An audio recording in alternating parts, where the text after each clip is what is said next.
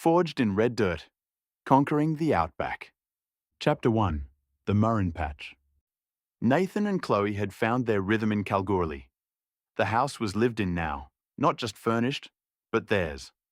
The office was humming, the crew was tight, and the Ford Ranger parked out front had become a symbol of the new life they were building. But the work itself was shifting. Red Horizon Minerals, the client that had originally awarded StrataForge the Greenfields modelling contract, made a quiet but decisive move as they pulled out of the Greenfields contract. When Red Horizon Minerals pulled out of the Greenfields contract, Mick's crew felt the hit. They'd been running the field side of that job for months. Drills, data, dust, and long hours. Now, suddenly, the work was paused. Not cancelled, not forgotten, just paused. Jack and Nathan handled it the way they always did, with calm, clarity, and no panic. Jack had seen this kind of thing before. Contracts shifted, clients changed direction. The key was to keep the crew steady and the message clear. Nathan met with Mick and the boys in the yard, laid it out straight. "We're not standing you down because of anything you did," he said. "This is a client decision. We've got other work coming. Just give us a week." Mick nodded, already half planning how to keep the boys busy in the meantime. Big Kev muttered something about fixing the smoker. Reese offered to seed and weed the front lawn. Jono just shrugged. He'd seen worse. And true to Jack's word, within a week the work continued. The office stayed busy, the trucks kept moving, and the crew stayed intact. It wasn't just about keeping people employed. It was about keeping the culture strong, keeping the promise. What Red Horizon did offer was something unexpected. A new contract further north near Leonora, a site known as the Murrin Patch. StrataForge secured it quickly, thanks to Nancy's paperwork, Jack's negotiation, and Nathan's steady communication. Darren's team was already halfway there. Shane, Tony, and Matt, or Spanners, were thriving in the new terrain. Darren had taken full ownership of the site, coordinating with Nathan remotely and reporting back weekly. The terrain was tougher, the logistics more complex, but the crew was sharp and the data promising. It wasn't just a replacement contract, it was a step up. Nathan and Chloe talked about it one night over dinner. How quickly things had changed, how real it all felt now. "This isn't just a job anymore," Nathan said. "It's a company, a proper one." Chloe nodded. "And we're part of it." Nathan looked out the window at the red dirt, the quiet street, the Ranger parked under the stars.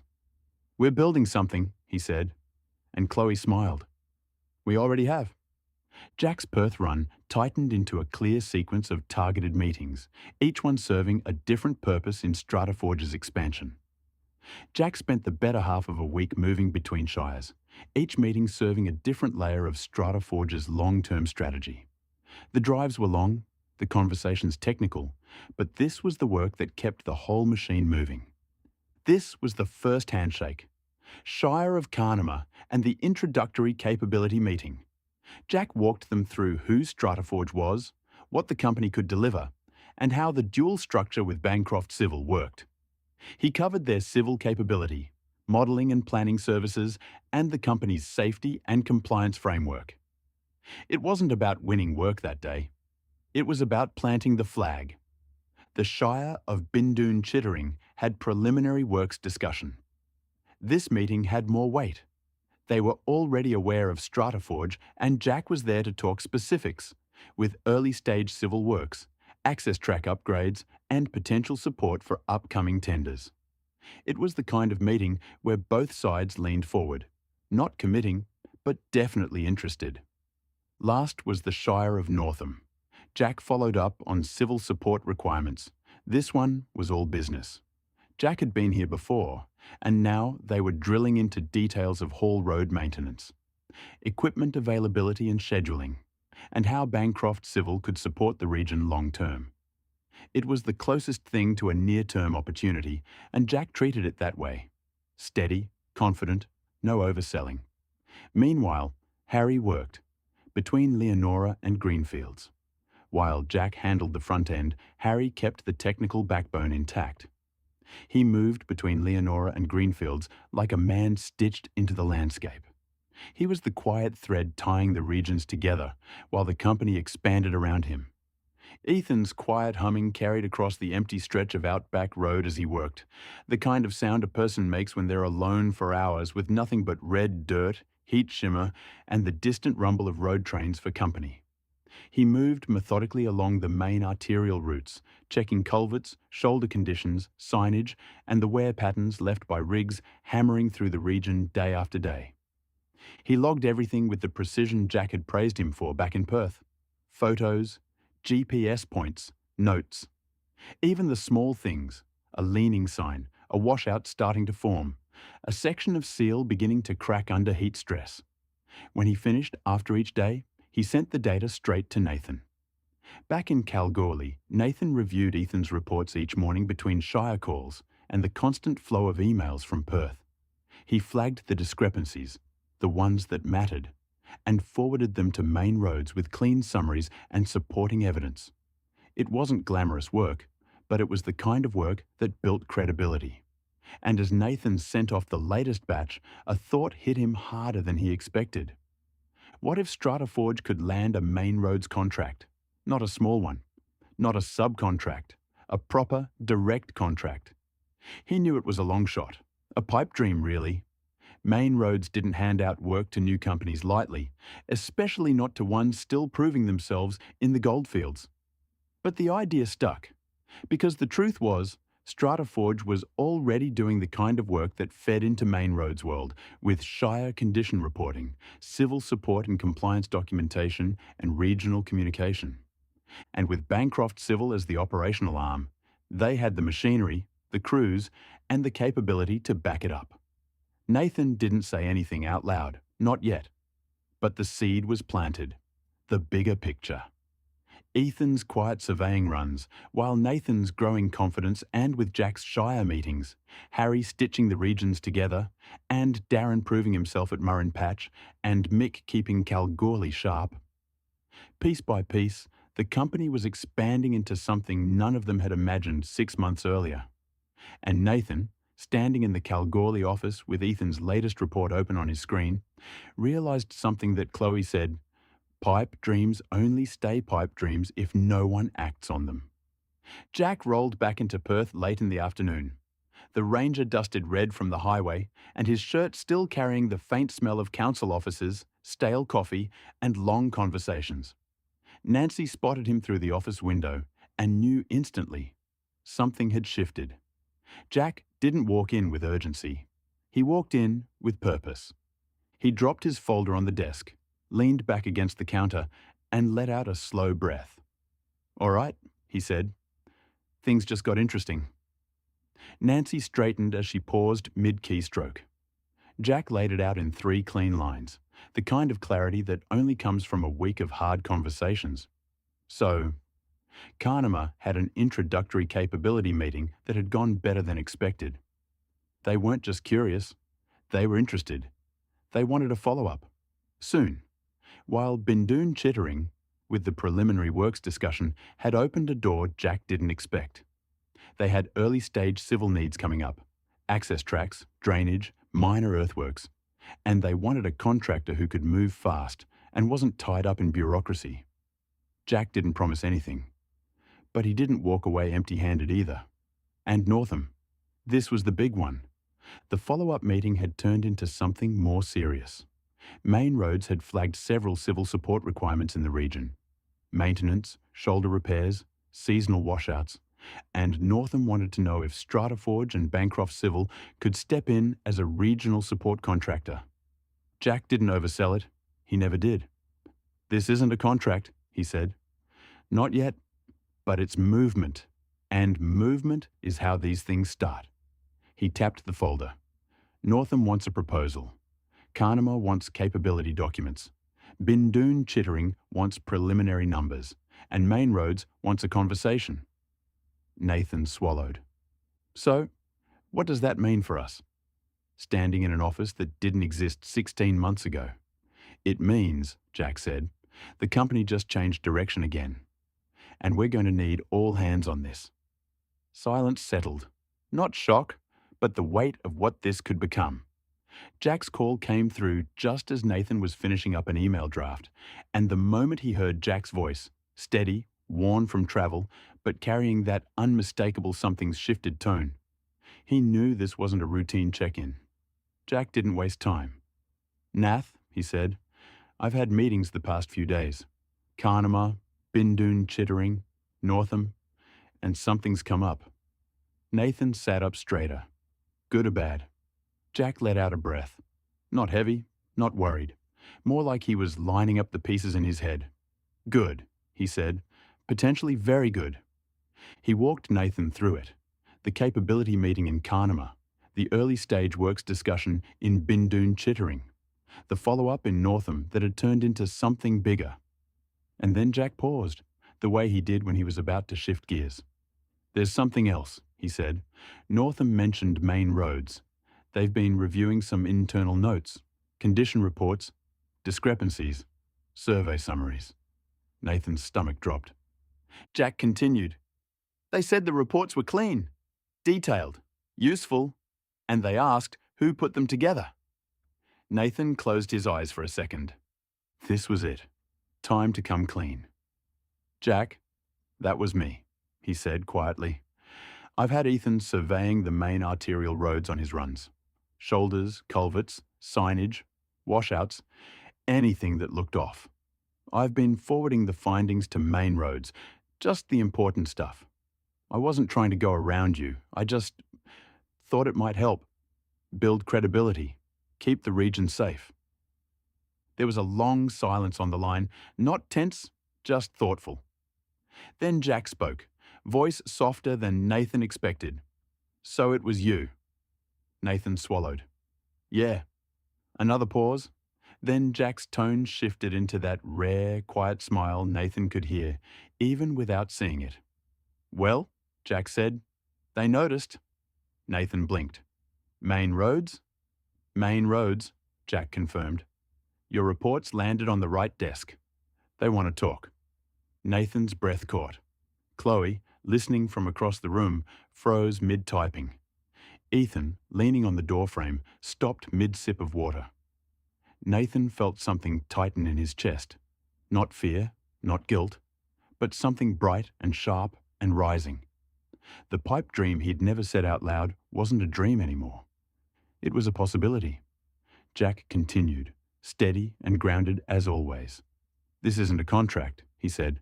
"Not yet, but it's movement, and movement is how these things start." Nathan nodded slowly, the weight of it settling in. "Jack, I didn't mean to step out of line." "You didn't," Jack said immediately. "You stepped up, and now we've got a foot in the door because of it." Nathan let out a breath he didn't realize he'd been holding. Jack finished with the line that changed everything. "We're going to need all hands on this, Nath, and I think you just became a bigger part of the front end than you realize." Jack caught Ethan in that way only a seasoned operator can. Not accusing, not suspicious, just curious, like he'd finally connected a few dots that didn't quite add up. They were standing near the Kalgoorlie office doorway when Jack asked, "Ethan, you've been doing some serious mileage lately, haven't you?" Ethan blinked, unsure if he was in trouble. Yeah, bit of running around." Before Ethan could say more, Nathan stepped in. Calm, steady, owning it. "Yeah, that's on me," Nathan said. "I've had him driving out to 3 Springs, Moora, Bencubbin. He documents and moves on. He's quick, but efficient."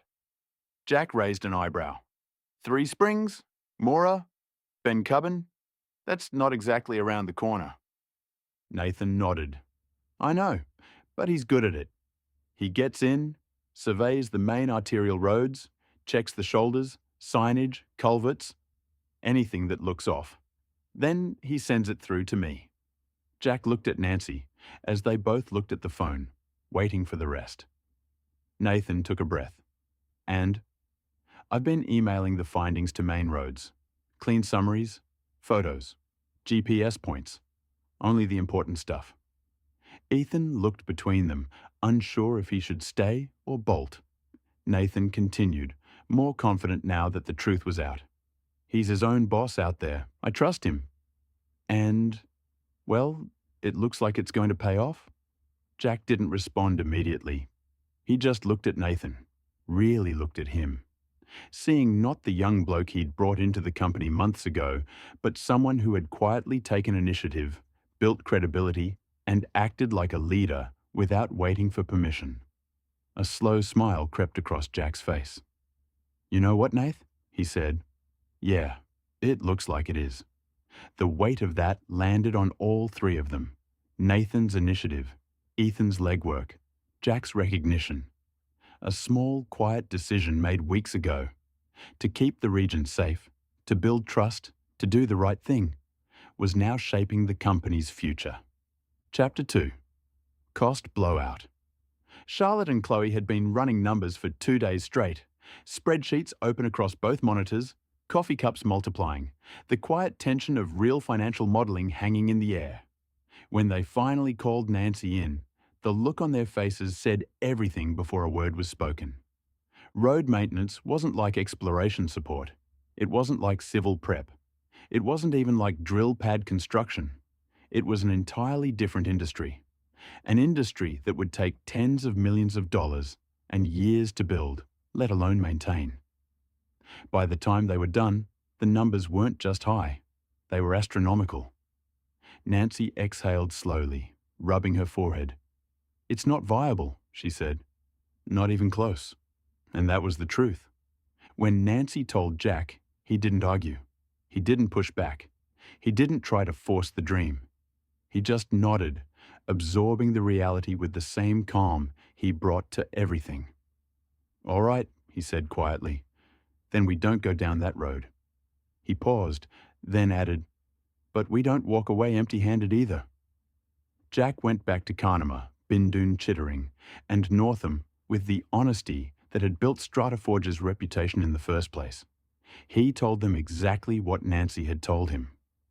StrataForge and Bancroft Civil weren't equipped for full road maintenance as the machinery requirements were too large. The logistics were beyond the company's current scale, and the cost would cripple the business before it even started. But he didn't stop there. Jack leaned forward in each meeting, steady and confident. "What we can do," he said, "is all the site works that support your infrastructure. Drill pads, sample prep, geotech holes, bridge and flyover investigations, access works, the stuff that keeps your projects moving." And that landed. Because while they didn't need another massive road maintenance contractor, they did need someone reliable for the technical groundwork, someone fast, someone compliant, someone who didn't drown them in bureaucracy. The dream of road maintenance didn't die. It simply evolved. Instead of chasing a division they couldn't afford, Jack carved out a niche they could dominate. Bancroft Civil could give geotechnical support, drilling prep, and sample collection.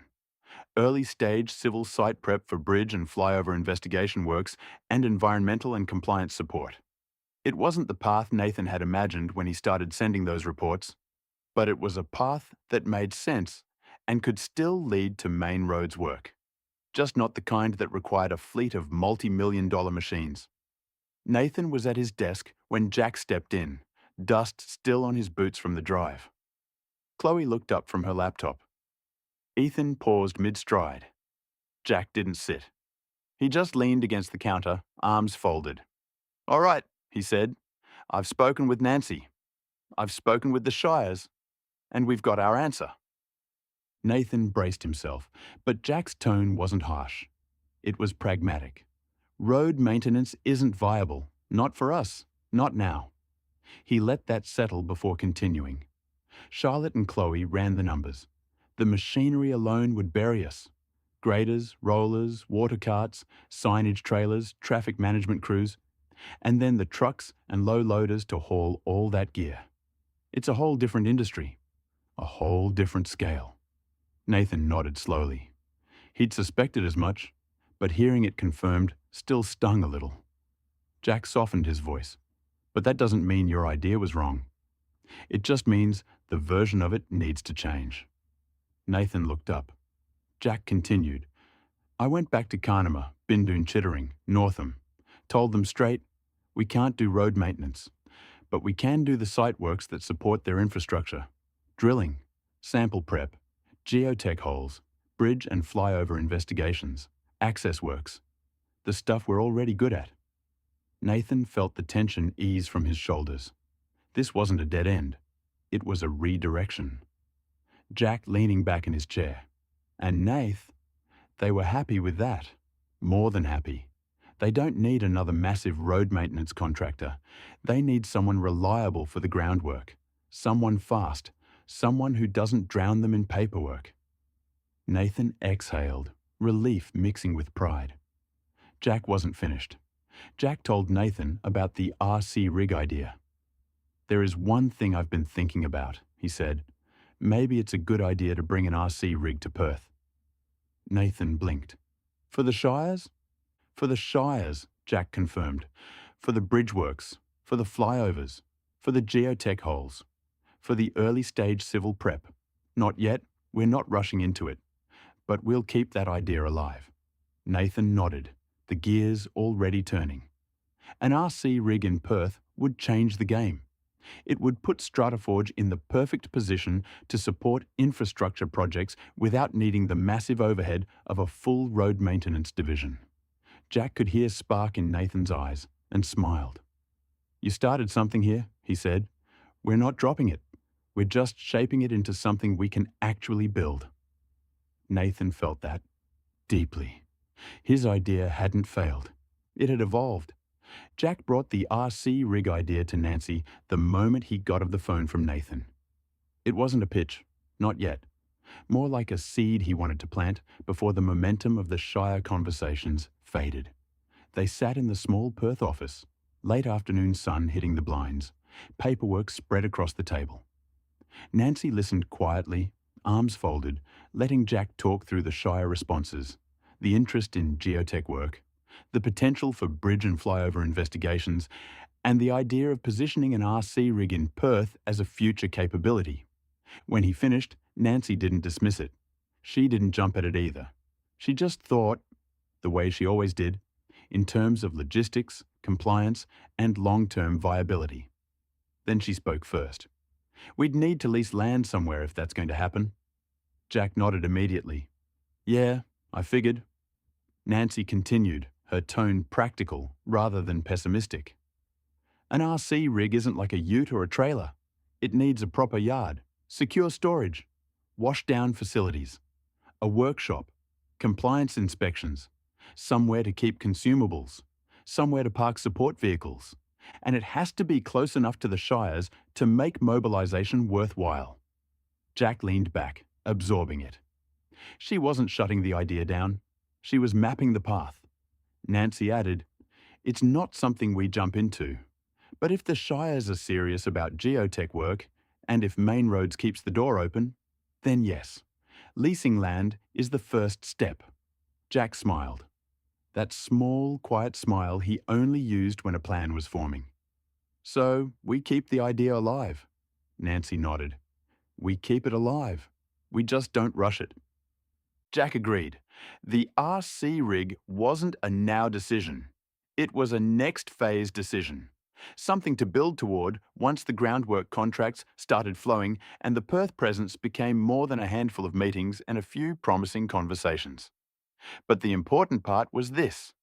It was simply waiting for the right moment. Nathan's first toolbox meeting had gone smoother than he expected. Everyone listened, no one mucked around, and he actually sounded like someone who knew what he was doing. But as soon as he wrapped up, Darren raised a hand with, I'm not complaining, but with the expression he'd perfected over the years. Darren cleared his throat. Nath, we've got one thing. Not urgent, but it's becoming a pain. Nathan nodded for him to go on. We don't have a car fridge, Darren said. All we've got is the ice maker at the yard. We fill the esky. It works for a few hours, but by the afternoon everything's warm. It's not a long-term solution. The room murmured in agreement. Not dramatic, just honest. Ethan nodded. Mick's boys nodded. Even the newer crew members looked relieved someone finally said it. Nathan took a breath, processing it the way Jack would, not as a complaint, but as a signal. "All right," Nathan said. "Good call. You're right. Ice and an esky works, but it's not sustainable, especially with the distances you boys are doing." He didn't overpromise. He didn't brush it off. He treated it like a real operational issue, because it was. "Let me talk to Jack and Nancy," he continued. "We'll look at options. Fridges, power setups, maybe even dual battery systems if we need them. But you're right. We need something better." Darren nodded, satisfied. The crew relaxed, and Nathan felt something shift. A small but important moment of credibility. A car fridge wasn't just a comfort item, it was safety issue. Cold water and food on long drives. Crews feeling looked after with fewer stops, better efficiency, and how Nathan handled small problems would define how the crew trusted him with big ones. And Nathan handled it exactly the way a leader should. Calm, clear, and committed to a solution. As the meeting wrapped up, Nathan realized something. This wasn't just about a fridge. It was about the crew trusting him enough to raise issues. It was about him stepping into the role Jack had been preparing him for. It was about the company growing and needing systems that matched that growth. Jack and Nancy didn't just approve of how Nathan handled Darren's issue. They were genuinely proud of him. It was one of those small operational moments that revealed something bigger. Nathan wasn't just passing messages anymore. He was thinking like a foreman, acting like a leader, solving issues before they became problems. When Nathan brought the fridge issue to them, he expected a quick yes-no. Instead, he got something far more meaningful. Nancy listened first, nodding as Nathan explained the crew's setup. The ice maker, the esky, the long days, the warm lunches by mid-afternoon. She didn't roll her eyes or dismiss it as a minor comfort issue. She understood immediately that this was about safety, morale, and professionalism. Jack leaned back in his chair, arms folded, Nathan with that quiet pride he never said out loud. "Good pickup," Jack said, "and good on Darren for raising it." Nancy added, "And good on you for bringing it forward properly." Nathan felt that land. Jack in his office, stretching his back, and asked the question that showed he was ready to back Nathan all the way. "Do you need a hand with the upgrade? Wiring, setup, whatever?" It wasn't a test, it was support. A chance for Nathan to take ownership or ask for help without judgment. Nathan shook his head. "No, I've got it. I can do the wiring upgrade and fit the fridge myself." Jack didn't hesitate.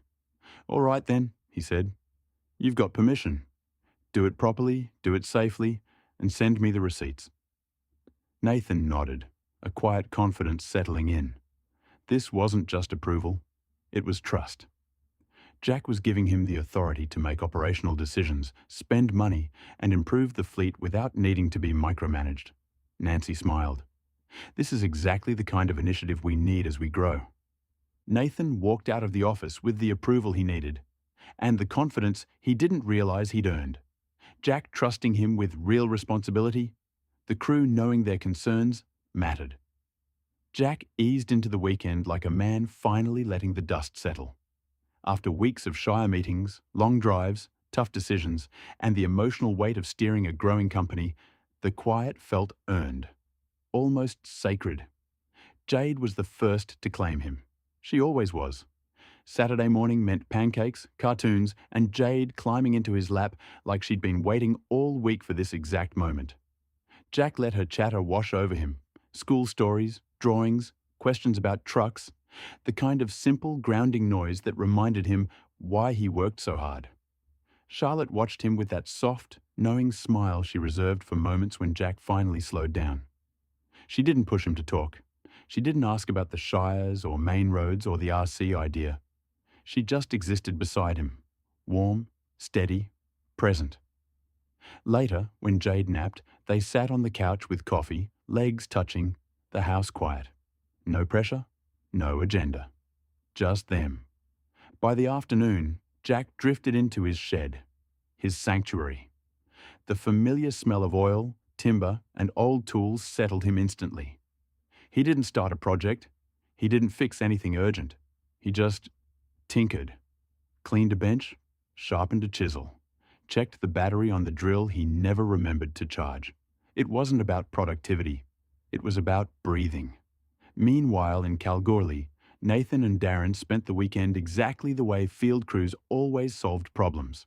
In the yard, bonnet up, tools scattered across the tailgate, music loud enough to drown out the white noise of the locals and traffic.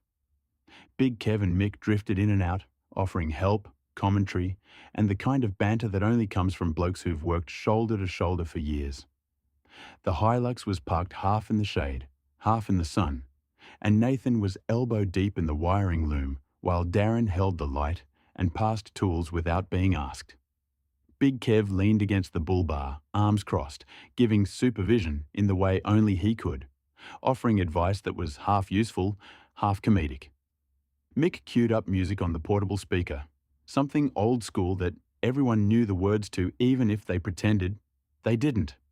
The whole scene had that easy rhythm of people who trusted each other completely.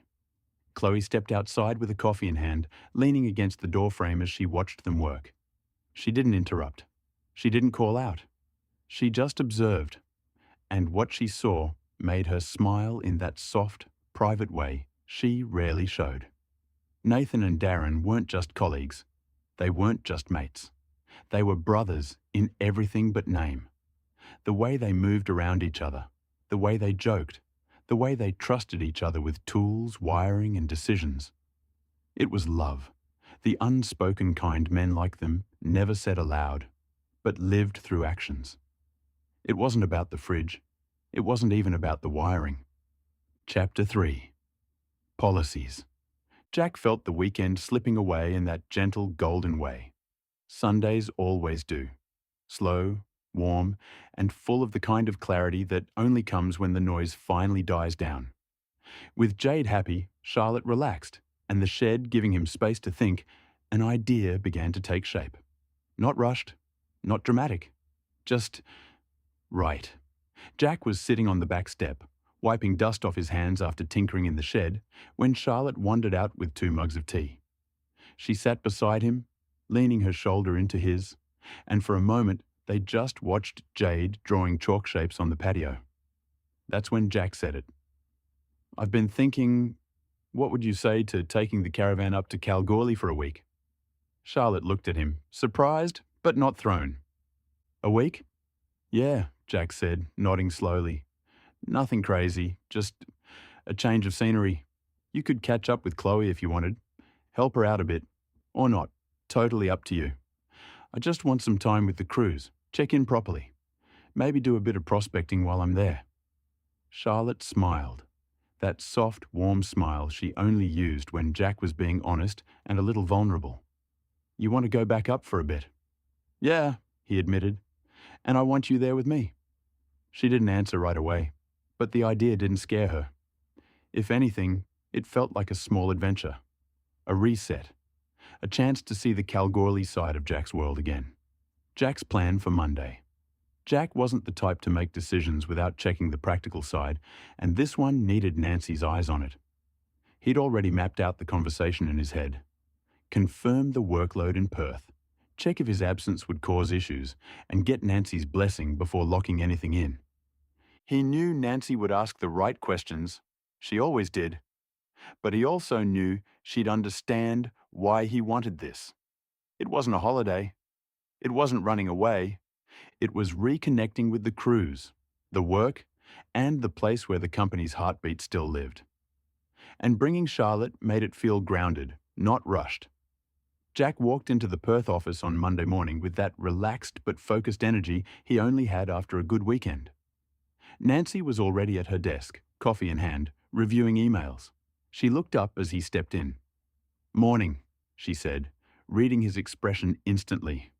"You've been thinking?" Jack smiled. "Yeah, had an idea over the weekend?" She set her mug down. "All right, hit me." Jack leaned against the doorway, arms folded, not selling it hard, just laying it out the way he always did when something mattered. "I was thinking about heading up to Kalgoorlie for a week," he said. "Take the caravan. Charlotte and Jade come with me. Bit of a reset." Bit of time with the crews. Maybe do some prospecting while I'm there." Nancy nodded slowly, already weighing the operational implications. Jack continued. "Charlotte might catch up with Chloe if she wants to help out, but mostly, I just want to check in properly.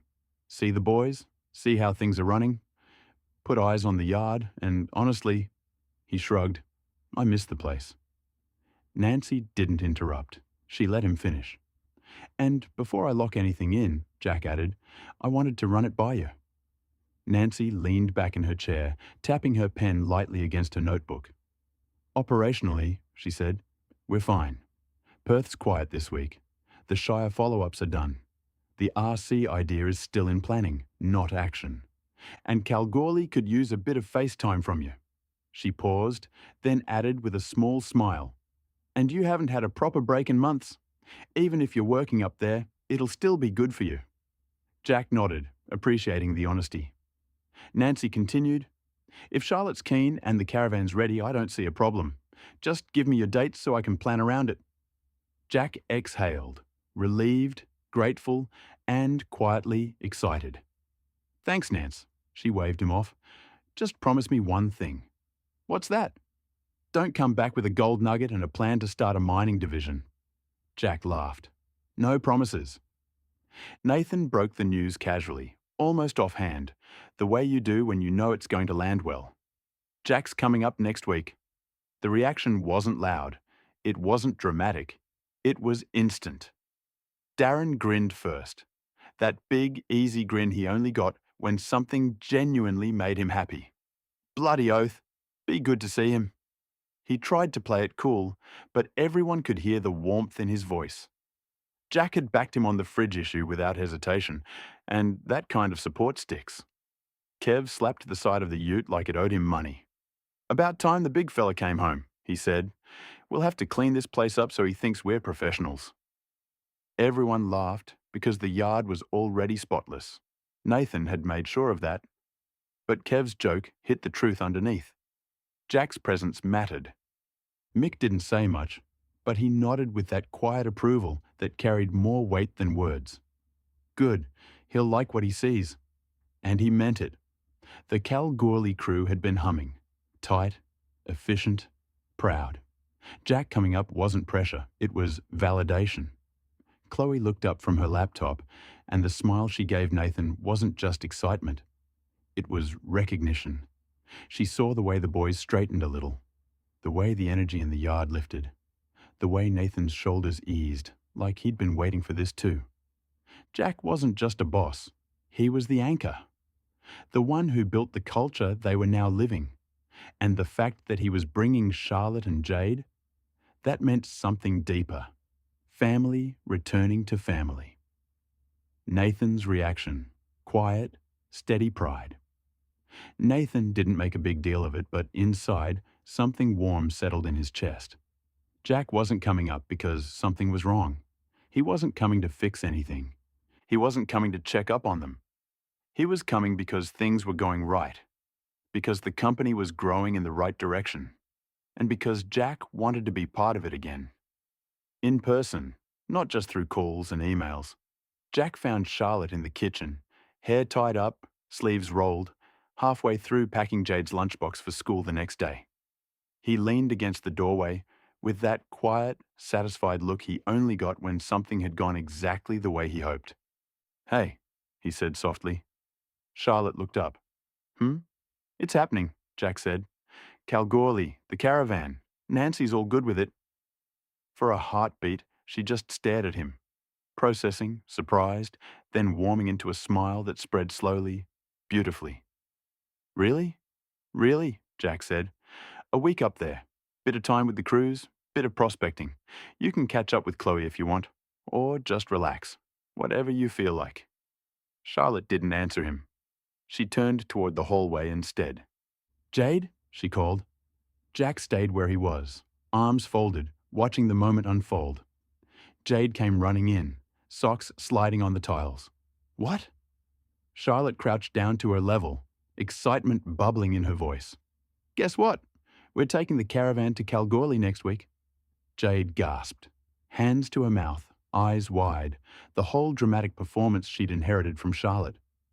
"Are you serious?" Jack couldn't help smiling. He could hear every word, every squeal, every question tumbling out of Jade like a waterfall. "Can we go to the big playground? Can I see the kangaroos again? Can we sleep in the caravan every night? Can I help Daddy dig for gold?" Charlotte laughed, trying to keep up with the barrage. Jack just stood there, soaking it in. This sound, this energy, this little family moment was exactly why he wanted the trip. Not for work or for meetings, but for this. For a week where life slowed down and the red dirt felt like home again. Charlotte and Jade spent parts of Tuesday buzzing with energy, packing the caravan even though the trip was still a week away. It wasn't rushed or chaotic. It was joyful. Jade kept running back and forth with armfuls of toys, books, and important things she insisted they'd need. Charlotte folded clothes, checked bedding, stocked the pantry drawers, and laughed every time Jade tried to sneak in something ridiculous like her entire rock collection. By the time evening rolled in, the caravan looked like it was already halfway to Kalgoorlie. While Charlotte and Jade were building excitement at home, Jack was in the Perth office with Nancy, thinking several steps ahead. He wasn't just planning a visit, he was planning a position. Jack leaned over the meeting table, tapping a pen against a notepad filled with scribbles from the Shire conversations. "I don't want to sit around waiting for the phone to ring," he said. "We need to be on the inside of these Shire and Council discussions, not just responding to tenders, actually being in the room when they're shaping the work." Nancy nodded, already seeing where he was going.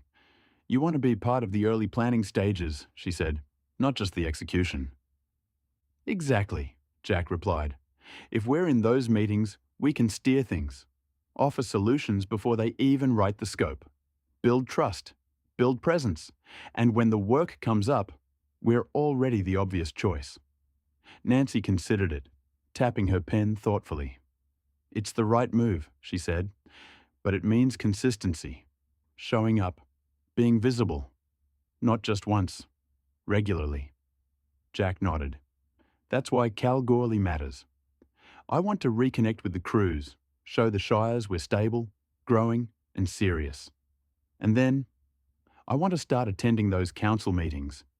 Infrastructure planning, early stage works, geotech discussions, all of it." Nancy smiled, impressed. "You're thinking long term." Jack shrugged. "Feels like the right time."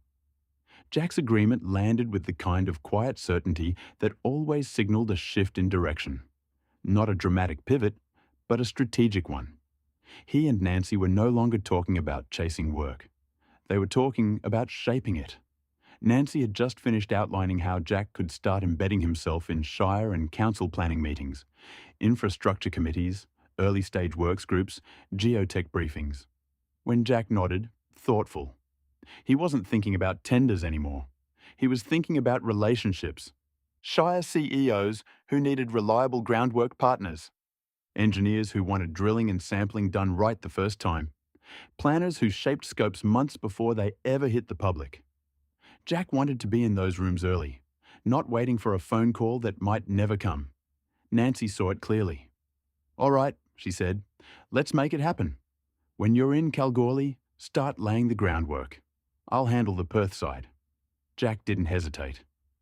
"I'll get Nathan on the rural Shires." Nathan had already proven he understood the rhythm of the Wheatbelt and Midwest. His quiet initiative, the road surveys, the reports to main roads, the way he handled the crews, showed he wasn't just a field operator anymore. He was becoming a front-end operator, a relationship builder. Someone Shires trusted instinctively. Jack knew that if he could get Nathan into the smaller rural Shires, the ones with limited resources, big distances, and constant infrastructure needs, StrataForge could build a network of trust that would last years. Jack spent most of the morning in his Perth office with the door half closed, the kind of posture that meant he wasn't hiding, just thinking. Proper thinking, the kind that required space, a notebook, and a steady stream of phone calls. He was building something for Nathan, not a job description, not a list of tasks. A structured plan, clean, simple, and practical, that would let Nathan step into the rural shire relationship role without getting tangled in government red tape. He wanted something Nathan could pick up and run with immediately. Phone calls came and went as Jack worked.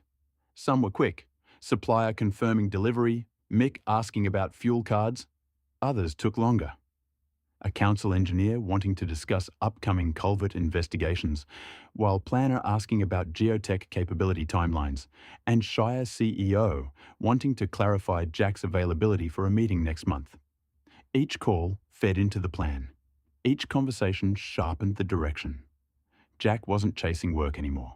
He was building influence, and he wanted Nathan to grow into that same mindset.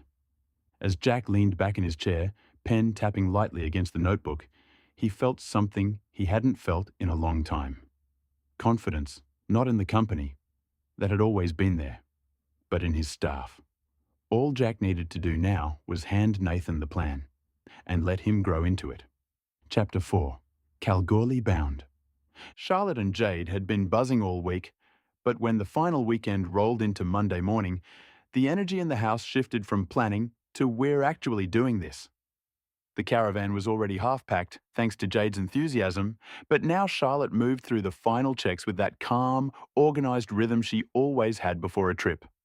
Charlotte zipped up the last bag, tucked it into the caravan's storage compartment, and gave everything one more look over. Jade, meanwhile, was vibrating with excitement, bouncing between the house and the driveway like a tiny over-caffeinated courier. "Do we have snacks?" "Yes, sweetheart." "Do we have my colouring books?" "Yes." "What about my pillow?" "Already in the caravan." "What about Daddy's pillow?" "He can survive without one." Jack laughed from the doorway. "I heard that." Charlotte winked at him. "Good. Then you can grab it yourself," remembering to get his metal detector. They locked up the house, climbed into the ute, and Jade was already talking before Jack even turned the key. The first hour was pure chaos in the best way. Jade talked about the kangaroos she hoped to see, the playground, and the gold nuggets she was absolutely certain they would find. Then came the game, I Spy. They played until they ran out of things to spy, which, on the Great Eastern Highway, happens surprisingly fast. I spy with my little eye. Eventually, the excitement burned itself out. Jade slumped sideways in her booster seat, mid-sentence, and fell asleep so suddenly that Charlotte laughed. Jack glanced at her in the mirror, smiling softly. Out like a light. Jade woke up just as they rolled into Meriden, blinking like she'd been teleported. "Are we there yet?" "Not even close," Jack said. "But we're stopping for food." They parked near the bakery strip, stretched their legs, and wandered toward the cafes. Charlotte nudged Jack with her elbow, a playful grin on her face. "Do you want a coffee from the Magic Cafe?" Jack stopped mid-step, eyebrows lifting. "Oh, wow. I haven't heard that in a while." Charlotte giggled. "Thought you might like that?" "Yeah," he said, smiling. "Yes, I do." They grabbed food, let Jade burn off some energy, and then climbed back into the ute.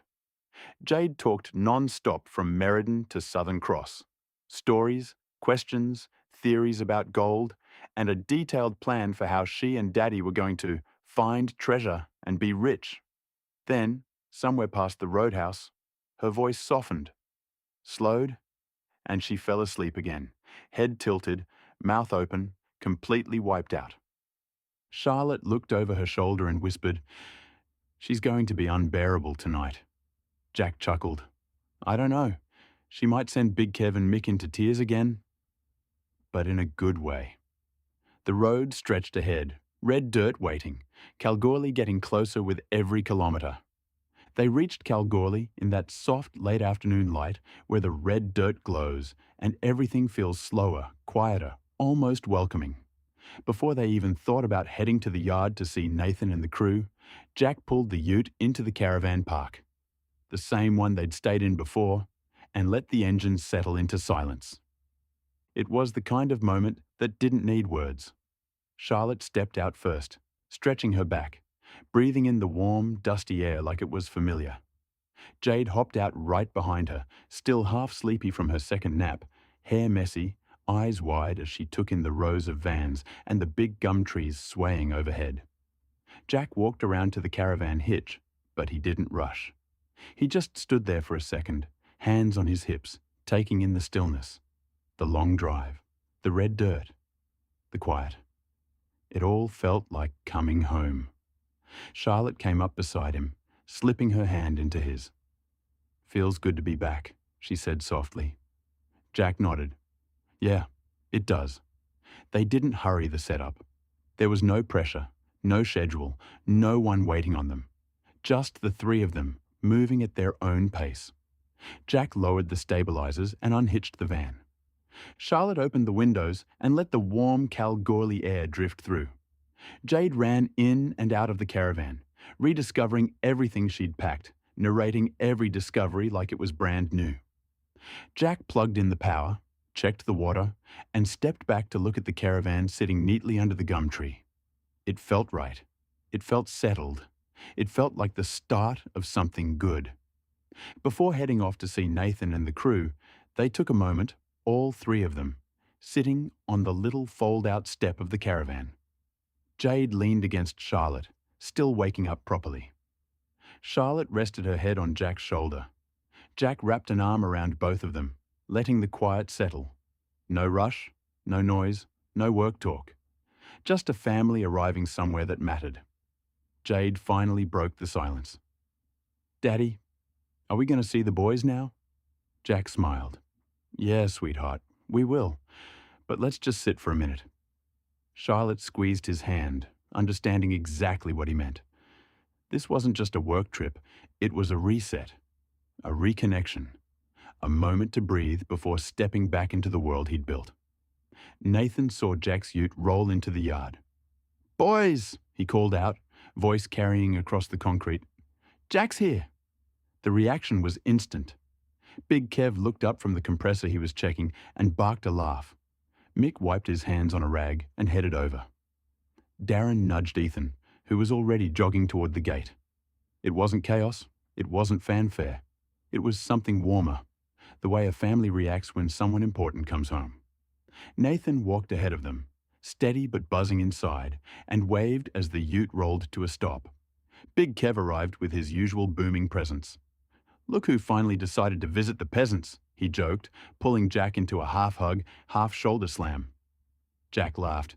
"Missed you too, Kev." Mick gave Charlotte a hug and Jade a gentle wave. "Good to see you all again." Darren crouched down to Jade's level. "You ready to find some gold this week?" Jade nodded so hard her ponytail bounced. "Yes!" The whole crew chuckled. Even Chloe, who had stepped out of the office when she heard the commotion, smiled at the sight. Jack relaxed, Charlotte glowing, Jade buzzing, and the boys genuinely happy. When the noise settled, Jack looked around at all of them, hands on his hips, dust on his boots, and said with a grin, "All right, you lot. I've missed this place." The crew nodded, already buzzing with anticipation. Nathan felt it too. The week ahead was going to be something special. The crew didn't just show Jade around the yard. They treated her like she was their unofficial mascot, the tiny VIP of StrataForge. And Jade, being Jade, absolutely leaned into it. The moment Jack finished greeting everyone, Jade darted forward like she owned the place. Darren and Ethan fell in beside her, pointing out gear, tools, and vehicles with exaggerated seriousness, as if they were giving a tour to a visiting dignitary. Big Kev lumbered behind them, arms crossed, pretending to be her personal security detail. "All right, Chief Rock Inspector," Kev said. "You ready for your inspection?" Jade nodded solemnly, chin up, hands on hips, fully committed to the role. Chloe watched from the office doorway, smiling at how naturally the crew folded around Jade. It wasn't forced. It wasn't performative. It was love. The kind men like them never said out loud, but showed in every gesture. After a full lap of the yard, the utes, the drill rods, the workshop, the compressor, Jade stopped in front of Big Kev, hands out like she expected a trophy. "I did the inspection," she declared. "Where's my medal?" Kev didn't miss a beat. Oh, you want a medal, do you? He said, digging into his pocket. Lucky for you, I've got one. He pulled out a rock, not just any rock, but a beautiful angular piece with a metallic sheen and a hint of quartz running through it. It caught the light in a way that made it look almost deliberate, almost special. Jade gasped. Wow! She held it like treasure. Jack, who had been chatting with Nathan, glanced over, and his eyes narrowed with interest. That's a nice piece, he said, stepping closer. Harry, who had been leaning against the ute, straightened up too. Yeah, that's not your average yard rock. Kev shrugged, suddenly modest. Found it out near the old track last week. Thought it looked cool. Jack turned it over in his hand, studying the structure, the weight, the texture. Harry leaned in. See that? The sulfides along the edge.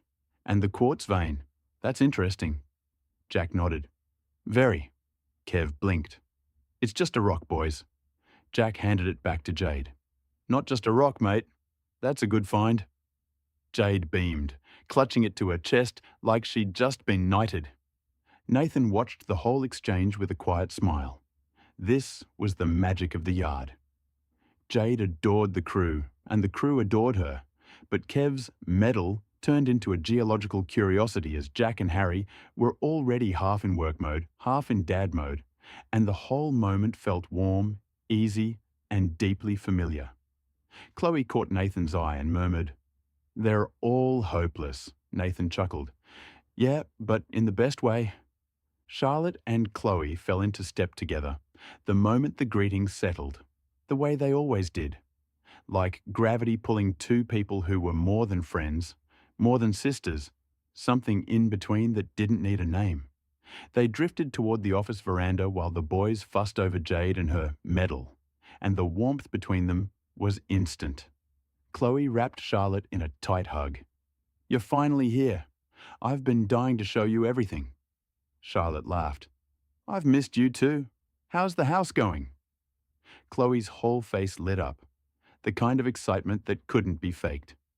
"You need to come and have a look. Seriously, we have lawn now. Reese seeded it last week." Charlotte blinked. "Wait, actual lawn? Like green lawn?" Chloe nodded vigorously. "Real grass. Growing. In Kalgoorlie." "I know. I didn't believe it either." Charlotte burst out laughing. "That's amazing. I can't wait to see it." As they walked, Charlotte gave her a sideways look, the kind that said she was about to stir the pot just a little. "So, is Reese still cracking on to you?" Chloe rolled her eyes so hard it was almost theatrical. "Nah, not really." Charlotte raised an eyebrow. "Not really?" Chloe shrugged, trying to look casual but failing just a little. "He's chilled out. He's still Reese. But he's not being weird about it anymore. He's actually been really helpful with the house." Charlotte smirked. "Helpful, huh?" "Oh, shut up," Chloe said, nudging her with her shoulder. "He's just being nice, and he's good with the lawn stuff." Charlotte laughed. "I'm just saying, you two have history." Chloe shook her head, but she was smiling. "Yeah, but that's all it is. History. I'm good. He's good. It's fine." Charlotte believed her, mostly, but she also knew Chloe well enough to hear the tiny thread of warmth under the words. Not romantic, not complicated, just familiar. They paused near the workshop, watching Jade parade around with her rock while the boys hyped her up like she'd just discovered a new mineral deposit. Chloe leaned her head lightly against Charlotte's shoulder.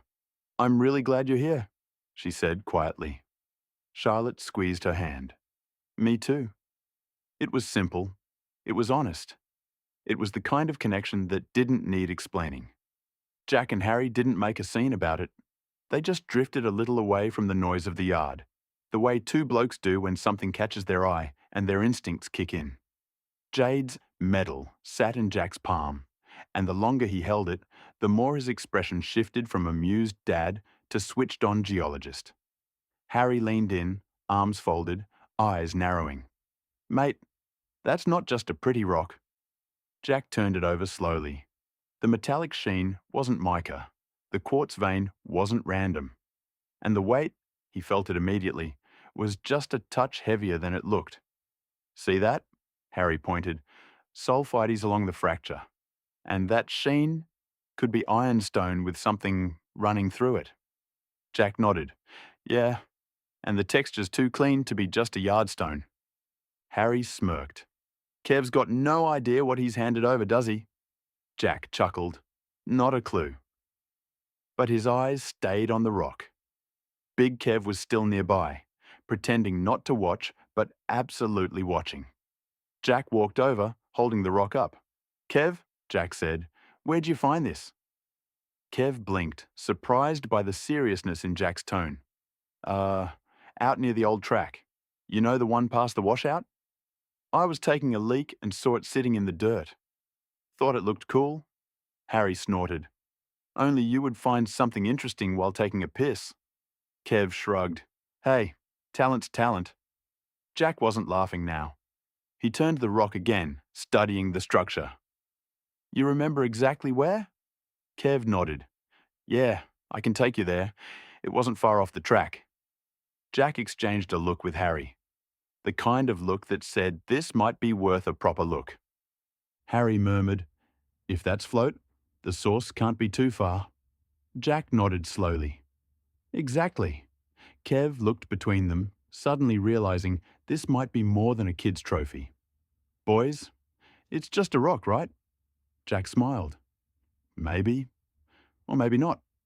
Jade, who had been listening with wide eyes, clutched the rock proudly. I found treasure. Harry laughed. Technically, Kev found it. Jade shook her head. No, I got it. Jack ruffled her hair. Fair enough. Nathan, watching from a distance, saw the moment the mood changed. Not tense, not urgent, just focused.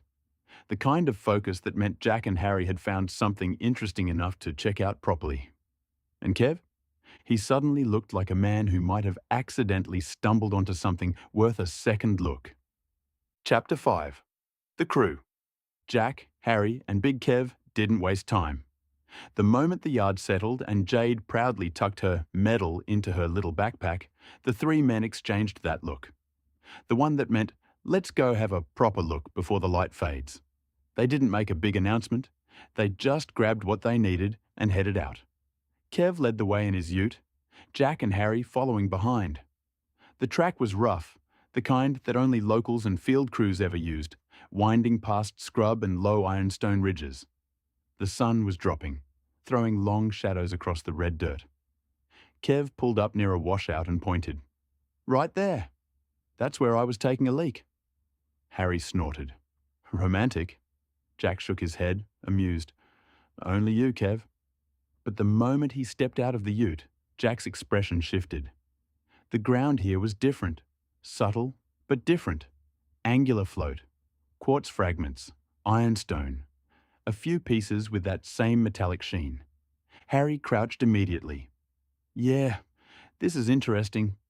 Jack walked to the back of the ute, opened the canopy, and pulled out the metal detector. The good one, the one he trusted. He flicked it on, adjusted the sensitivity, and let it hum to life. Kev raised an eyebrow. Didn't think you'd bring that. Jack shrugged. Old habits, mate. Harry grinned. And good instincts. They spread out, moving slowly, scanning the ground. The detector stayed quiet at first, just the soft background hum. Jack moved in a slow arc, eyes scanning the ground as much as the coil. Harry kicked over a few rocks. Plenty of quartz float, some ironstone. But that piece you found, Kev, that didn't travel far. Kev folded his arms. So what are we thinking? Gold? Jack didn't answer yet. He was focused. Then, a faint chirp. He stopped, moved the coil back. Another chirp. Stronger. Harry stepped closer. There it is. Jack knelt, brushing aside the loose dirt with his hand. Nothing obvious, but the signal was clean. Could be a hot rock, Jack said. Could be something else. He dug a little with his pick, careful, practiced. The detector chirped again, louder. Harry crouched beside him. That's not junk. Jack nodded. No, it's not. Kev watched, suddenly quieter than usual. He wasn't a geologist, but he knew enough to recognize when Jack and Harry were taking something seriously. Jack finally uncovered a small, angular piece of ironstone with a thin quartz vein running through it, almost identical to the one Jade had been given. Harry whistled softly. There's more of it. Jack stood, scanning the area again. The detector chirped a second time, a few meters away. Kev blinked.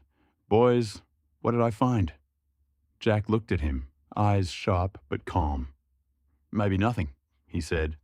Maybe something worth coming back to properly. Harry added, if this is float, the source is close. Real close. Kev swallowed. Bloody hell. They didn't jump to conclusions. They didn't start digging holes or making big calls. They just kept scanning, marking a few spots, taking mental notes. But the energy had shifted. Jack felt it. Harry felt it. Even Kev felt it. This wasn't a discovery, not yet. But it was a lead, the kind that field guys live for. Jack finally switched off the detector, the sun dipping low behind the ridge. We'll come back tomorrow, he said. Proper gear, fresh eyes. Harry nodded. Yeah, this is worth a second look. Kev exhaled, half excited, half overwhelmed, all from taking a piss. Jack clapped him on the shoulder. Good work, mate. But you know, I found a gold nugget as big as my fist from pissing on it. No shit. Silence. Jack pulled into the caravan park just as the last of the daylight softened into that warm Kalgoorlie dusk. The drive back from the field with Harry and Kev had been quiet, focused, thoughtful, each of them replaying the detector hits and the float they'd found. But the moment Jack stepped out of the ute and saw Charlotte and Jade sitting outside the caravan, everything softened. Jade ran to him first, rock still clutched in her hand like a trophy. Charlotte followed at a slower pace, reading his face instantly. They didn't talk about it in front of Jade. Jack just kissed her forehead, ruffled her hair, and sent her inside to get her pajamas. When the door clicked shut, Charlotte stepped closer. What did you find? Jack let out a slow breath, the kind that carried both excitement and caution. Something interesting, he said quietly. Harry thinks so too. Kev found a piece out near the washout, and when we scanned the area, we got a few hits, nothing crazy, but enough to go back. Charlotte's eyebrows lifted. Gold? Jack shook his head gently. Too early to say. Could be nothing. Could be something. But it's worth a proper look. She nodded, absorbing that. She'd seen this version of Jack before. The one who wasn't chasing money or luck, but the thrill of possibility, the quiet pull of the land. So, what's the plan? She asked. Jack rubbed the back of his neck. I'll go out there alone tomorrow. Just me, the detector, and a bit of time. No distractions, no pressure. Charlotte didn't hesitate. That's fine, she said. Jade and I are going to Auntie Chloe's anyway. She's been dying to show us the house. Jack smiled, relieved. Good. I don't want you two sitting out there in the heat while I poke around. Charlotte stepped closer, resting her hand on his chest. Just be careful, she said softly, and don't get lost in it. Jack kissed her forehead. I won't. It's just a look. Nothing more. But she could see the spark in his eyes, the one that only came from red dirt, quartz veins, and the whisper of something hidden beneath the surface. Jack and Nathan's first proper catch-up in the yard happened in that quiet pocket of time before Jack headed back out to the site again. Early, calm, the yard still waking up. It wasn't rushed. It wasn't formal. It was two men standing beside the utes, coffee in hand, finally getting the moment they'd been meaning to have since Jack arrived.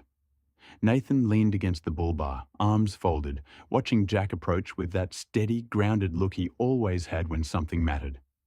You look like you've had a big couple of days, Nathan said. Jack nodded. Yeah, been busy, but good busy. Nathan waited, patient, open, and Jack took the cue. Mate, I need to talk to you about something important. Nathan straightened a little. All right. Jack didn't dance around it. He spoke plainly, the way he always did when he respected someone enough to give them the truth straight. "I'm shifting how I work," he said. "Not chasing contracts anymore. Not waiting for tenders to drop. I'm building relationships, early, properly, with the people who actually shape the work." Nathan nodded slowly. "Makes sense," Jack continued. "I'm going to be in the bigger shires. The CEOs, the planners, the infrastructure committees. The early stage stuff, that's where I need to be." He paused, letting that settle. "But the Wheatbelt and the Midwest, the smaller rural shires, they need someone who knows the land, knows the roads, knows the people, someone who listens, someone they trust." Nathan blinked, realizing where this was going. Jack held his gaze. "That's you." For a moment, Nathan didn't speak. Not because he was unsure, but because he understood the weight of what Jack was giving him. Jack went on, steady and clear. "These shires, they're stretched thin.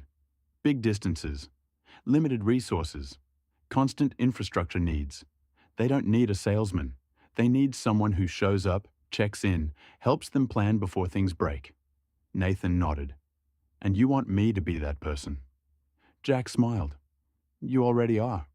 You just haven't been doing it officially." Nathan let out a breath, half a laugh. "I've been doing the road surveys, the reports, the calls. But this is different." "Yeah," Jack said. "This is front end. Relationship building. Being the face of StrataForge out there." Jack stepped closer, lowering his voice. "You've got something the others don't. You're calm. You're steady. You don't talk bullshit. And the rural shires? They respond to that. They trust that." Nathan looked down for a moment, absorbing it. Jack added, "This isn't about selling. It's about being present, being reliable, being the bloke they call before they even know what they need." Nathan finally met his eyes again. "I can do that." Jack nodded. "I know." Jack leaned back against the ute, sipping his coffee. "If we do this right, StrataForge becomes the company they think of first. Not because we're the cheapest, not because we're the flashiest, but because we're the ones who show up." Nathan smiled. "That's the kind of company I want to work for." Jack clapped him on the shoulder. "Good, because you're helping build it." They stood there for a moment, the morning sun warming the yard, the crew starting to filter in, the day beginning around them. Nathan finally said, "Thanks for trusting me with this." Jack shook his head. "Mate, you earned it." Nathan nodded once, firmly. "All right, I'll start lining up visits. Wheatbelt first." Jack grinned. "That's what I wanted to hear." Chapter 6. Prospecting. Jack headed off to load the ute for another day of prospecting. Nathan watched him go, feeling the shift. Not pressure, not expectation, but purpose. He wasn't just part of StrataForge anymore, he was helping shape its future. Charlotte was half awake when he kissed her forehead, Jade still curled up in her blankets. By the time he rolled out of the park, the sky was just beginning to lighten. He liked mornings like this. No noise, no pressure, just the hum of the engine and the promise of open ground. The track to Kev's spot looked different in the early light. Shadows stretched long across the red dirt, and the scrub shimmered with that faint silver sheen it gets before the heat settles in. Jack drove slow, window down, letting the smell of dust and eucalyptus settle into him. He wasn't chasing anything. He wasn't expecting anything. He was just following a thread, the kind of thread field guys learn to respect. When he reached the washout, he parked the ute in the same spot as yesterday, stepped out and took a long breath. Quiet. Still. Perfect. He grabbed the detector, the pick, a small backpack with water and a notebook, and walked toward the area they'd marked the night before. The ground looked even more interesting in daylight. Angular quartz float. Ironstone fragments. A few pieces with that same metallic sheen. Subtle changes in the soil color. Jack crouched, ran a hand through the dirt and nodded to himself. Yeah, worth a look. He switched on the detector. The familiar hum filled the silence. Jack moved in a slow, deliberate grid, the coil sweeping just above the ground. He wasn't rushing. He wasn't hoping for a miracle. He was reading the land the way he always had, patient, steady, listening for the faintest change in tone. A few minutes in, he got a small chirp. Not strong, not junk, just interesting. He knelt, brushed the surface, and uncovered another small piece of ironstone with quartz threading through it. Similar to yesterday's. He logged the spot in his notebook. A few meters on, another faint signal. Then another. Nothing big, nothing dramatic, but consistent. And consistency meant something. Jack paused, standing still in the quiet morning, the detector resting against his leg.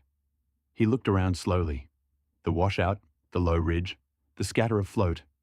This wasn't a random piece Kev had stumbled on. This was a pattern, a subtle one, a small one, but a real one. He crouched again, picked up a piece of quartz, turned it in his hand, and saw the faintest trace of sulfides along the fracture. "All right," he murmured to himself. "There's something going on here. Not a discovery, not a claim, just a possibility worth mapping." He scanned for another hour, marking a few more spots, taking notes, keeping his expectations grounded. When the sun finally climbed high enough to heat the back of his neck, he switched off the detector and headed back to the ute. He wasn't going to drag the crew out here yet. He wasn't going to make noise about it. He wasn't going to jump to conclusions. He'd come back again tomorrow, alone, quietly, methodically. He wanted to be sure before he involved anyone else. When he returned, Charlotte and Jade were already dressed, Jade bouncing with excitement about going to Auntie Chloe's. Charlotte stepped close, reading his face instantly. "How was it?" Jack kissed her cheek. "Good. Interesting. I'll go out again tomorrow." She nodded. "That's fine. Jade and I are heading to Chloe's anyway." Jack smiled. Perfect. He didn't need to say more. She didn't need to ask. They understood each other. She took the ute. He rang Nathan for a pickup. Charlotte, Chloe and Jade slipped into an easy, sun-soaked morning together. The kind that feels like a holiday, even when nothing special is planned. With Jack out at the site, the three of them settled into their own rhythm. A slow wander through town, a few shops, a lot of laughter, and then a lazy backyard hangout under the Kalgoorlie sky. They started at the little strip of shops near Hannon Street, the kind of place where everyone knows everyone, and the shopkeepers greet you like old friends. Chloe led the way, pointing out new stores and renovations like a proud local. Charlotte drifted beside her, relaxed, enjoying the rare chance to just be with her friend without rushing. Jade bounced between them, darting into every shop that had anything remotely colourful, shiny, or snack-related. They wandered through a homewares store next, Chloe picking up cushions and candles she absolutely didn't need. Charlotte giving her the look that said, "You're buying that, aren't you?" Chloe whispered, "Don't judge me. My house is finally coming together." Charlotte smiled. "I'm not judging. I'm proud." Jade, meanwhile, found a sparkly notebook and declared it essential for field notes with Daddy. Charlotte sighed. "Fine, put it in the basket." Chloe leaned over. "You're a soft touch." Charlotte nudged her. "You're worse." By late morning, the heat was creeping in, so they headed back to Chloe's house. The backyard was shaded, breezy, and surprisingly green thanks to the new lawn. Jade immediately kicked off her shoes and ran across the grass. "It's so soft," she yelled. Chloe beamed. "I know. I'm obsessed." Charlotte sat on the outdoor lounge, stretching her legs out, letting the warmth settle into her bones. Chloe brought out cold drinks and plopped down beside her. While Jade chased a butterfly across the yard, Charlotte leaned back and looked at Chloe. "You've done well, you know," she said quietly. "The house, the lawn, everything. You look settled." Chloe's smile softened. "I feel settled, and having you two here, it just feels right." Charlotte squeezed her hand. "We're not going anywhere." Charlotte, Chloe, and Jade eased straight from their late morning backyard hangout into a warm, easy afternoon. The kind where nothing is rushed, everything is shared, and the company is the whole point. Chloe remembered she needed to duck into the office for a moment, so the three of them piled into her car and drove the short distance to the yard. The office sat neat and solid beside the workshop. A small building, but proudly theirs. Chloe unlocked the door and flicked on the lights.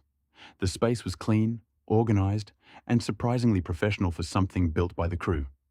Charlotte stepped inside and smiled immediately. "This looks amazing," she said, running her hand along the edge of the desk. "You've done so well with it." Chloe grinned, chest puffing with pride. "Mick and Big Kev assembled it. Properly too, no shortcuts. They were so proud of themselves." Charlotte laughed. "I can imagine. They'd have treated it like building the Taj Mahal." "Pretty much," Chloe said. "Kev even brought his own level from home. Said he didn't trust the workshop one." Jade wandered around the office, poking at the stapler, spinning in the chair, and declaring the whiteboard very important. Chloe quickly checked the emails, forwarded a couple of things to Nancy, and made a note for Jack. It took all of 5 minutes, but Charlotte could see how much ownership Chloe had over the space, how much she'd grown into her role. "You're killing it," Charlotte said softly. Chloe shrugged, but her smile gave her away. "Feels good to be part of something real." They headed back to the house, the heat settling in, but the breeze still soft enough to make the backyard inviting. Jade immediately kicked off her shoes again and ran straight onto the lawn like it was her personal stage. Charlotte and Chloe settled on the outdoor lounge with cold drinks, letting the afternoon stretch out around them. The evening had that warm, golden Kalgoorlie glow, the kind that settles over the yard and makes everything feel slower, softer, and more connected. By the time Jack wrapped up at the site and headed back into town, Charlotte, Chloe, and Jade were already on their way to meet the crew. It wasn't planned, but it felt like everyone naturally gravitated toward the same place. Nathan spotted them first, waving them in as the others drifted out of the workshop. Big Kev, Mick, Darren, Ethan, all of them dusty, tired, and instantly energized when they saw the girls arrive. Chloe stepped forward like a schoolteacher about to wrangle a class. "All right, boys," she announced, hands on hips. "Behave. There's a child present." The crew froze for a beat, then nodded in exaggerated seriousness. "Yes, Chloe." "Of course, Chloe." "Wouldn't dream of it, Chloe." "We're angels, Chloe." Charlotte burst out laughing. Jade giggled. Chloe rolled her eyes, but couldn't hide her smile. Jade ran straight to Uncle Mike, proudly holding up her rock. "Look, Daddy and Harry said it's special." Mick crouched down. "Oh yeah? That's a beauty. You keeping it safe?" Jade nodded. "It's in my backpack. With snacks." Kev muttered, "That's where all the important things go." Jack pulled in a few minutes later, stepping out of the ute with that tired but satisfied look of a man who'd spent the day doing something that mattered. Charlotte saw it instantly, the quiet spark in his eyes, and she knew he'd found something worth thinking about. But he didn't bring it up yet. He walked straight to the group, kissed Charlotte, ruffled Jade's hair, and clapped Nathan on the shoulder. "Good day?" Nathan asked. Jack nodded.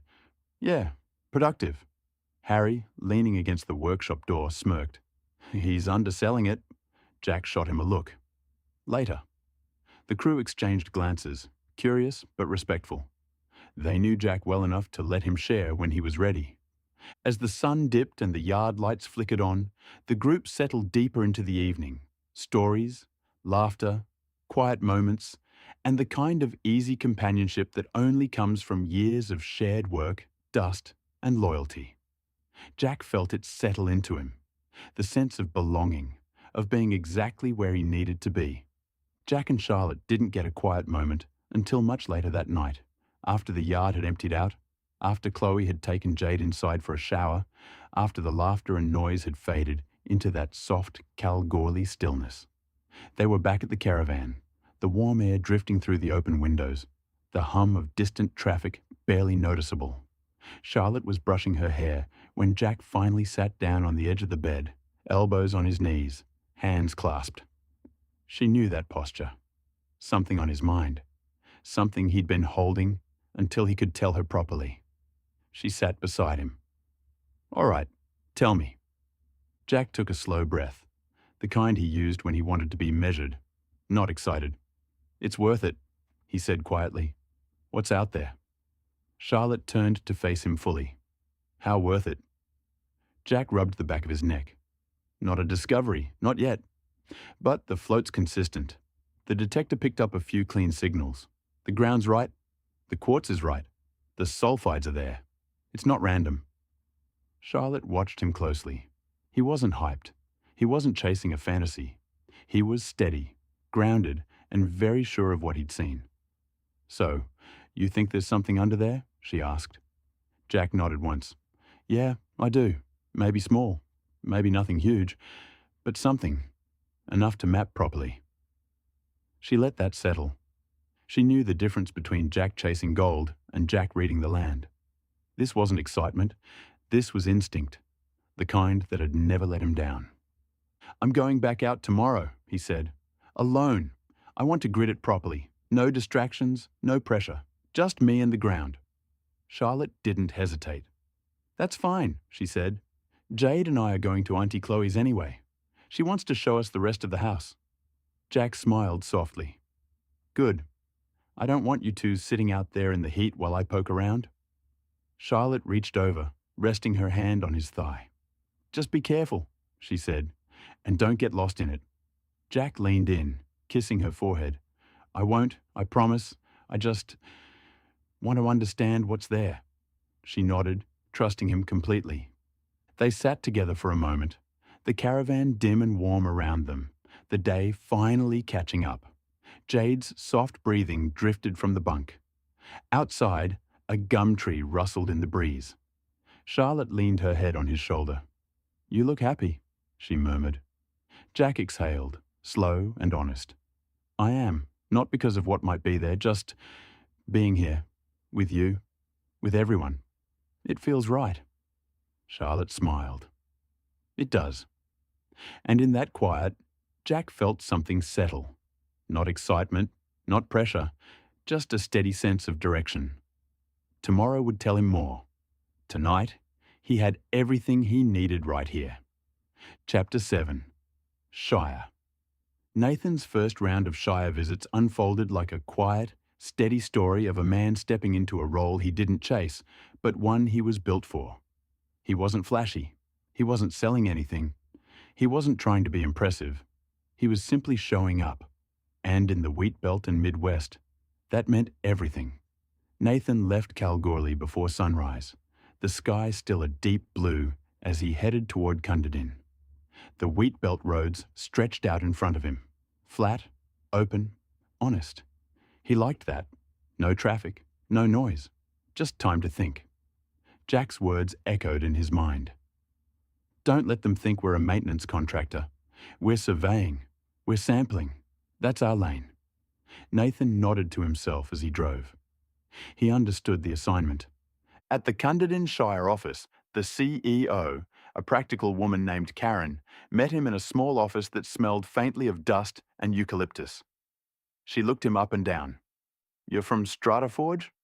"That's right," Nathan said, offering a steady handshake. She gestured for him to sit. "So, what can you do for us? We've got shoulders slumping on the East Road and a grader crew that's already stretched thin." Nathan didn't flinch. "We don't do road maintenance," he said plainly. "No grading, no rolling, no reseals." Karen blinked, surprised by the honesty.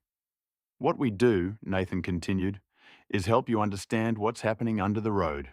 Surveying, ground sampling, early stage scoping. The stuff that tells you what you'll need before you bring a maintenance crew in." Karen leaned back, studying him. "That's refreshingly clear." Nathan smiled. "We try to be." The works supervisor from the Kellerberrin Shire, a bloke named Dave, took Nathan straight out to a culvert that had collapsed after the last storm. They stood on the gravel shoulder, boots in the dirt, sun beating down. "So," Dave said, "can you fix this?" Nathan shook his head. "Not the fixing part. That's not us." Dave frowned. "Then what are you here for?" Nathan crouched, running his hand along the washed-out edge. "I can tell you why it failed," he said, "and what's happening upstream, and what you'll need to plan for before you send a crew out."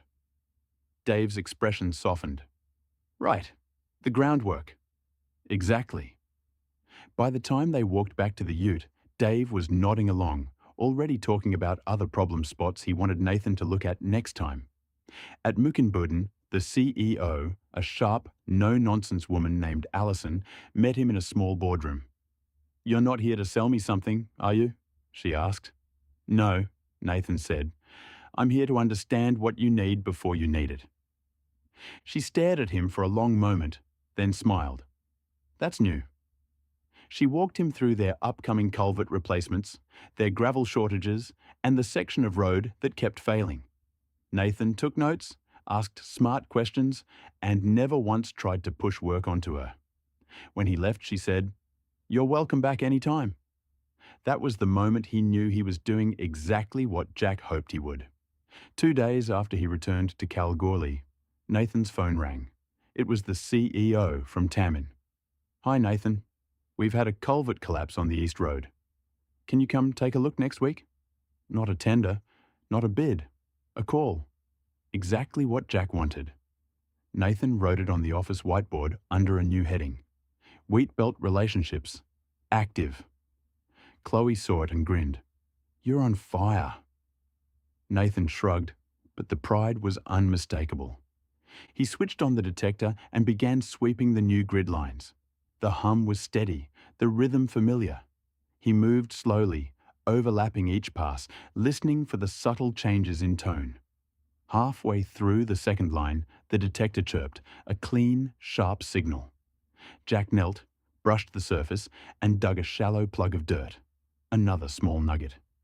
Fingernail-sized. Rough, natural. He held it between his fingers for a moment, weighing it, feeling the texture. "All right," he murmured. "You're still here." He logged the spot, bagged the nugget, and kept going.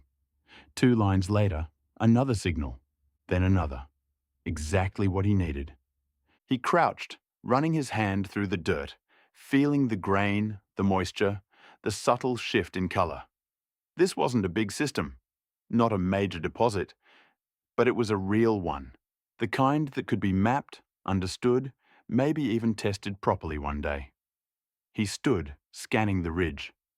A drill rig would tell him everything: depth, structure, continuity. But it was too soon.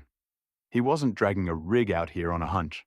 He needed more days like this, more mapping, more quiet work. He wasn't ready to involve the crew.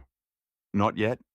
Jack drove back toward town with dust trailing behind the ute, the quiet satisfaction of a man doing honest work settling into his chest. He'd tell Charlotte tonight. He'd show Harry and Nathan soon.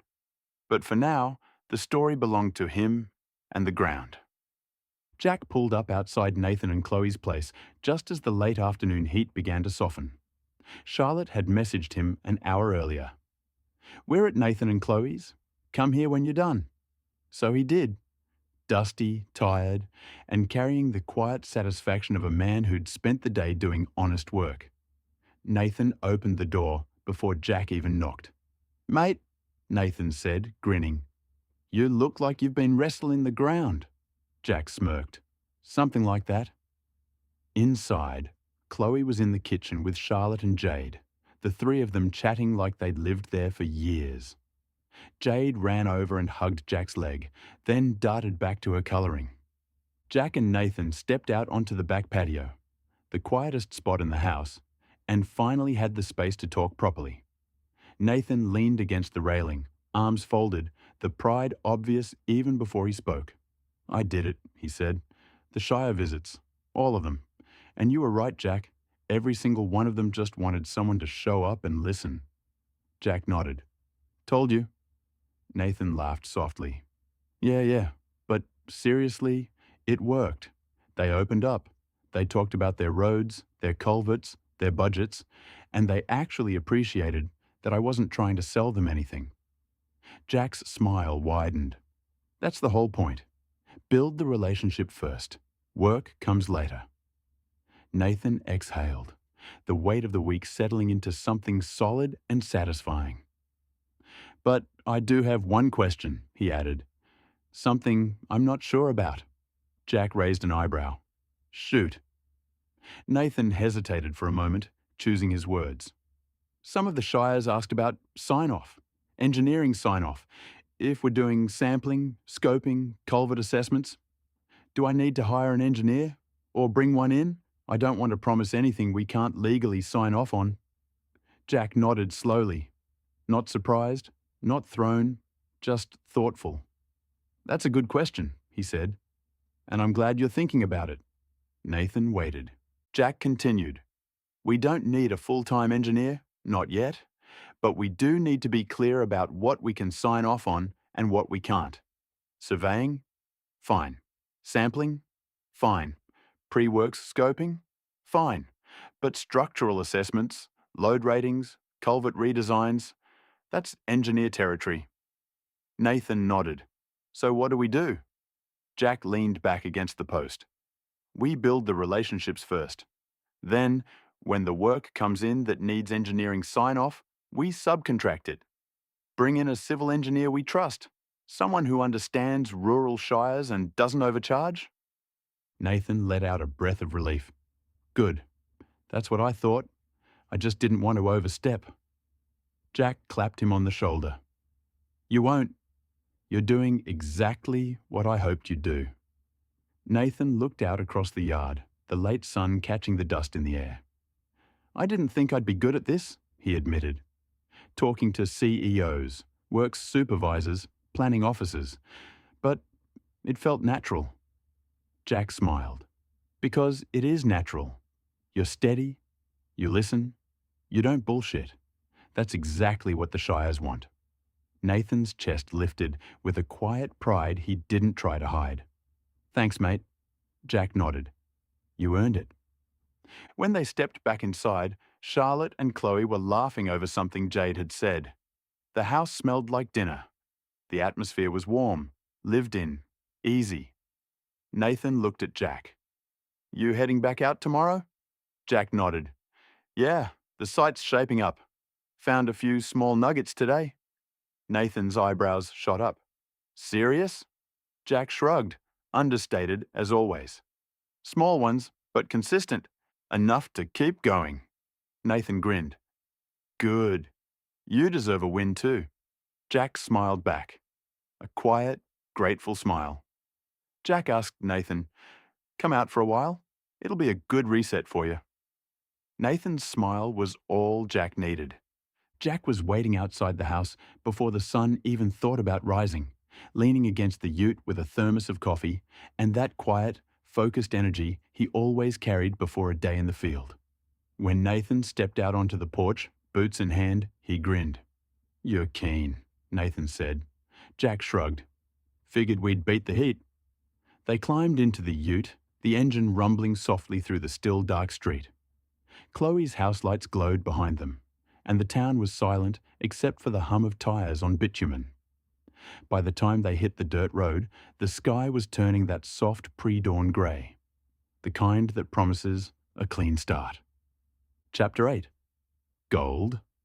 The horizon slowly brightened, the first streaks of orange cutting across the dry, barren sky.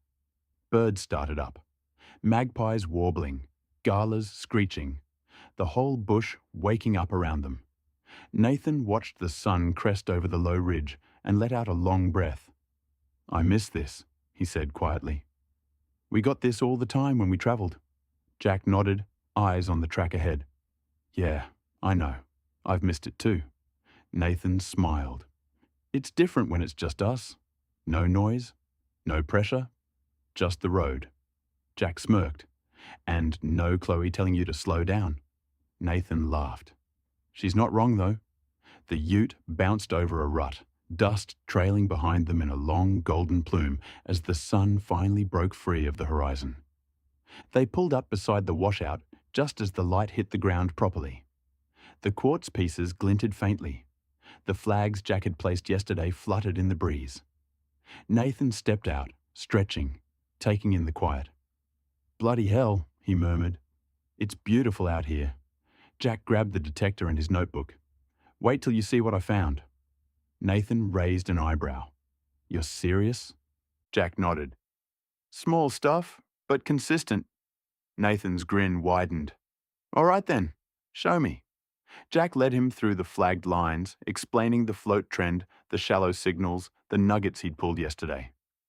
Nathan listened, hands on hips, scanning the ground with the same instinct he'd always had. The instinct of someone who'd spent years reading country. You've mapped this properly, Nathan said.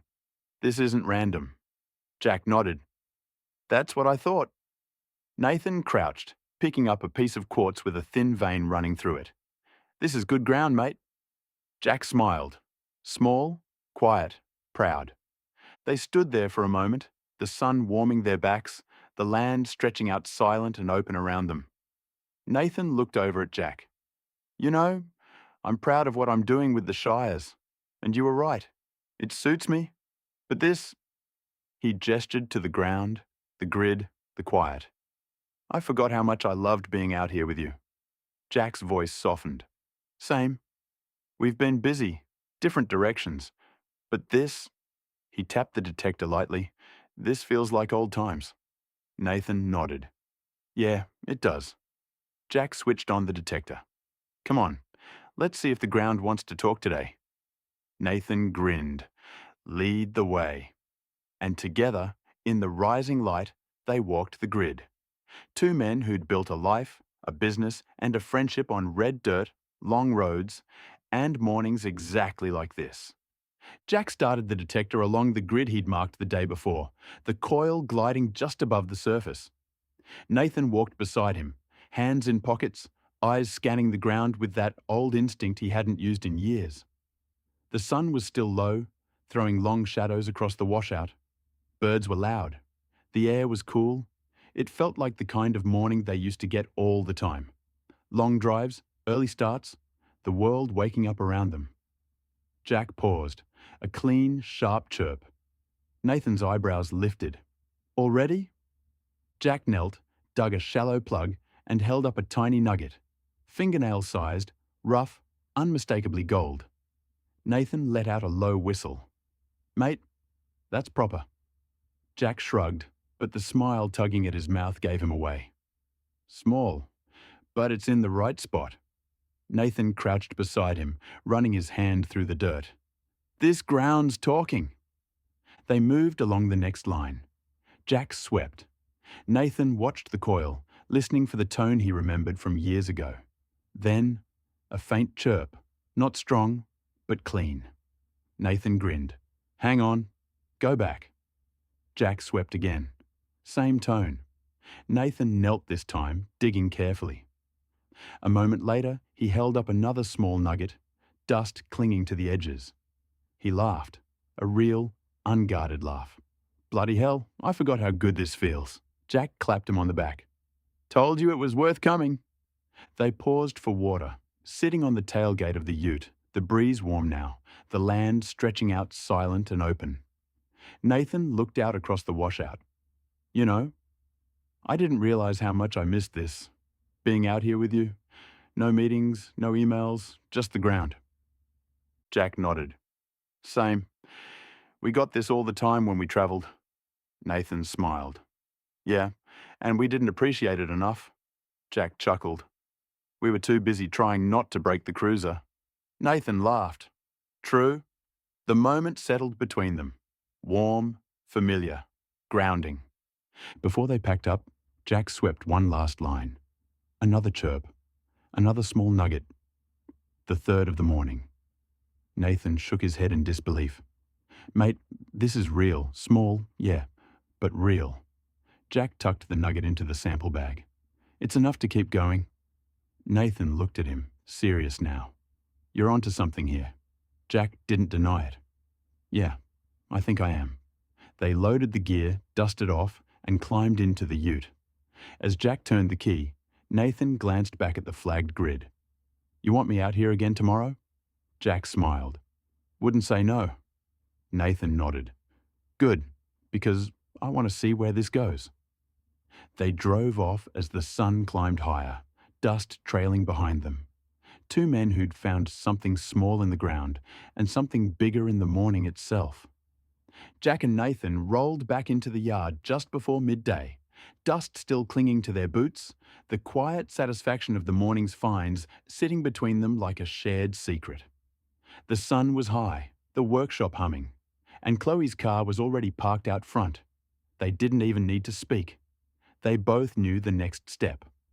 Back to work, clear the decks, and get ready to head out again before sunrise. The moment they stepped inside, the cool air and the familiar smell of paper, dust, and coffee grounded them. Chloe looked up from her desk. "You two look like you've been rolling in the dirt."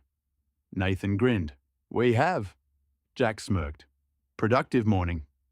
Chloe raised an eyebrow. "Good, because your inboxes are feral." Nathan groaned. Jack sighed. Then they got to work. They fell into an old rhythm instantly. The same one they'd had on the road, in the field, in the early days of StrataForge. Every now and then, Nathan would read an email aloud. "Jack, Kellerberrin wants to know if we can do a culvert inspection next week." Jack didn't look up. "Yep, put it in.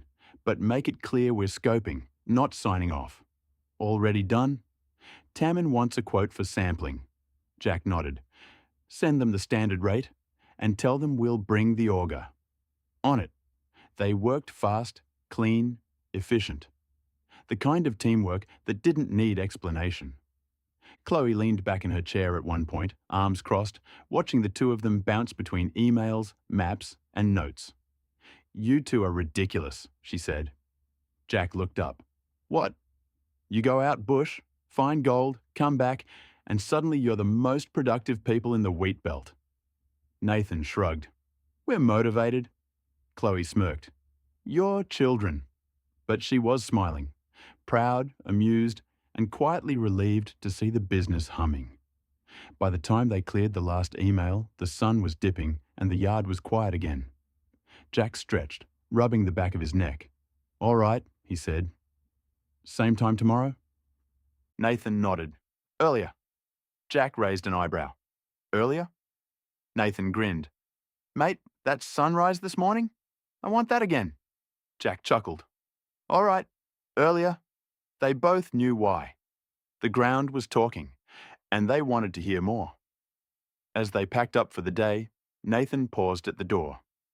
"Jack, thanks for bringing me out there." Jack looked at him, steady. "Wouldn't have felt right without you." Nathan nodded, the weight of that landing deep. "Tomorrow," he said. "Tomorrow," Jack echoed. And with that, they locked up the office, ready to do it all again before the sun even touched the horizon. Jack and Nathan were on the road even earlier this time. Earlier than yesterday. Earlier than either of them had planned. The sky was still a deep, bruised blue when they left Kalgoorlie. And by the time they turned off onto the dirt track, the first thin line of gold was just beginning to bleed across the horizon. They didn't talk much on the drive out. They didn't need to. The quiet was comfortable, familiar, the kind of silence that only comes from years of travelling together, working together, trusting each other. When they reached the site, the sun was just cresting the ridge, lighting the washout in soft orange. Birds were already awake, chattering in the scrub. The air was cool, crisp, clean. Nathan stepped out of the ute, stretched, and took a long breath. "Feels good to be back." Jack agreed with a quiet grunt, and they started walking toward the grid. They were halfway across the washout when Nathan slowed. His eyes narrowed. He scanned the ground, then crouched. "Jack, someone's been here." Jack stopped. "What makes you think that?" Nathan didn't answer immediately. He pointed instead. "Look, over here." Jack stepped closer. The ground was disturbed, not by wind, not by animals. Boot prints, not theirs, not from yesterday. Nathan stood and pointed in another direction. "And look over there." More prints, a faint track. Someone had walked through the flagged grid. Not heavily, not carelessly, but definitely deliberately. Jack's jaw tightened. He crouched, running his hand over the disturbed soil, calculating distances, angles, timing. Nathan watched him. "You see it too?" Jack nodded once. "Yeah." Nathan folded his arms. "Someone's been checking out your work." Jack didn't answer right away. He stood, scanning the ridge, the washout, the flagged lines. His mind was already running through possibilities. Who knew he was out here? Who might have followed? Who might have stumbled across it? He wasn't paranoid. He was practical. Nathan stepped beside him. "You thinking what I'm thinking?" Jack exhaled slowly. "I'm thinking we need to be careful." Nathan nodded. "And fast." Jack's eyes stayed on the ground. "And quiet." The two men stood there in the rising light, the land stretching silent around them, the weight of the discovery and the intrusion settling between them. Whatever this place was, whatever it held, they weren't the only ones who knew about it anymore. Jack didn't like the idea of someone else being on the site, but he also wasn't the type to panic. He crouched beside the disturbed soil, fingertips brushing the surface, eyes narrowing as he read the ground like a page. Nathan stood a few meters away, arms folded, scanning the ridge again. "Someone's been here," Nathan repeated. "No doubt." Jack straightened slowly. "Yeah, I see it." Nathan pointed again. "And over there." They walked right through the flagged lines. Jack exhaled through his nose, thoughtful rather than rattled. "Could be a bad thing," Nathan said. "Could be someone sniffing around." Jack tilted his head. "Or it might not be a bad thing." Nathan blinked. "How do you figure?" Jack crouched again, tracing the faint bootprint with a stick. If they were prospectors, they'd have dug, they'd have scraped, they'd have left holes everywhere. Nathan considered that. "True." Jack pointed at the untouched grid. "They didn't dig. They didn't disturb the float. They didn't even kick over the quartz. They just walked it." Nathan nodded slowly. "So, curious, not hunting." "Exactly." Jack stood, brushing dirt off his hands. "And if they were looking for something, they might have loosened the ground a bit. Made life easier for us." Nathan snorted. "Only you would see someone trespassing as free labor." Jack shrugged. "I'm practical." Nathan laughed. "You're something." They decide to keep working. Jack grabbed the detector, switched it on, and the familiar hum filled the morning air. "We keep going," he said. "If someone's poking around, I want to know exactly what they walked over." Nathan nodded. "Right behind you." They started on the first line, the sun now fully above the ridge, warming their backs. The ground was still cool, the air crisp, the birds loud in the scrub. Jack swept the coil slowly, overlapping each pass. Nathan walked beside him, scanning the ground, reading the subtle shifts in soil and stone. The first new signal. Halfway down the line, the detector chirped. A clean, sharp tone. Jack froze. Nathan leaned in. "That's new," Nathan said. "That wasn't here yesterday." Jack knelt, dug a shallow plug, and held up a tiny nugget. Smaller than a fingernail, but unmistakably gold. Nathan grinned. "Well, whoever was here didn't find that." Jack slipped it into the sample bag. "Good." The second find. A different kind of signal. They moved to the next line. The detector hummed steadily, then gave a different tone. Not gold, not junk, something heavier. Jack swept again. Same tone. Nathan crouched. "Ironstone?" Jack dug carefully, pulling out a chunk of ironstone with a thin quartz vein running through it. The kind of piece that tells a story about what's deeper. Nathan whistled. "That's interesting." Jack nodded. "Very." He turned the piece in his hand, feeling the weight, the texture, the subtle metallic sheen. "This is coming from somewhere close," Jack said. "Shallow erosion, consistent float, nuggets trending along the rise." Nathan looked at him. "You thinking source?" Jack nodded once. "Yeah, and it's not far." The third find. The one that changes the morning. On the next line, the detector chirped again. Faint, but clean. Jack dug. Nathan leaned over his shoulder. Another nugget, slightly bigger, still small, but the biggest so far. Nathan let out a low breath. Mate, this is building a picture. Jack didn't smile, but his eyes sharpened. Yeah, it is. Nathan looked around the washout, the flagged grid, the ridge above them. Someone else being here. Maybe it pushed us to look harder. Jack nodded. Maybe. Nathan smirked. Still want to thank them? Jack shrugged. Depends if they come back. The quiet realization. They stood there for a moment, the morning sun warming their faces, the land stretching silent and open around them. Nathan said quietly, Jack, this is real. Jack nodded. Yeah, it is. And close. Very close. Nathan looked at him. You thinking drill rig yet? Jack shook his head. Not yet, but we're getting there. Nathan smiled. Good, because I want to see where this goes. Jack looked out across the washout, calculating, mapping, planning. So do I. Jack and Nathan climbed the ridge with the same quiet purpose they'd had all morning. But now there was an edge to it. Not fear, not suspicion, just a heightened awareness. Someone had walked the washout. Someone had stepped through the flagged lines. And if there was a source nearby, that someone might have been looking for the same thing. The ridge wasn't steep, just a long, gentle rise of ironstone, quartz, and scrub. The sun was still low enough to cast long shadows, the air cool, the birds loud. Jack walked a few meters ahead, scanning the ground with that old instinct he'd never lost. Tracks stop here, he said, pointing at a patch of disturbed soil. Whoever it was didn't go over the top. Jack nodded. Means they weren't exploring, just passing through. Or checking, Nathan said. Jack didn't argue. He just kept climbing. At the top, the ground shifted. The soil was lighter, the quartz more abundant, the ironstone pieces larger and sharper. Jack crouched, picking up a chunk of quartz with a faint sulfide streak. This is different, he murmured. Nathan knelt beside him. Yeah, this is upstream.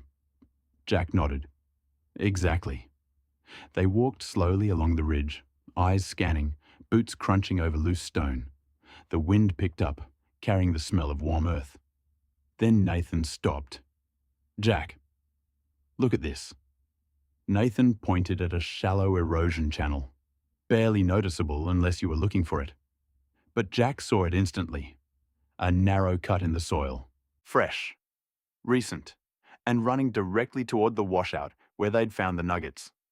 Jack crouched, running his hand along the edge. This is where the float's coming from. Nathan nodded. And the nuggets. Jack stood, scanning the slope. We're close. A few meters further, Nathan kicked lightly at a patch of ground. Mate, check this out. Jack walked over. The ground was littered with quartz, not scattered, not random, but clustered. Some pieces were iron-stained. Some had faint veining. Some were heavy enough to make Jack's fingers tighten around them. This is a blow, Jack said quietly. A small one, but a real one. Nathan grinned. So the source is right here? Jack didn't smile, but his eyes sharpened. Close, very close. Jack swept the detector over the cluster, not expecting much. Float rarely gives signals. But halfway across the patch, the detector chirped. Not loud, not deep, but clean. Nathan froze. No way. Jack swept again. Same tone. He knelt, dug a shallow plug, and the soil crumbled away to reveal a nugget. Bigger than the others. Still small, but noticeably heavier, smoother, more water-worn. Nathan let out a low breath. That's from the source. That's not travel gold. Jack turned the nugget in his fingers, feeling the weight, the texture, the story it carried. This came from close, he said. Very close. Nathan looked around the ridge, eyes scanning every rock, every shadow, every subtle shift in the ground. Jack, we're standing on it. Jack didn't answer immediately. He crouched again, rushing the soil, reading the slope, the float, the erosion lines. Then he nodded once. Yeah, he said quietly. We are. They stood there in the rising sun, the ridge warm beneath their boots, the land stretching silent and open around them. Nathan crossed his arms. So, what now? Jack didn't hesitate once the realization settled between them. The ridge, the float, the erosion lines, the bigger nugget. It all pointed to one thing.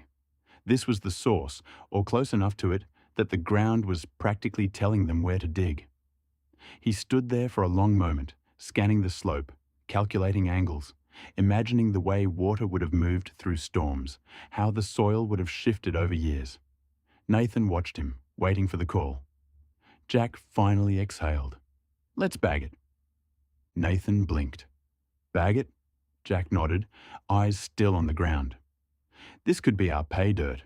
No point leaving it sitting here for whoever walked through yesterday. Let's bag what's exposed, get it out of here, and come back fresh." Nathan grinned. "I like that plan."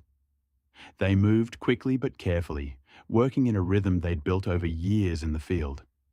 Jack loosened the top layer of soil and float with the pick. While Nathan scooped and sorted, pulling out the heavier pieces, they sifted through the quartz clusters, ironstone chunks, and loose gravel. Anything with weight, veining, or metallic sheen went into the bags, while anything that looked like it had broken off recently was kept separate. The soil here was different, richer, heavier, more mineralized. Jack could feel it in the way the shovel bit into the ground. "Yeah," he murmured, "this is the spot." Nathan nodded. "Feels like it." They filled the first bag, 20 kilos of mixed float, ironstone, quartz, and soil. Heavy. Promising. Then the second. Then the third. By the time they tied off the last one, both men were sweating despite the early hour. Nathan wiped his forehead. 3 bags. That's a solid haul. Jack hefted one, testing the weight. "Enough to run proper tests. Enough to know what we're dealing with." Nathan looked back at the ridge. "You reckon there's more?" Jack nodded slowly. "Yeah, but this is enough for today. We don't want to leave a big scar." "Not yet." Nathan smirked. "And we don't want to advertise we found something." Jack gave a single firm nod. "Exactly." They carried the bags down the slope, one at a time, loading them into the back of the ute. The sun was higher now, warming the washout, lighting the flagged grid below. Nathan closed the tailgate and leaned against it, catching his breath. "You know," he said, "this feels like the old days. Except now we actually know what we're doing." Jack chuckled. "Speak for yourself." Nathan laughed. "Mate, you've been reading ground since before I knew what quartz was." Jack shrugged, but the quiet pride was there. As they pulled away from the site, dust rising behind the ute, the 3 heavy bags thumped softly in the tray. Nathan looked over at Jack. "So what's next?" Jack kept his eyes on the track. "We filter it, quietly, carefully, and we don't tell anyone until we know exactly what we've got." Nathan nodded. "Not even Harry?" Jack hesitated. "Not yet." Nathan accepted that without argument. "All right, just us then." Jack nodded. "Just us." The ute rolled on, the ridge shrinking behind them, the morning sun bright and warm on the windscreen. And between them, the weight of 3 bags of possibility. Jack and Nathan didn't waste a second once they got the 3 20-kilo bags back to the workshop. The moment the roller door clattered shut behind them, the whole atmosphere shifted. From the quiet, instinctive work of the ridge to the controlled, methodical precision of 2 men who knew exactly how to process raw ground. The workshop smelled of dust, oil, and warm metal. The benches were clear, the sieves were stacked, the tubs were clean. It was the perfect place to break down what they'd brought back. Jack and Nathan worked the material in the workshop like 2 men who'd done this 100 times before. But the moment they finished, Jack's mind was already back on the ridge. He paced once, twice, then stopped with that decisive stillness Nathan recognized instantly. "We're going back up there," Jack said. Nathan looked up from the bench. "Today?" Jack shook his head. "Tomorrow, early, but before we do, we're bagging the source." Nathan blinked. "Bagging it?" Jack nodded, eyes sharp. "That spot on the ridge? That's pay dirt. No point leaving it sitting there for whoever walked through yesterday. We take what's exposed, get it out of there, and come back fresh. Nathan grinned. I like that plan. They were on the track before dawn again. The sky still dark, the air cold enough to bite. By the time they reached the ridge, the sun was just cresting the horizon, lighting the quartz and ironstone in soft gold. Nathan stepped out of the ute and stretched. Feels like we live out here now, Jack smirked. Could be worse. They climbed the ridge with purpose, boots crunching over loose stone. The spot they'd found yesterday looked exactly the same. Untouched, undisturbed, waiting. Jack crouched, running his hand through the soil. This is it. Let's bag it. Bagging the source, they worked fast but careful, the way men do when they know they're handling something important. Jack loosened the top layer of soil and float with the pick, while Nathan scooped and sorted, pulling out the heavier pieces. They sifted through quartz clusters, ironstone chunks, and mineralized soil. Anything with weight, veining, or metallic sheen went into the bags. The soil here was different. Richer, heavier, more mineralized. Jack could feel it in the way the shovel bit into the ground. This is the spot, he murmured. Nathan nodded. Feels like it. They filled the first bag. 20 kilos of mixed float, ironstone, quartz, and soil. Heavy. Promising. Then the second. Then the third. By the time they tied off the last one, both men were sweating despite the early hour. Nathan wiped his forehead. 3 bags. That's a solid haul. Jack hefted one, testing the weight. Enough to run proper tests, enough to know what we're dealing with. Nathan looked back at the ridge. You reckon there's more? Jack nodded slowly. Yeah, but this is enough for today. We don't want to leave a big scar. Not yet. Nathan smirked. And we don't want to advertise we found something. Jack gave a single, firm nod. Exactly. They carried the bags down the slope, one at a time, loading them into the back of the ute. The sun was higher now, warming the washout, lighting the flagged grid below. Nathan closed the tailgate and leaned against it, catching his breath. You know, he said, this feels like the old days, except now we actually know what we're doing. Jack chuckled. Speak for yourself. Nathan laughed. Mate, you've been reading ground since before I knew what quartz was. Jack shrugged, but the quiet pride was there. The workshop was cool and dim when they rolled the bags inside. The moment the roller door shut, the whole place felt like a lab. Quiet, focused, ready. Nathan dragged the first bag onto the bench. Jack set up the sieves. They worked in silence, the kind of silence that only comes from years of doing this together. Jack and Nathan stood over the 6 heavy bags in the workshop, 120 kilos of pay dirt stacked neatly against the bench. The weight of it wasn't just physical. It carried possibility, risk, excitement, and the quiet knowledge that they were onto something real.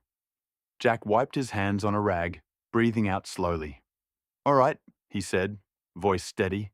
That's enough for now. Nathan looked at him, surprised. You don't want to keep going? Jack shook his head. We've got office work piling up, emails, Shire follow-ups, quotes, all the boring stuff that keeps the lights on. He nodded toward the bags. This isn't going anywhere. Nathan smirked. Feels weird leaving it. Jack shrugged. We'll come back this arvo. The other boys can help us shift the rest. Nathan laughed. You reckon they'll complain? Jack grinned. Absolutely, but they'll still do it. The shift from field mode to office mode was always jarring.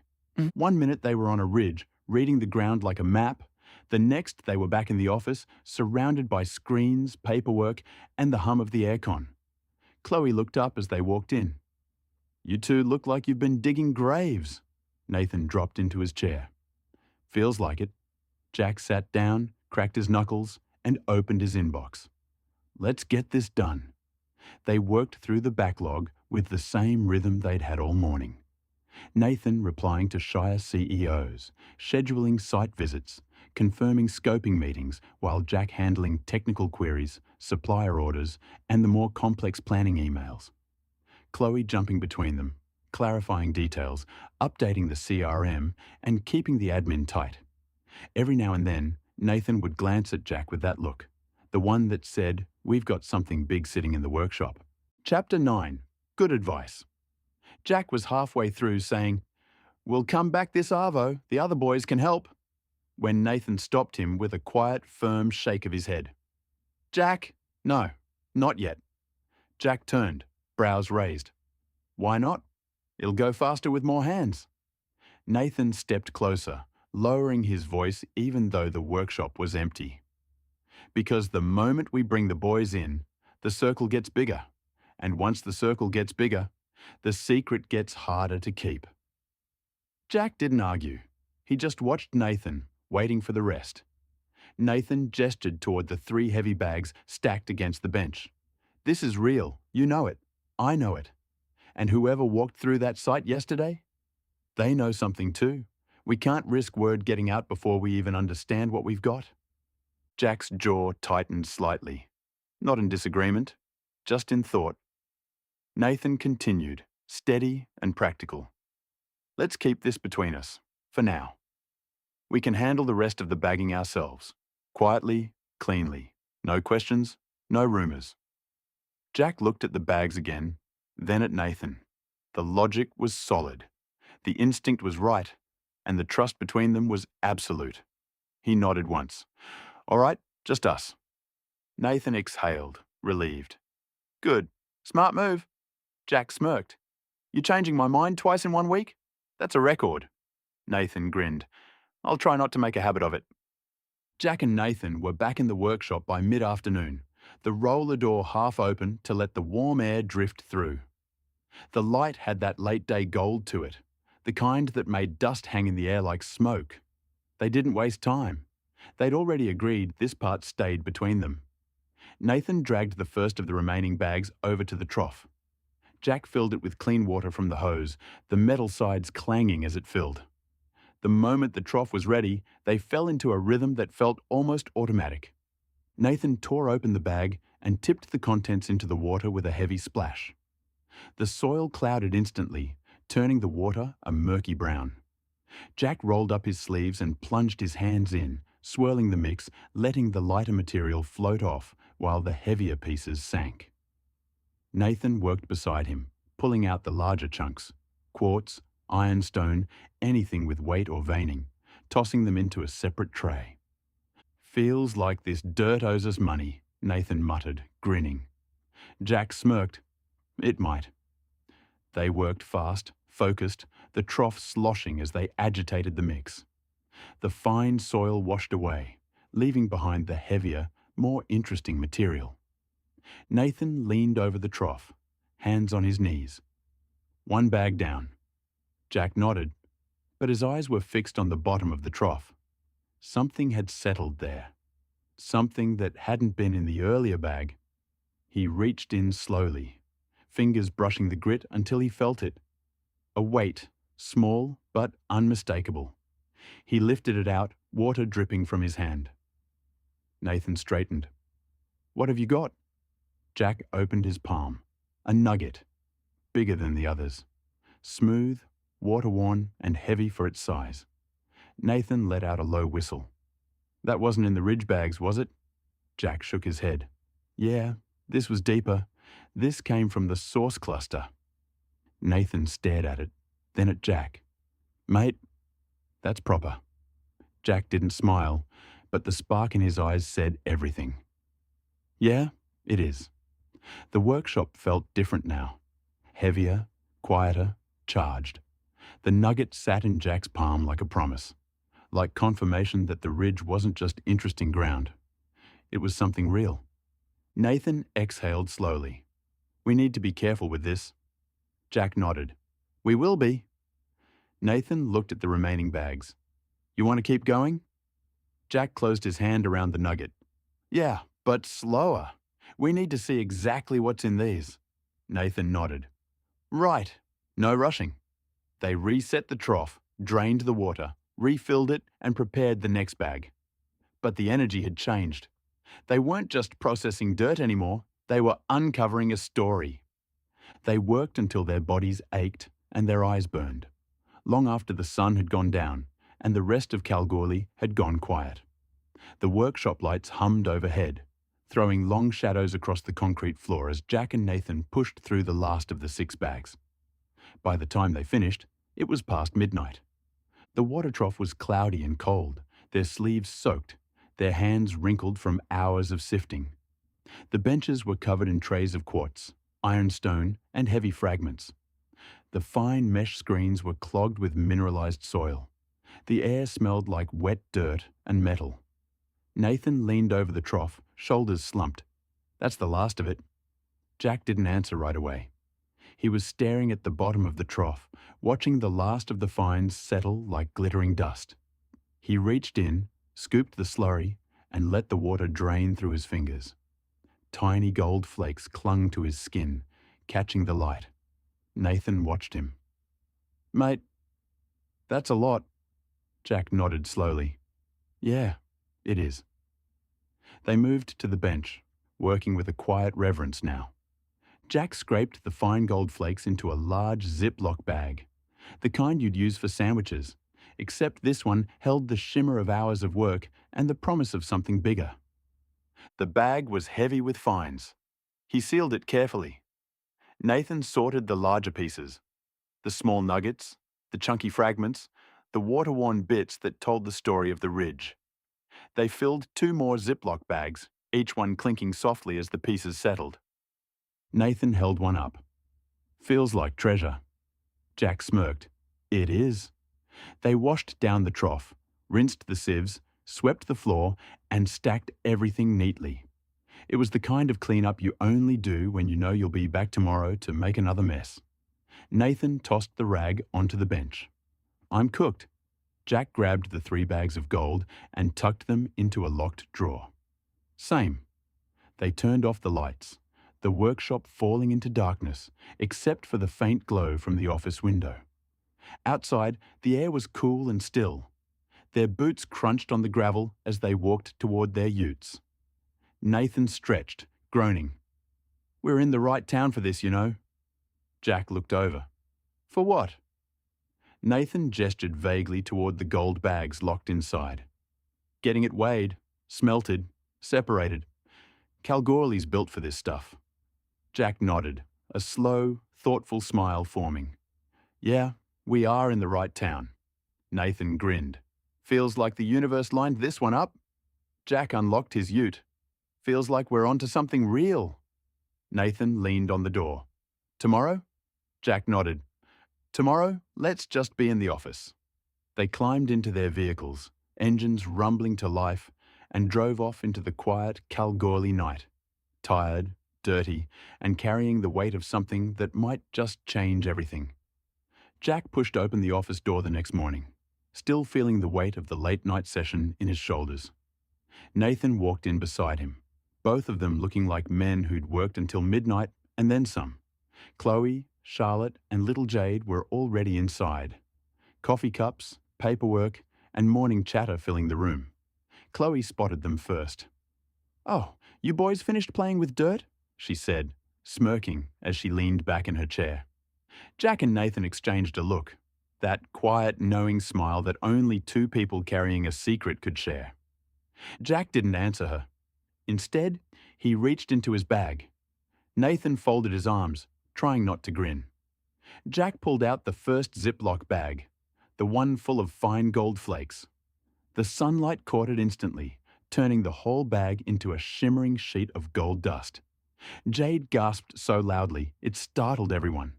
"Sparkles!" she yelled, running over and grabbing Charlotte's leg. Charlotte's eyes widened, her breath catching. "Jack, is that—" Jack pulled out the second bag, then the third. Larger pieces, small nuggets, water-worn fragments, the kind of gold you don't find by accident. Charlotte's hand flew to her mouth. "Jack!" Chloe swore, loudly, then slapped a hand over her own mouth as she remembered Jade was standing right there. "Oh, oh my God!" Nathan burst out laughing. "Nice save."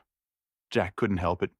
He laughed too, the tension of the last few days finally breaking. He set the bags gently on the desk. "I'll get it lab tested today," he said, voice steady but eyes bright. "Proper assay. Smelted. Separated. The whole lot." Nathan nodded, still grinning. "We're in the right town for it." Chloe stared at the gold like it might start singing. "You two, what have you found?" Jack and Nathan shared another look, the kind that said, "We'll tell you when we're ready." For now, Jack just smiled. Something worth checking. Jack drove straight across town with the 3 Ziploc bags tucked safely inside his work satchel, the early Kalgoorlie sun flashing across the windscreen as he turned into the assay lab's gravel car park. The building looked the same as it always had. Corrugated walls, faded signage, and the faint metallic smell that drifted out every time the roller door opened. But today felt different. Today, he wasn't dropping off routine samples. Today, he was carrying something real. The moment Jack stepped through the door, the lab tech behind the counter, Barry, a bloke who'd been doing this for 30 years, looked up from his paperwork. "Morning, Jack. What have you got for me today?" Jack placed the first Ziploc bag on the counter. Barry froze mid-sentence. The fine gold flakes shimmered under the fluorescent lights like powdered sunlight. "Bloody hell," Barry muttered.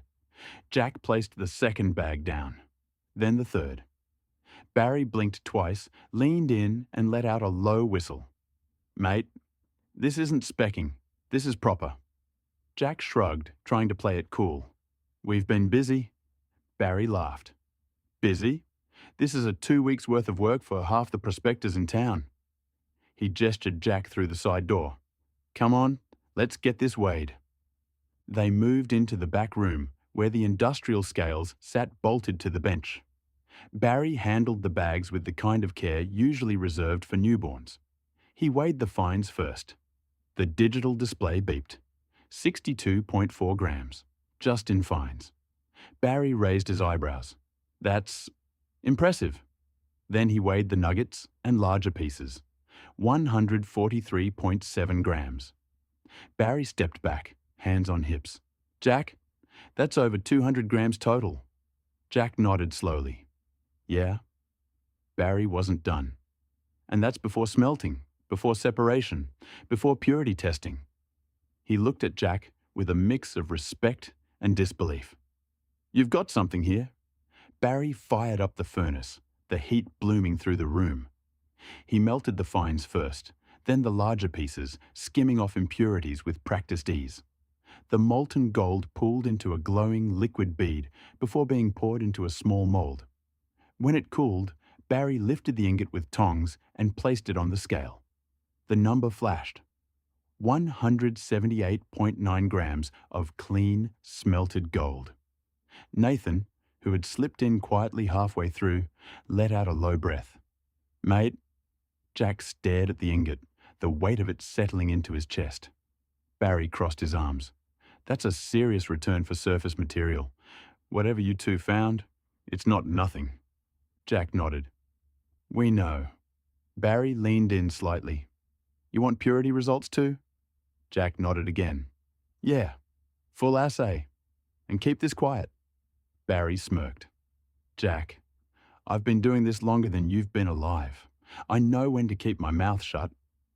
Jack and Nathan stepped back out into the Kalgoorlie heat, the smelted ingot wrapped in a cloth inside Jack's bag. The weight of it felt different now, denser, more real, more dangerous. Nathan exhaled. "Jack, that's nearly 6 ounces." Jack nodded. "And that was just the loose stuff." Nathan looked at him, eyes bright. "We need to go back." Jack didn't hesitate. "We will." They walked toward the ute, the dust swirling around their boots, both men knowing the same thing. The purity results came back faster than Jack expected. He was still tightening the straps on his satchel when Barry stepped out from the back room, a printout in one hand and a look on his face that wasn't casual anymore. "Jack," he said, voice lower than before, "you might want to see this." Jack took the sheet. Nathan leaned over his shoulder. The numbers were clean, sharp, undeniable. 97.8% purity. Barry crossed his arms.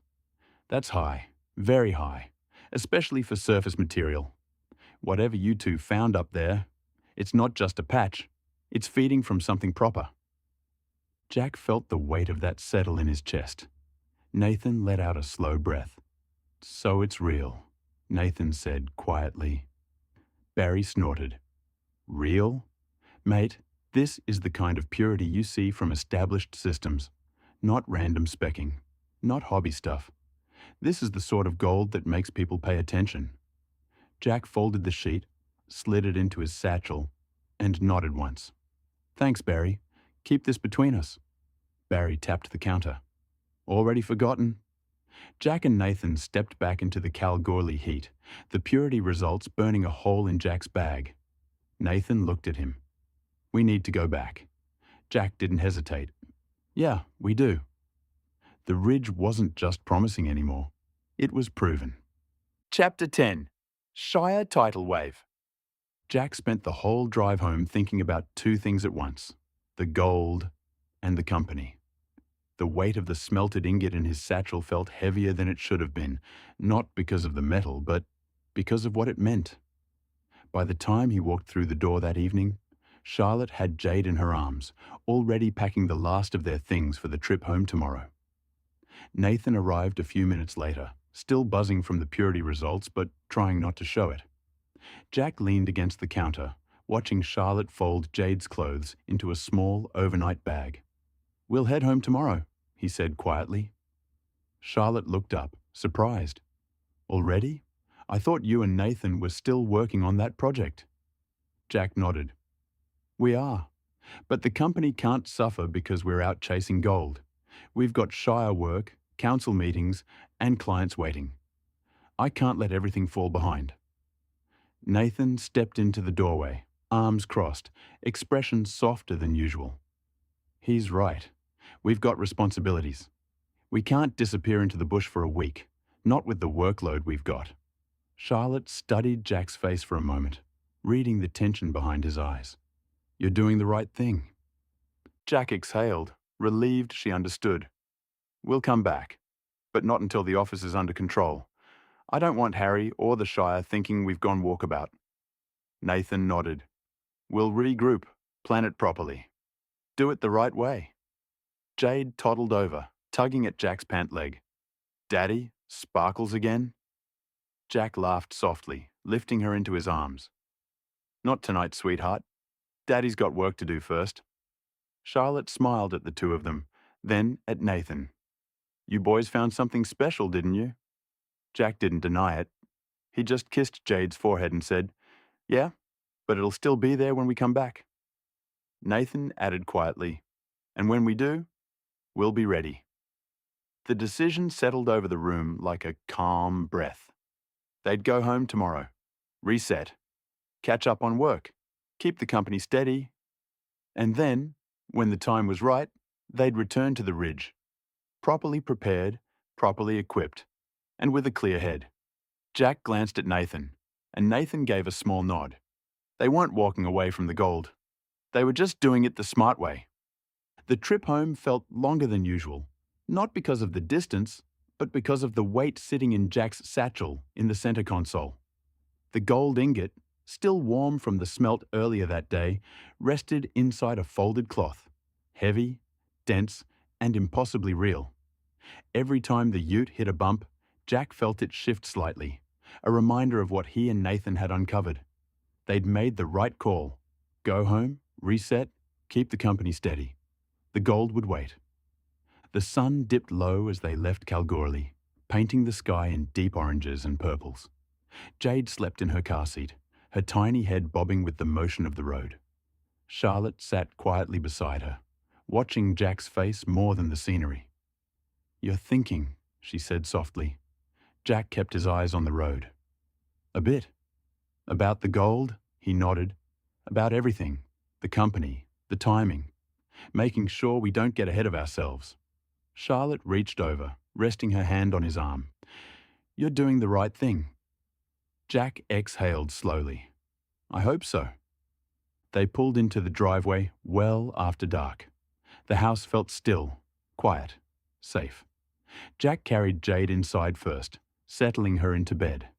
Then he returned to the ute and lifted the satchel carefully, like it held something fragile instead of metal. Charlotte watched him as he walked into the office. "You're putting it in here?" Jack nodded. "Safer than the workshop, and I want it close until we know what we're dealing with." He opened the office cabinet, one of the lockable ones he used for sensitive documents, and placed the wrapped ingot inside. The metal thudded softly against the shelf, a sound that felt heavier than it should. He locked the cabinet, pocketed the key, and stood there for a moment, staring at the closed door. Jack's first day back in the office felt like stepping into a different world. Yesterday, he'd been holding a gold ingot still warm from the furnace. Today, he was unlocking the front door of the StrataForge office at sunrise, coffee in hand, ready to face a mountain of emails and a team that had no idea what he and Nathan had been up to. Nathan was still in Kalgoorlie, tying up loose ends and keeping an eye on things. Jack felt the absence immediately.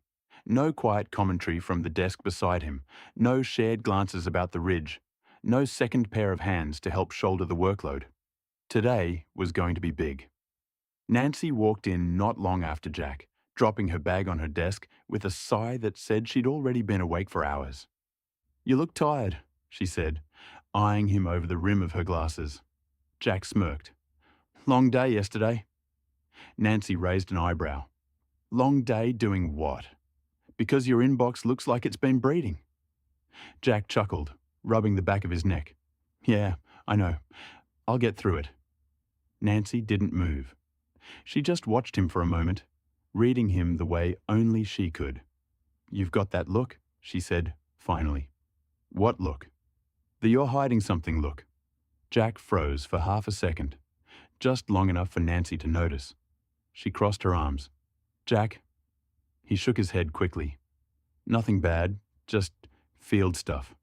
Nathan's still sorting a few things out." Nancy studied him another moment, then nodded slowly. "All right. But if you two disappear again without warning, I'm chaining you both to your desks." Jack laughed. "Fair." Charlotte arrived next with Jade on her hip, dropping off paperwork and giving Jack a quick kiss on the cheek before heading back out. Jade waved at him from the doorway. "Daddy, work hard," Jack smiled. "Trying to baby girl." By mid-morning, Jack and Nancy were shoulder to shoulder at his desk, screens open, inboxes overflowing. The notification chime going off so often it sounded like an alarm. Nancy scrolled through another email, then froze. Her eyes widened. She leaned back in her chair and yelled across the office, "Jack, I think all the Shires have been talking to each other." Jack looked up from his own screen. "What makes you say that?" Nancy spun her monitor toward him. "Because they all want us, every single one. Shire of Dundas, Coolgardie, Menzies, Leonora, Laverton. Look at this. They're all asking for availability, quotes, scoping meetings, and half of them want us yesterday." Jack blinked. "All of them?" Nancy nodded emphatically. "All of them. It's like someone sent out a memo saying, 'StrataForge is the only company in WA.'" Chloe groaned from her desk. "I can't keep up. They're calling faster than I can answer, and they're not just asking. They're expecting us to take the work. Like we're already locked in." Jack rubbed his forehead. "Bloody hell." Nancy wasn't done. She clicked another email open, then another, then another. "Jack, this is insane. They've definitely been talking. Someone's told them we're reliable, fast, and not booked out. They're all trying to get in before we fill our schedule." Jack leaned back in his chair, letting out a long breath. This is going to be a big day. Nancy gave him a look, half impressed, half overwhelmed. "Big? Jack, this is a year's worth of work landing in one morning." He nodded slowly. "All right, let's break it down. Prioritize the ones with deadlines, then the ones with funding windows. We'll schedule the rest." Nancy smirked. "Good, because if we don't get organized, we're going to drown." Jack cracked a tired smile. Two worlds pulling at him at once. But today belonged to the company. He rolled up his sleeves. All right, let's get to work. Nancy nodded, already typing. StrataForge is about to become very, very busy. Jack couldn't help the small grin. Good, that's exactly how I like it. Jack stepped out into the hallway with his phone already ringing, but Chloe, ever the bloodhound for office gossip, slipped right behind him, pretending to sort mail while very obviously listening in. Nathan picked up on the second ring. Yeah, mate, what's up? Jack didn't bother with small talk. You know any truck drivers in Kalgoorlie with low-loader trailers or gooseneck trailers with ramps? There was a pause on the line, just long enough for Nathan to realize this wasn't a casual question. Behind Nathan, Chloe's eyebrows shot up. Low-loaders? Goosenecks? Her eyes narrowed like a cat spotting movement in the grass. Nathan finally answered, Yeah, I know a few. Why? You moving something big? Jack kept his voice steady. We've got Shire work stacking up. Might need to shift gear fast. Rigs, loaders, maybe even the drill if it comes to that. Chloe's jaw dropped. She mouthed silently. Drill? Jack ignored her. Nathan continued. I can line up a couple of blokes. 1 from Hamptons, 2 from MLG. All reliable, all quiet. Quiet is good, Jack said. Chloe's eyes widened even more. Quiet? She was practically vibrating. Nathan added, You want ramps or flat deck? Ramps, Jack said. Makes life easier if we're loading in the bush. Chloe nearly choked on her own breath. Nathan chuckled. All right, I'll text you their numbers. They'll look after us. The day was only getting bigger. And now, with transport lined up, the next move was starting to take shape. Jack and Nancy had been at it all day, screens open, phones ringing, Shire emails piling up faster than they could clear them.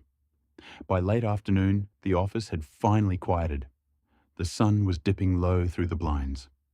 Jack dropped into the chair opposite Nancy with a long exhale. She pushed her glasses up and leaned back, rubbing her temples. All right, she said. Tell me you've got a plan. Jack nodded. Looks like I'll be on the road. Nancy didn't argue. She'd seen the volume of Shire requests. Yeah, you will. Jack continued. I'll get Ethan here early tomorrow morning. He can hold the fort, keep the office running, deal with the day-to-day, but I think you and we're going to be on the road for the rest of the week. Nancy gave a slow, knowing nod. It's the only way. They all want us on site, and they want us now. Jack leaned forward, elbows on his knees. We can survey the sites one by one, prioritize the ones with deadlines, then the ones with funding windows, hit each Shire in a loop, and go from there. Nancy tapped her pen against the desk, thinking it through. That works.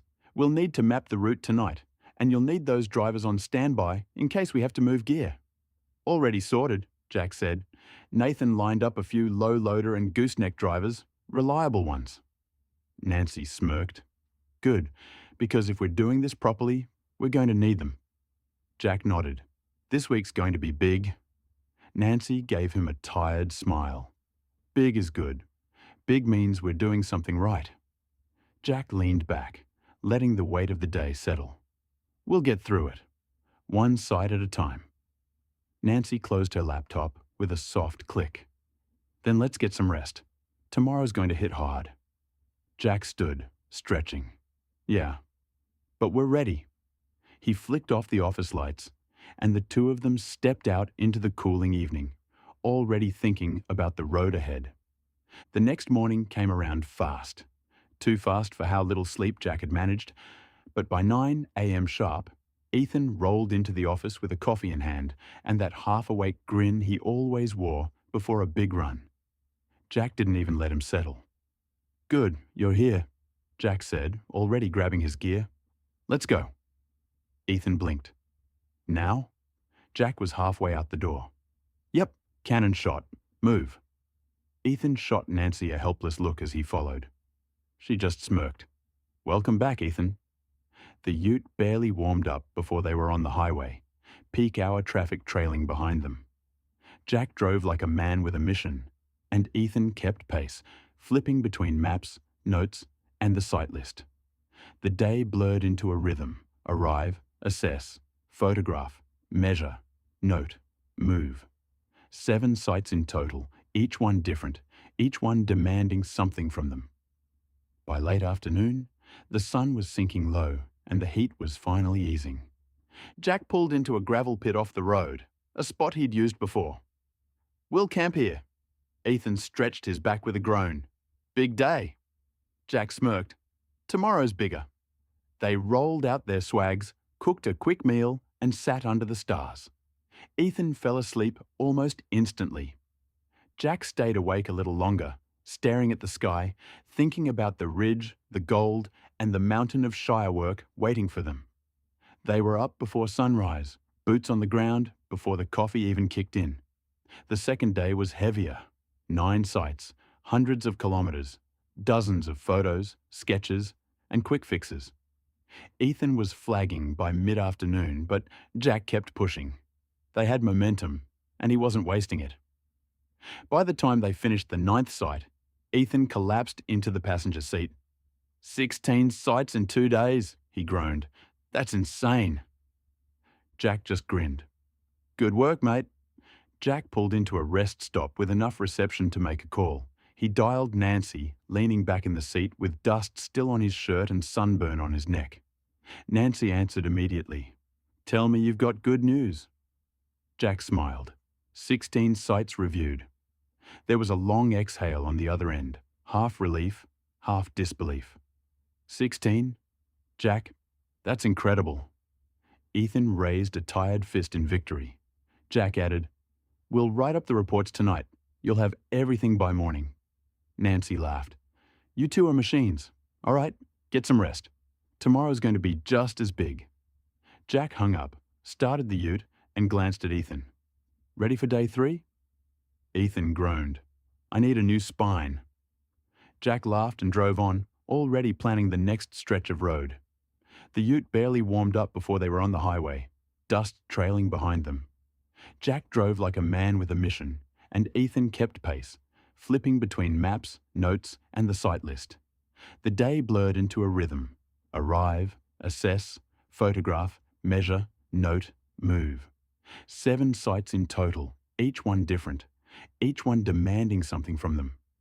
By late afternoon, the sun was sinking low and the heat was finally easing. Jack pulled into a gravel pit off the road, a spot he'd used before. "We'll camp here." Ethan stretched his back with a groan. "Big day." Jack smirked.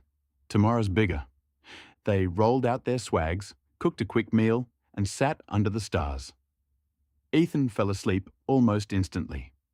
Jack stayed awake a little longer, staring at the sky, thinking about the ridge, the gold, and the mountain of shire work waiting for them. They were up before sunrise, boots on the ground before the coffee even kicked in. The second day was heavier. 9 sites, hundreds of kilometres, dozens of photos, sketches, and quick fixes. Ethan was flagging by mid-afternoon, but Jack kept pushing. They had momentum, and he wasn't wasting it. By the time they finished the 9th site, Ethan collapsed into the passenger seat. 16 sites in 2 days, he groaned. "That's insane." Jack just grinned. "Good work, mate."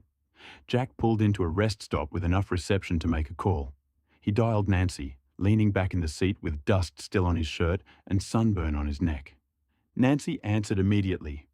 "Tell me you've got good news." Jack smiled. 16 sites reviewed. There was a long exhale on the other end, half relief, half disbelief. 16? Jack, that's incredible. Ethan raised a tired fist in victory. Jack added, "We'll write up the reports tonight. You'll have everything by morning." Nancy laughed. "You two are machines. All right, get some rest. Tomorrow's going to be just as big." Jack hung up, started the ute, and glanced at Ethan. "Ready for day 3? Ethan groaned. "I need a new spine." Jack laughed and drove on, already planning the next stretch of road. Jack and Ethan rolled back into head office just after sunset, both of them dusty, hungry, and carrying that wired, satisfied energy that only comes from a long day done well. They'd spent hours in the motel room the night before writing up the reports. Jack on the laptop, Ethan cross-checking measurements and photos with a level of focus Jack hadn't expected from someone so new. By the time they walked through the office door, Nancy looked up from her desk and said, "You two look like you've been dragged behind the ute." Jack laughed. "Feels like it." Ethan dropped his gear by the wall, still buzzing. "We got everything done, though." Jack nodded. "Yeah, we did." He meant it. Ethan had been sharp, quick to set up the tripod, fast with the GPS, smooth with the rover, and confident with the drone. No fumbling, no hesitation, just clean, competent work. Jack pulled him aside near the whiteboard. "You did good out there," Jack said, voice low but sincere. "Really good. Better than I expected for someone who's only been with us a month." Ethan blinked, surprised. "Oh, thanks, Jack. I just tried to keep up." "You didn't keep up," Jack said. "You led half of it. You set up the gear faster than I could. You ran the drone like you've been doing it for years. That's not nothing." Ethan's face went a little red, but the grin he tried to hide was unmistakable. Jack clapped him on the shoulder. "Which is why I'm sending you out on your own tomorrow." Ethan froze. "Wait, me? Solo?" "Yep," Jack said. "You're ready, and we need the coverage.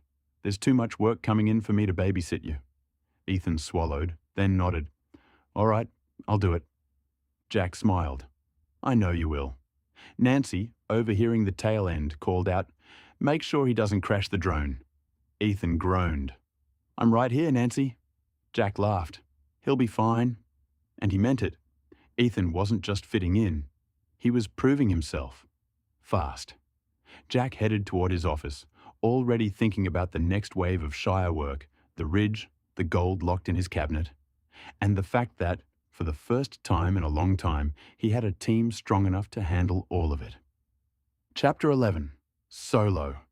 Ethan's first solo day started with nerves buzzing under his skin, but the moment he pulled the Ranger out of the yard and onto the open road, muscle memory kicked in. 2 days shadowing Jack had done more than he realized. His hands moved with purpose, his setup routine was clean, and the equipment felt familiar rather than intimidating. He reached the first site just after sunrise. The air was cool, the town still waking up, and the only sound was the soft hum of the GPS locking onto satellites. Ethan set up the tripod, leveled it, checked the rover, and launched the drone for an overhead sweep. Everything flowed. No fumbling, no second-guessing. Just work. But as he moved from street to street, something kept catching his eye. At the first curb inlet, he noticed the grate was half blocked with leaves and sand. At the second, the pit was full of debris. Bottles, sticks, even a bit of old plastic pipe. By the fourth, he realized it wasn't a one-off. It was everywhere. Every street he surveyed, every corner he checked, every curb line he followed. The stormwater drainage was choked.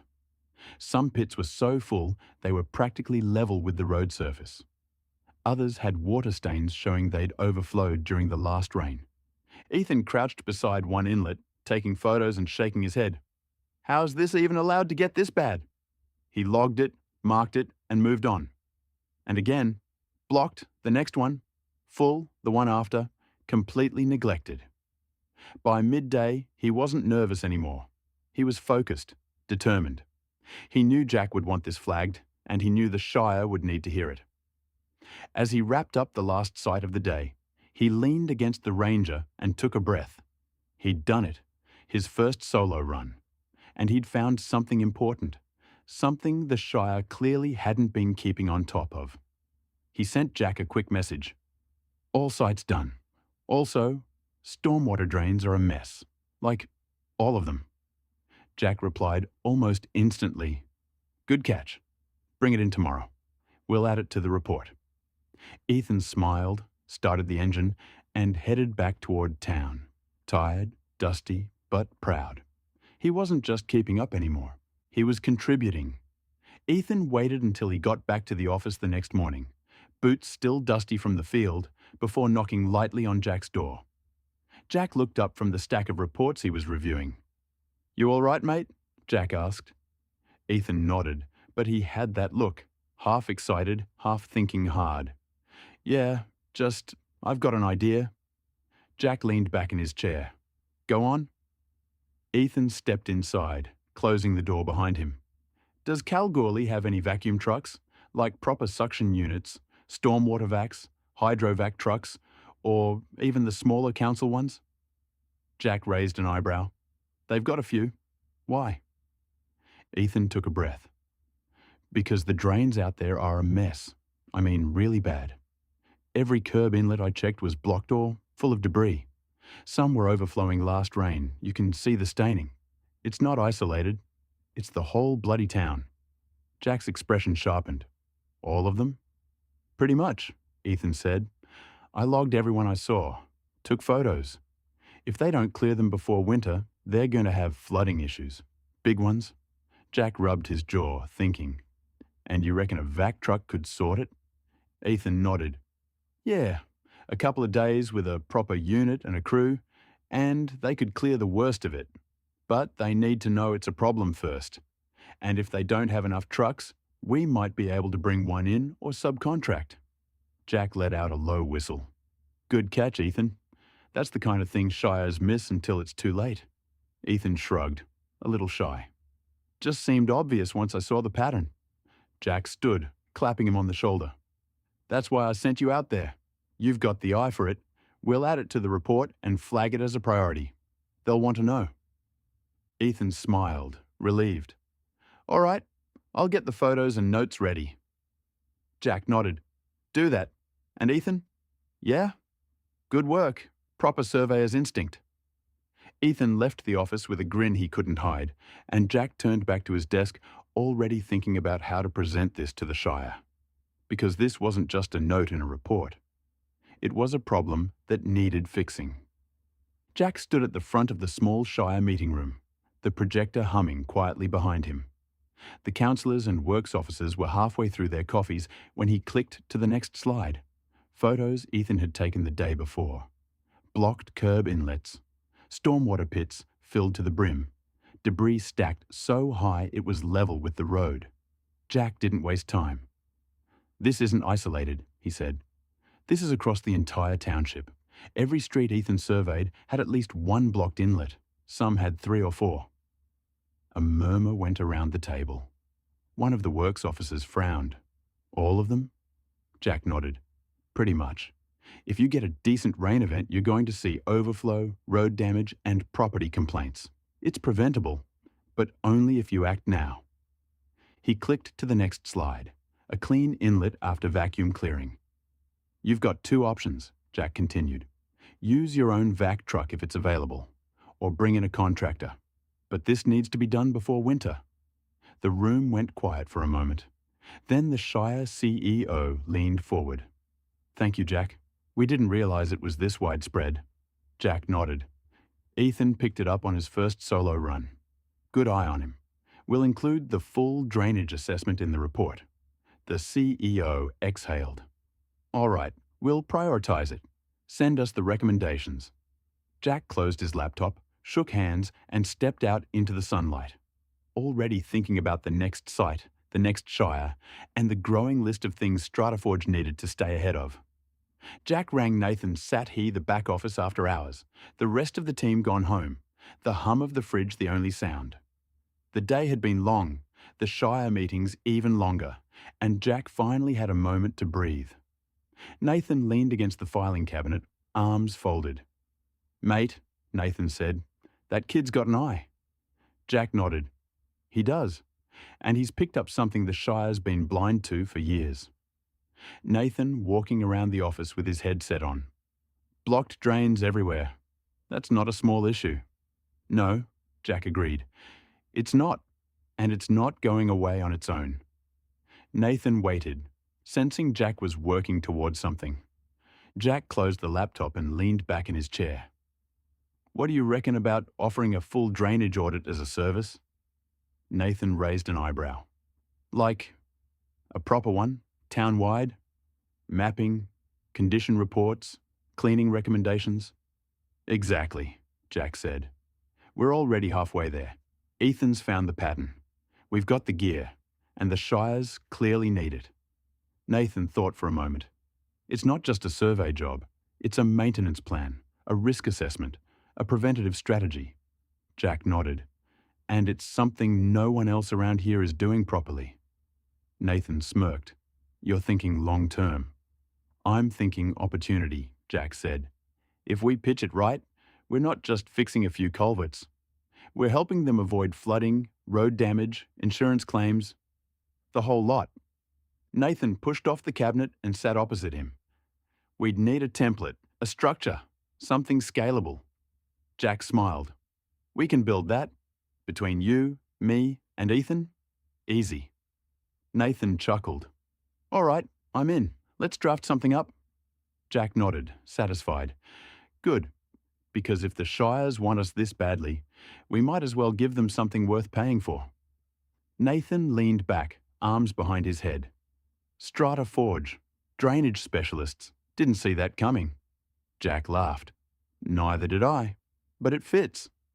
The room fell quiet for a moment, both men thinking ahead, about the work, the opportunity, and the fact that their little company was growing faster than either of them expected.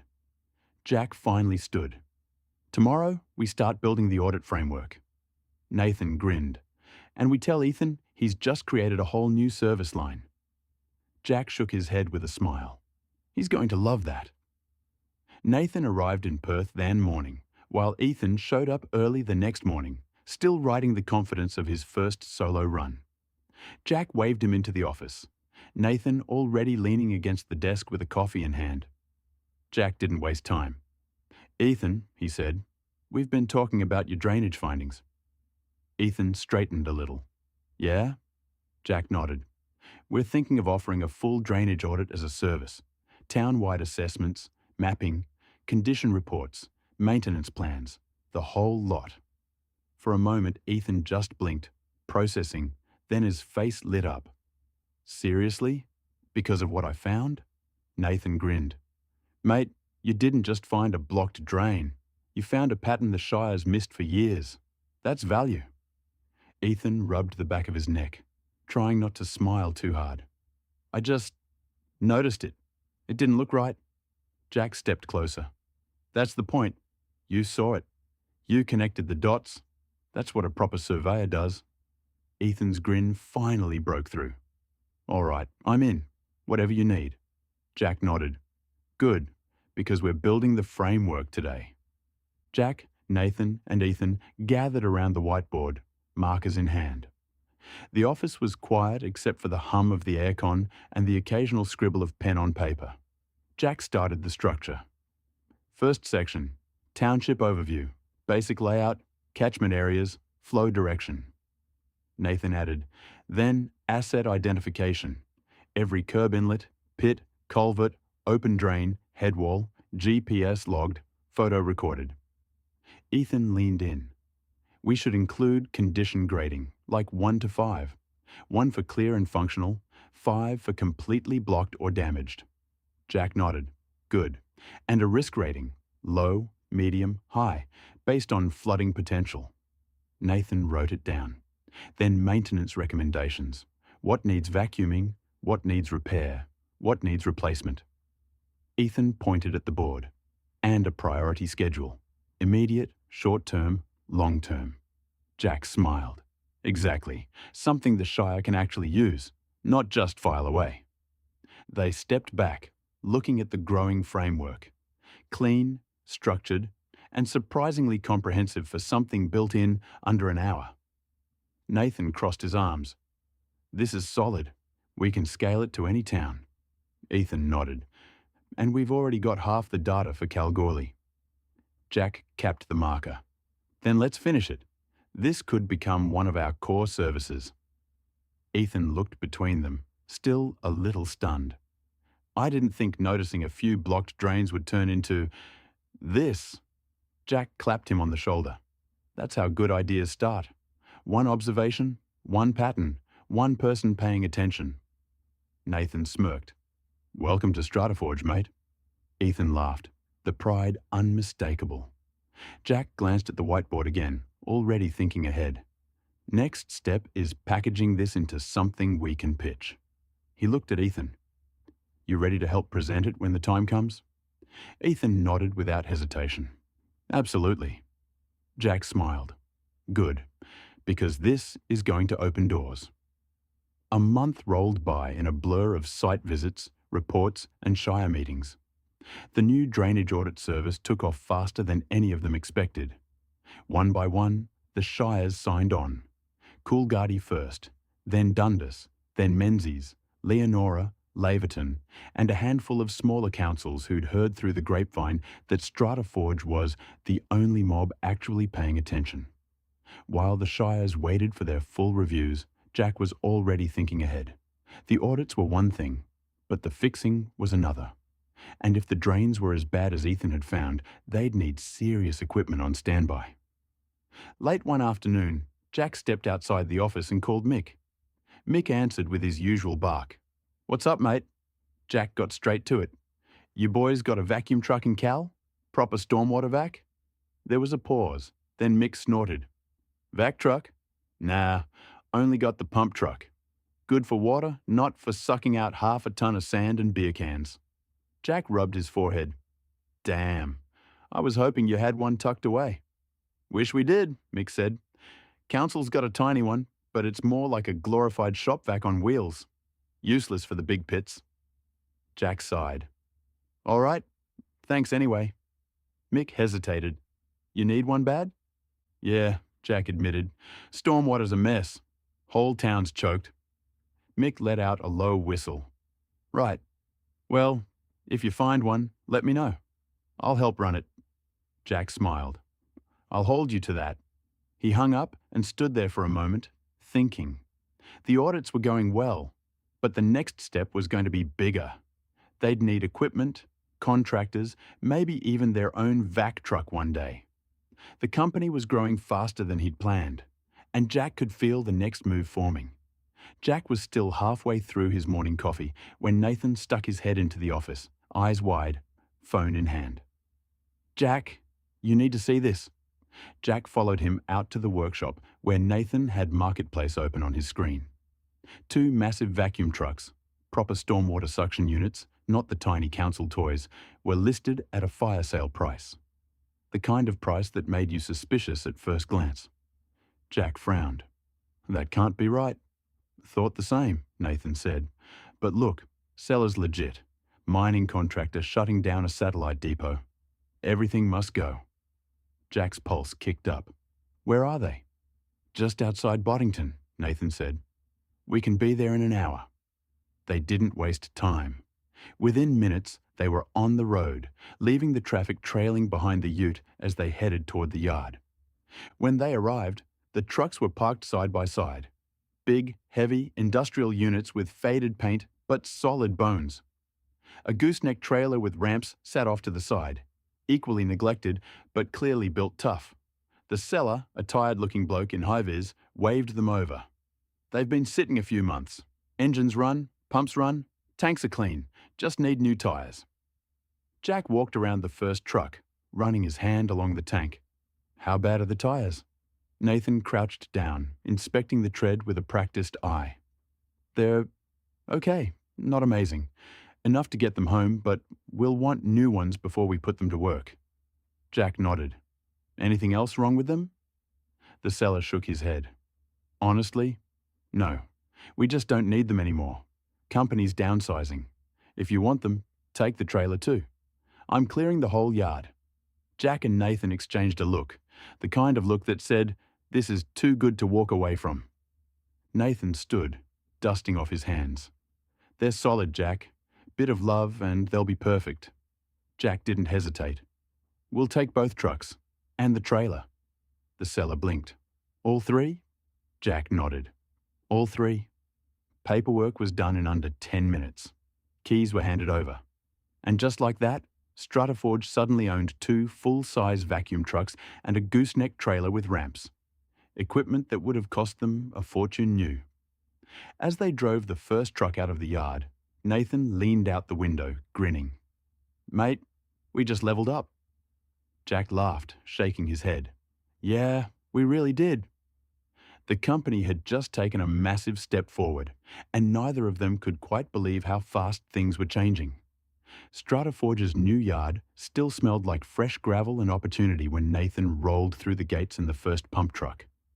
The engine rumbled to a stop, dust settling around the tires as he climbed out, grinning like a kid who'd just stolen Christmas. Jack pulled in behind him in the ute. Nathan jogged over, hopped straight into the passenger seat and slammed the door. "Right," Nathan said, breathless with excitement. "Let's get the next one." They shot back out of the yard, leaving the pump truck sitting proudly in the corner like the first piece of a much bigger puzzle. Nancy stepped out of the office with a folder in hand, ready to ask Jack about a Shire invoice, then froze. Her eyes widened. Her mouth opened. She pointed at the pump truck like it had personally offended her. "What is that?" Nathan, halfway into buckling his seatbelt, called out through the open window. "Surprise!" Nancy blinked. "You bought a pump truck," Jack corrected her. "Two, and a gooseneck trailer." Nancy stared at him. "Jack, we talked about budgeting." Jack shrugged. "It was a fire sale." Nancy pinched the bridge of her nose. "Of course it was." But even she couldn't hide the small smile tugging at the corner of her mouth. Growth was growth, and this was big. Before Jack could explain further, a bobtail truck turned into their yard, slowing awkwardly as the driver looked around, clearly lost. He pulled up beside the pump truck and stepped out, phone in hand, squinting at the address. Jack walked over. "You lost, mate?" The driver nodded. "Yeah, I'm looking for—" Jack cut him off with a question of his own. "You want to make $200? The driver blinked. Sure?" Jack pointed toward the ute. "We've got a gooseneck trailer sitting in Boddington. Bring it back here and you'll get paid." The driver looked at the pump truck, then at Jack, then at Nathan, who gave him a thumbs up, like this was the most normal thing in the world. "All right," the driver said. "Lead the way." Jack and Nathan headed out first, the bobtail following behind them like a duckling in a convoy. The drive to Boddington was long but easy, the kind of trip where the road hums under the tires and the air smells like eucalyptus and dust. When they reached the old depot yard, the gooseneck trailer sat exactly where the seller said it would. Faded paint, heavy steel, built like a tank. Nathan climbed into the second vac truck, fired it up, and the engine roared to life with a deep, confident rumble. Jack guided the bobtail driver back toward the trailer, helping him line up the hitch. They worked quickly. Chains, pins, electrics, safety checks. The driver nodded, impressed. "This thing's solid," he said. Jack smirked. "Wait till you see what it can carry." Nathan pulled the vac truck out of the yard. Jack followed in the ute, and the prime mover brought up the rear with the gooseneck in tow. 3 vehicles, 1 convoy, a brand new chapter for StrataForge. When they rolled back into the StrataForge yard, Nancy was waiting with her arms crossed, but she couldn't hide the grin. "You two," she said, shaking her head, "are going to give me a heart attack." Nathan hopped out of the vac truck, beaming. "Worth it." Jack looked at the growing fleet. 2 vac trucks and a gooseneck trailer, and a company finally stepping into its next phase. "StrataForge," he said quietly, "just leveled up again." Nathan clapped him on the back. "And we're only getting started." Chapter 12. He knows his stuff. Jack caught Sean just as he was climbing down from the vac truck, wiping dust off his hands and looking like he'd been born behind the wheel of heavy machinery. Jack didn't bother with a long speech. He just asked the question straight. "You want a job, Shano?" Sean didn't even blink. "Yes, please. I've got my own rig and chains too." Jack grinned. "Perfect. We're heading to Kalgoorlie tomorrow. Load up 1 vac truck and we'll be back in an hour." Sean gave a casual salute. "Sure thing, boss." Nathan wandered over, hearing the tail end. Jack turned to him. "Right, here's the plan. We'll grab your car, load it onto the gooseneck, and you can drive the other vac truck to Cal tomorrow. Shiano can take his truck and trailer. I'll drive my ute." Nathan nodded, already picturing the convoy. "Easy done." They headed out to pick up Nathan's car, the 3 of them moving like a well-oiled machine. Sean reversed his truck with the kind of precision that would made Mick swear under his breath. By the time they rolled back into the StrataForge yard, the sun was dipping low and the place looked more like a transport depot than a small surveying company. Jack hopped out of the ute, walked over to Sean and handed him two things, a fuel card and a thick envelope of employment paperwork. Sean took them with a grin. "So, it's official then." Jack nodded. "Welcome to StrataForge." Nathan clapped him on the back. "Hope you're ready. Tomorrow's going to be a big one." Sean smirked. "Mate, big days are the only kind I know." And just like that, the fleet had its driver, the company had its momentum, and the next chapter was already roaring to life. The drive was long, and the yard felt different by midday. Bigger, louder, full of possibility. Word had already spread that Jack and Nathan had brought something back, but no one was prepared for how much they'd brought back. The crew sees the new fleet. Mick was the first to spot the vac truck sitting proudly near the workshop. He stopped mid-stride, squinted, then let out a low whistle. "Bloody hell! Whose beast is that?" Reese wandered over, wiping grease off his hands. "No way, that's ours. Jack wouldn't..." Then the second vac truck rolled through the gates, Nathan behind the wheel, grinning like a man who'd just won the lottery. The engine rumbled deep and confident, echoing off the shed walls. Reese's jaw dropped. "He would!" Big Kev came around the corner, took one look, and burst out laughing. "StrataForge's gone full tilt mining contractor now." Nathan parked the vac truck beside the pump truck, hopped out, and slapped the door shut. "Boys," he said proudly, "we're in the big leagues." A moment later, a tall, wiry bloke in a faded truckie shirt stepped out from behind the workshop, hands in pockets, easy grin on his face. "Who's the lucky bugger driving these?" he asked. Jack waved him over. "Crew, this is Sean, new truck driver." Nathan added, "Everyone calls him Shano." Shano tipped his head.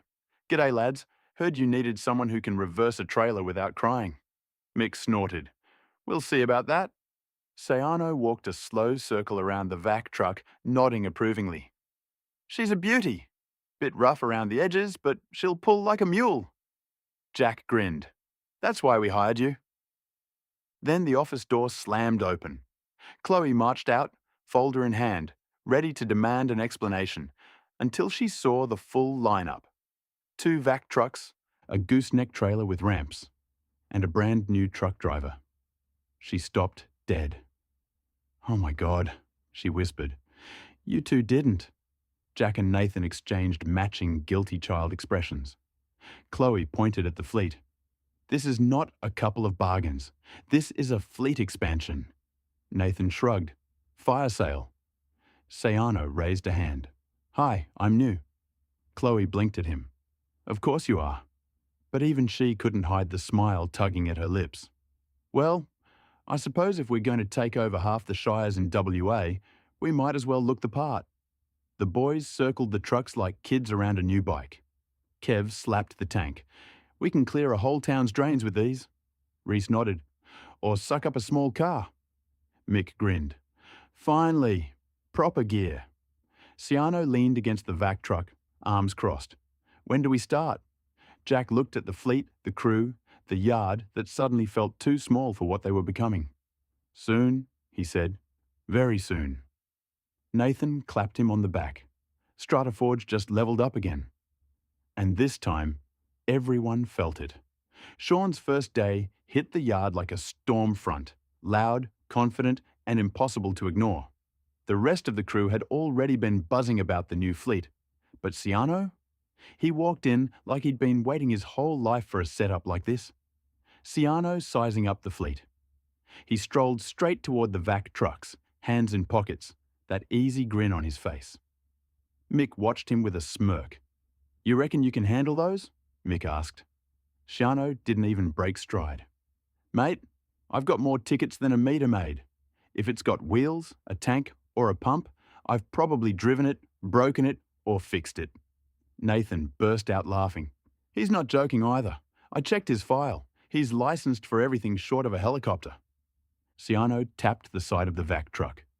"Give me 10 minutes and a coffee, and I'll know this girl better than her last owner." Jack tossed him the keys. "All right then, show us." Ciano climbed in, fired up the engine, and the truck settled into a deep, steady rumble. He eased it out of the bay, swung it around the yard, and reversed it perfectly between the pump truck and the workshop wall with barely an inch to spare. Reese's jaw dropped. "No way. First go?" Ciano leaned out the window. "If you're not reversing, you're not driving." Jack exchanged a look with Nathan. This bloke was the real deal. Jack pointed toward the gooseneck trailer. "Hook that up. Let's see how you go with the ramps." Ciano didn't even blink. He lined up the truck, reversed under the hitch, locked it in, did a tug test, checked the electrics, and had the chains secured before Mick had finished his coffee. Then he walked back over, wiping his hands. "What next?" Nathan grinned. "You're hired." "You already hired me," Ciano said. "Yeah," Nathan replied, "but now we mean it." By midday, Ciano had moved both vac trucks into their new bays, reversed the gooseneck into a spot no one else wanted to attempt, and checked the pump truck's PTO and pump seals, and taught Reese a trick for reversing with mirrors only. Big Kev summed it up best. "Bloody hell, Jack. You didn't hire a truckie. You hired a Swiss Army knife." Jack just smiled. "Worth every cent." Ciano shrugged, modest but pleased. "Just doing my job, boys." But everyone knew. This wasn't just a job. This was the start of StrataForge's next chapter, and Ciano had just proven he was exactly the kind of bloke they needed for it. Sean's first real day on the road was exactly what Jack expected, and exactly what the rest of the crew didn't see coming. He rolled out of the yard before sunrise, vac truck rumbling like a freight train, coffee in one hand, radio crackling with static. He didn't need hand-holding, didn't need a checklist, didn't even need a map. He'd memorized the Shire's layout the night before. By mid-morning, Jack's phone buzzed. He stepped outside the office, leaning against the ute as he answered. "Ciano, how's she running?" All he got back was a dry, deadpan one-liner. "Mate, this thing sucks harder than my ex's lawyer." Jack burst out laughing. "So you're good then?" "Good? I'm flying. Cleared 3 pits already. Council blokes are watching like I'm doing magic tricks." Jack shook his head, smiling. "Any issues?" "Only one," Sean replied. "Your vac truck's too bloody powerful. Nearly inhaled a traffic cone. Might have taken a small lizard too. Hard to tell." Jack pinched the bridge of his nose, still grinning. "Just don't suck up any pets." "No promises," Sean said. "If it fits, it ships." Jack hung up, shaking his head. Nathan walked past and asked, "Ciano all right?" Jack smirked. "He's fine. He's having the time of his life." Sean kept at it, pit after pit, street after street. He worked fast but clean, hoses laid out neatly, cones placed properly, truck positioned with the precision of a man who'd reversed more trailers than he'd eaten hot dinners. Locals slowed down to stare. One old bloke leaned out his window and shouted, "About bloody time someone cleaned those drains." Sean just gave him a salute and kept working. By lunchtime, he'd cleared more pits than the Shire crew usually managed in 2 days. By mid-afternoon, he'd mapped out a whole block's worth of problem areas. By knockoff, he'd filled the tank twice. He radioed Jack one last time before heading back. "Boss, I've got good news and bad news." Jack sighed. "All right, good news first." "Good news is the drains are clean." "And the bad news?" Sean chuckled. "You're going to need a bigger yard. This truck's a weapon." Jack couldn't help it. He laughed again. "Bring her home, Ciano." "On my way." Sean rolled into the yard at sunset, dust swirling behind him, engine humming like it had found its purpose. He climbed out, stretched, and tossed the keys to Jack. "Not bad for day one." Jack caught the keys. "Not bad? You smashed it." Sean shrugged with that trademark grin. "Told you. More tickets than a meter maid." The Greenfields contract was winding down. The last of the reports polished and delivered, but StrataForge was anything but slowing. If anything, the company felt like it was coiling, ready to spring into its next phase. And Red Horizon Minerals? They were already knocking. Word came through late one afternoon. Nancy stepped out of her office holding her phone to call Jack. Her voice different in that way, Jack had learned, meant big news. Red Horizon's got another contract. A big one. Substantial. Multi-stage. Long-term. Jack whistled low. How substantial? Substantial enough that 6 months ago we wouldn't have stood a chance, Nancy said. Jack glanced out the workshop window. 2 vac trucks, a pump truck, a gooseneck trailer, and a growing fleet with a crew that could handle anything thrown at them. And Sean, currently teaching Mick how to reverse a trailer without swearing, was proof the team was only getting stronger. Nancy continued. But now, with the crew we've built, with the systems we've put in place, with the drainage audits taking off, this is well within reach. Jack nodded slowly. Feels like we're ready. We are, Nancy said. And Red Horizon knows it, Jack asked. All right, let's hear what they want. Nancy smirked. Already booked the meeting. Tomorrow morning. Jack laughed. Of course you did. She tapped the tablet. This isn't just another job, Jack. This could be the contract that cements StrataForge as the go-to contractor in the Goldfields. Jack looked around the yard again, at the trucks, the gear, the crew, the momentum. Then let's make sure we're ready to take it. And for the first time since StrataForge began, Jack felt something new. Jack gathered the crew in the yard just before knockoff, the late afternoon sun turning the trucks gold. He stood with his hands on his hips, that familiar mix of authority and warmth in his voice. All right, everyone, he began. Greenfields is officially winding down. A collective exhale rolled through the group. Weeks of long days, tight deadlines, and constant pressure finally easing. Mick let out a dramatic sigh. Big Kev muttered, "Thank God," under his breath. Even Ethan looked relieved. Jack let the moment settle before she continued. But, he said, lifting a finger, we've got a new contract coming in. And it's a big one. Red Horizon Minerals. Multi-stage, long-term. And we're ready for it. The crew didn't exhale this time. They cheered. A proper, full-throated, boots-stomping cheer that echoed off the workshop walls. Nathan grinned. Told you lot we weren't slowing down. Jack stepped forward, hands now in his pockets, smiling at the team that had grown from a handful of hopefuls into a proper operation. Right, he said.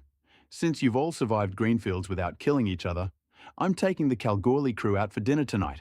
My shout. Another cheer. Mick pumped a fist. Big Kev yelled, "Steak night!" Nathan pointed at both of them. And you two, behave. No wrestling in the car park, no drinking competitions, no trying to arm wrestle the waitstaff. Mick looked offended. Mate, that was one time. Big Kev nodded solemnly. And I won. Nathan rolled his eyes. Exactly my point. Jack laughed, shaking his head. Just show up, eat, and don't get us banned from another pub. The crew dispersed to get ready. Spirits high, the weight of Greenfields finally lifting. And as Jack watched them go, Ethan chatting excitedly, Shiano bragging about reversing the vac truck into a space the size of a shoebox, Mick and Kev already arguing about who'd get the biggest steak.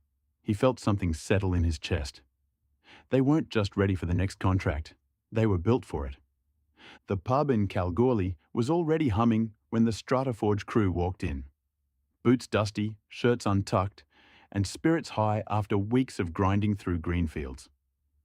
Jack had booked a long table near the back, far enough from the bar to avoid trouble, but close enough that Mick and Big Kev could see it, which, in hindsight, might have been a mistake. Sean sat at the end of the table, arms folded, quietly observing the chaos like a wildlife documentary narrator. He watched Mick and Big Kev argue over who got the bigger schnitzel. He watched Ethan try to explain drone mapping to a very confused waitress. He watched Reese attempt to steal chips from everyone's plate without being caught. And he leaned toward Nathan with a smirk. Mate, this crew is something else. Nathan laughed. You haven't seen them on a big night. Sean raised an eyebrow. This isn't a big night. Not yet. It didn't take long. Kev slapped Mick on the back hard enough to rattle the cutlery. Mick retaliated by trying to balance a fork on Kev's ear. Kev tried to arm wrestle the salt shaker. Mick tried to drink his beer hands-free. Nathan saw it happening like a man who'd lived this exact moment 100 times. He stood, pointed at both of them, and said in his best dad voice, "Oi, settle down." Both men froze mid-nonsense. Kev blinked. "We're just talking." Mick nodded. "Yeah, calmly." Nathan crossed his arms. "You two have one job tonight. Don't get us kicked out." They exchanged a look, then nodded like chastised schoolboys. Sean leaned toward Jack. "He's got them trained?" Jack grinned. "That's why he's running the crew." As the meals arrived and the noise rose, Jack leaned back in his chair, taking it all in. Nathan keeping the chaos contained. Ethan laughing harder than he had in weeks. Sean fitting in like he'd been part of the team for years. Mick and Kev behaving, mostly. Nancy smiling into her wine, proud and exhausted in equal measure. This wasn't just a crew anymore, it was a unit. A family forged in dust, deadlines, and ridiculous banter. Jack felt a warmth settle in his chest. Quiet, steady, and deeply satisfying. They'd survived Greenfields. They'd grown. They'd leveled up. And now, with Red Horizon on the horizon, they were ready for whatever came next. Nathan caught Jack's eye from across the table and gave a small nod. Jack returned it. Everything was exactly where it needed to be. The morning after the dinner felt like every classic post-celebration workday in Kalgoorlie. Dusty, bright, and just a little too loud for anyone's comfort. Except Sean. Sean was already in full work mode before half the crew had even found the coffee machine. He walked across the yard with a takeaway cup, set it neatly on the rhubar of one of the vac trucks, and started checking hoses like it was any other day.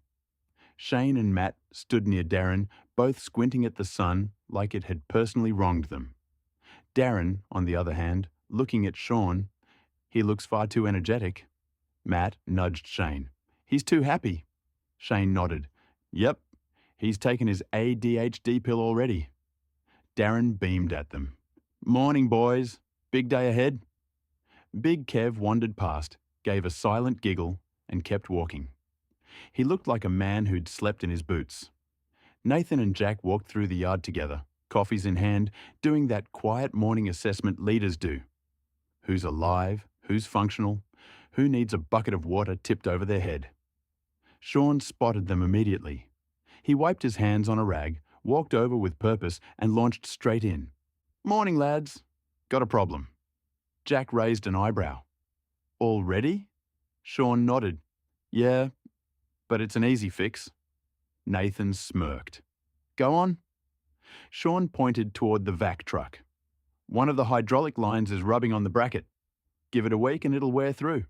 Bit of split hose and a cable tie will sort it." Jack blinked. "You found that already?" Sean shrugged. "Truck told me. You just gotta listen." Nathan laughed. "Mate, you've been here 5 minutes and you're already saving us money."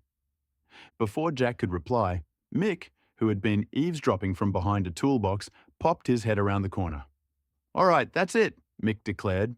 "New name. It's not Shano anymore." The crew turned. Mick pointed dramatically at Sean. "It's MacGyver." Big Kev snorted.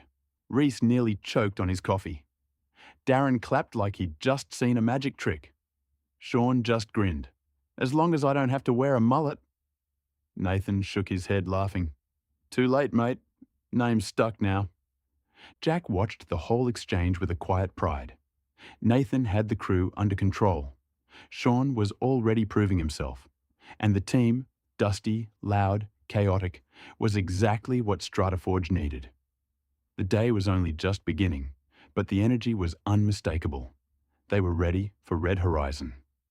Chapter 13. Rewards. Nathan gathered the crew in the yard with that calm, organised energy he slipped into whenever a big contract was about to kick off. The sun was barely up, the vac trucks were rumbling awake, and the Red Horizon paperwork sat tucked under his arm like a mission brief.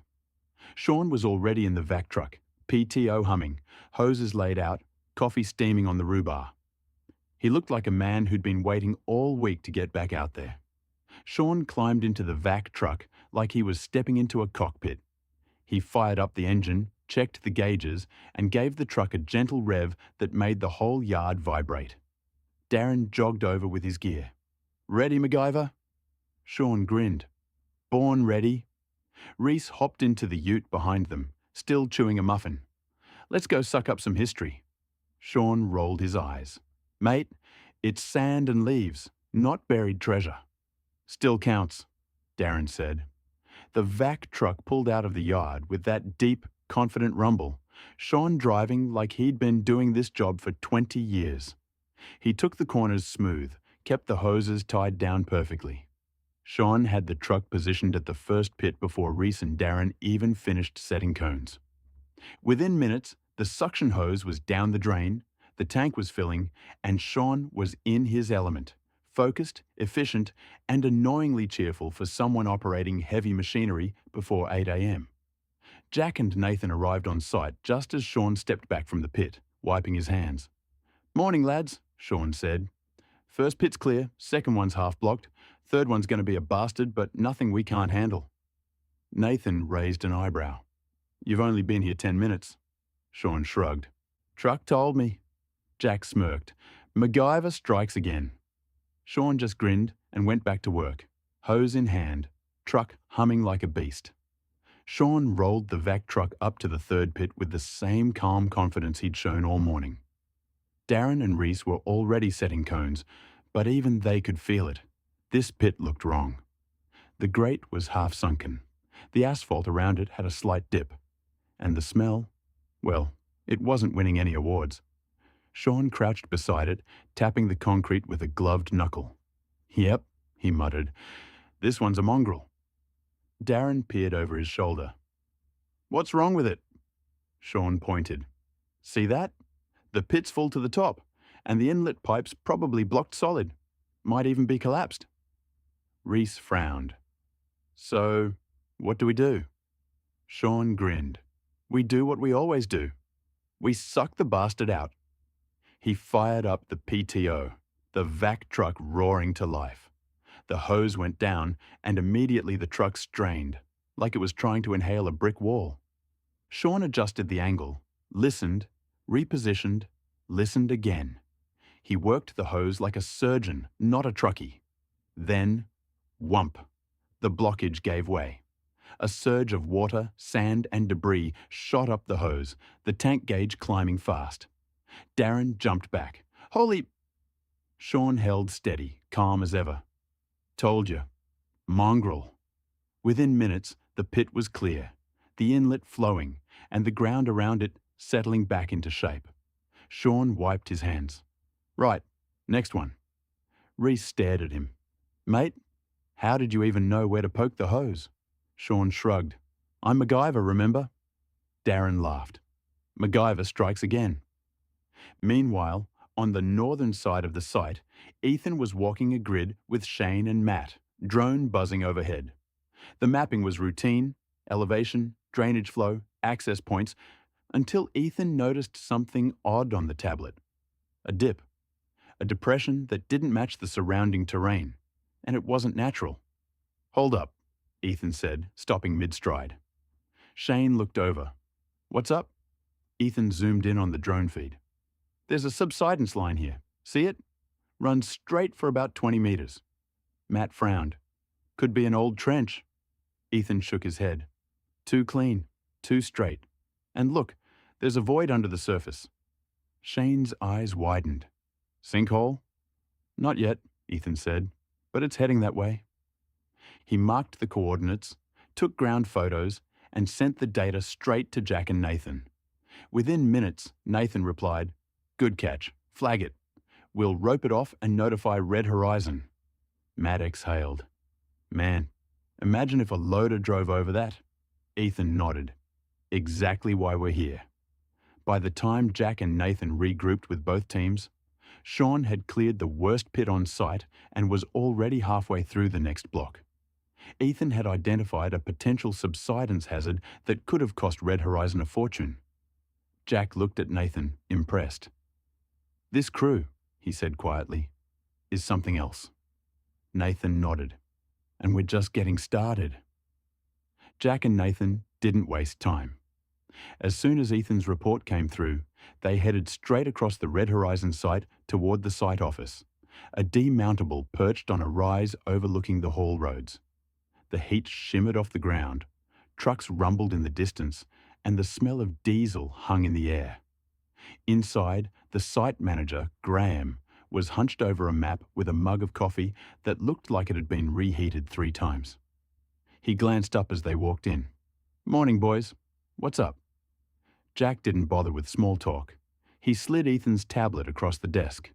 "We've got a subsidence line forming on the northern boundary. 20-meter run. Void underneath." Graham's eyebrows shot up.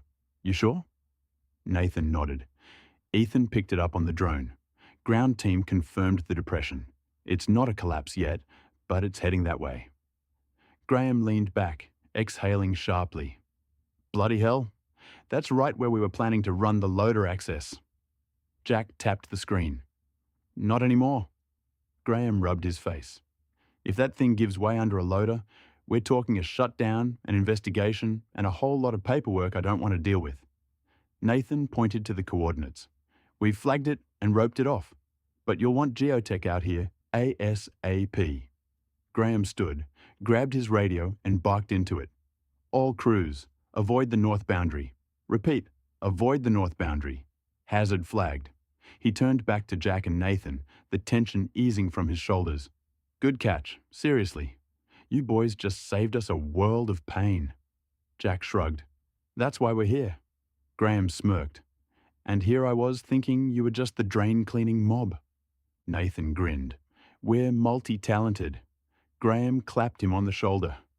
"Keep this up and Red Horizon will keep you boys busy for years." As they stepped back into the sunlight, Nathan checked his phone. Sean had already sent a photo of the cleared, bastard pit with the caption, "One down, the mongrel has been tamed." Jack laughed. "He's enjoying himself." Nathan nodded. "And Ethan's team is smashing it too." Jack looked out across the site. Vac truck humming in the distance, drone buzzing overhead, crews moving with purpose. "This contract's going to be big," he said quietly. "And we're ready for it." Nathan didn't need to say anything. The grin on his face said it all. Graham didn't usually call Jack directly unless something was urgent or important. This time, it was the latter. Jack's phone buzzed mid-afternoon. Graham's voice came through, steady, but carrying a weight behind it. "Jack, mate, can you and Nathan pop into the office? Emma Clark and Phil Rourke are here. They want a word." Jack shot Nathan a look. Nathan raised an eyebrow. Both men knew this wasn't a complaint. This was something else. The demountable was cooler than outside, the aircon humming softly. Inside stood Graham, the site manager, Emma Clark, exploration manager, and Phil Rourke, senior geologist. All 3 turned as Jack and Nathan stepped in. Emma was the first to speak, warm smile, arms folded in that confident executive way. "Jack, Nathan, good to see you." Jack nodded. "You wanted to see us?" Phil stepped forward, tapping a folder on the desk. "We've been reviewing your team's work, the drainage audits, the hazard reporting, the vac work, the mapping, everything." Graham added, "And the subsidence you picked up this morning? That alone saved us a shutdown." Nathan stayed quiet, but his posture straightened just a little. Proud, but humble. Emma stepped closer, her tone shifting into something formal but genuinely appreciative. "Jack, we've used your team for a while now, and every time, you deliver more than we expect. Professional, efficient, zero fuss, zero ego." She glanced at Nathan. "At every level." Nathan blinked, caught off guard by the direct praise. Phil chimed in, "Your crew works like a proper exploration support unit, not contractors, partners." Emma lifted the folder, placed it in Jack's hands, and smiled. "We're more than happy to award you and your company the new contract. Congratulations." For a moment, the room was quiet. Jack wasn't often speechless, but this time He felt it. A slow, genuine smile spread across his face. "Thank you," he said. "We won't let you down." Nathan nodded. "We'll get the team ready." Graham clapped Jack on the shoulder. "You already are." As they stepped back into the sunlight, the weight of what had just happened settled in. Nathan exhaled. "Jack, this is huge." Jack nodded, eyes scanning the site, the vac truck humming in the distance, Ethan's drone buzzing overhead, the crew moving with purpose. "Yeah," he said quietly. "It is." Nathan grinned. "The boys are going to lose it." Jack chuckled. "Let's go tell them." StrataForge had just leveled up again.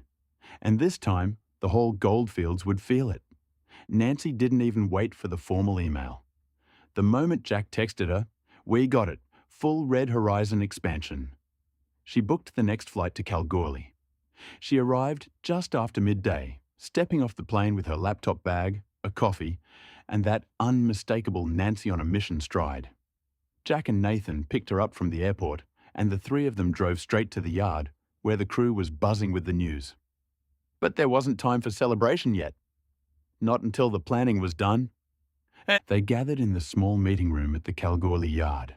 Whiteboard, maps, tablets, and the faint smell of dust and diesel drifting in from outside. Nancy dropped her bag on the table and got straight to it. "All right, let's see what we're dealing with." Nathan pulled up the site maps Ethan's team had generated.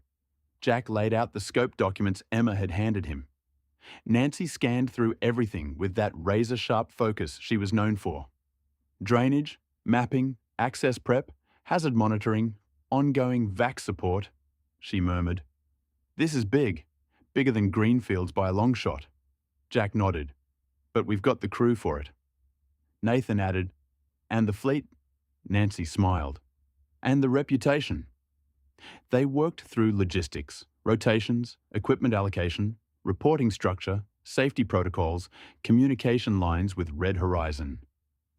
Every detail mattered, and Nancy made sure nothing slipped through the cracks. Halfway through, Jack leaned back in his chair, arms crossed. "Nance, give Ethan and his team a bonus." Nancy looked up. "For the subsidence catch?" Jack nodded.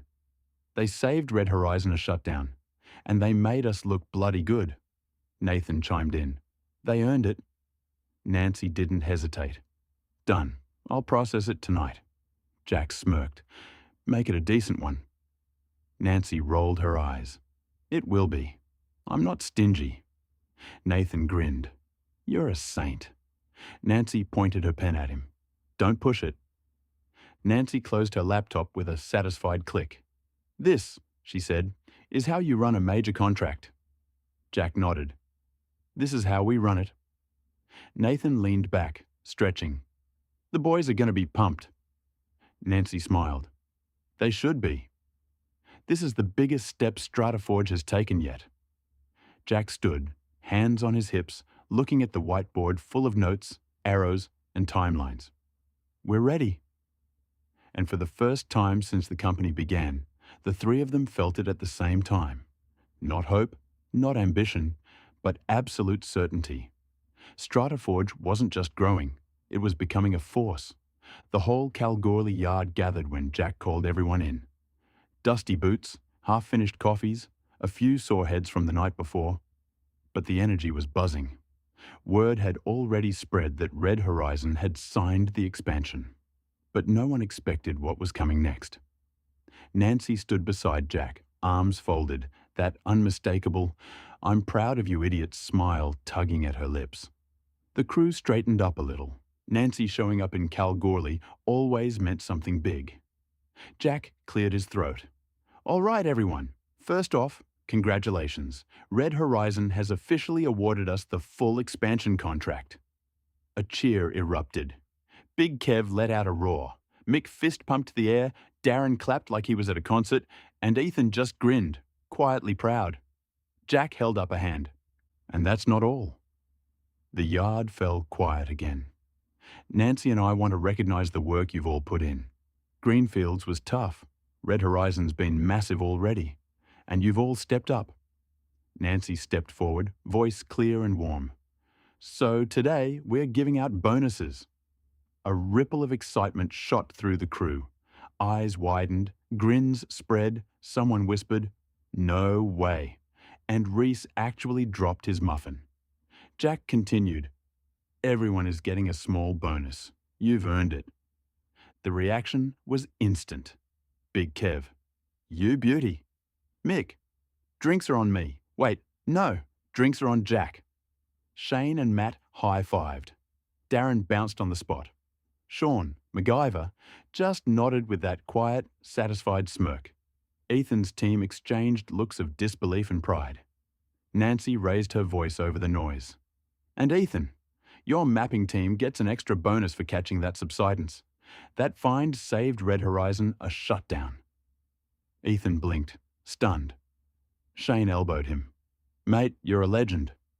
Matt grinned. "We're buying lunch today." Ethan just shook his head, smiling. "Didn't expect that." Nancy nodded. "You earned it." Jack looked over the crew, laughing, cheering, buzzing with pride, and felt that familiar warmth settles in his chest. This wasn't luck. This wasn't chance. This was a team that had grown into something formidable. Nathan stepped up beside Jack, arms crossed, grinning. "All right, settle down," he said, though he was smiling too. "We've got a big contract to kick off." But even he couldn't hide how proud he was. StrataForge wasn't just winning work. They were becoming the crew everyone wanted to work with. Chapter 14. Melbourne Expo. Jack and Nancy finally had a moment to themselves after the whirlwind of announcements, cheers, and paperwork. The crew had drifted back to their tasks, still buzzing with energy, leaving the yard unusually calm.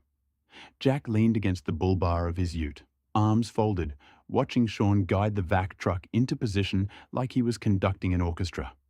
Nathan was off in the distance, corralling Mick and Big Kev before they invented a new kind of chaos. Nancy stepped up beside Jack, her shoulder brushing his. For a moment, they just stood there, quiet, breathing in the dust, the diesel, the unmistakable hum of a company that had grown far beyond what either of them imagined in the early days. "Look at this place," Nancy said softly.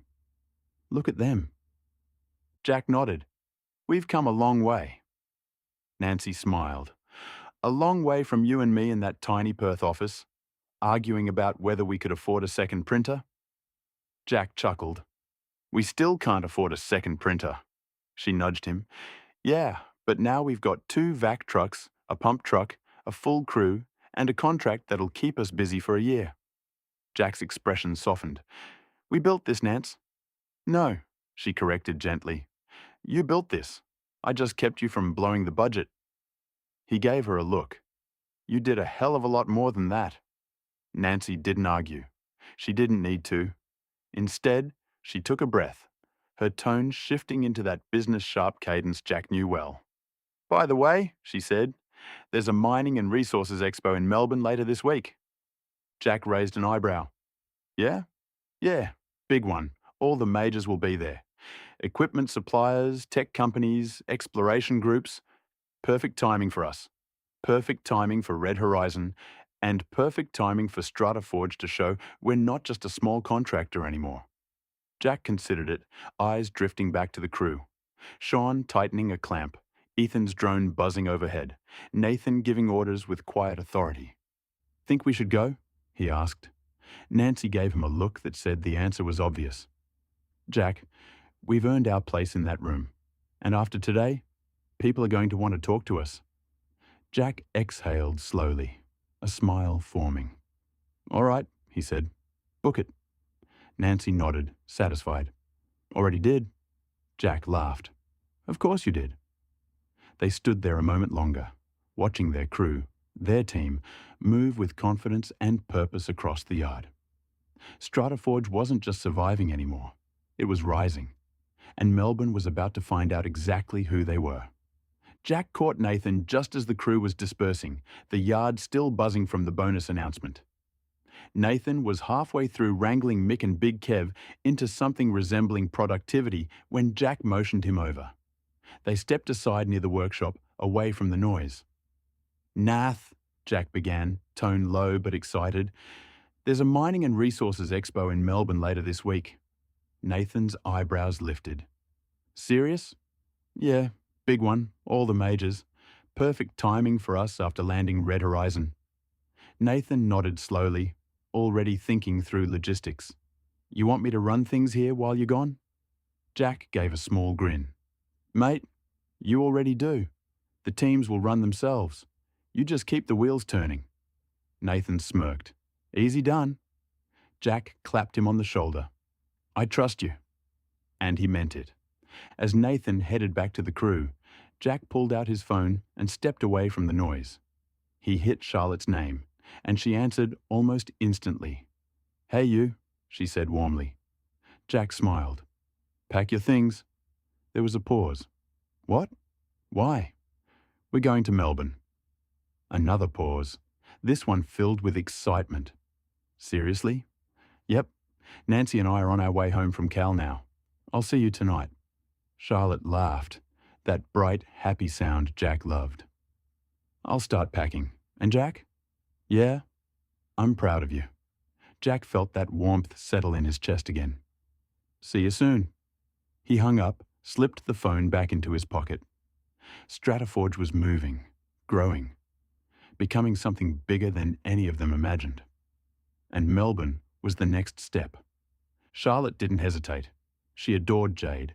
But the moment Jack said Melbourne, she was already dialing her parents. "Can you take Jade for a few days?" "Yes, she'll bring her unicorn pajamas." "Thank you, Mum." By the time Jack and Nancy rolled back into Perth that evening, Charlotte had the suitcase open on the bed, clothes folded, passport ready, even though they weren't leaving the country. Jack laughed, kissed her on the forehead, and the three of them were on a flight the next morning. Jack sat by the window, Charlotte beside him. "Oh la la, business class, how fancy," Nancy across the aisle with her laptop open before the plane even left the ground. Charlotte leaned into Jack. "Feel strange? A work trip that's also a getaway?" Jack smiled. "We've earned it." Nancy didn't look up from her screen. "And we're going to make the most of it. This expo is huge." Jack chuckled. "You're supposed to relax." Nancy waved him off. "I'll relax when we've signed 3 new clients." Charlotte grinned. "She's unstoppable." Jack nodded. "That's why she's here." The Melbourne Convention Centre was buzzing. Thousands of people, banners from every major mining company, equipment displays that looked like they belonged in a sci-fi movie. Jack and Charlotte walked together, hand in hand, weaving through towering drill rigs, autonomous haul truck demos, and stands showcasing the latest in exploration tech. Charlotte nudged him. "You're like a kid in a candy store." Jack shrugged. "It's shiny." Meanwhile, Nancy had already vanished into the crowd, moving from booth to booth with the confidence of someone who knew exactly what she was doing. "Hi, I'm Nancy from StrataForge and Bancroft Civil. Yes, that's StrataForge." And the surprising part? Some exhibitors didn't need the introduction. "Oh, you're Jack's team. You're the ones doing the Red Horizon expansion. We've heard about your drainage audits. You're the crew that caught that subsidence, right?" Nancy soaked it in. Professional, but quietly proud. Jack and Charlotte were admiring a new compact drill rig when Nancy reappeared, slightly breathless. "Jack, you're not going to believe this?" He raised an eyebrow. "What now?" Nancy pointed behind her. 2 expo coordinators were approaching. Badges reading Event Director and Industry Relations. "Jack?" the director asked. Jack nodded cautiously. "That's me." "We've had several exhibitors mention your company today," the director said. "StrataForge seems to be making waves." Nancy folded her arms, smirking. "Told you." The director continued. "We're hosting a short industry spotlight session this afternoon. Would you and Nancy be willing to speak on stage about your recent success?" Jack blinked. "Us?" Phil Rourke from Red Horizon, who happened to be nearby, chimed in with a grin. "Mate, you've earned it. Get up there." Charlotte squeezed Jack's hand. "You'll be brilliant." Jack looked at Nancy. Nancy looked at Jack. And for once, she wasn't the one pushing him. She was simply proud. "Well," Jack said, rubbing the back of his neck, "guess we're speaking then." The director smiled. "Fantastic. We'll see you at 3. The auditorium lights softened as Jack and Nancy stepped up to the lectern, and something shifted in the room. It wasn't just curiosity anymore. It was attention. Real, focused, hungry attention. Charlotte sat near the front, hands clasped, eyes bright. She wasn't just proud, she was moved. She knew how hard Jack had worked, how many nights he'd come home exhausted, how many times he'd doubted himself. Seeing him up there now, confident and steady, made her chest tighten in the best way. Jack adjusted the mic, glanced at Nancy, then at the audience. "Thanks for having us. I'm Jack, this is Nancy. We run StrataForge, a company built on the backs of some of the hardest working people you'll ever meet." The audience leaned in. Jack continued, voice warm but firm. "We're not here to talk about profits or growth charts. We're here to talk about people, our people. Because at StrataForge, no one is just a number on a payroll slip." A murmur of approval rippled through the crowd. Nancy stepped forward, her tone crisp but full of pride. "When we reward our team, it's not charity, it's recognition. They earn every cent. They're the reason we caught a subsidence before it became a shutdown. They're the reason our drainage audits run smooth. They're the reason clients trust us." Jack nodded. "We don't have employees. We have a team, a crew, a family. And when they succeed, we succeed." The audience absorbed every word like a sponge, quiet, attentive, nodding along. This wasn't corporate fluff. This was real, authentic, earned. Nancy continued. "We gave bonuses this week, not because we had to, but because our people deserved it. They show up, they care, they take pride in their work. And that's what makes StrataForge what it is." Jack finished with a simple, powerful line. "We're proud of them, and we're proud to stand here because of them." The applause wasn't polite. It was genuine, warm, long, the kind that says you've struck a chord. People weren't just clapping, they were inspired. Charlotte stood with the rest of the room, her eyes shining. She wasn't just proud of Jack. She was proud of the company he'd built, the culture he'd created, the people he lifted up. She watched him step back from the lectern, shoulders relaxed, a small smile tugging at his lips. This was his moment, their moment, StrataForge's moment. And the industry had just taken notice. The moment Jack and Nancy stepped off the stage, they barely had time to breathe before the crowd closed in around them. Word had spread fast. StrataForge wasn't just a small WA contractor anymore. They were the team who caught subsidence before it became a shutdown, who ran drainage like a military operation, who treated their people like gold. And the industry noticed. While Jack was pulled aside by a couple of equipment reps, Nancy found herself surrounded by exploration managers, project leads, and operations supervisors from across Australia. "Do you have availability next quarter? We've heard about your drainage audits. Can you send a proposal? Your mapping team. Are they available for a short-term contract?" Nancy handled it like a pro. Calm, sharp, and charming in that way only she could be. She took business cards, handed out hers, and made notes on her phone faster than most people could blink. But then something unexpected happened. 2 men, tall, well-dressed, unmistakably North American, approached with purpose. One extended his hand. "Hello, Jack, Nancy." Jack turned, surprised. "G'day. And you are?" The man smiled. "I'm James Thompson. This is David Keller. We represent a Canadian gold mining company operating in the Yukon and Northern Ontario." Nancy's eyebrows lifted. "Canada? That's a long way from Kalgoorlie." James nodded. "We've been following your work, and we're facing challenges on several fronts: drainage, access, and some geotechnical issues. We think StrataForge might be exactly what we need." Jack blinked. Nancy didn't. She stepped forward, professional and composed. "Let's meet up tonight," she said. "Somewhere quiet. We can talk properly." James and David exchanged a glance, impressed. "Tonight works," David said. We'll message you the details." They shook hands, firm and confident. As the Canadians walked away, Jack let out a low whistle. "Bloody hell, Nance," Nancy smirked. "Jack, we just got approached by a Canadian gold company at an Australian expo. I think we're doing all right." Charlotte slipped her hand into Jack's, smiling up at him. "You're more than all right." Jack looked around, the expo buzzing, people still glancing their way, Nancy already fielding another inquiry. StrataForge wasn't just on the map anymore. They were becoming international. Nancy had been unstoppable for the first hour, confident, sharp, and in full business development mode. But as the expo crowd thickened and more people recognized the StrataForge name, the attention became relentless.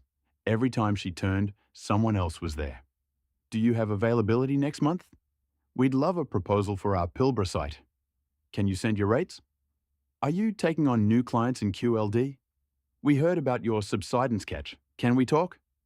She took business cards, scribbled notes, shook hands, smiled, nodded, promised follow-ups.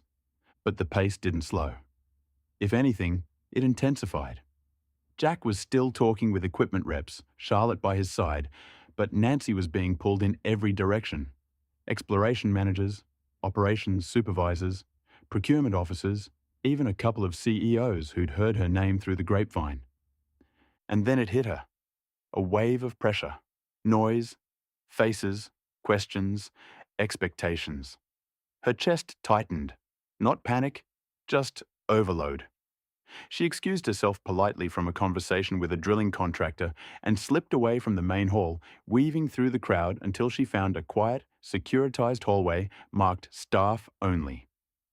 She leaned against the wall, exhaling slowly. For the first time all day, she wasn't surrounded.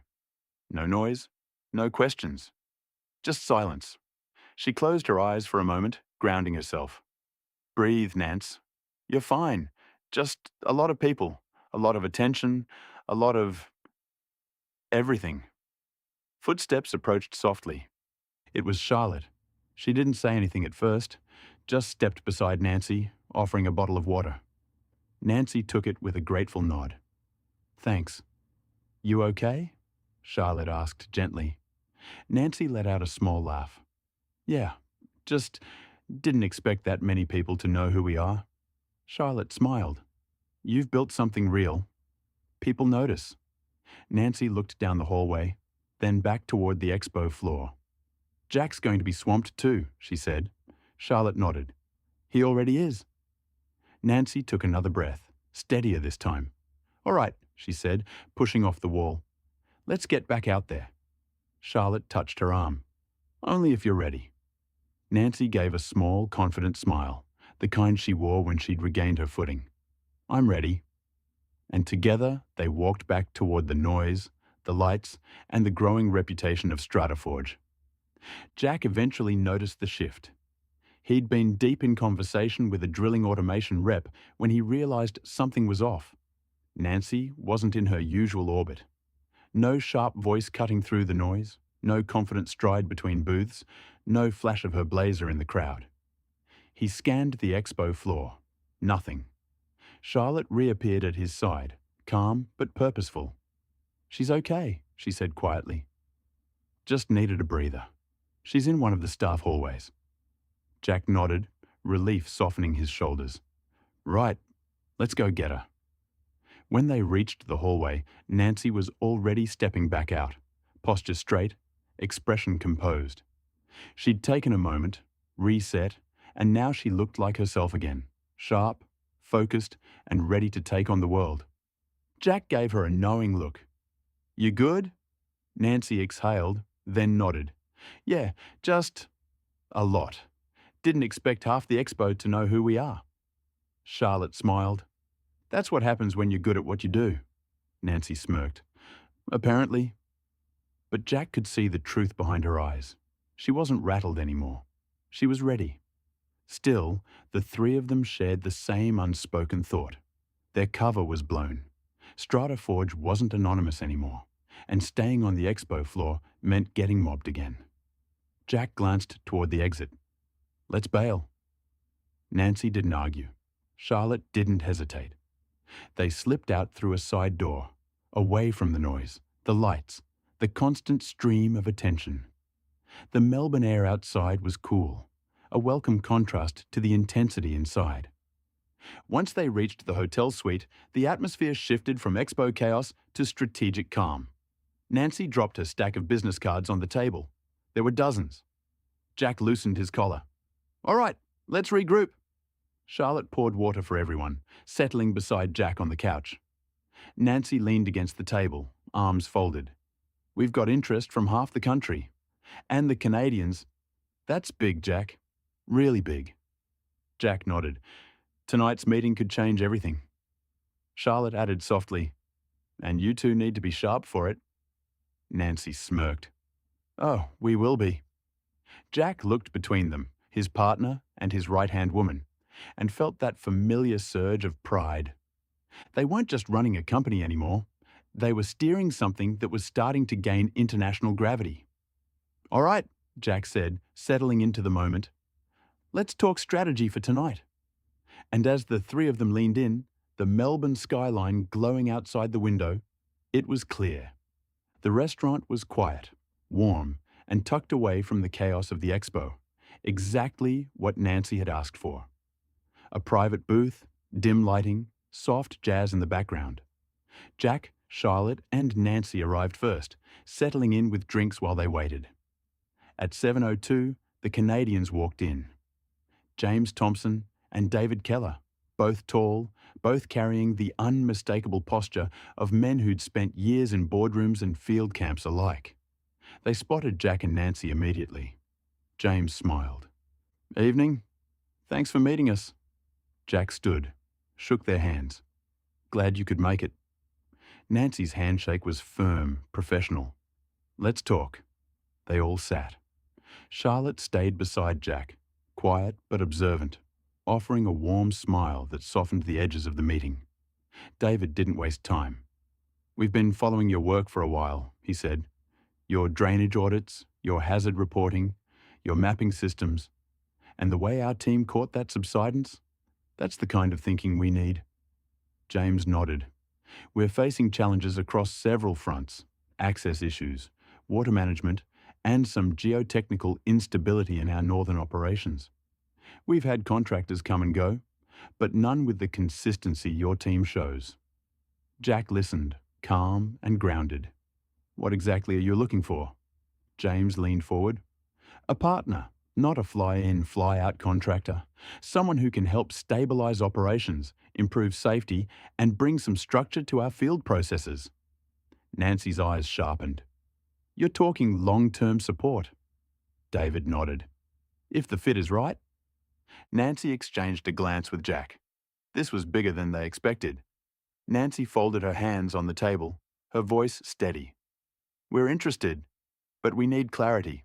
Scope, expectations, timelines, and whether you're looking for a full team or targeted support." James smiled. "That's why we wanted this meeting. We want to explore all of that." David added, "And frankly, we wanted to meet the people behind the reputation." Jack chuckled. "We're just a crew who works hard." James shook his head. "No, you're a crew who works smart. There's a difference." Charlotte glanced at Jack, pride glowing in her eyes. David rattled of issues, while Nancy took notes, asked sharp questions, and steered the conversation like she'd been preparing for this meeting her whole life. Mapping inconsistencies across their exploration leases, access road failures during thaw season, drainage and water management issues in the Yukon. Jack added practical insights: what equipment they'd need, what kind of crew would suit the terrain, what timelines were realistic. The Canadians were impressed. It showed in every nod, every exchanged glance, every scribbled note. Charlotte piped in. "The Yukon, that's north of BC, isn't it?" David said, "Yes, it's its own territory. BC is its own province to the south." Eventually, the plates were cleared, the drinks finished, and the conversation reached a natural pause. James leaned back. "This has been incredibly productive. We'd like to continue discussions formally." David added, "If you're open to it, we'd like to fly two of you to Vancouver next month. Jack blinked. That's big. Nancy smiled slowly. We're open to it. James extended his hand. Then let's take the next step. Jack shook it. Let's do it. As the Canadians left, Jack, Nancy, and Charlotte stepped out into the cool Melbourne night. Charlotte slipped her arm through Jack's. That went well? Jack exhaled, still processing. Better than well. Nancy looked up at the city lights, her voice soft but full of fire. Jack, we're not just playing in the WA League anymore. Jack nodded. No, we're not. Nancy turned to him, eyes bright. We're going international. And for the first time, Jack didn't just believe it. He felt it. Chapter 15. Let's book it. Jack and Nancy sat at the small round table in the hotel suite, laptops open, emails from James and David pinging back and forth across the screen. The Canadians were organised, direct, and clearly serious. They wanted timelines, capability statements, and a proposed structure for an initial assessment team. Nancy leaned back, rubbing her temples. They're moving fast. Jack nodded. And they're expecting us to move with them. Another email arrived. James outlining potential dates for a Vancouver visit. Nancy exhaled. All right, we need to decide who's going. Jack didn't hesitate. I want to take Mick, Ethan, and Nathan. Nancy blinked. All three? Yeah. She folded her arms, waiting for the explanation she knew was coming. Jack leaned forward, elbows on the table, voice steady and thoughtful. Look, if we're going to Canada, we need to show them who we really are. Not just directors, the team. Nancy nodded slowly. Go on. Mick is the driller, Jack said. He's the one who'll understand their ground conditions, their rig setups, their access issues. He's practical. He'll see things we won't. Nancy couldn't argue with that. Jack continued. I'm the geologist. I can talk structure, stability, water movement, thaw cycles. That's my lane. Agreed, Nancy said. And Ethan, Jack added, is the surveyor. His mapping work is what got us noticed in the first place. He's sharp, he's calm, and he'll pick up their terrain issues in minutes. Nancy smiled. He'd love it too. Jack nodded. He deserves it. And Nathan? Nancy asked, though she already suspected the answer. Jack leaned back, thoughtful. Nathan's the future of this company. He's got the brains, the drive, and the communication skills. He just needs the exposure. A trip like this, meetings, presentations, international clients, it'll build him up, give him confidence, and he'll represent us well. Nancy stared at him for a long moment, then let out a slow breath. You know, she said, I was coming to the same conclusion in my head. Jack smirked. Thought you might? Nancy closed her laptop with a decisive click. All right, we take the four of you. Even if the company only pays for two, we'll cover the rest. This is too important. Jack nodded. Exactly. Nancy stood, stretching her back. I'll draft the reply to James and David. Confirm we're bringing a multidisciplinary team. Jack smiled. They'll respect that. Nancy returned the smile, softer this time. You're building something big here, Jack. And you're doing it the right way. Jack didn't say anything. He didn't need to. The pride in his eyes said enough. Jack didn't call a meeting. He didn't make a speech.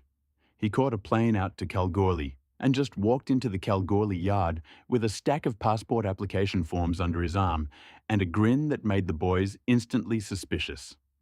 Nathan spotted him first. What's that look for? Jack held up the paperwork.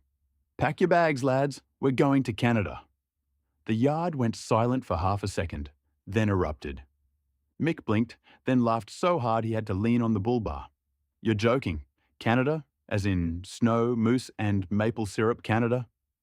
Jack slapped a form into his chest. That one. Mick held it like it was a golden ticket.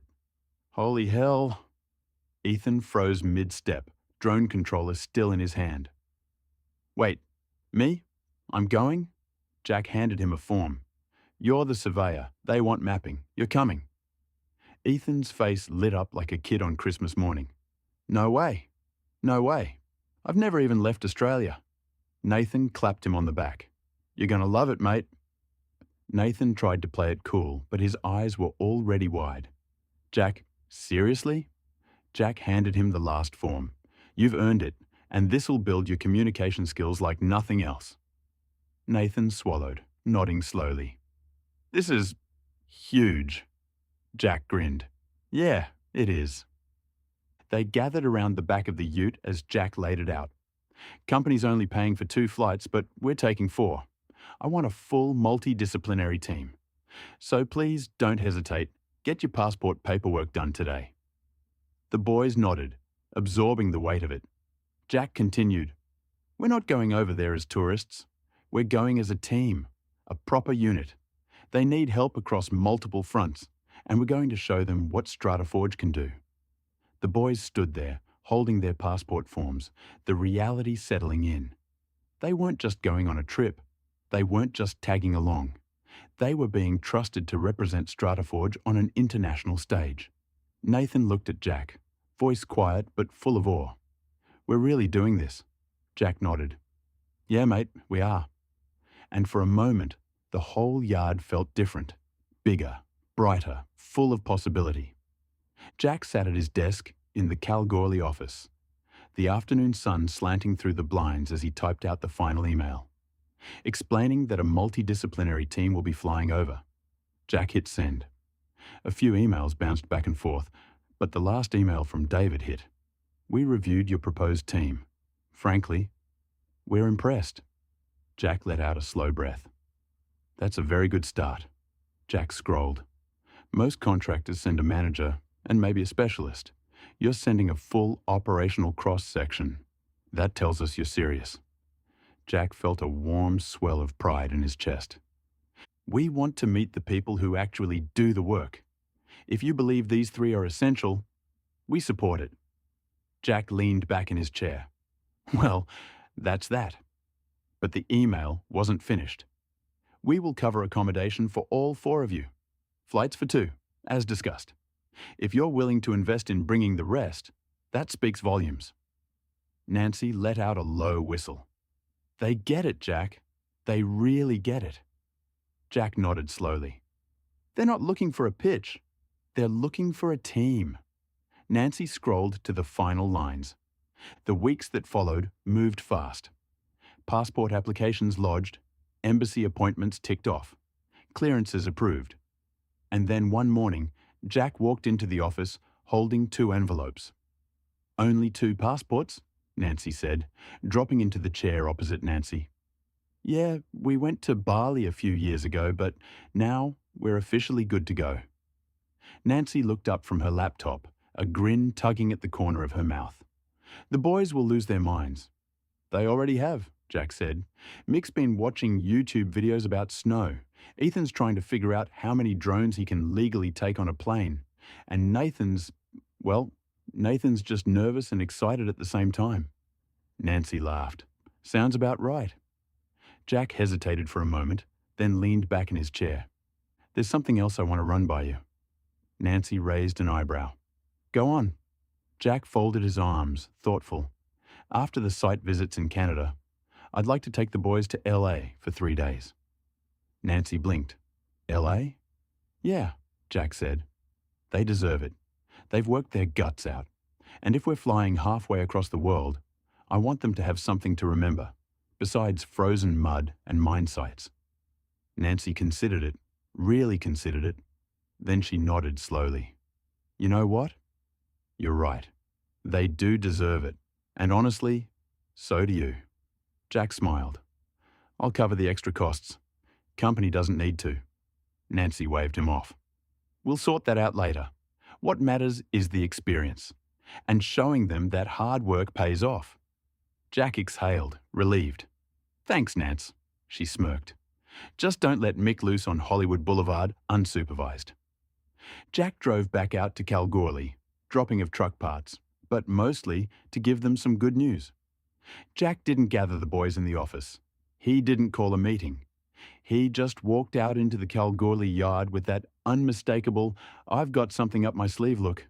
Mick was hosing down the vac truck. Ethan was calibrating a drone. Nathan was sorting paperwork on the tailgate. Jack stopped in front of them, arms folded, trying and failing to hide the grin. Nathan noticed first.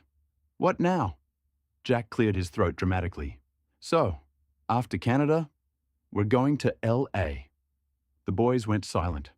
Then they exploded. Mick's jaw dropped so hard it nearly hit the concrete. LA? As in Los Angeles? As in Hollywood? As in palm trees and movie stars and in-out burgers? Jack handed him the printed itinerary. "That one?" Mick stared at it like it was a winning lotto ticket. "Mate, I'm going to see the Hollywood sign. I'm going to eat a burrito the size of my head. I'm going to—" Nathan cut him off. "You're going to behave. That's what you're going to do." Mick ignored him entirely. Ethan blinked, stunned. "I've never even left Australia. And now I'm going to Canada and America?" Jack clapped him on the shoulder. "You earned it. Your mapping work is half the reason we're going." Ethan looked down at the itinerary again, eyes wide. Do they have drones in LA?" Nathan snorted. "Yes, Ethan, they have drones." Ethan nodded seriously. "Good. I want to fly one near the beach." Jack raised a finger. "Not near people." Ethan nodded again, even more seriously. "Right. Not near people." Jack wasn't convinced. Nathan tried to play it cool, but the smile cracked through almost immediately. "Jack, this is huge, like massive." Jack handed him his copy of the itinerary. "You've stepped up. This'll build your confidence. And you deserve a reward too." Nathan swallowed, overwhelmed for a moment. "Thanks, mate. Really." Then he glanced at Mick. "And I swear, if you get us kicked out of America—" Mick threw an arm around him. "Relax, Nath. I'm going to be on my best behaviour." Jack and Ethan exchanged a look. Neither believed that for a second. Jack leaned against the bull bar, letting the excitement settle. "Look, boys, Canada's work, hard work, cold work. We're going to be on sites, in meetings, doing assessments. But after that, I want you to see something else. Something fun. Something you'll remember for the rest of your lives." Mick nodded vigorously. Ethan looked like he might cry from happiness. Nathan was already mentally organising everyone's passports. Jack continued. 3 days in LA. We'll decompress, explore, enjoy ourselves. You've earned it." The boys stood there, grinning like kids on Christmas morning. Jack got serious. "Now, guys, when we get to Vancouver, there will be a meet and greet, dinner with an operations team, and no doubt discussing their current challenges. Day 2, we will have a charter flight to Dawson City in the Yukon, a site tour looking at drainage, access, thaw cycle hazards. We will review the mapping inconsistencies with an evening debrief. Day 3, we get another flight to Thunder Bay in Ontario to access road inspection, infrastructure stability review, and safety systems walkthrough. Day 4 will be a technical workshop and a strategy session. Contract discussion with next steps with StrataForge. Day 5, we fly out to Los Angeles in the afternoon, with the morning in Vancouver doing some sightseeing. The guys took Jack's seriousness on board, but still excited overall. The day of the flight felt different. Not nervous, not chaotic, just charged. Like the whole team knew they were stepping into something bigger than themselves. The boys arrived one by one, bleary-eyed but buzzing with excitement. Mick had a brand new suitcase with a Canadian flag sticker slapped on the side. Ethan carried his drone case like it was a newborn child. Nathan had a folder of documents tucked under his arm. Passports, itineraries, emergency contacts, the works. Jack arrived last, calm and collected, the anchors of the group. "All right," Jack said, clapping his hands together. "Let's get checked in." They approached the counter, handed over passports, and waited. Then the agent smiled. "Jack, you and your party have been upgraded to premium economy for the Perth to Brisbane leg, and your passports aren't needed till Brisbane." The boys froze. Mick blinked. "Upgraded? As in bigger seats?" Ethan whispered. "Do they give you free snacks?" Nathan elbowed him. "Mate, they give you meals." Jack just grinned. Figured you boys deserved to start this trip right. The boys stepped onto the plane like they were entering a palace. Mick ran his hand along the seat. Look at this. Legroom. Actual legroom. Ethan pressed every button he could find. The tray table comes out of the armrest. Nathan sat down, exhaled, and said quietly, "This is the nicest thing I've ever sat on." Jack took his seat across the aisle, watching the boys with a mix of pride and amusement. The cabin lights dimmed. Breakfast trays arrived. The boys were in heaven. Mick was shocked. This is real cutlery, not plastic or bamboo. Ethan said, "The orange juice tastes expensive." Nathan agreed, "I could get used to this." Jack leaned back, watching them settle in. He wasn't thinking about the meetings, the site visits, or the pressure waiting in Canada. He was thinking about this, the moment, the reward, the pride. Nathan nudged him. "Good call on the upgrade." Jack nodded. "You guys deserve to feel valued." Nathan smiled. "And we all do." After a short layover, they boarded the big one.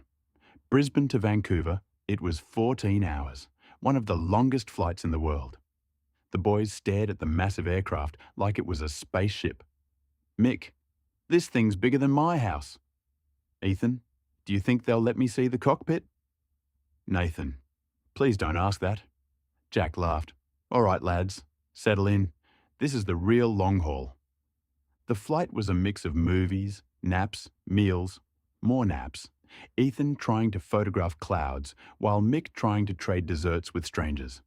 Nathan reading the itinerary like it was sacred scripture. As the plane dipped through the clouds, the boys pressed their faces to the windows. Snow-capped mountains, endless forests, a city wrapped in mist and ocean. Ethan whispered, "It looks like a movie." Mick said, "I'm going to freeze to death, aren't I?" Nathan replied, "Absolutely." Jack just smiled.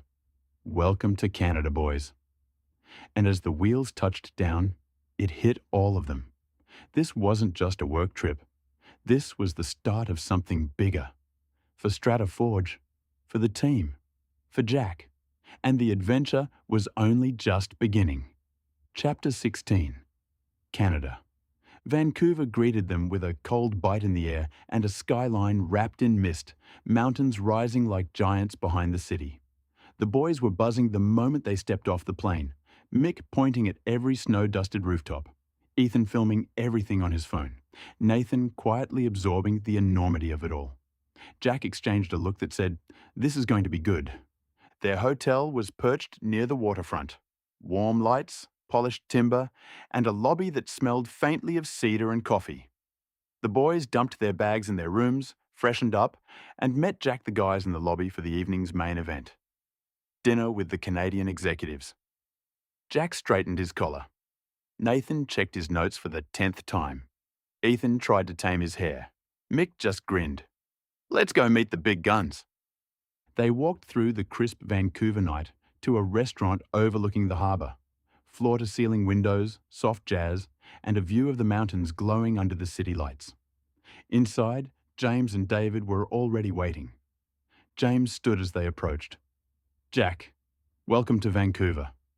David shook each of their hands, then turned to the boys.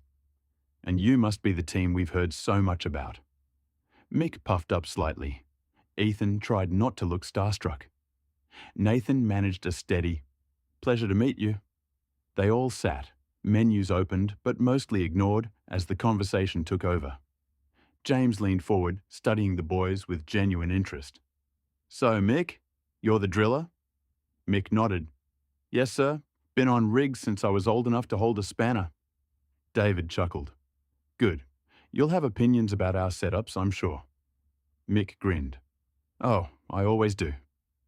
James turned to Ethan. "And you're the surveyor. Your mapping caught our attention." Ethan flushed slightly. "Just doing my job, but I'm excited to see your terrain."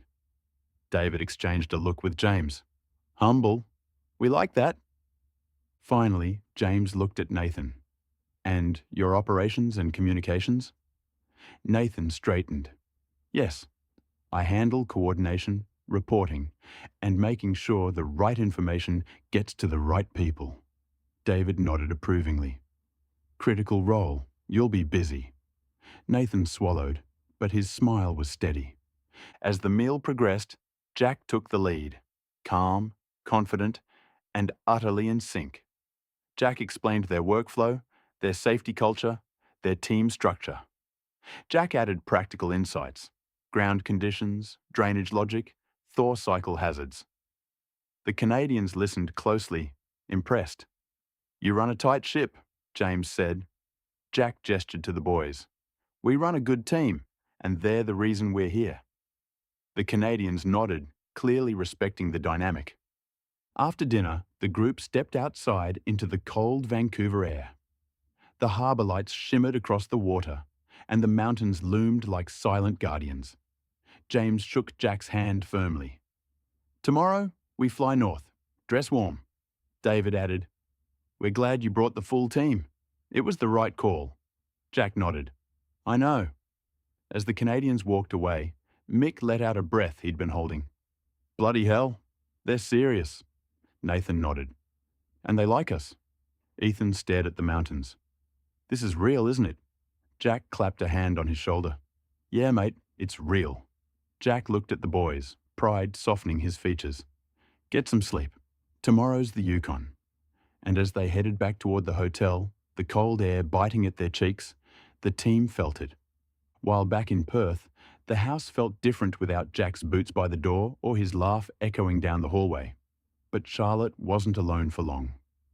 Nancy showed up the very next morning, letting herself in with a soft knock and a familiar smile. "Thought I'd keep you two company," she said, shrugging off her jacket. Charlotte didn't hide her relief. "I'm glad you're here." Jade, perched on her playmat, squealed the moment she saw Nancy. Nancy scooped her up effortlessly. "There's my girl," she murmured, kissing her forehead. "Your dad's off conquering Canada, so you and I are in charge now." Charlotte laughed. "She'll love that." Over the next few days, Nancy became a steady presence. Not hovering, not intruding, just there in the way only someone who's truly family can be. She made coffee while Charlotte fed Jade. She took Jade for walks so Charlotte could rest, and she cooked dinner one night, insisting, "You've done enough. Sit." And Charlotte did, grateful, tired, and comforted. Nancy wasn't loud or dramatic about it. She just stepped in where she was needed, filling the space Jack usually held. Jade adored Nancy. She'd reach for her whenever she walked into the room. She'd giggle when Nancy made faces. She'd fall asleep on her chest during afternoon cuddles. One afternoon, Charlotte walked into the living room to find Nancy on the floor, building a block tower while Jade knocked it over repeatedly. Nancy sighed dramatically. "You're a menace," Jade squealed with delight. Charlotte leaned against the doorway, smiling. "She loves you." Nancy shrugged, but her eyes softened. "Yeah, I love her too." While Jack and the boys were navigating airports, snow, and Canadian executives, Charlotte felt something she hadn't expected. Calm. Because Nancy was there. Because she cared. Because she understood what it meant to hold things together while the others were away. And every night before she left, Nancy would say the same thing. "Don't worry, they'll be home soon, and they'll have stories." Charlotte believed her. The four men reached Vancouver Airport long before sunrise, the terminal still half asleep, lights dimmed, the air cold and crisp. They moved through the quiet concourse with that mix of exhaustion and adrenaline that only comes from being on the edge of something big. Mick yawned so wide his jaw cracked. Ethan clutched his coffee like it was life support. Nathan checked the itinerary for the 15th time. Jack just smiled at them all, proud, steady, and quietly buzzing himself. They boarded the charter flight just after dawn, a small twin-engine plane waiting on the tarmac, its wings frosted with a thin layer of ice. The pilot greeted them with a grin. "Heading to Dawson City? You boys picked a cold week." Mick shivered. "We noticed." The moment they settled into their seats, the early start caught up with them. Ethan was asleep before the wheels left the ground. Mick lasted 30 seconds longer. Nathan tried to stay awake, failed, and slumped sideways. Jack closed his eyes, letting the hum of the engines lull him. For a while, the cabin was quiet. Just the drone of the propellers and the soft breathing of 4 men who'd been running on adrenaline for days. But then the scenery woke them. The pilot's voice crackled through the cabin. "Gentlemen, you might want to look outside." One by one, they blinked awake, rubbing their eyes, leaning toward the windows. And then they saw it. Endless mountains, sharp and white. Frozen rivers winding like silver ribbons. Forests stretching to the horizon. A world untouched, wild, ancient. Mick whispered, "Holy hell." Ethan pressed his face to the glass. "It looks like another planet." Nathan exhaled slowly. "This is insane." Jack didn't say anything at first. He just watched them. The awe, the wonder, the disbelief, and felt something warm settle in his chest. This was why he brought them. Not just for the work, but for this. For the moment they realized how far they'd come. As the plane dipped lower, the small town appeared. Colorful buildings dusted with snow, smoke curling from chimneys, the Yukon River frozen solid beside it. The pilot pointed out the window. "Welcome to the north, boys," Mick grinned. "I'm going to freeze to death, aren't I?" Nathan nodded. "Absolutely." Ethan was still filming everything, breath fogging the window. Jack just smiled. "All right, lads, time to get to work." But inside, he felt it, the same spark he saw in their eyes. This wasn't just a site visit. It was the start of something bigger. And the Yukon was only the beginning. The cold hit them the moment the plane door opened. Not a gentle chill, a sharp, crystalline bite that cut straight through their jackets and made their breath fog instantly. The Yukon air was clean, thin, and wild, carrying the scent of pine and snow. Mick stepped onto the metal stairs first and froze. "Bloody hell, this is cold." Nathan laughed through chattering teeth. "Welcome to the Arctic, mate." Ethan didn't say anything. He was too busy filming the mountains rising around them like ancient white giants. Jack stepped down last, taking in the landscape with a slow, steady breath. "This," he said quietly, "is something else." The ground crunched under their boots, hard-packed snow over frozen gravel. Their breath hung in the air like smoke.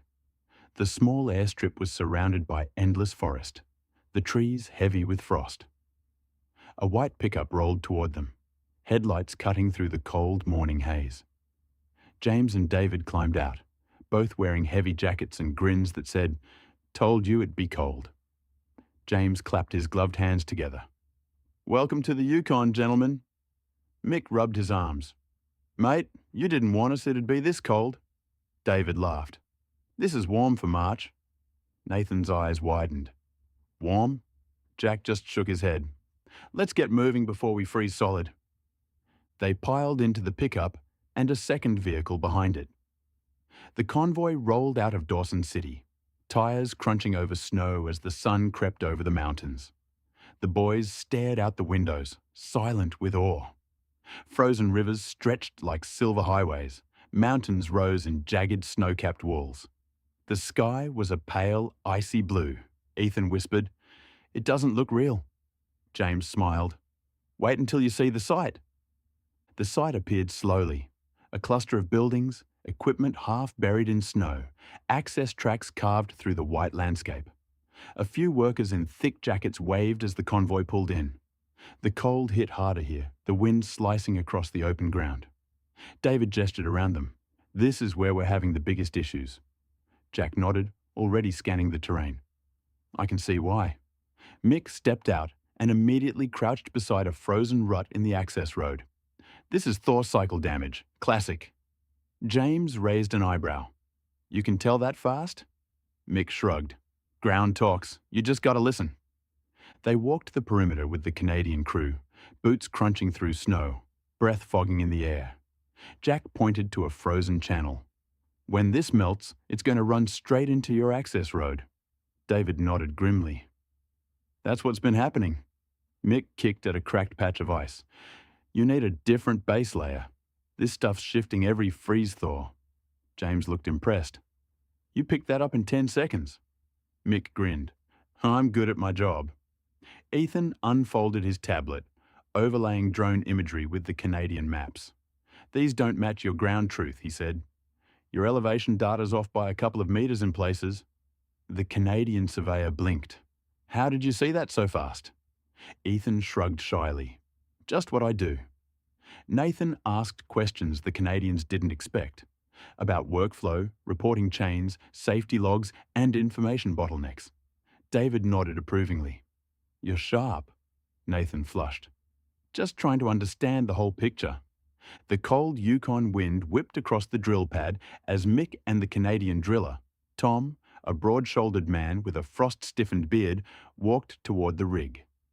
The machine stood tall against the white landscape, steam rising from the engine bay, the metal creaking softly in the cold.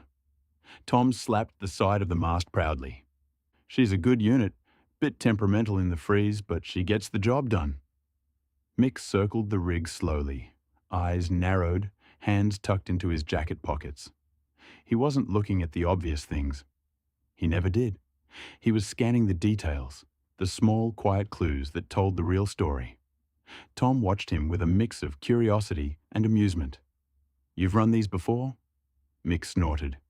Mate, I've run everything before. He crouched beside the control panel, brushing away a thin layer of frost. Then he paused. Hang on. He leaned closer, frowning.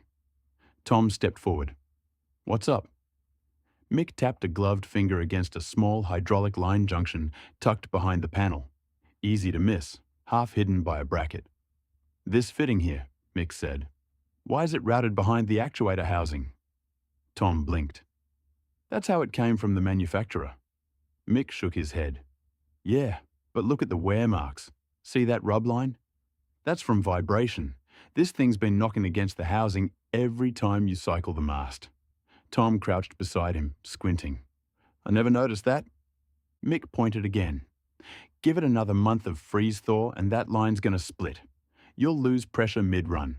Best case, you stall out. Worst case, you blow the line and spray hydraulic oil everywhere. Tom stared at him, stunned. No one's ever picked that up, not even our maintenance guys. Mick shrugged. It's small, easy to miss, but it's the small stuff that bites you. Tom stood slowly, letting out a low whistle. You've been here 5 minutes and you've already spotted something we've been dealing with for months. Mick grinned. That's why Jack brought me. Tom laughed, shaking his head. I can see why. You're not just a driller, you're a bloody detective. Mick patted the rig affectionately. Nah, I just listen. Rigs talk. You just gotta know the language. Meanwhile, Ethan stood a little apart from the others, boots crunching softly in the snow as he unfolded his tablet. The cold bit at his fingers, but once he was in survey mode, nothing could pull him out of it. He loaded the Canadian topo files, then overlaid his own drone imagery from the quick flight he'd done earlier that morning. The screen lit up with contour lines, elevation points, and color-coded terrain shading. He frowned. The Canadian surveyor, Liam, a wiry man with wind-burned cheeks and a thick beanie, noticed the sound and wandered over. Something up? Ethan didn't look away from the screen. He pinched, zoomed, toggled layers, then finally turned the tablet toward Liam. These don't match your ground truth, Ethan said calmly. Your elevation data's off by a couple of meters in places. Liam blinked. A couple of meters? That can't be right. Ethan tapped a section of the map, an access track running along a shallow ridge. Here, he said. Your map shows this as a gentle slope, but the drone picked up a dip, about 2.3 meters lower than your model. And over here, he swiped. Your contour lines are shifted. Looks like your base data set is older than you think. Liam stared at the screen, stunned. How did you see that so fast? Ethan shrugged, cheeks reddening slightly, not from the cold. Just what I do. Liam called over 2 more surveyors. Within seconds, they were huddled around Ethan like he was demonstrating magic. One of them pointed. We've been trying to figure out why our drainage modelling wasn't lining up with field conditions. Another muttered, "This explains the runoff issues on the east track." Liam looked at Ethan with a mixture of awe and disbelief. "You picked this up in minutes." Ethan shifted awkwardly. "It's easier when you're not used to the old data. Fresh eyes." Jack, watching from a distance, couldn't help smiling. This was exactly why he brought Ethan. Jack stepped over, hands in his pockets. "Everything all right here?" Liam turned to him, eyes wide. "Your surveyor just found inconsistencies in our elevation model that we've been scratching our heads over for months." Jack raised an eyebrow. "Already?" Ethan shrugged again. "It stood out." Liam shook his head, impressed. "He's sharp. Really sharp." Jack clapped Ethan on the shoulder. "Told you he was good." Ethan tried to hide the grin creeping across his face. As the Canadians walked off to compare Ethan's findings with their own data, Jack lingered beside him. "You all right?" Jack asked. Ethan nodded, still staring at the snowy landscape. "Yeah, just didn't expect them to take it that seriously." Jack smiled. "Mate, you just solved a problem they didn't even know they had. That's serious." Ethan exhaled, a cloud of warm breath drifting into the cold air. "Feels good," he admitted. Jack nodded. "It should." And as the wind swept across the Yukon site, carrying the scent of pine and frost, Ethan realized something. He wasn't just the new guy anymore. He was part of the reason StrataForge was here. And the Canadians knew it. Nathan stood with the Canadian safety officer, Riley, a calm, sharp-eyed man in a thick winter jacket, near the edge of the site office. Snow drifted lightly around them, the cold biting at their cheeks, but Nathan barely noticed. He was deep in conversation, hands tucked into his pockets, posture steady. Riley had just finished explaining their current reporting chain, a system that looked good on paper, but clearly wasn't working in practice. Nathan nodded slowly. "So your field reports go to the shift supervisor, then to the site superintendent, then to the regional safety lead?" Riley sighed. "That's the idea. But in reality, half the reports get stuck at the supervisor level. Some never make it to the superintendent. And by the time the regional lead sees anything, it's weeks old." Nathan frowned. "That's a bottleneck. A big one." Riley gave a humorless laugh. "Tell me about it." Nathan crouched, drawing a quick diagram in the snow with his glove. "Look," he said, "you've got 3 layers here: field, site, region, but you're treating them like a straight line. They should be a loop." Riley blinked. "A loop?" Nathan nodded, drawing arrows. "Field reports go up the chain, sure, but the feedback needs to come back down. If your field guys never hear what happened with their reports, they stop sending them. They think no one's listening." Riley stared at the snow diagram, stunned. "We've been struggling with that exact issue." Nathan stood, brushing snow off his gloves. "You need a two-way flow, and a single point of truth. One system, one dashboard, one person responsible for making sure nothing gets stuck." Riley shook his head slowly. "Your operations, right?" Nathan nodded. "Yeah, you think like a safety manager." Nathan flushed slightly. "Just trying to make things work?" Riley clapped him on the shoulder. "You're sharp, mate. Really sharp. We could use thinking like that up here." A few meters away, Jack watched the exchange. Nathan explaining, Riley listening intently, the snow diagram still etched on the ground. James stepped beside him, hands in his pockets. "Nathan over there," James said quietly. "He's got a good head on his shoulders." Jack nodded. "He does." James smiled. "This is exactly why we wanted StrataForge." Jack felt the weight of that, the pride, the responsibility, and the opportunity. He watched Nathan shake hands with Riley, watched the Canadians nod with genuine respect, watched his team slot into place like they belonged here. And Jack knew, deep in his chest, he'd brought the right people, and he built the right culture. Chapter 17? Chapter 17. Dawson City. The cold Yukon wind was still biting at their faces when Jack gathered the boys near the back of the site office, away from the noise of the drill rig and the Canadian crew. Snowflakes drifted lazily around them, settling on jackets and beanies as the sun dipped behind the mountains. Jack's voice was calm, but carried that unmistakable leadership edge. "All right, lads, we've got dinner with the executives tonight. I want to hand them something solid, something that shows we didn't just walk around and nod." Mick straightened immediately. Ethan tucked his tablet under his arm. Nathan pulled out his notebook like a soldier drawing a weapon. Jack continued, "I need each of you to compile a quick report. Nothing fancy. Just your findings, your conversations, and anything that stood out." He pointed at each of them in turn. Jack stepped back, watching them get to work. Mick scribbling in blocky handwriting, Ethan typing with laser focus, Nathan structuring his notes like a seasoned coordinator. He felt a swell of pride. "These reports don't need to be perfect," Jack said. "Just honest. I'll rework them, combine them, and hand the final version to James and David at dinner." Mick looked up. "You reckon they'll read it?" Jack nodded. "They will, and they'll respect it." Ethan smiled softly. "Feels good to contribute." Nathan added, "Feels like we're actually making a difference."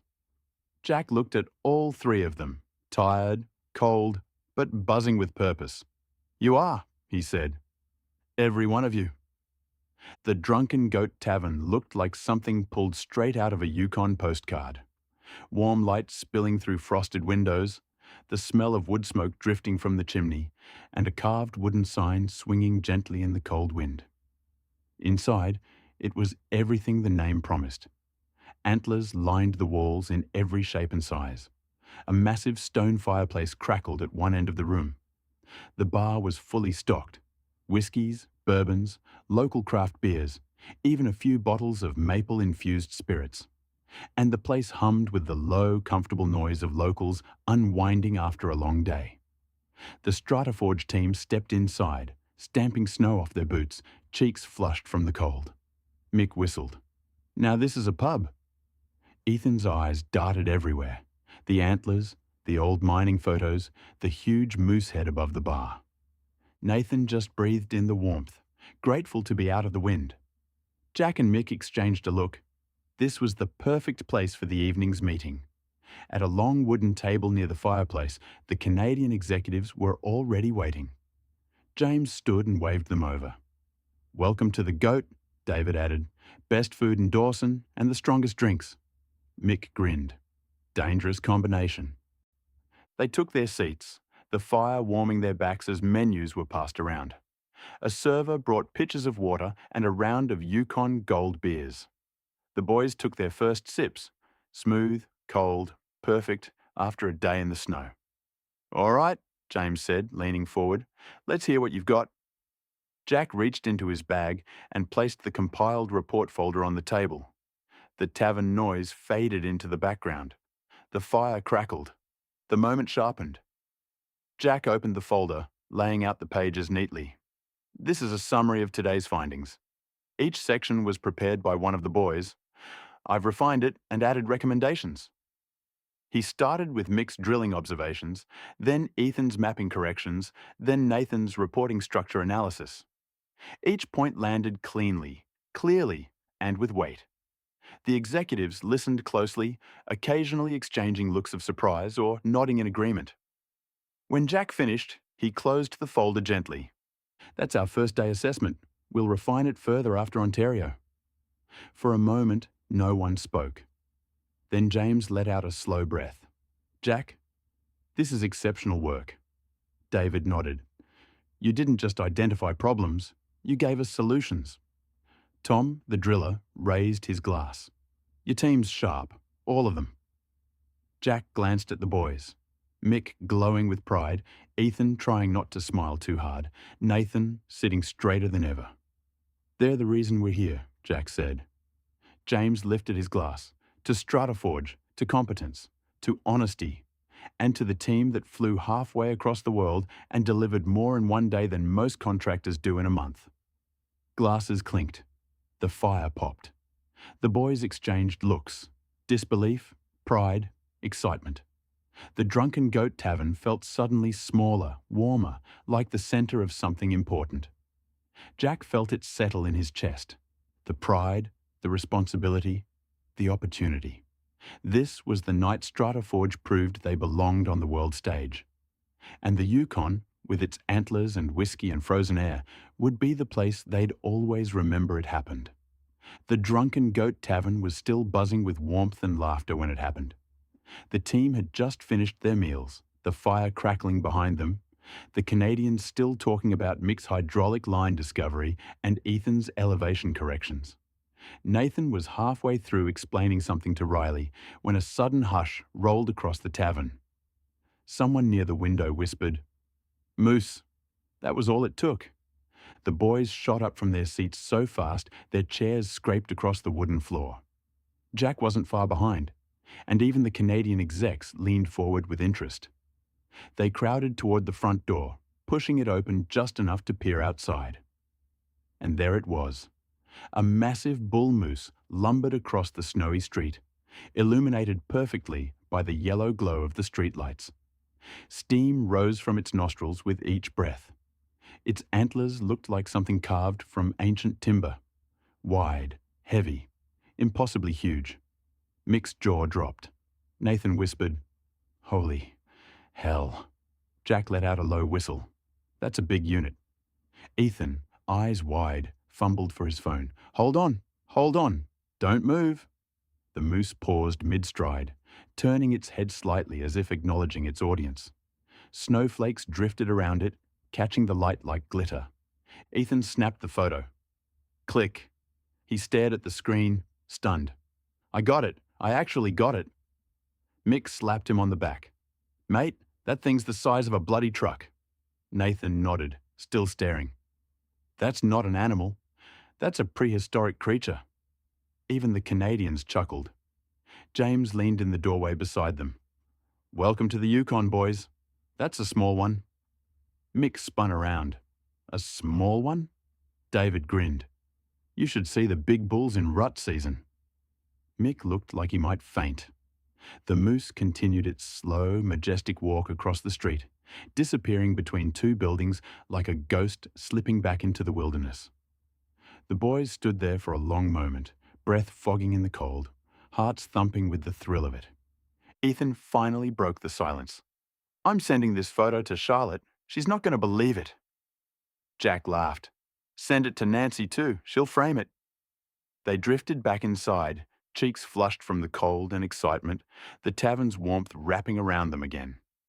But the energy had changed. They weren't just visitors anymore.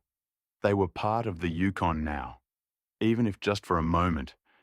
And that moose, lit up under the streetlights like a creature from another world, would be a story they'd tell for the rest of their lives. Charlotte had just finished settling Jade down for a nap when her phone buzzed on the kitchen bench. Nancy was making tea, humming softly, when Charlotte picked it up. A message from the boys' group chat lit up the screen. "Is that a moose? Look at the size of that thing!" A second photo came through. Ethan's perfectly timed shot of the massive bull moose striding through the snowy street, antlers glowing under the streetlights. "Imagine hitting that with a car." Charlotte burst out laughing. "Oh my God, look at this." Nancy leaned over, eyes widening. "Holy heck, that thing's enormous. You'd need a moose bar, not a rhubarb." Nancy snorted so hard she nearly spilled her tea. "A moose bar, that's brilliant." Charlotte grinned. "It's true. That thing would flatten a Hilux." Nancy wiped her eyes, still laughing. "Send that to Jack, he'll lose it." Charlotte did. The tavern was still buzzing from the moose sighting, half the locals laughing, half pretending it was no big deal. But the boys were electric. They burst back inside like they'd just witnessed a UFO landing. Mick slapped the bar. "Did you see that thing? That wasn't a moose. That was a bloody dinosaur." Ethan was already showing his photo to anyone who'd look. "Look at the antlers. Look at the size. Look at the lighting. It's perfect." Nathan shook his head, still stunned. "I swear it looked straight at us. like it was judging us. Tom, the Canadian driller, chuckled. That's just a Tuesday night in Dawson, boys. Mick spun around. A Tuesday night? The whole table erupted in laughter. The server brought over a round of Yukon gold beers. On the house for the moose sighting, she said with a wink, and the boys clinked glasses like they'd just won a championship. Mick, still commenting, to the moose, the biggest bloody animal I've ever seen. Ethan, I'm framing that photo. Nathan exhaled, to surviving the cold long enough to see it. Jack, to the Yukon, full of surprises. Jack's phone buzzed in his pocket. Jack instantly laughing. Charlotte said, you'd need a moose bar, not a rhubarb. The pub roared into laughter, others not understanding the comment, while others having to explain the comment. They drank, laughed, replayed the moment from every angle. Ethan zoomed in on the photo. Mick insisted the moose had been at least 12 feet tall. Nathan argued it was probably 8. Ethan said, actually, the average bull moose, and got immediately shushed. The Canadians loved it. The locals loved it. The whole tavern felt like one big, warm, snow-dusted family. As the boys kept celebrating, Mick reenacting the moose's walk, Ethan trying to get the perfect angle on his photo, Nathan explaining the physics of antler size, James caught Jack's eye from across the room. A subtle nod, a quiet gesture toward the back corner, a private chat. Jack followed him past the fireplace, where the heat softened the cold still clinging to his jacket. They stopped near a window overlooking the snowy street where the moose had vanished minutes earlier. James folded his arms, expression thoughtful. You've got a hell of a team, Jack. Jack smiled. They're good men. No, James said, shaking his head. They're more than good. They're sharp, observant, honest, and they work like they actually care. Jack didn't respond immediately. He just let the words settle. James continued, voice lower. I've seen a lot of contractors come through here. Most send a manager and a sales pitch. You brought a team, a real one. And they delivered more in one day than some companies do in a month. Jack felt that. Deep, steady, grounding. James nodded toward the boys, who were now laughing so hard Mick nearly fell off his chair. That's why we wanted StrataForge, not just for the work, for the culture, for the way you lead. Jack exhaled slowly, the weight of the moment settling in his chest. Pride, responsibility, opportunity, all woven together. Thank you, he said quietly. James clapped him on the shoulder. Don't thank me yet. We've still got Ontario. Jack chuckled. Bring it on. When Jack returned, the boys were still buzzing, still laughing, still replaying the moose moment like it was the greatest thing that had ever happened. And honestly, it kind of was. The Yukon had welcomed them. With cold, with challenges, with opportunity, and with a moose the size of a small truck. And tomorrow, they'd fly east for the next chapter.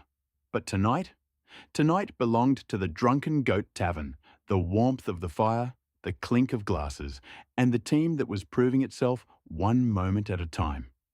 The boys' final night in Dawson had that perfect mix of exhaustion, pride, and the kind of giddy energy that only comes from doing something huge. And knowing tomorrow they'd be doing it all over again somewhere new. They stumbled into the lobby still laughing about the moose, cheeks red from the cold, boots leaving little trails of snow on the floor. Mick commenting, I swear it winked at me. Nathan replying, it did not wink at you.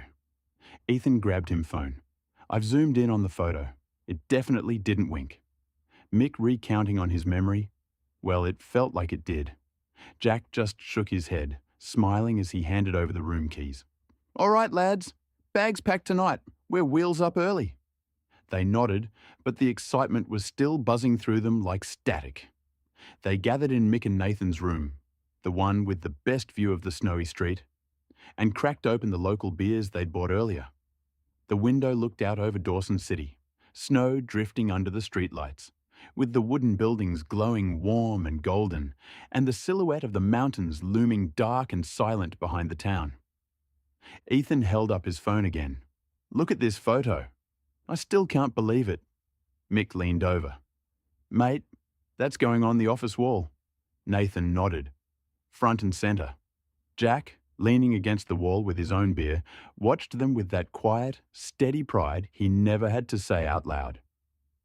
You boys did good today, he said simply. They all went quiet for a moment, the kind of quiet that means something. Eventually, the energy softened into that warm, tired contentment that comes after a big day. Nathan folded his clothes with military precision. Ethan triple-checked his drone batteries. Mick shoved everything into his bag and sat on it to zip it up. Jack laid out tomorrow's itinerary on the desk, reviewing it with the calm focus of someone who'd done this 100 times, but still cared every time. Ontario's different, Jack said. More infrastructure, more people, more eyes on us. Mick grinned. Bring it on. Nathan nodded. We're ready. Ethan smiled. Yeah, we are. Jack looked at them, really looked, and felt that same swell of pride he'd felt all day. You are, he said. As they turned off the lights, the glow from the street lamps cast soft shadows across the room. Snowflakes drifted past the window. Somewhere in the distance, a dog barked. The town was quiet, peaceful, ancient. Tomorrow they'd fly east. Tomorrow the work would start again. Tomorrow they'd prove themselves all over. But tonight they slept in the Yukon, tired, proud, and ready for whatever came next. Chapter 17. Thunder Bay. The boys were up before dawn again, but this time the energy was different. Not nervous, not overwhelmed, just ready. Their Yukon chapter had ended on a high, and now they were heading east for the next challenge. The sky was still dark, a deep indigo fading slowly toward grey as the first hints of sunrise touched the mountains. Frost clung to the windows of the tiny terminal. Their breath fogged in the cold as they hauled their bags inside. Mick rubbed his hands together. Colder than yesterday. Didn't think that was possible. Nathan checked the departure board. A single screen with 2 flights on it. We're good. On time. Ethan looked out at the small twin-engine plane waiting on the tarmac. Another little one. Jack grinned. You survived the first one. Barely, Ethan muttered. They boarded, settling into the narrow seats. The engines hummed to life, vibrating through the cabin. As the plane lifted off, Dawson City shrank beneath them. The river frozen solid, the streets quiet, the mountains standing guard. Within minutes, the boys were asleep again, heads lolling, jackets pulled tight. The flight path took them south first, then east across the country. They transferred in Whitehorse, then Vancouver, then finally boarded the big jet bound for Thunder Bay. By the time they settled into their seats on the long-haul leg, the exhaustion hit them like a wave. Mick was out before the safety briefing ended. Nathan tried to read but fell asleep with the book open on his chest. Ethan watched the takeoff, then drifted off mid-cloud. Jack stayed awake just long enough to check the Ontario itinerary before sleep claimed him too. Hours passed in a blur of engine noise, dim cabin lights, and the occasional clatter of meal trays. When the plane finally descended, the boys blinked awake to a completely different landscape. Thunder Bay was bigger, busier, more industrial. A mix of snow-covered suburbs, shipping yards, and the vast frozen expanse of Lake Superior stretching out like a sheet of white glass. Mick pressed his face to the window. That's a lake? Looks like the Arctic Ocean. Nathan nodded. It's huge. Ethan filmed the descent, whispering, This is insane. Jack just smiled. Welcome to Ontario, lads. They stepped off the plane into a blast of cold air, different from the Yukon cold. Sharper, wetter, heavier. Mick shivered. Feels like the cold goes straight through your bones. Jack laughed. That's Ontario for you.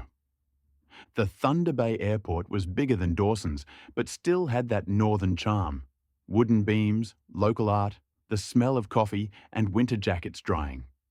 James and David weren't with them this time. Ontario was a different crew, a different site, a different set of challenges. But the boys walked through the terminal with a confidence they didn't have a week ago.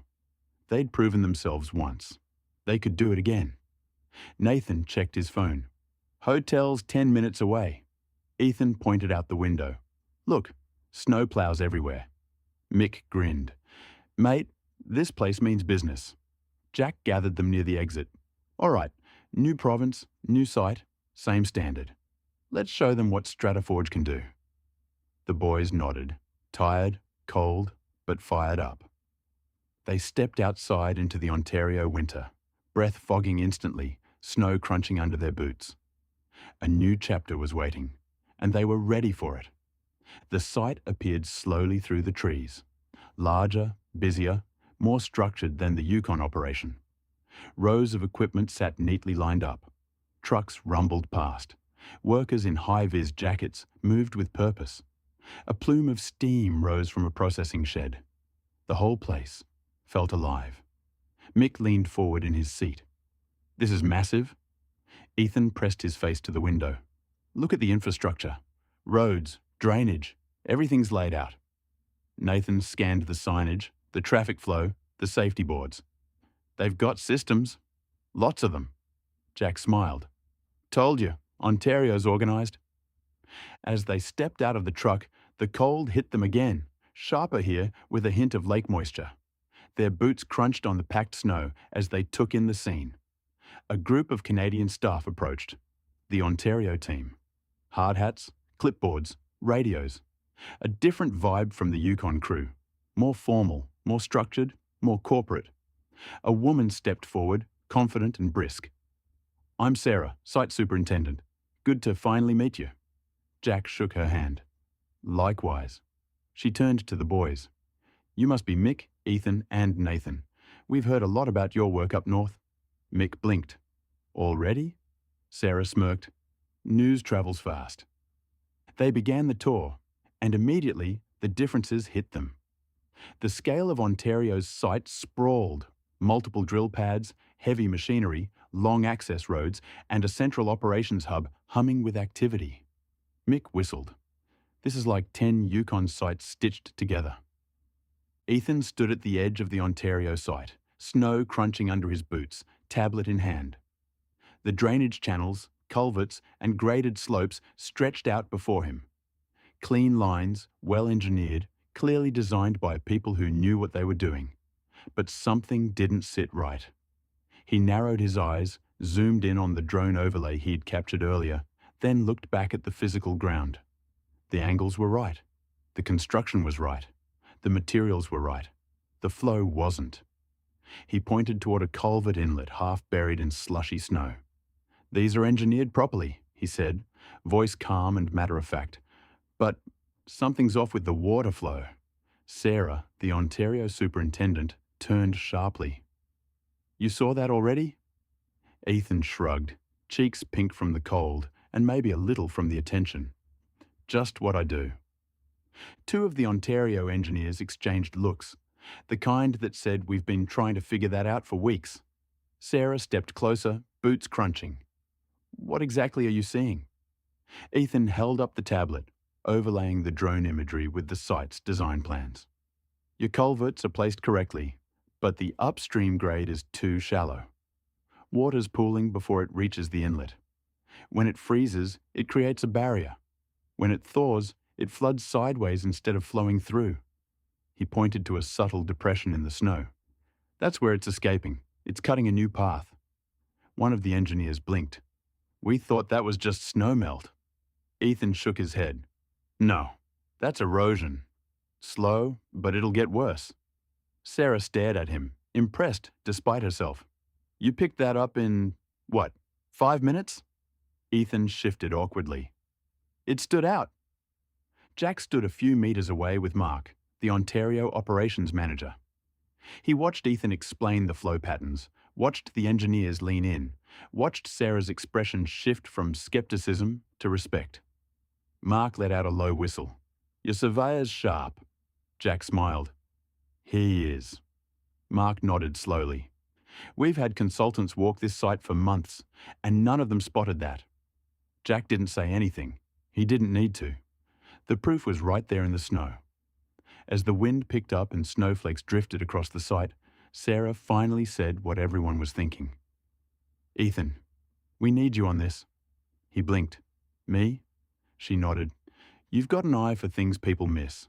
And Ontario has a lot of things people miss." Ethan smiled, small, shy, but proud. "I can help." Jack felt that familiar swell of pride again, the same one he'd felt in the Yukon, the same one he'd felt watching the boys grow into their roles. Ontario was bigger, busier, more complex. But Ethan had just proven something important. Meanwhile, Nathan was stood in the middle of the Ontario operations hub, snow melting off his boots, breath still fogging from the cold outside. The place was impressive.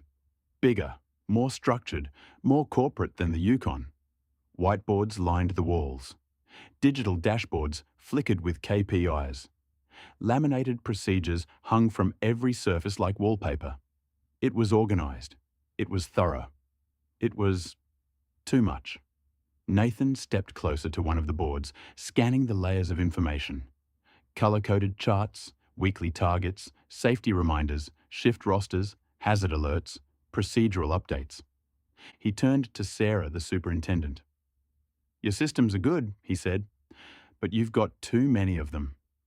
Sarah blinked. "Too many?" Nathan nodded, tapping a laminated sheet pinned beside a digital screen that displayed the same information. "Information overload. People stop reading when there's too much to read." The Ontario safety officer, a tall man named Greg, shifted uncomfortably. Sarah frowned. "We've been hearing that from the crew." Nathan pointed to the cluster of boards. "You've got 5 different places where people are supposed to check updates. A whiteboard, a digital dashboard, a printed sheet, a laminated procedure, and a weekly email. That's 5 systems for one message." Greg exhaled. "We thought more visibility meant better compliance." Nathan shook his head gently. "It means confusion. When everything is important, nothing is." Sarah crossed her arms, thinking hard. "So what would you do?" Nathan crouched, drawing a quick diagram in the snow tracked in from outside, a habit he'd picked up in the Yukon. "One source of truth," he said. "One board, one dashboard, one person responsible for updating it. Everything else feeds into that." Sarah stared at the diagram, then at Nathan. "Your operations, right?" Nathan nodded. "Yeah. You think like a systems analyst." Nathan flushed slightly. "Just trying to make things work." Greg let out a low whistle. "This is exactly what the crew's been trying to tell us, but no one's been able to explain it this clearly." Sarah looked at Nathan with a new kind of respect, the kind that said, "You just solved a problem we didn't know how to fix." "Well," she said, "Ontario might need more of your brain." Nathan smiled, small but proud. "Happy to help." A few meters away, Jack watched the exchange. Nathan explaining, Sarah listening, Greg nodding slowly. Mark, the Ontario operations manager, stepped beside Jack. "Nathan over there," he said quietly. "He's got a good head on his shoulders." Jack nodded. "He does." Mark smiled. "This is exactly why we wanted StrataForge." Jack felt that familiar weight settle in his chest. Pride, responsibility, opportunity. Ontario was bigger. Ontario was tougher. Ontario had more eyes watching. But his team? They were rising to it, one sharp observation at a time. Mick crouched beside the Ontario drill pad, the wind cutting across the open clearing and carrying that wet, icy Ontario cold that sank straight through jackets. He scooped up a handful of slushy snow mixed with gravel, letting it run through his gloved fingers. The texture told him everything he needed to know. He frowned. "This base layer's wrong for freeze-thaw," he said, matter of fact. "It's pumping under load." The Ontario driller, a stocky guy named Kyle, with a thick beard and a skeptical expression, blinked. "You saw that in 2 seconds?" Mick grinned, brushing his hands off on his pants. "Rigs talk. Ground talks louder." Kyle crouched beside him, poking at the slush like it might reveal a secret. "What do you mean, pumping?" Mick pointed at the pad surface. The slight wobble underfoot, the way the slush shifted sideways when weight pressed down. See that movement? That's water trapped in the base layer. When the rig cycles, the load pushes down, the water shifts, and the whole pad starts acting like a sponge. Freeze it, thaw it, freeze it again, it'll tear itself apart. Kyle stared, stunned. We thought that was just winter. Mick snorted. Nah, mate, winter's just the excuse. This is a construction issue. Two more Ontario drillers wandered over, curious. What's he found? Kyle pointed at Mick like he'd just uncovered buried treasure. He reckons the pad's pumping. The second driller raised his eyebrows. Already? Mick shrugged. It's obvious once you know what to look for. A few metres away, Jack stood with Sarah, the Ontario superintendent. They watched Mick explain the freeze-thaw mechanics with simple gestures and a handful of slush. Sarah folded her arms. Your driller's sharp. Jack smiled. He is. Sarah shook her head, impressed. We've had consultants walk this pad all winter. Not one of them mentioned pumping. Jack didn't gloat. He didn't need to. Mick's work spoke for itself. Mick stood, brushing snow off his knees. You fix this by rebuilding the base layer with proper drainage aggregate, and you need a crown on the pad. Right now it's flat. Water's got nowhere to go. Kyle nodded slowly, absorbing every word. You've been here 5 minutes, he said, and you've already solved a problem we've been fighting for months. Mick grinned, hands on his hips. That's why Jack brought me. Kyle laughed. Fair enough. As snowflakes drifted across the site, the Ontario crew gathered around Mick, asking questions, pointing at other pads, wanting his opinion on everything from rig stability to access road compaction. And just like in the Yukon, Mick handled it with calm confidence, the kind that comes from years of listening to machines, to ground, to the tiny clues everyone else misses. Ontario had more eyes watching. But Mick, he fit right in, like he'd been working here for years. The Ontario wind was howling across the yard when Jack was called into the main office. A long, heated building with glass walls, whiteboards everywhere, and the hum of printers and radios in the background. The boys were still out on site, surrounded by Ontario crew members who were buzzing about their findings. Inside, the atmosphere shifted. This wasn't casual Yukon hospitality. This was corporate Ontario, structured, serious, and very aware of who Jack was and why he was here.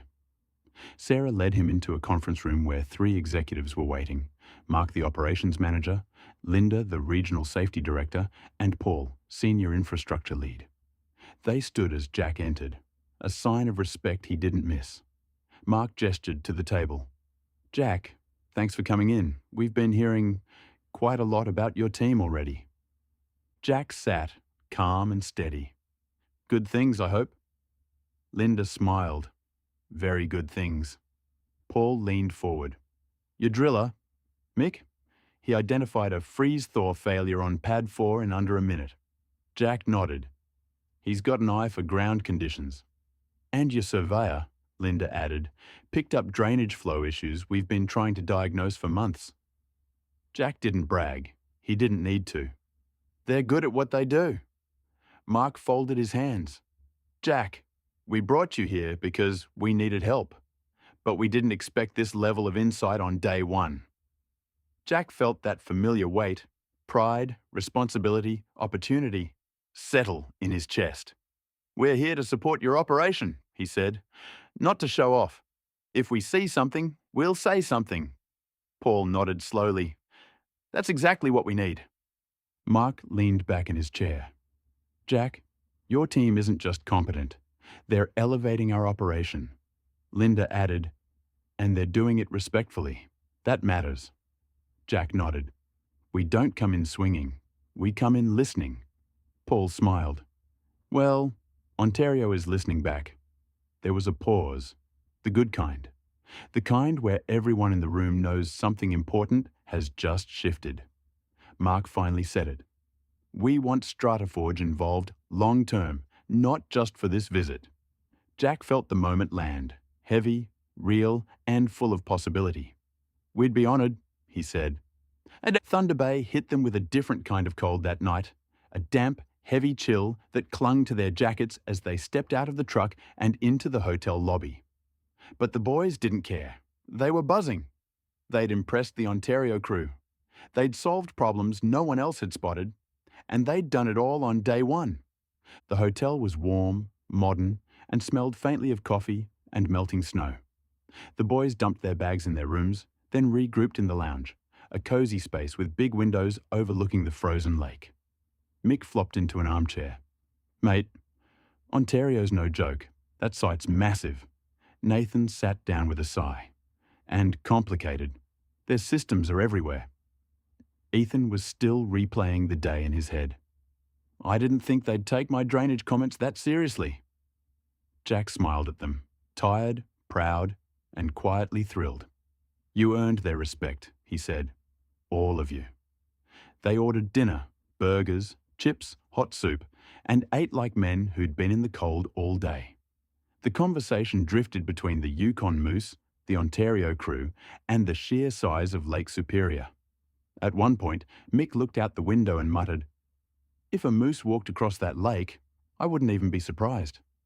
Nathan nearly choked on his drink, but agreed.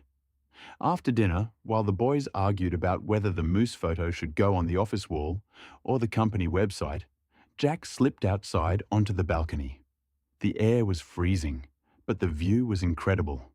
The lake stretching out like a frozen desert under the moonlight. He pulled out his phone and called Charlotte first. She answered on the second ring. "Hey, love. How's Ontario?" Jack exhaled, letting the cold air clear his head. "Bigger, busier, but the boys smashed it today." Charlotte smiled through the phone. He could hear it. "I saw the messages. They're proud of themselves." "They should be," Jack said. Ethan picked up drainage issues the engineers missed. Nathan solved a reporting problem they've been struggling with for months. And Mick was Mick. Found a freeze-thaw failure in about 10 seconds. Charlotte laughed. "Of course he did." Jack leaned on the railing, watching snow drift across the parking lot.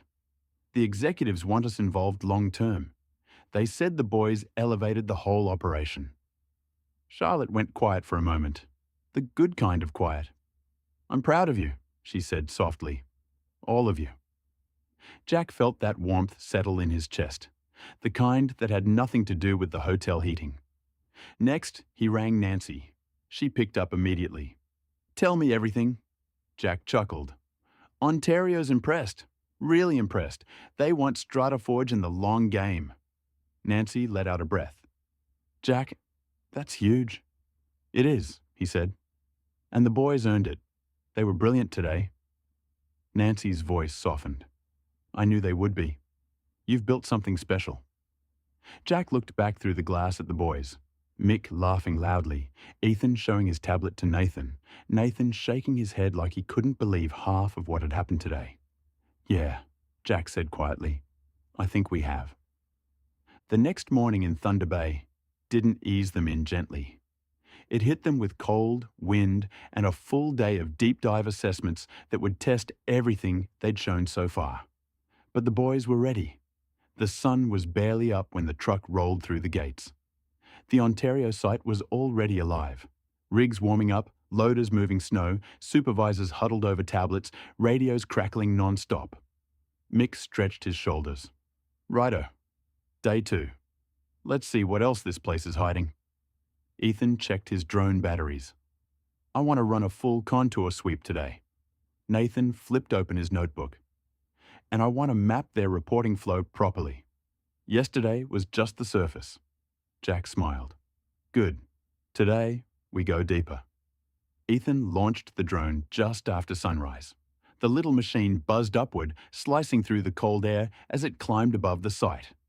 He walked with Sarah and 2 engineers, tablet in hand. "Yesterday, I saw symptoms," Ethan said. "Today, I want to confirm the cause." The drone feed showed subtle depressions in the upstream grade, microchannels forming where water escaped, and a slight tilt in the culvert alignment and where snowmelt pooling in unexpected pockets. Ethan overlaid the design plans. "There," he said, pointing. "Your grade is correct on paper. but the field build is off by about 1.2 degrees. That's enough to redirect flow.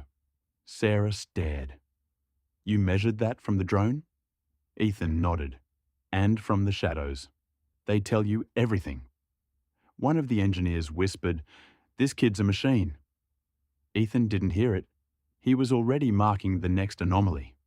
Mick spent the morning with Kyle and the Ontario drill crew, moving from pad to pad like a man on a mission.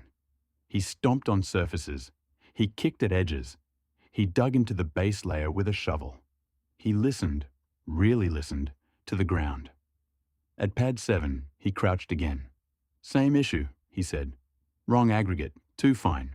Holds water." Kyle frowned. "We used what the supplier recommended." Mick shook his head. "Supplier's thinking about cost. I'm thinking about rigs not sinking." He pointed at the pad's edge. "See that? That's shear failure starting. You'll lose the pad by spring." Kyle looked horrified. "We just built this." Mick clapped him on the shoulder.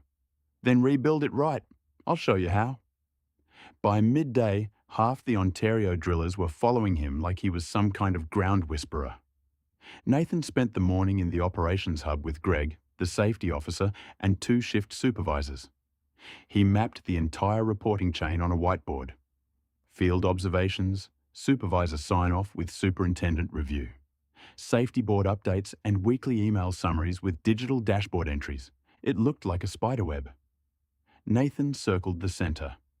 "This is your problem. You've built a system where everyone is responsible, which means no one is." Greg rubbed his forehead. "We knew it was messy. We didn't know it was this messy." Nathan drew a clean, simple loop beside it. One source of truth, one owner, one feedback path. The supervisors stared. "That's so much clearer," one said. Nathan nodded. "Your crew will actually use this." Greg looked at him like he'd just solved a decade-old puzzle. "You're not operations," he said. "You're a systems guy." Nathan shrugged. "Just trying to make things work." Jack spent the day drifting between the teams, watching, listening, stepping in only when needed. He saw Ethan explaining grade deviation to engineers twice his age, while Mick teaching drillers how to test pad stability with a boot heel, and Nathan reorganizing a reporting culture that had been broken for years. Everywhere he went, Ontario staff were talking about the boys. "Sharp kid. Knows his stuff. Wish we had someone like that here." "Where did Jack find these guys?" Jack didn't brag. He didn't need to. He just felt that quiet, steady pride settle deeper in his chest. As the sun set over Lake Superior, the team gathered in the site office for a final debrief with Sarah, Mark, and the Ontario leads. Sarah looked at the boys, then at Jack. "You weren't kidding," she said. "Your team sees things most people miss." Mark added, "And they explain it in a way that makes sense. That's rare." Paul, the infrastructure lead, tapped Ethan's drone map. "This alone is worth the whole trip." Greg pointed at Nathan's simplified reporting loop. "This is going to change how we run safety meetings." Kyle slapped Mick on the back. "And this bloke saved us from rebuilding half the pads in spring." Jack nodded. "Good day's work." Sarah smiled. "A very good day." Thunder Bay gave them a different kind of evening.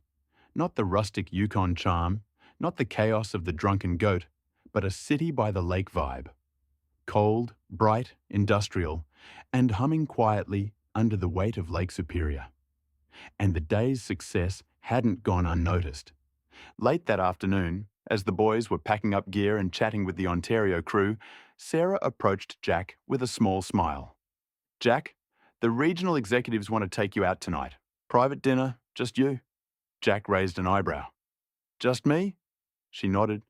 "They want to talk long-term strategy and they're impressed. Very impressed." Jack glanced over at the boys. Mick laughing with Kyle, Ethan showing drone overlays to 2 engineers, Nathan deep in conversation with Greg about reporting loops. He nodded. "All right, tell me when and where." With Jack heading off to dinner, the boys suddenly had a free evening, and Thunder Bay was theirs to explore. They bundled up, stepped out into the icy air, and immediately shivered. Mick, bloody hell, this cold is personal. Nathan, feels like it's trying to get inside my bones. Ethan, my eyelashes are freezing. They walked down the snowy street toward the waterfront, breath fogging, boots crunching. Ethan, Mick and Nathan reached the edge of the lake. A vast, frozen expanse stretching into the darkness. Streetlights cast long reflections across the ice. Ethan stared. This doesn't look real. Nathan nodded. It's like standing at the edge of the world. After the Lake Superior lookout, they ducked into a warm, bustling pizza place, the kind with fogged windows and the smell of melted cheese and wood-fired dough. Mick ordered the largest pizza on the menu. Nathan got something sensible. Ethan asked, "Do you have anything with maple bacon?" They did. They ate like men who'd been in the cold all day. Again. On the walk back, they passed an outdoor gear store. Mick stopped dead. "Boys, heated socks?" Nathan, "We're going in." 10 minutes later, Mick walked out with heated socks. Nathan got a thermal balaclava, while Ethan brought a set of touchscreen gloves. Ethan held up his gloves. "Now I can fly the drone without freezing my fingers off." Mick slapped him on the back. "Mate, that's the real win today." Jack arrived at a quiet, upscale restaurant overlooking the frozen marina. The Ontario executives were already seated, Mark, Linda and Paul, with menus closed and expressions that meant business. Mark gestured for Jack to sit. "Jack, we'll get straight to it. Your team has changed the tone of this operation." Linda added, "Your boys see things our consultants missed, and they communicate it without ego." Paul leaned forward. "We want StrataForge involved long-term, not just for this project, for Ontario as a whole." Jack felt the weight of that, the pride, the responsibility, the opportunity. Chapter 18. A corporate box. Jack sat across from the Ontario executives in that quiet, warm restaurant overlooking the frozen marina. A glass of water in front of him, jacket still dusted with snow, the weight of StrataForge's future sitting squarely on his shoulders. He wasn't there to be dazzled or to be flattered. He was there to protect his team and his company. Jack had questions, big ones. He leaned forward, hands clasped. "Look," Jack began, steady and direct, "I'm not going to pretend this isn't a massive commitment for us. StrataForge is outlaying an enormous cost to be here." He ticked them off one by one. Flights, international, domestic, repeat trips, accommodation for the boys, living expenses, equipment transport, insurance, lost time back home, and the opportunity cost of pulling my best people out of Australia. He paused, letting the weight of it settle. "I need to know Ontario isn't expecting us to carry that burden alone." The executives didn't flinch. They'd been waiting for this. Mark, the operations manager, spoke first. "Jack, we anticipated every one of those concerns." Linda, the safety director, slid a folder across the table. "Accommodation and living expenses. Covered. We'll put your team on our corporate rate and reimburse the rest." Paul, the infrastructure lead, added, "Flights? We'll handle them, all of them. Return, multi-leg, whatever's required." Jack raised an eyebrow. "All flights?" Paul nodded. "Every single one." Linda continued. "Equipment transport? We'll cover that too. If you need to ship gear, we'll arrange it. If you need to buy gear locally, we'll fund it." Mark leaned in, voice steady. "And as for opportunity cost, we're not asking you to lose money to help us. We're offering a long-term contract that will more than justify the investment." Jack didn't speak. He just listened, weighing every word. Mark went on. "We're not looking for a favour. We're looking for a partnership, and we're prepared to pay for it." Jack wasn't done. "And what about the boys? Their safety, their hours, their well-being?" Linda answered immediately. "We'll treat them like our own. Full access to our medical, safety and welfare systems. No exceptions." Paul added, "And if they need breaks, rotations, or time back home, we'll build that into the schedule." Jack nodded slowly. He wasn't an easy man to impress. but they were hitting every point, clearly, confidently, without hesitation. The executives didn't just look impressed anymore. They looked sheepish. Mark shifted in his seat. Linda folded her hands, and Paul let out a breath like he'd been holding it all day. And then Mark said it. "Jack, we've all discussed this," Mark began, voice low and honest. "And we all feel incredibly guilty." Jack raised an eyebrow. "Guilty?" Linda nodded. "When you said in your email that you were bringing your best men, we should have acknowledged what that meant, what it cost you." Paul added, "What we saw your men do in the past few days, the level of skill, the professionalism, the impact. We really should have paid for everyone's flights. That's on us." There was a moment of silence. Not awkward, sincere. Jack leaned back, exhaled, and shook his head lightly. "Don't stress over that," he said. "It's okay, really." But the executives didn't look convinced. Mark pressed on. "No, Jack, we mean it. We underestimated what you were bringing. And we won't make that mistake again." Jack lifted a hand, calm and steady. "Look, what's done is done. The boys are here. They're doing good work. You're seeing the value." He leaned forward, tone shifting from reassurance to leadership. "Write up a contract offer, something long-term, something that reflects what we're all trying to build here." The executives exchanged glances, relieved, grateful, and suddenly energized. Jack continued. "We'll iron out the pros and cons from our end. You do the same, and we'll work together to build something strong." Linda smiled, the kind of smile that comes when a weight lifts. "That's exactly what we were hoping you'd say." Paul nodded. "We'll have a draft ready tomorrow." Mark added, "And Jack, thank you for being straight with us." Jack shrugged lightly. "It's the only way I know." The moment Linda said it, the whole tone of the dinner shifted. Up until now, the executives had been confident, polished, corporate. But this was human, honest, vulnerable. Linda leaned forward, elbows on the table, expression softening. "Jack, before we wrap up, there's something else." Jack looked up, curious. She continued, voice warm and sincere. "We've all talked about it, Mark, Paul, myself, and we feel incredibly guilty." Mark added, "And after what we saw your men do in the past few days, honestly, we should have paid for everyone's flights." But Linda wasn't finished. She smiled, the kind of smile that says, "We want to make this right." "Well, you're heading back to Vancouver tomorrow, aren't you?" Jack nodded. Linda continued, "I'll email you the details this afternoon, but there's an ice hockey game on tomorrow night at Rogers Arena. Canucks game. You'll have a corporate box with all the trimmings. On us. Enjoy." Jack blinked. A corporate box at Rogers Arena for an NHL game. That wasn't a token gesture. That was a thank you, with weight behind it. "Wow," Jack muttered, caught off guard. "Wow, thanks," Linda laughed softly. "You've earned it, all of you." Jack sat back in his chair, letting it sink in. This wasn't just hospitality. This wasn't just guilt. This was respect. Genuine, earned, and freely given. Ontario wasn't just impressed with StrataForge. They valued them. They wanted them. They were willing to invest in them.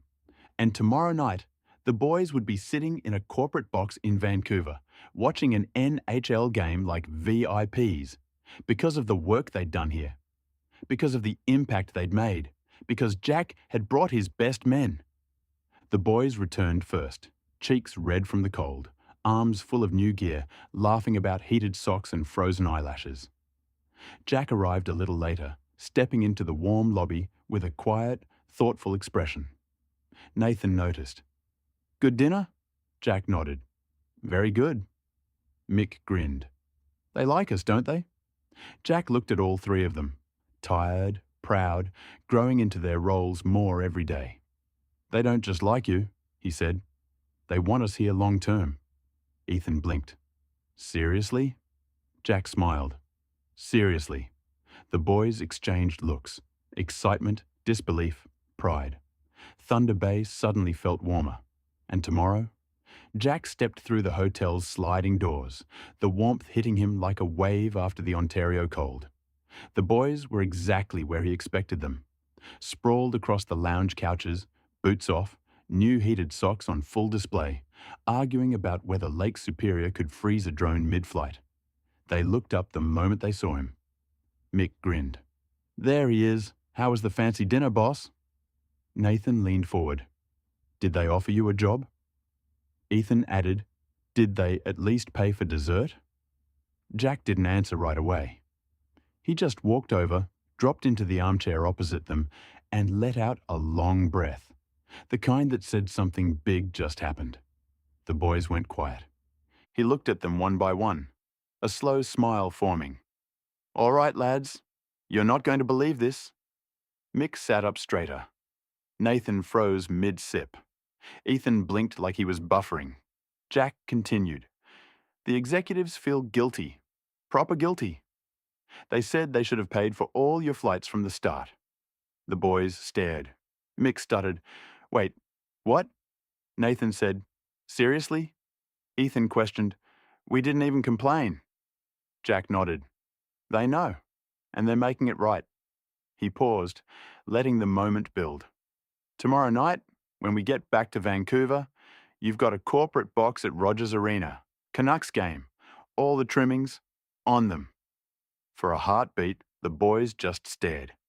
Then Mick yelled, "No fucking way!" "A corporate box? Like the fancy ones?" said Nathan. Ethan questioned, "With food and drinks and the big leather seats?" Jack laughed. "All of it." Mick jumped to his feet. "Mate, I've never even been to an AFL corporate box." Nathan shook his head in disbelief. "This is insane." Ethan looked like Christmas had arrived early.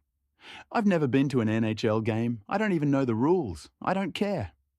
Mick grabbed Jack by the shoulders. "Boss, you legend." Jack held up his hands. "Oi, this wasn't me. This was them. Their idea. Their apology." Nathan leaned back, still stunned. "We must have really impressed them." Jack nodded, pride warming his voice. "You did, all of you. They couldn't stop talking about the work you've done." Ethan smiled, small and genuine. "Feels good." Mick clapped him on the back. "Feels bloody amazing."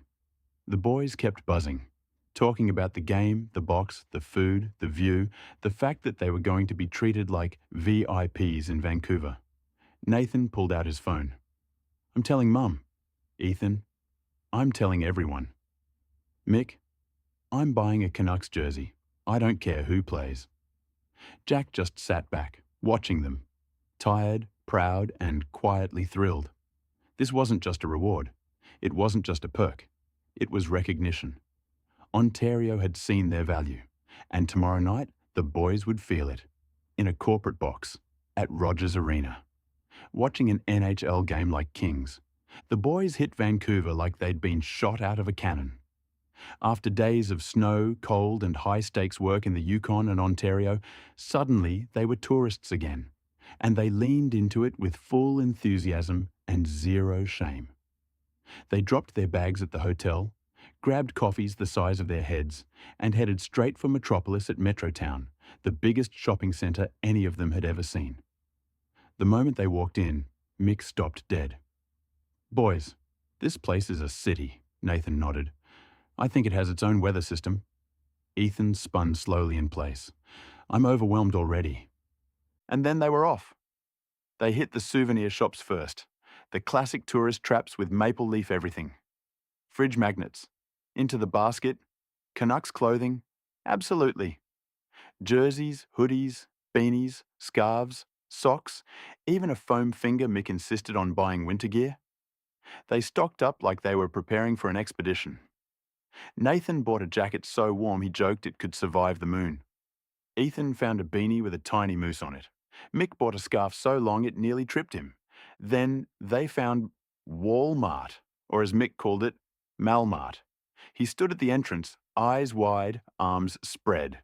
"Boys, this place is bigger than my hometown." Nathan laughed. It's a supermarket, Mick. No, Mick said, deadly serious. This is a lifestyle.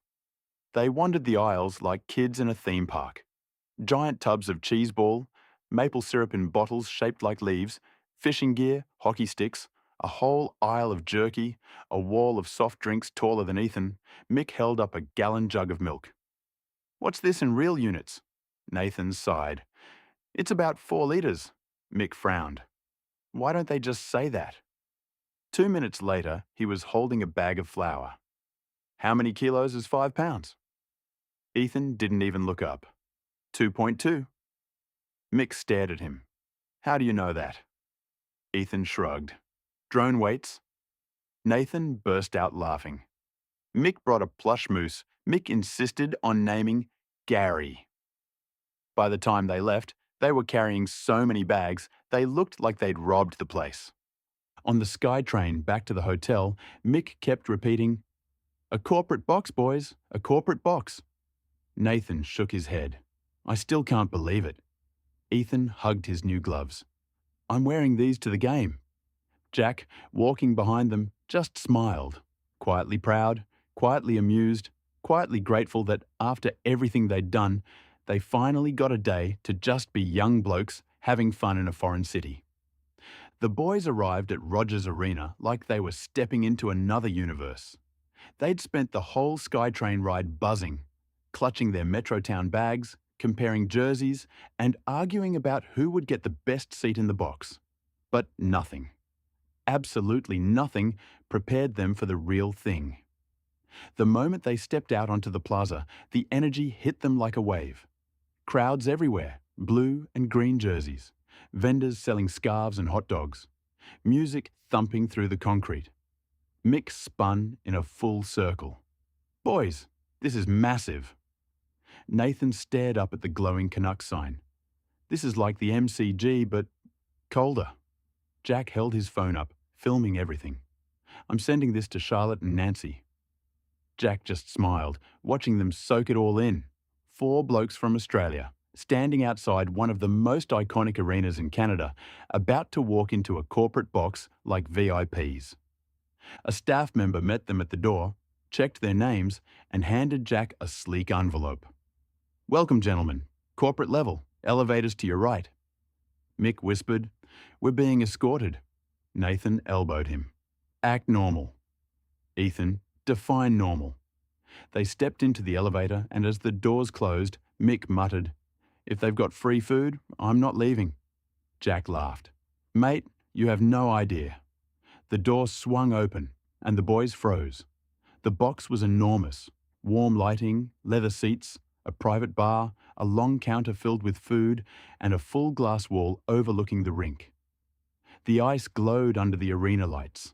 The players were warming up. The crowd was roaring. Mick, holy, this is unreal.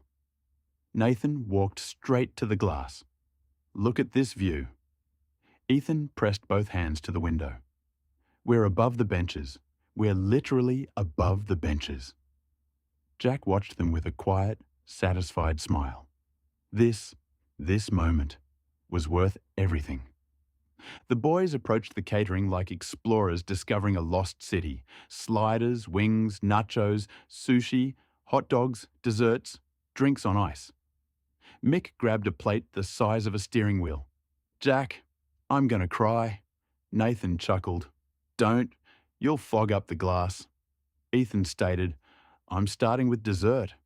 Jack replied, Of course you are. Mick giggled. I think this is what a religious experience feels like. When the lights dropped and the arena roared to life, the boys didn't just react. They detonated. The energy inside Rogers Arena hit them like a physical force. The bass from the speakers vibrated through the floor. The crowd surged to its feet in a single wave of blue and green. Spotlights swept across the ice like searchlights in a war movie. And then the Canucks burst out of the tunnel. The puck dropped and the arena exploded. The sound wasn't cheering. It was a roar, a living thing that shook the corporate box windows. The boys were glued to the glass. The speed players flew across the ice like they were being chased by debt collectors. Mick looked shocked.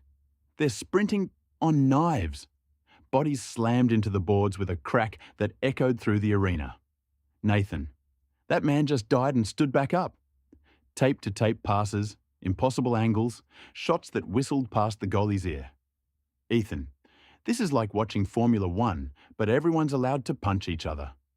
Midway through the second period, tensions boiled over. 2 players dropped gloves, helmets flew, and the crowd went feral. Mick stood up so fast, his chair slid backwards. Yes, yes. This is what I'm here for. Nathan slapped the glass like a man possessed. Get him, big fella. Ethan filmed the entire thing, narrating like a wildlife documentary. The alpha male asserts dominance over the rival pack. Jack nearly choked on his drink laughing. The refs let the punches fly for a few glorious seconds before stepping in. The crowd cheered like someone had scored a goal. Every time the Canucks got the puck, the arena leaned forward. Every near miss made 18,000 people groan in unison. Every goal attempt sent the boys into orbit. Mick high-fived strangers in the next box. Nathan started chanting with fans he'd never met. Ethan kept yelling, "This is the best sport ever invented." Jack watched them, the lights reflecting off the ice, the crowd roaring, the boys losing their minds, and felt something warm settle in his chest. They weren't just watching a game, they were living it. The boys were hoarse. Their faces hurt from smiling, their arms were sore from fist pumping. As the Canucks skated off victorious, the crowd began to spill out into the cold Vancouver night. Mick turned to Jack, eyes shining. "Boss, I'm not kidding. That was the greatest night of my life." Nathan nodded. "Same." Ethan whispered, "I'm buying a hockey stick tomorrow." Jack just smiled. "Glad you enjoyed it, lads." But inside, he was proud. Deeply, quietly proud. Because this wasn't just a reward. It was a moment, one they'd remember for the rest of their lives. The early morning hit them like a freight train. After the chaos, the adrenaline, the lights, the fights, the food, the chanting, the high fives with strangers, sleep came late. The boys dragged themselves through the hotel lobby with that unmistakable, "we had the night of our lives" exhaustion. Mick's voice was croaky. "I think I yelled more last night than I have in my entire life." Nathan rubbed his eyes. "My ears are still ringing." Ethan clutched a takeaway coffee like it was life support. "Worth it." Jack just smirked. "Told you hockey would get you." They piled into the taxi, bags stuffed with Metrotown loot, jerseys, beanies, scarves, fridge magnets, Gary the Moose plushie, and headed for Vancouver International Airport. The city was waking up around them, mist hanging low, mountains barely visible, the air crisp and cold. Inside the terminal, the boys perked up the moment they saw the departure board. Next stop, Los Angeles. Mick grinned. "Yeah, boy, we're going to LA." Nathan nudged him. "Try not to ask anyone about kilos and liters this time." Ethan laughed. "He will." Mick shrugged. "Well, how am I supposed to know what a gallon is? Sounds made up." Jack shook his head, smiling. "Just get on the plane, mate." As they walked down the jet bridge, the mood shifted, excitement replacing exhaustion. LA wasn't work. LA wasn't pressure. LA was the reward Jack had promised them long before Canada even began. A few days to breathe, to celebrate, to just be young blokes on an adventure. They found their seats, shoved their bags overhead, and settled in. Mick pressed his face to the window. "Look at that view. Snow one day, palm trees the next." Nathan stretched out. "I'm sleeping the whole way." Ethan buckled in, eyes bright. "I'm not. I'm too excited." Jack sat back, letting the hum of the engines wash over him. The boys had earned this, every second of it. As the plane pushed back and the engines spooled up, Mick grinned across the aisle. "Boss, what's the plan in LA?" Jack smiled, that quiet, knowing smile he saved for moments like this. "You'll see." And with that, the plane lifted off, banking over the shimmering Vancouver coastline, carrying them south toward sunshine, palm trees, and the next chapter of their adventure. Jack didn't even wait for the seatbelt sign to turn off. The moment the plane leveled out, he leaned across the aisle with that unmistakable "I've got plans" grin. The boys looked at him, tired, excited, buzzing from Vancouver, and now heading straight into sunshine. Jack cleared his throat dramatically. "All right, lads.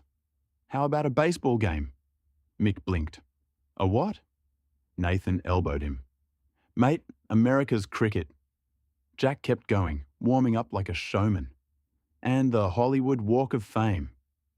Ethan's eyes widened. "The stars? The actual stars?" Jack nodded. "Yep, the whole strip." He wasn't done. "And Venice Beach, Muscle Beach, skate parks, street performers, food trucks, the works." Mick threw his hands up. "Need I go on?" Jack said, smirking. The boys erupted. Then the adrenaline faded. Jack watched it happen. The slow collapse of three blokes who had been running on excitement, pride, and pure momentum for days. Mick was snoring softly, still wearing his Canucks beanie. Nathan had fallen asleep sitting upright, head tilted at an impossible angle. Ethan was out cold, one shoe on, one shoe off, Gary the Moose plushie tucked under his arm. Jack chuckled quietly, shaking his head. Back in Perth, Nancy's was making her coffee when the laptop pinged. She glanced over and saw the sender, Mark, Ontario Operations Manager. The message was unread. Jack hasn't seen this yet, she thought. Subject draft contract, StrataForge partnership proposal. Her eyebrows lifted as she opened it, and what he saw made her chest tighten in that quiet, proud way she knew Jack come to recognize. The document was clean, professional, and, most importantly, respectful. It opened with a statement that hit Nancy harder than she expected. StrataForge has demonstrated exceptional capability, professionalism, and leadership. We consider your team an asset to our long-term operations. She kept reading. Key points in the draft. Full coverage of all future flights. Domestic, international, multi-leg, everything. Accommodation and living expenses covered. Corporate rate or reimbursement, no questions asked. Equipment transport and procurement funded. If StrataForge needed it, Ontario would pay for it. Long-term engagement. A multi-year contract with renewal options. Flexible rotations. Built around the boys' well-being, not corporate convenience. Integration into Ontario's operational planning. StrataForge wasn't a contractor. They were a partner. Nancy had to read it twice. Then a third time. It was generous. It was exactly what he'd hoped for. And more. Nancy marked it as unread. Chapter 19. Beverly Hills. Mid-morning arrived as they landed. The Beverly Hills Plaza Hotel was everything the boys imagined LA would be. Palm trees, warm air, a lobby that smelled like citrus and money, and staff who greeted them like they were minor celebrities. They barely made it into the suite before the chaos began. Bags dropped, shoes kicked off, curtains yanked open. Ethan immediately claimed the sofa. Mick opened the minibar like it was a treasure chest. Nathan tried to figure out the thermostat, and then Jack connected to the Wi-Fi. His phone buzzed. He froze. Guys, come here." The urgency in his voice made all three of them whip around. Jack was standing in the middle of the lounge, holding up his phone like it was a holy relic. "Guys, Ontario just sent the first draft?" Mick blinked. "Already?" Nathan leaned over Mick's shoulder, eyes narrowing. "What's it say?" Ethan didn't even bother walking. He launched himself over the back of the sofa, practically climbing across the cushions to get closer. "Is it good?"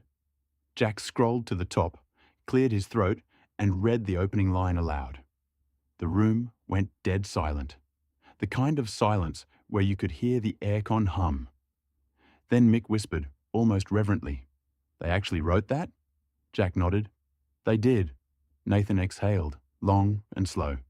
"That's huge." Ethan grinned, eyes bright. "We did that?" Jack smiled, proud, warm, steady. "You did." Mick sat back, stunned. "Boss, this is real, isn't it? Like, long-term real." Nathan nodded slowly. "They want us.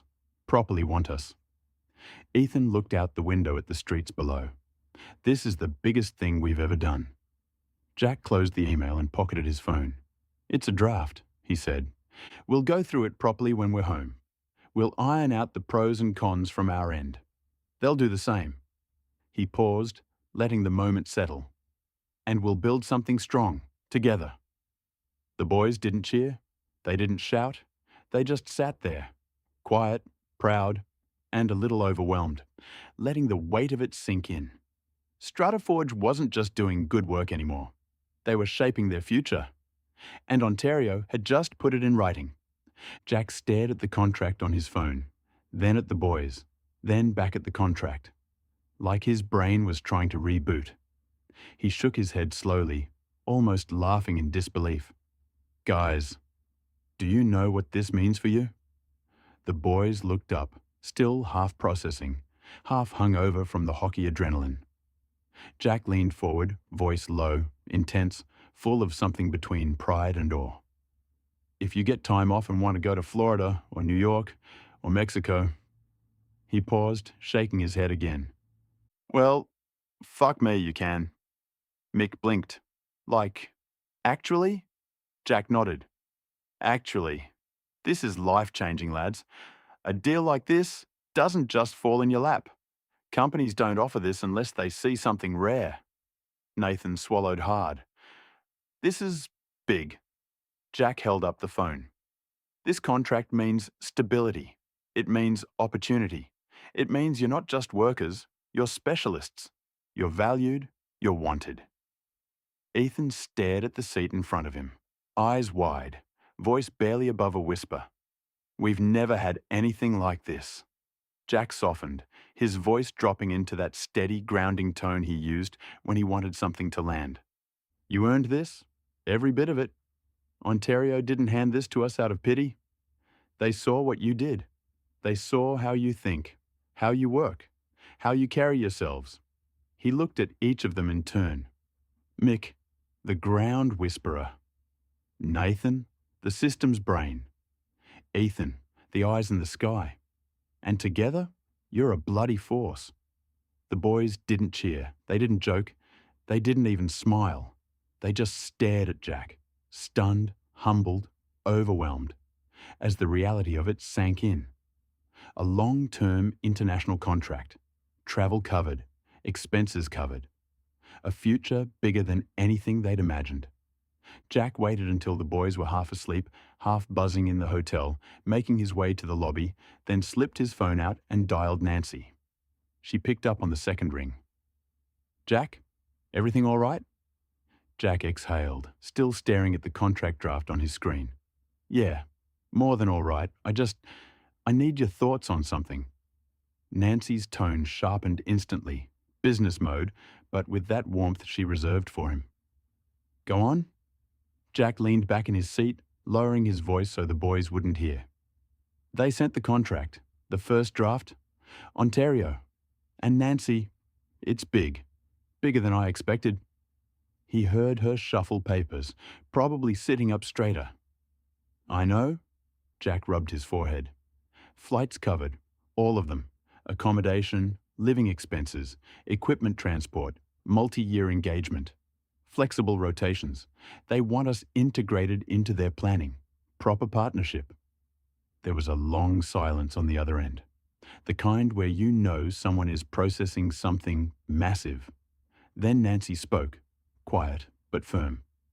Jack, that's huge. That's not a contract. That's a foothold. That's StrataForge stepping onto the world stage. Jack swallowed. That's what I thought. Nancy continued, her voice steady, thoughtful. They're not just impressed. They're committing. And they're committing because of what you and the boys did. This is the kind of deal companies chase for years. And it's landed in your lap because you earned it. Nancy didn't hesitate. It means stability, growth, travel, experience. It means they're not just labor. They're specialists.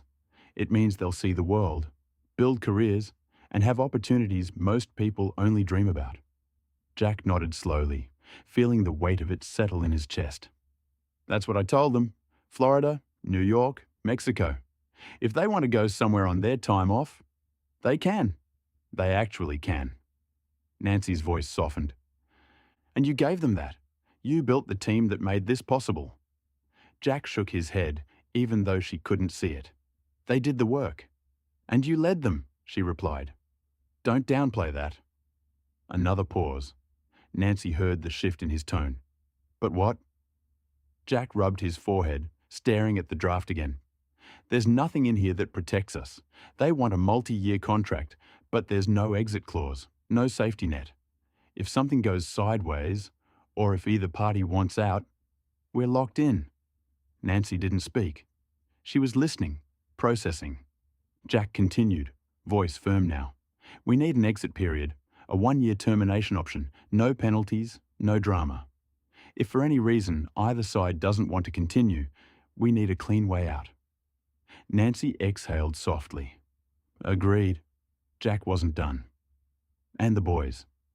Australian work cover laws still apply. 40-hour weeks, paid overtime, sick days, annual leave entitlements, none of that's mentioned. If they want us long-term, they need to acknowledge we operate under Australian employment law. Nancy's tone sharpened. The tone she used when she was already mentally drafting clauses. You're absolutely right. We can't compromise on that. Jack nodded, even though she couldn't see it. And we need clarity on liability. If something happens on site, whose insurance responds first, ours or theirs? That needs to be spelled out. Nancy didn't hesitate. I'll write a draft up now. Jack blinked. Already? You know me, she said. I've been expecting this. I'll mark up their document, add the protections, and send you a version to review before we reply. Jack let out a long breath. Relief, gratitude, and the weight of responsibility all tangled together. Thanks, Nance. You did the hard part, she replied. Now let me do mine. Jack smiled, small and tired. Fair enough? Nancy paused, then added gently. And Jack, this is still incredible. Don't let the legal stuff overshadow that. Yeah, he murmured. I know. And with that, Nancy got to work. And Jack finally let himself breathe. Jack pushed the door open quietly, expecting the boys to still be dead to the world. But as soon as he stepped inside, 3 groggy heads lifted from pillows, couches, and whatever surface they'd collapsed on. Hair was everywhere, eyes half open. Ethan looked like he'd been hit by a tranquilizer dart. Jack grinned. Morning, princesses, Mick groaned. What time is it? Nathan rubbed his face. Where are we? Ethan blinked at the ceiling. Why does the room smell like maple syrup? Jack ignored all of it, clapped his hands once and said, You guys want to go for a walk? The boys stared at him. A long, confused, jet-lagged silence. Then Mick sat up, squinting. A walk? Where? Jack shrugged casually, like he wasn't standing in the middle of Beverly Hills with 3 young blokes who'd just had the biggest week of their lives. I don't know. Maybe down Rodeo Drive. Maybe past a few mansions. Maybe grab a coffee somewhere that charges $20 for a latte. Stretch the legs. See the neighborhood. Nathan blinked again, slowly waking up. Like, outside? In Beverly Hills? Jack nodded. Yep. Ethan swung his legs off the couch, suddenly alert. Like, where celebrities live? Jack smirked. Pretty much. Mick stood up immediately. Right, I'm in. Let's go. Nathan grabbed his shoes. Give me 5 minutes. Ethan was already at the door. I'm ready. Jack laughed under his breath as he grabbed his sunglasses. They'd gone from the Yukon wilderness to Ontario boardrooms, to Vancouver, hockey boxes to a Beverly Hills hotel suite. And somehow, a simple walk in LA felt like the perfect next step. All right, lads, Jack said, opening the door wide. Let's go see how the other half lives. They shuffled out of the suite like 3 newborn giraffes learning how to walk again. Hair sticking up, shirts wrinkled, eyes still half closed. But the moment they stepped into the Beverly Hills Plaza hotel lobby, everything changed. They stopped dead. Mick whispered, Did it look like this earlier? Nathan shook his head. Mate, I don't remember walking through this at all. Ethan blinked at the marble floors and chandeliers. We were zombies. Actual zombies. Jack just smirked. Told you, you were tired. They pushed through the glass doors and the noise, the heat, the palm trees, the traffic that moved like it was choreographed. Mick stared at a passing Lamborghini. That car costs more than my house. Nathan pointed at a mansion behind a hedge. That house costs more than my entire street. Ethan just spun in a slow circle. This is insane. Jack led them down a quieter side street, away from the chaos of Santa Monica Boulevard. Come on, he said. We'll walk the back way to UCLA. The houses got bigger and bigger and bigger. Massive gates, perfect lawns, gardens trimmed by people who probably had degrees in horticulture. Mick stopped in front of one place with pillars and a fountain. This isn't a house. This is a museum. Nathan nodded. I think the garage is bigger than our office.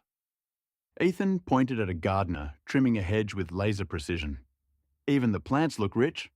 Jack laughed. Welcome to Beverly Hills, lads.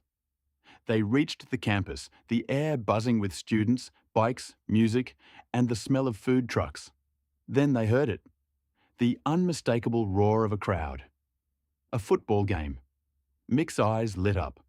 No way. Jack shrugged. Let's go have a look. They climbed the bleachers, found a spot halfway up and sat down. The field stretched out below them, bright green, players sprinting, cheer squads flipping, drums pounding. Nathan leaned forward.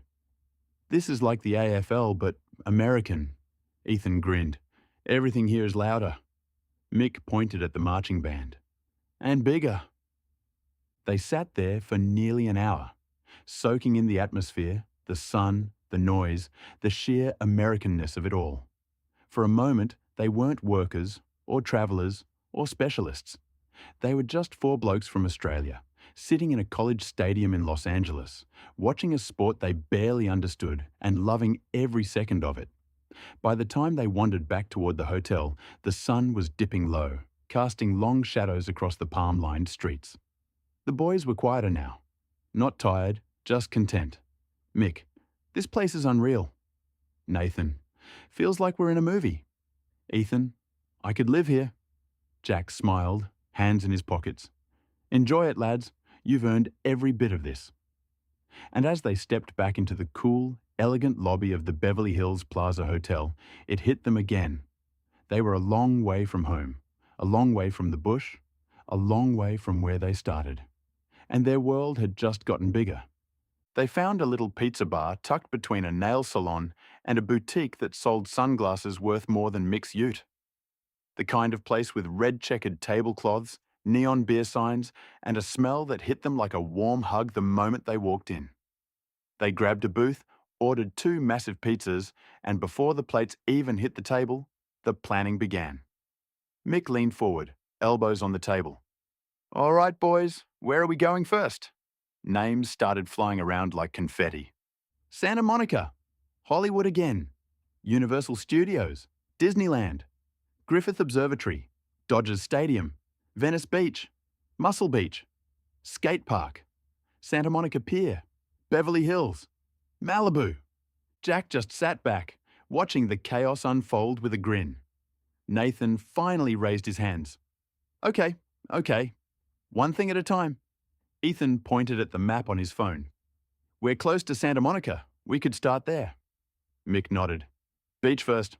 Always beach first. Jack shrugged. Works for me. Piece by piece, the day took shape. Santa Monica Beach, walk the sand, dip their feet in the Pacific, take photos, breathe in the ocean air, then to Santa Monica Pier, arcades, food stalls, the Ferris wheel, the whole classic LA experience. Then we walked to Venice Beach with a long stroll down the boardwalk, past performers, artists, weirdos, and everything in between. Venice Skate Park. Ethan was already buzzing. I've seen this place in movies. Afternoon baseball game. The Dodgers versus the New York Yankees. A massive rivalry. A packed stadium. A proper American sports experience. Mick slapped the table. Done. That's the plan. Nathan nodded. That's a full day. Ethan grinned. That's a perfect day. Jack raised his slice in a toast. To LA. The boys clinked their slices together like they were champagne flutes. Bellies full, energy restored, they wandered back through the warm LA evening. Palm trees swayed overhead. Cars honked. Music drifted from open windows.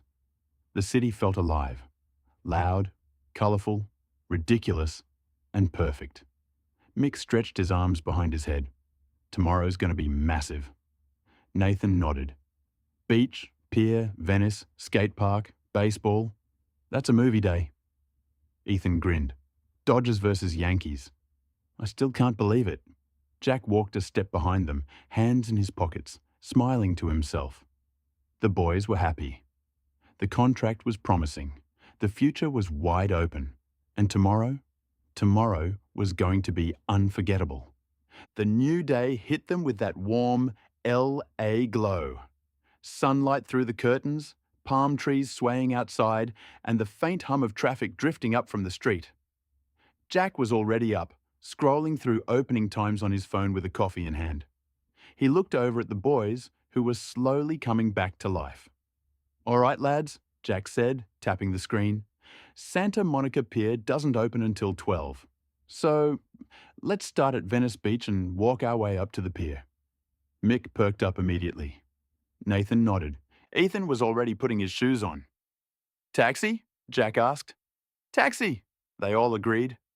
The ride to Venice Beach in the taxi wound through Beverly Hills, then down toward the coast.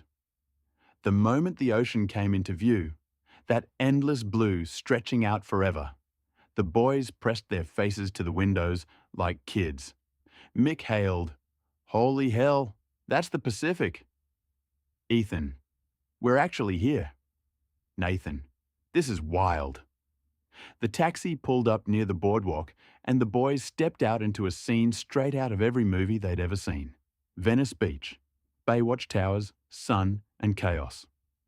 The first thing they saw were the Baywatch-style lifeguard towers, perched on the sand like little blue huts. Mick elbowed Ethan. Mate, Baywatch. Actual Baywatch. Ethan laughed. Where's the slow motion running? Jack shook his head. Don't encourage him. Then they noticed the bods, the joggers, the surfers, the gym junkies, the sun-kissed locals who looked like they lived on protein shakes and good genetics. Mick and Ethan immediately devolved into teenage idiots. Look at that bloke's arms. Look at that bloke's abs. Look at that bloke's everything. Mate, we need to start working out. We're single men, Jack. We need to compete. Jack just kept walking, laughing under his breath. You two are hopeless. The boardwalk energy as they wandered past. The street performers doing backflips, artists painting portraits, vendors selling sunglasses and bracelets, skaters weaving through crowds, and the smell of weed drifting from somewhere, everywhere. Ethan filmed everything. Nathan took photos of the murals. Mick bought a churro the size of his forearm, the walk towards Santa Monica. The beach stretched out endlessly beside them as they made their way north. Joggers passed. Cyclists whizzed by. The sun warmed their backs. The ocean breeze kept everything perfect. Mick and Ethan kept shoving each other, laughing like idiots. Single men, Jack. Single men in LA. We need to look good. You need to stop hitting me. Jack just shook his head, smiling. They were happy. They were free. They were exactly where they needed to be. And ahead of them, Santa Monica Pier waited. They hit the boardwalk like 4 kids let loose on a school excursion. The sun was warm, the ocean breeze perfect, and the whole of Venice Beach stretched out in front of them, loud, colourful, chaotic, and absolutely alive. Mick and Ethan immediately surged ahead, shoulder to shoulder, scanning the crowd like 2 single blokes on safari. Every woman who walked, skated, biked, rollerbladed, jogged, or even existed within a 10-metre radius got the same treatment, a grin, a nod, a hey, ladies, how are you doing? We're from Australia. A nudge from the other one, followed by both of them laughing like idiots. They weren't creepy, just hopelessly enthusiastic, harmless, and very, very Australian. Nathan and Jack hung back a few steps, watching the spectacle unfold. Nathan shook his head, chuckling. "They're unbelievable," Jack smirked. "Single men, mate. They can't help themselves." Every now and then, Mick would turn around and yell, "Jack, did you see that one?" Jack would wave him off. "Keep walking, Romeo." The walk from Venice to Santa Monica is no small stroll, a solid hour if you're moving at a decent pace. But with the boys, it felt like 10 minutes. Street artists painting murals, skaters doing tricks that made Ethan gasp. Muscle-bound gym junkies lifting absurd weights and vendors selling bracelets, coconuts, sunglasses, and questionable herbal remedies. Mick and Ethan kept darting ahead, trying to charm anyone who so much as glanced their way. Nathan and Jack just kept laughing. The kind of easy, warm laughter that comes from being exactly where you want to be. And with every step, the pier grew larger on the horizon. One moment it was a speck in the distance. The next, it was towering above them. The Ferris wheel spinning, the roller coaster rattling, the smell of popcorn and hot dogs drifting through the air. Mick stopped dead. "Boys, we made it." Ethan threw his arms up. "This is unreal." Nathan grinned. "Worth the walk." Jack looked at them, sunburnt, sweaty, smiling, buzzing with energy, and felt that familiar swell of pride. They'd crossed oceans, provinces, cities, and now beaches. And somehow every step brought them closer together. The pier was waiting. The day was just beginning, and the adventure was nowhere near over. They reached the pier with that perfect mix of sunburn, sweat, and pure happiness, the kind that only comes from a long walk full of banter, bad flirting attempts, and the Pacific Ocean glittering beside them the whole way. The moment they stepped onto the wooden planks of Santa Monica Pier, the world shifted. Music from buskers drifted through the air. The Ferris wheel spun lazily above them. The roller coaster rattled past with screams trailing behind it, and the smell of popcorn, churros, and sunscreen wrapped around them like a warm blanket. Jack pointed to a little stand near the railing. "Ice cream, guys?" They didn't even answer. They just walked. Minutes later, the four of them were sitting on a long wooden bench overlooking the beach, each holding a cone. For the first time all morning, they were quiet. Not tired, not bored, just taking it in. The ocean stretched out endlessly. The roller coaster zipped past behind them, the screams rising and falling like waves. Kids ran along the sand. Couples strolled hand in hand. Street performers played guitars and drums. The whole pier buzzed with life. Mick finally broke the silence, licking a drip off his wrist. "This is unreal." Nathan nodded slowly. "Feels like we're in a postcard." Ethan leaned back, sunglasses on, ice cream in hand. "I could sit here all day." Jack smiled, watching the world move around them. "Enjoy it, guys. Days like this don't come around often." And for a few minutes, no contracts, no flights, no work, no pressure. Just four blokes on a bench, eating ice cream, watching the world go by on a perfect California day. The adventure was still rolling, but right here, right now, they let themselves breathe. They made it back to the hotel, sun-kissed, sandy, and absolutely buzzing. A quick rest, shoes off, aircon blasting, everyone sprawled across beds and couches. And then it was time to get ready for the big one. Dodger Stadium. Dodgers versus Yankees. A proper American baseball rivalry. The boys were practically vibrating with excitement. They hit the Dodgers team store like kids let loose in a toy shop.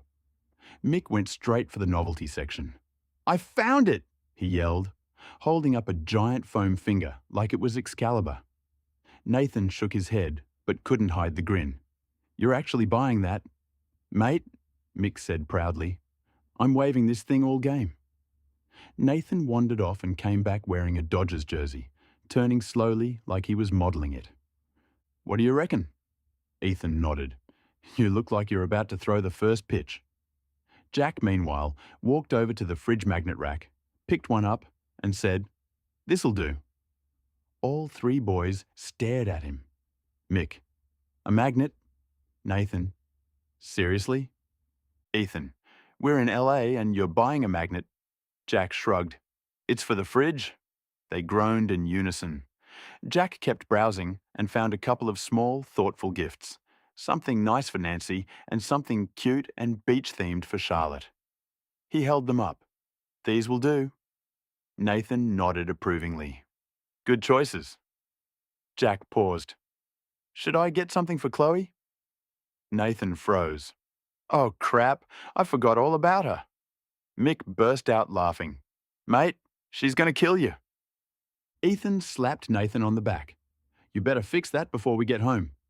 Nathan looked genuinely panicked. I need to find something, now. Jack smirked. Welcome to gift buying, mate. Bags in hand, foam finger proudly sticking out of Mick's backpack like a flag, they headed toward the exit. The sun was dropping. The stadium lights were warming up. The crowd was building. The energy was rising. Dodgers versus Yankees.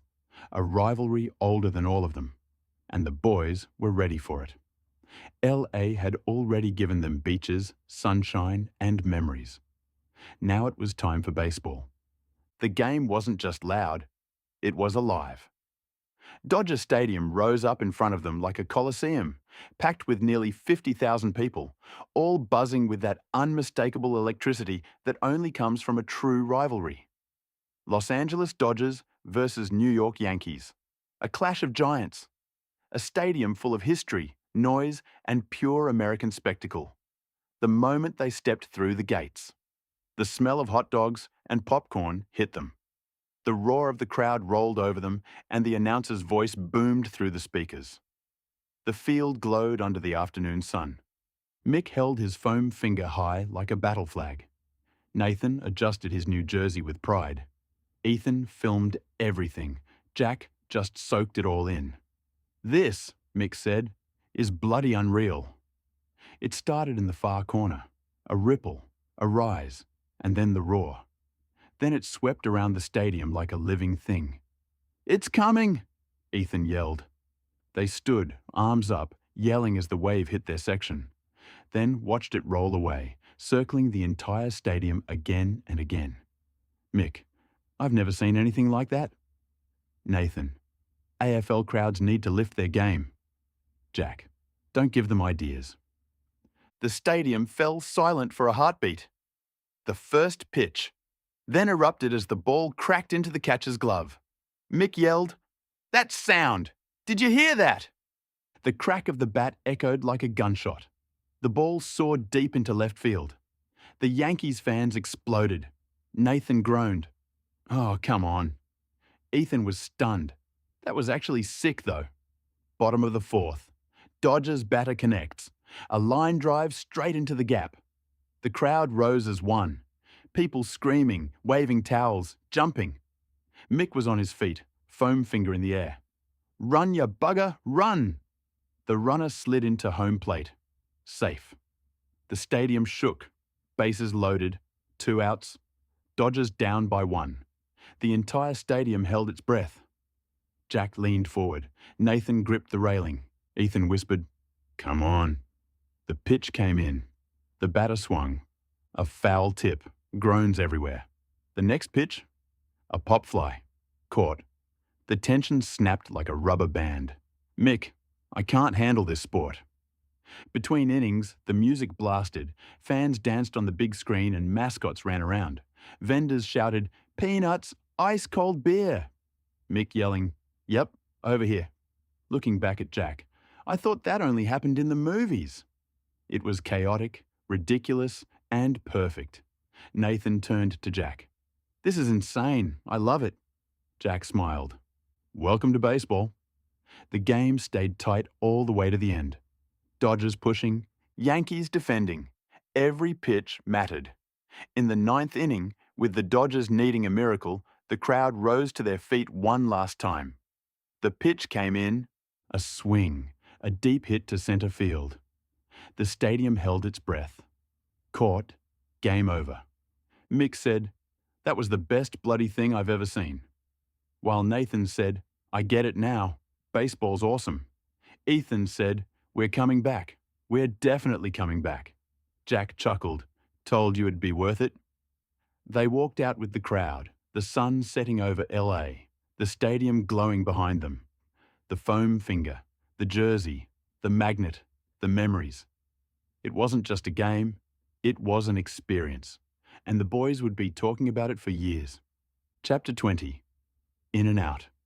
They were still buzzing when they left Dodger Stadium, the crowd noise ringing in their ears, Mick waving his foam finger at every passing car, Nathan proudly wearing his jersey, Ethan replaying clips on his phone, and Jack just smiling at the chaos he'd willingly brought into LA.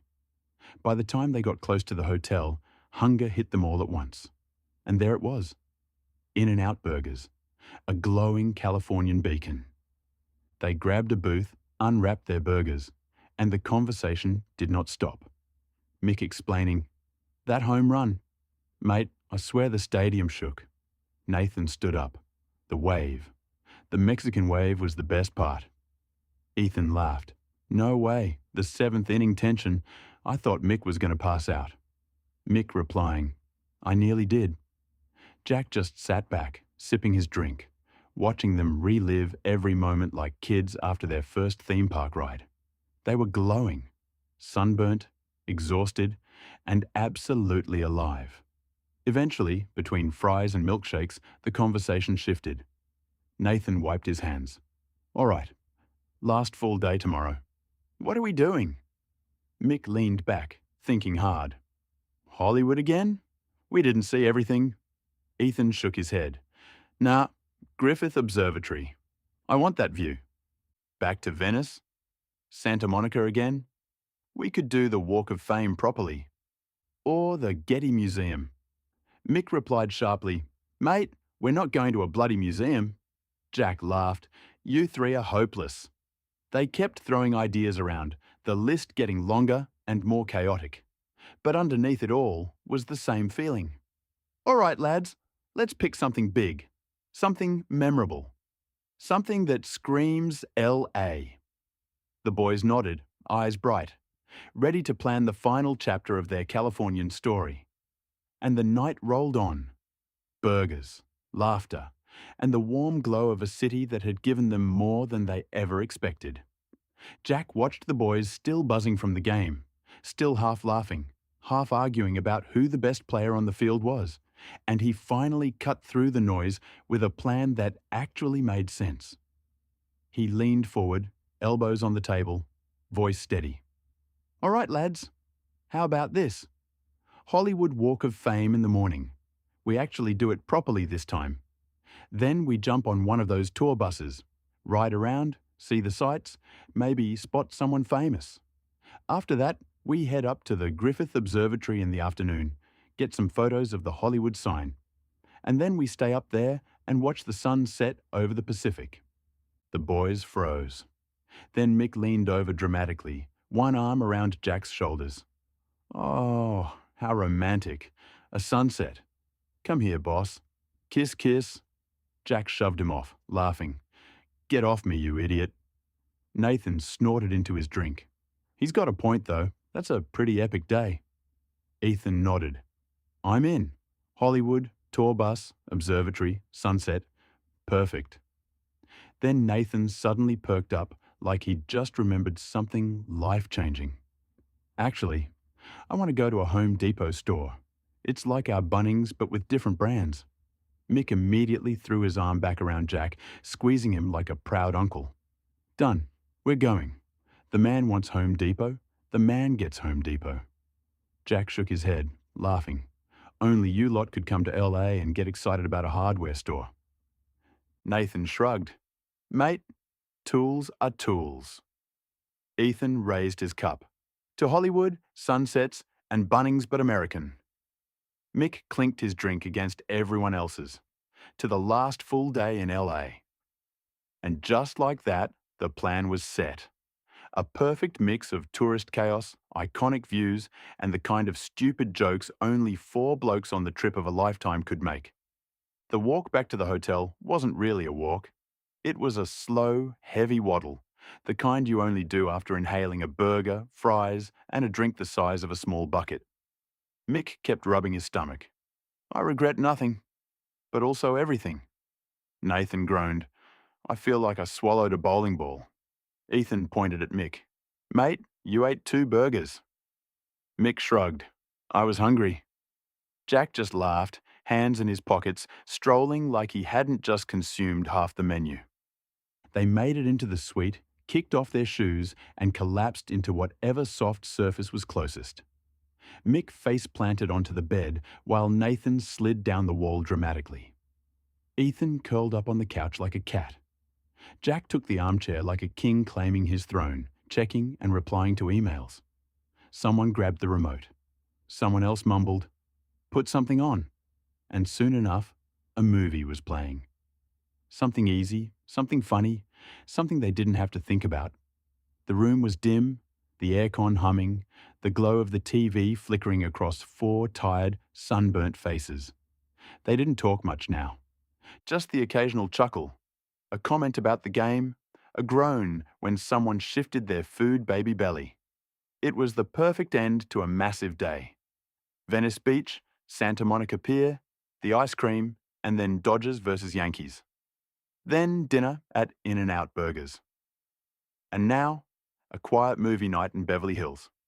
Jack glanced at the boys, relaxed, content, safe, happy, and felt that warm, quiet pride settle in again.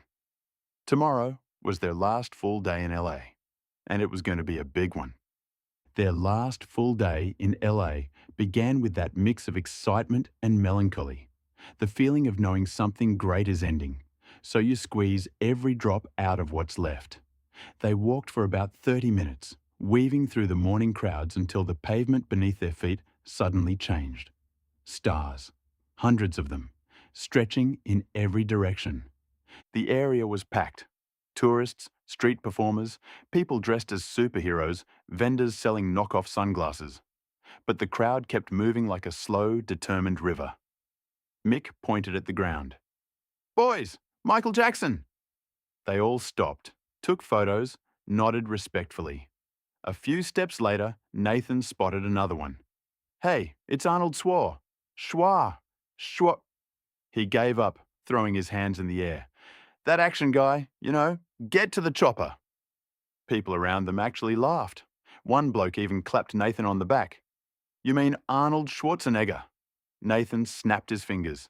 Yes, him. Mick doubled over laughing. You butchered that name so badly the star nearly cracked. Ethan wiped tears from his eyes. Say it again. No. Jack just shook his head, grinning. You're hopeless. They kept walking, stopping every few meters to point out another name they recognized. Tom Hanks, Sandra Bullock, Bruce Willis, Jackie Chan, Robin Williams. Every star felt like a little piece of movie history under their feet. They passed a guy dressed as Spider-Man doing backflips, a woman dressed as Marilyn Monroe blowing kisses, a man selling celebrity home maps, a busker playing the Rocky theme on a saxophone, and tourists taking photos of absolutely everything. Mick and Ethan kept trying to pose with every costumed character they saw. Nathan kept mispronouncing celebrity names. Jack kept laughing at all of them. And the Walk of Fame kept stretching on, star after star, memory after memory. But already, the day felt like something special. 4 blokes, 1 last adventure, and Hollywood literally at their feet. And the best part? They were only just warming up. They spotted the Starline Tours kiosk just off Hollywood Boulevard. Bright red signs, buses lined up, guides shouting over the crowd. And without hesitation, the boys jumped aboard the next open-top bus like they were boarding a roller coaster. Mick practically sprinted up the stairs. Ethan followed, filming everything. Nathan took the middle row. Jack sat at the back, sunglasses on, already amused. The bus pulled away from the curb, the guide's voice booming through the speakers. Welcome to Starline Tours. Today we'll be seeing the homes of some of Hollywood's biggest stars. Mick elbowed Ethan. Mate, imagine if we actually see someone. Ethan grinned. I'm ready. I'm camera ready. Nathan pointed at the Walk of Fame below. I still can't believe you butchered Schwarzenegger's name. A random tourist behind him laughed. You really did. Nathan groaned. I know. Jack just shook his head, smiling. The bus climbed into the winding streets of the Hollywood Hills. Narrow roads, sharp turns, and houses that looked like they were built out of movie money. The guide pointed out Leonardo DiCaprio's house and Keanu Reeves's driveway, the mansion once owned by Elvis, and a house with a garage bigger than their entire office. Mick kept whispering, "No way, no way, no way." Ethan leaned over the railing, trying to see every angle. Nathan kept taking photos of houses he didn't even recognize. Jack just enjoyed the ride, the breeze, and the boys' reactions. The guide pointed at a sleek modern house perched on a cliff. And this one belongs to... Mick cut him off, shouting, "Is that a Lamborghini in the driveway?" Half the bus turned. The guide blinked. Jack facepalmed. Ethan burst out laughing. Forget the celebrity. Mick's found his soulmate. Even the guide cracked a smile. "Yes, sir, that is indeed a Lamborghini." Mick sat back, satisfied. That's all I needed. The bus wound through the palm-lined streets, the hidden mansions, giving panoramic views of LA with a glimpse of the Hollywood sign. Nathan leaned back, soaking it in. This is wild. We're actually here. Jack nodded. Last day, lads. Make it count. And they were.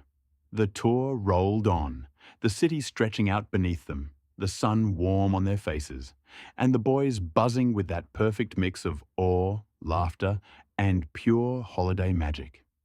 Home Depot was exactly the kind of detour only Mick could get excited about, and exactly the kind of detour that made the boys' last day in LA even funnier. They hopped off the Starline bus, still buzzing from celebrity homes and winding Hollywood Hills roads, and walked toward the massive orange and white sign. Except, Jack slowed down, squinting. This is the entrance? It was small, like ridiculously small, like a side door pretending to be a main door. Nathan frowned. This can't be right. Ethan shrugged. Maybe Americans don't believe in big entrances. Mick snorted. Mate, everything else here is massive. Why is this tiny? They stepped inside and immediately realized why. The place was enormous. A warehouse the size of an aircraft hangar. Aisles stretching into the horizon. Forklifts beeping. People pushing trolleys full of lumber, tools, and things none of them recognized. Jack blinked. Okay, this is bigger than Bunnings. Nathan pointed at a giant sign overhead. Lumber. What's lumber? Ethan didn't even hesitate. Wood. Nathan stared at him. Then why don't they just say wood? Because America, Mick said, nodding like he'd solved a mystery. They walked past stacks of timber, plywood, planks, beams, all labeled with measurements and fractions that made no sense. Jack picked up a piece. Why is everything in inches? Nathan groaned. My brain hurts. Another sign caught Nathan's eye. Sod. What's sod? Ethan squinted. I think it's, lawn? Jack nodded. Yeah, rolls of grass. Nathan stared at the pallets of turf. Why don't they just call it turf? Mick clapped him on the back. Because America. This was where everything went off the rails. Mick spotted a bright orange display and yelled, Rigid! Hey, this looks like our AEG. He picked up a drill like it was a newborn child. Nathan wandered to another shelf. Milwaukee, DeWalt, Ryobi. Okay, these I know. Jack pointed at a brand he'd never seen before. Craftsman Husky. Never heard of that one. Ethan shrugged. Sounds like a dog. Mick held up a massive rigid pipe wrench. Boys, I need this. Jack raised an eyebrow. For what? I don't know, but I need it. Nathan was already filling a basket with random bits. Look at these fittings. We don't have these back home. Jack laughed. You're like a kid in a candy store. Nathan nodded proudly. This is my Disneyland. They wandered the aisles for nearly an hour. They were comparing tool brands, laughing at weird product names and arguing about imperial versus metric, poking at things they didn't understand while taking photos of the giant tool displays. At one point, Mick tried on a tool belt and declared, "I feel powerful." Jack shook his head. "Put it back." Nathan sighed happily. "I love this place." Ethan filmed everything for the group chat back home. Home Depot wasn't glamorous. It wasn't Hollywood. It wasn't a celebrity mansion. But it was exactly the kind of stupid, wholesome, hilarious stop that made their trip unforgettable. They grabbed a quick late lunch, nothing fancy, just enough to refuel, and then it was time for the grand finale of their LA adventure. Griffith Observatory. The taxi wound its way up the hillside, the city slowly dropping away behind them, until the skyline stretched out like a living map. When they stepped out at the top, the air felt different, clearer, cooler, buzzing with that strange mix of history, science, and Hollywood magic. Mick looked around, eyes wide. "Jack, buddy, how do you always know the best places to go to?" Ethan nodded. "Seriously, this place is amazing." Jack just shrugged, but there was a quiet pride in his smile. "Just figured you boys would like the view." They wandered to the railing, and the world opened up beneath them. The entire city stretching to the horizon with the grid of streets glowing in the afternoon sun. The hazy blue line of the Pacific in the distance and the undulating hills rolling like waves around them. Nathan lifted his phone. "Boys, look at this." "This is insane," Mick pointed. "There it is, the Hollywood sign." They all leaned in, snapping photos, taking turns getting group shots, laughing as the wind messed up their hair. Ethan zoomed in. "I'm sending this to everyone back home." Jack took a few photos too. The sign, the skyline, the boys, the observatory dome glowing in the late light. But then he paused. Chapter 21. Homeward Bound. He looked out over the city, the sun dipping lower, the sky turning gold. And he felt it, that tug, that quiet ache. He wished Charlotte was here, not just to see the view, but to feel it, the breeze, the warmth, the magic of standing above a city that felt endless. He imagined her beside him, leaning on the railing, smiling at the sunset. He imagined pointing out the Hollywood sign to her, hearing her laugh, watching her eyes light up. He took another photo, not for Instagram, not for the boys, but for her. A moment he wanted to share, a place he wanted her to experience for herself. They stayed as the sun slid lower, the sky shifting from gold to orange to deep pink. The city lights flickered on one by one, like stars rising from the ground. Mick sighed. This is something else." Nathan nodded. "Best view of the whole trip." Ethan leaned on the railing. "Feels like a movie ending." Jack didn't say anything at first. He just watched the sun melt into the Pacific, the last light catching the edges of the hills. Then he smiled softly. "Yeah," he said, "it really does." Their last full day in LA, ending with a sunset over the city of dreams. And for Jack, a quiet promise to bring Charlotte here one day, so she could see it with her own eyes. They lingered at the observatory longer than they meant to, none of them really wanting to leave that view. The sky shifted from gold to deep orange, then to a soft purple that made the whole city look like it was glowing from within. The air cooled, the crowds thinned, and the boys just stood there, soaking in the last light of their last full day in LA. Eventually, Jack checked the time. "All right, lads, we should head back." Mick groaned. "I don't wanna." Nathan stretched. "Same, but yeah, let's go." Ethan took one last photo of the skyline. "Okay, now I'm ready." The ride down the hill was calm, almost reflective. No chaos, no shouting. Just four tired, happy blokes watching the lights of Los Angeles flicker past the windows. Mick leaned his head back. "This trip's been unreal." Nathan nodded. "Best one yet." Ethan smiled. "We did everything." Jack looked out the window, the city sliding by. Yeah, he said softly. We really did. They walked through the lobby one last time, this time fully aware of it, fully present, fully appreciating the moment. Up in the suite, they dropped their bags, kicked off their shoes, and collapsed wherever they landed. No big plans, no more sightseeing, just being there. Mick flopped onto the couch. I'm cooked. Nathan stretched out on the bed. Same. Ethan sat on the floor, scrolling through photos. Boys, we've got some absolute gold here.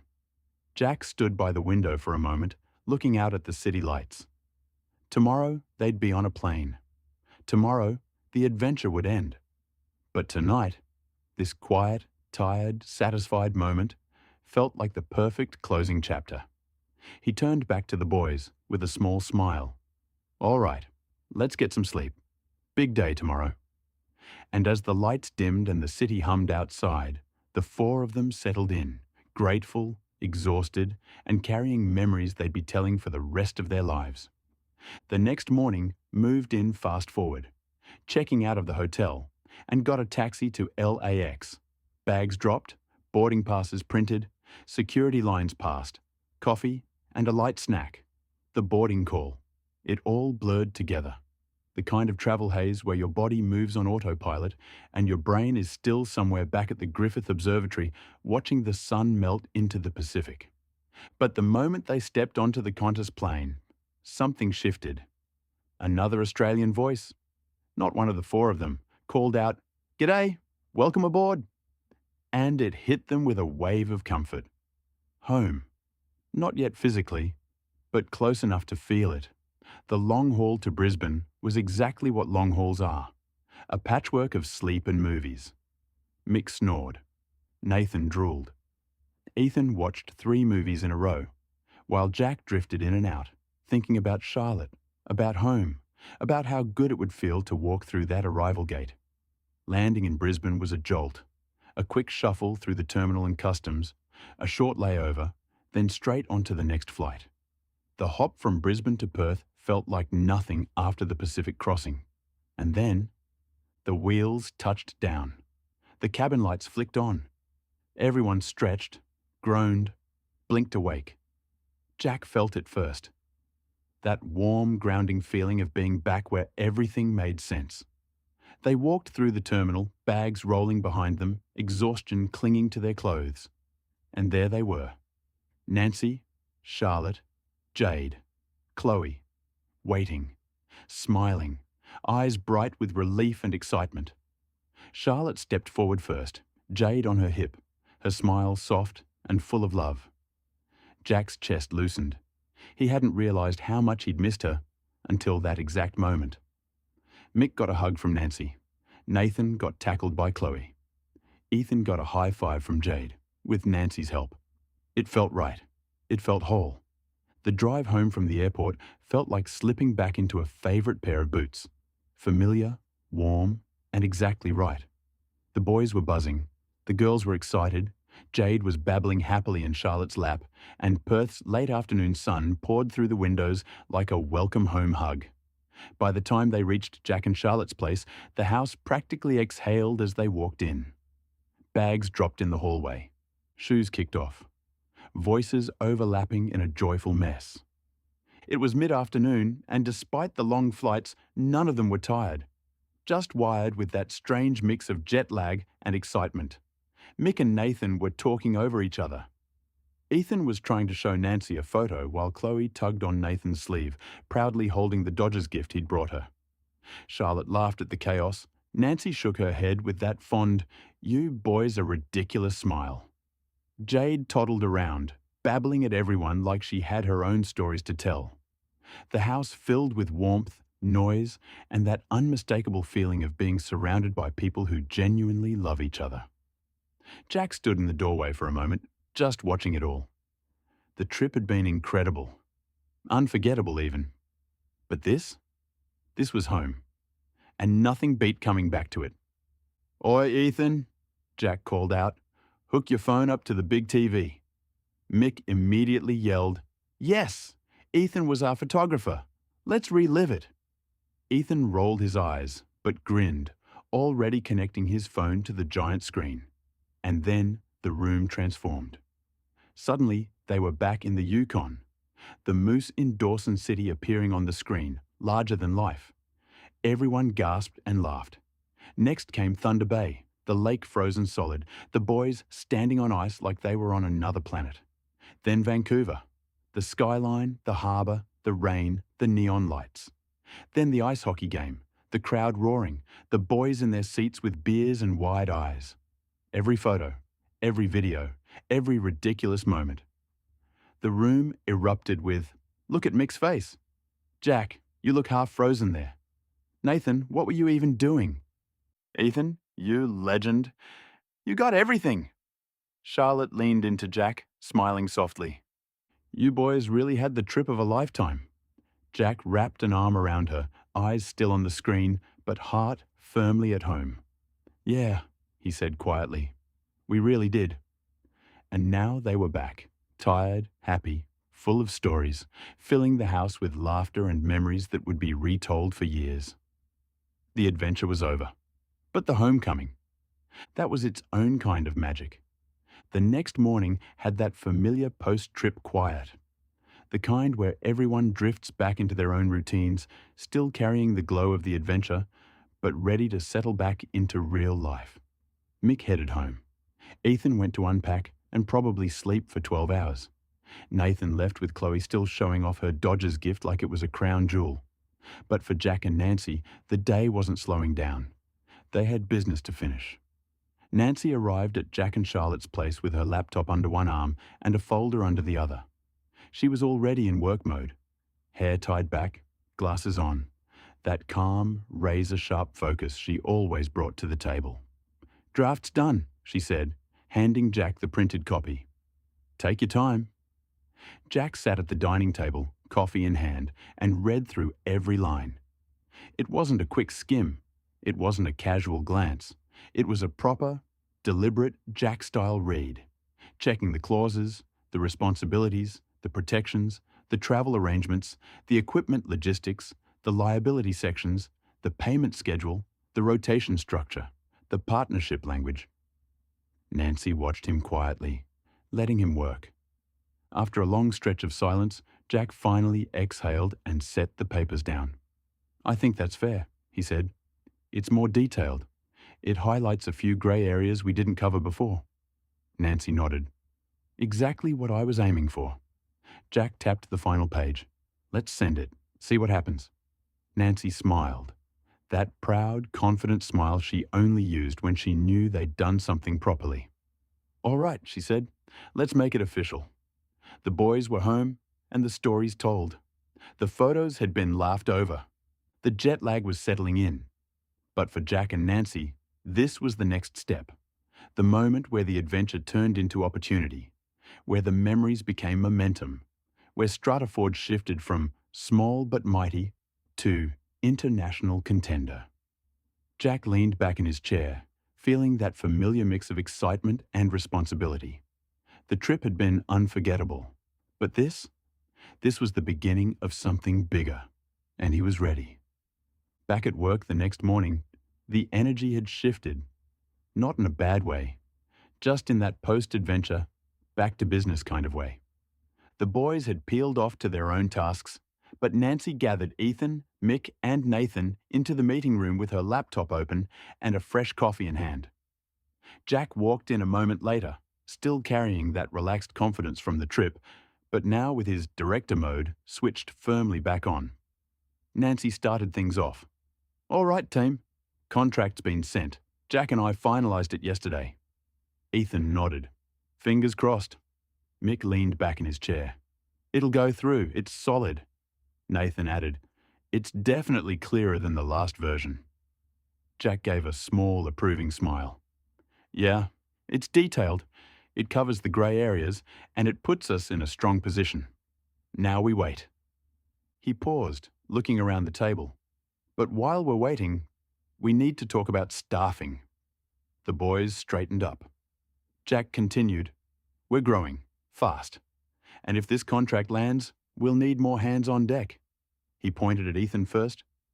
Ethan, I want you sitting in on surveyor candidates. You know the field side, you know the expectations, and you'll be working closest with whoever we bring in. Ethan blinked, surprised but proud. Yeah, absolutely. I can do that. Jack turned to Mick. Mick, same for you with drillers. You know the rigs, the workflow, the safety expectations.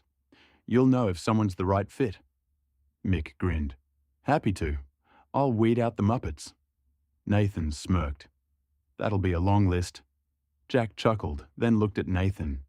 As for you, we're probably right for now, but that doesn't mean you're off the hook. You'll be helping with onboarding and systems once we bring new people in. Nathan nodded. Got it. Makes sense. Nancy closed her laptop with a satisfied click. Good. Because once we get a response on that contract, things are going to move quickly. Jack leaned back, arms crossed, surveying his team. His crew. They'd crossed half the world together. They'd survived moose encounters, frozen lakes, baseball games, and LA traffic. And now they were back, ready to build something bigger. All right, Jack said, standing. Let's get to work. And just like that, StrataForge shifted into its next gear, the adventure continuing, just in a different form. Jack stopped mid-sentence, hand raised, and the room went quiet instantly. The kind of quiet that only happens when the boss has just had a thought worth listening to. He looked at all three of them, Ethan, Mick, Nathan, with that steady, practical expression he used when he was thinking long-term, not just about the next job. All right, before we go any further, time frame. What do you guys actually want? The boys exchanged glances. Jack continued, leaning forward on the table. Mining's usually 2 and 2, but with international flights, by the time you get home, you'd barely have a week before you're packing again. That's not fair on you, or your families. They nodded, because he was right. So, here's what I'm thinking, Jack said. A full 3 months over there. Proper rotation. 40 hours a week, 2 days off, overtime pay, and basically Australian work cover conditions. Everything above board. Mick whistled softly. 3 months? That's a proper stint. Ethan nodded slowly. Makes sense, though. If we're flying that far, we should stay long enough to make it worthwhile. Nathan leaned back. And we'd actually get proper time at home between rotations. Jack pointed at him. Exactly. And the people you train up over there? They'll cover your next stint. We'll build an overlap system so no one gets burnt out. Nancy smiled. She loved when Jack thought like this, balancing business with people. Jack finished. Think about it. Talk to your partners, your families. Then get back to me. I want this to work for all of us. The boys nodded, each processing it in their own way. Mick already imagining the rigs and the crew he'd whip into shape while Ethan was thinking about the logistics and the survey work. But Nathan thinking about Chloe and how 3 months away would feel. But also how much better it was than constant short rotations. Jack sat back, satisfied. This wasn't just a contract. It was the beginning of a proper international operation. Built the right way, with the right people, and with the right balance. Nancy had been nodding along with Jack's plan. The 3-month rotation, the overlap system, the fairness of it. But when she glanced at Jack, a thought tugged at her. She leaned forward, elbows on the table. All right. But what about Nathan and Chloe? 3 months is a long time. How's that going to work? Jack's expression shifted. That slow, knowing smile he got when he'd already solved the problem in his head. Nancy caught it immediately. She narrowed her eyes, grinning. What is it, Jack? You've got that look. Jack leaned back in his chair, hands behind his head. I'll send her over too. Nancy blinked. Wait, what? Jack nodded, completely serious. She can do payroll, admin, help them out over there. She already knows our systems. She's organized. She's good with people. And if we're building a proper international operation, we need someone like her on the ground. Nancy's grin widened. That actually makes perfect sense. Jack held up a hand. But only if they agree. Both of them. I'm not forcing anything. It's an offer, not an order. Nancy exhaled, a slow smile forming. She'd love it. Honestly, she'd absolutely love it. Jack tapped the table lightly. We're not just sending workers overseas. We're building a team, a proper one. And if we're going to do this, we do it right. Jack told Nancy, I'll ask Canada first. I'm not going to get people's hopes up for nothing. Nancy agreed. That's fair. The week that followed felt strangely calm, like the quiet before a storm. Everyone settled back into routine, but there was this underlying hum of anticipation running through the office. The contract was out there. The Canadians were reading it. And every day that passed made the boys a little more restless. Then, almost exactly 7 days later, ding! Nancy's email pinged. She opened it, eyes widening just a fraction. Enough for Jack to notice from across the room. They replied, she said. The boys froze mid-conversation. Jack walked over, steady but alert. And? Nancy skimmed the first few lines, then smiled. They're impressed. They want a meeting to go over a few points, but overall, it's positive. Mick pumped a fist. Ethan let out a relieved breath. Nathan grinned. Knew it. Jack nodded, calm but clearly pleased. Good. That's exactly what we wanted. Almost on cue, the front door opened as the first candidate of the day stepped in. Then another, and another. By mid-morning, the waiting area looked like a small trades expo. Nancy peeked out of her office. Well, looks like the word's out. Jack smirked. Good. We need options. Mick and Ethan exchanged a look, the here we go look, and headed to their respective interview rooms. Mick had driller candidates. He sized them up instantly. Posture, handshake, the way they talked about rigs. Some were solid, some were questionable. Some were absolute muppets, just like he predicted. Next, he'd call, already scribbling notes, Ethan's surveyor candidates. He was more methodical, asking about GPS systems, workflows, field experience, problem solving. He surprised himself with how confident he sounded. Jack noticed. Nathan, he floated between rooms, helping with paperwork, checking references, organizing files, and quietly observing the personalities that might one day be part of their overseas crew. By lunchtime, Jack leaned against the doorway of the meeting room, watching his teamwork.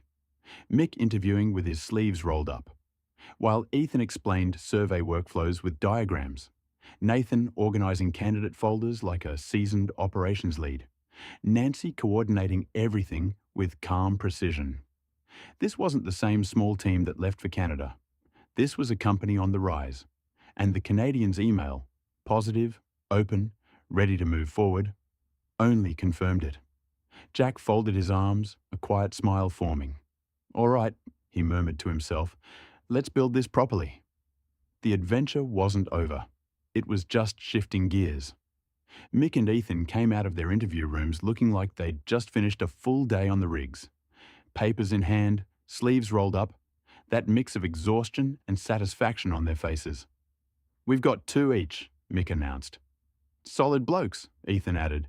Single, no tie-downs. Ready to travel. Jack's eyebrows lifted. Awesome. Nancy happened to be walking past, and Jack called her in with a quick, Nancy, come have a look at this. She stepped inside, glanced at the shortlists, and immediately saw what Jack saw. 4 strong candidates, clean slates, ready to be shaped into the kind of crew StrataForge needed. Jack looked at her. Nancy gave a single confident nod. Hire them all. Jack grinned. Confirmed. He turned to the boys, energy shifting into full command mode. Mick, Ethan, call them back. Offer them the positions. Both of them straightened, ready. Jack continued, pointing as he spoke. Mick, once everything's sorted, you head back out to Kalgoorlie with your 2. Get them on the rigs, get them dirty, get them thinking like us. Mick smirked. Easy. Ethan, you stay here. Train your 2 properly. Systems, workflows, GPS, the whole lot. Ethan nodded. Got it. Jack's tone sharpened, not harsh, just firm. And both of you, put them through their paces. Call the bluffs. Run a tight ship. We need these guys solid and ready before we even think about sending them overseas. The boys nodded, fully switched on now. Jack paused, then added the final piece, the one that would light a fire under all 4 recruits. Once they're locked in and training starts, then you can tell them about Canada. Mick's grin widened. Ethan's eyes lit up. Nathan let out a low whistle. Nancy folded her arms, satisfied. Jack clapped his hands once. All right, let's move. And just like that, StrataForge shifted into another gear. The team growing, the future forming, and the next chapter already on its way. Nancy slipped out of the meeting room with her tablet tucked under her arm, already dialing as she walked. Jack watched her go, knowing exactly what that meant. The Canadians were ready to talk. A moment later, Nancy yelled, "Jack, jump on! They're online!" He stepped into her office, closed the door behind him, and joined the conference call. The screen lit up with familiar faces. James, calm and analytical. David, friendly but sharp. A third person Jack hadn't met yet, likely legal or operations. Everyone exchanged greetings first. The usual warm Canadian hellos, a few jokes about time zones, and a quick, "How was the trip home?" from James. Once the pleasantries were out of the way, the tone shifted. Nancy straightened in her chair. Jack leaned forward slightly. The Canadians mirrored them. It was time. James leaned forward slightly. Before we get into the clauses, we want to say, the 3-month rotation idea with 40-hour weeks? Fantastic. It's sustainable, it's safe, and it's realistic for international work. Nancy smiled. We've seen too many companies burn people out with short rotations. This model gives everyone proper time at home. Jack added, and it gives you consistency. Crews that stay long enough to train, build rapport, and deliver quality. David nodded. Exactly. It's a strong foundation. Then Jack raised something he'd been thinking about for days. On the topic of rotations, I want to discuss the possibility of bringing one of our admin staff over as well. Chloe. Marianne looked up. And what would her role be? Jack didn't hesitate. She's already doing payroll, admin, and logistics for us here. She knows our systems inside out. She's efficient, organised, and she's got the right temperament for remote operations. She wouldn't be dead weight. She'd be an asset. Nancy added, and having her there would stabilise the admin side. Less back and forth, fewer delays, smoother communication. Jack continued, StrataForge will cover her flights. We're not asking you to shoulder that, but we want her included in the rotation structure. James exchanged a glance with David. Not resistance, just consideration. That's reasonable, he said. If she's contributing to operations, it makes sense. Jack nodded once, sealing the idea in place. After nearly an hour, the final clause was clarified. The last question answered. The final note typed. James leaned back, smiling. This is one of the most thorough proposals we've received. You've clearly thought through the practical side. Jack gave a small, knowing smile. We've been in the field long enough to know where things can go wrong, Nancy added, and we'd rather solve problems on paper than in the middle of a job. David nodded. We appreciate that. Truly. The call ended with warm goodbyes. But the energy was different now. This wasn't a negotiation anymore. It was the beginning of a partnership. A real one. James leaned back. This is looking very promising. We'll take these notes back to our board and get you a formal response soon. Nancy smiled. Perfect. We're ready when you are. Jack added, and we've already begun preparing staff on our end. David raised an eyebrow. That's good to hear. The call wrapped with polite goodbyes, a few laughs, and a shared sense that something big was taking shape. Nancy ended the call, turned to Jack, and let out a breath. That went well? Jack nodded. Better than well. And outside the office, Mick and Ethan were already calling their new recruits, setting the next phase in motion. The wheels were turning, the partnership was forming, and StrataForge was stepping into a whole new league. Jack didn't waste a second. He waved Nathan into the office just as Nancy's screen lit up with an incoming video call from Chloe. The timing was perfect, almost cinematic. Nathan stepped inside, closing the door behind him, and Chloe's face appeared on the screen at the exact same moment. "Hey," she said brightly, not yet sensing the gravity in the room. Nancy smiled, trying to look casual while secretly crossing her fingers under the table. Jack leaned forward, elbows on his knees, that calm, steady tone he used when something big was about to happen. "Chloe," he began, "we've got some news. Good news." Nathan's eyebrows lifted. Chloe's eyes narrowed with curiosity. Jack continued, "We've been working through the contract with the Canadians. 3-month rotations, 40-hour weeks, proper days off. It's a solid setup, and we want to take a proper admin lead with us." Chloe blinked. "Okay." Jack smiled. "We want you to come on board." Nathan's head snapped toward him. Chloe froze. Jack kept going, voice warm but firm. "You already handle payroll, admin, logistics. You know our systems better than anyone. You're organized, reliable, and you keep these boys in line. You're not just coming because of Nathan. You're an asset, a real one." Chloe's mouth fell open. Jack added, "StrataForge will cover your flights, accommodation, everything, but only if you want it. This is your choice." For a heartbeat, the room was silent. Then Chloe's eyes widened, her jaw dropped, and the most Chloe sentence imaginable burst out of her. "Oh, fuck yeah, I'm in!" Nathan laughed. A full, relieved, disbelieving laugh. Nancy let out a breath she'd been holding, her crossed fingers uncurling under the table. Jack grinned, shaking his head.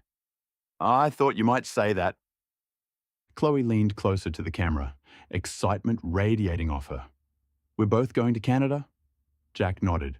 "Yes, together. Proper rotations, proper roles, proper support."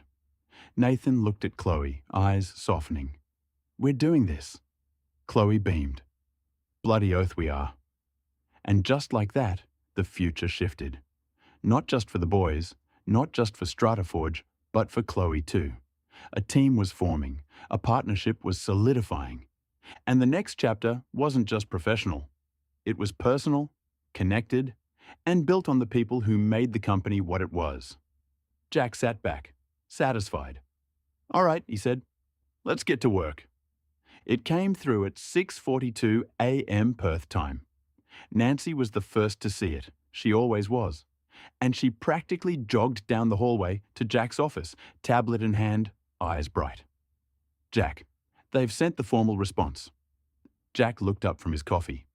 "Good or bad?" Nancy's grin answered for her. She opened the email, reading aloud, "We are pleased to confirm our acceptance of the proposed contract terms. The rotation structure, staffing model, and administrative support plan are aligned with our operational needs. We look forward to commencing the partnership. Ontario Mining and Exploration Group." Jack leaned back, exhaling slowly. "That's it. We're in." Nancy nodded. "We're officially international." Jack called everyone into the meeting room. Mick arrived first, still half covered in dust from the workshop. Ethan followed, notebook in hand. Nathan came in last, Chloe right behind him, both curious. Jack didn't drag it out. "It's official. The Canadians accepted."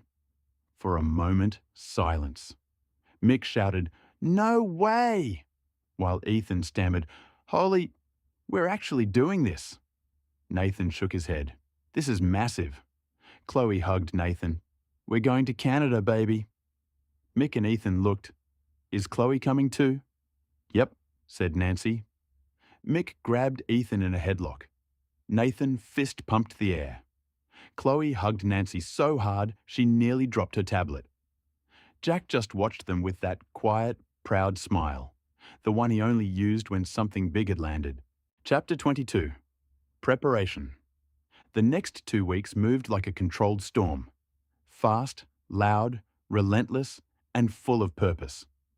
StrataForge wasn't just preparing for a job, they were preparing for a new era, and every person in the company felt it.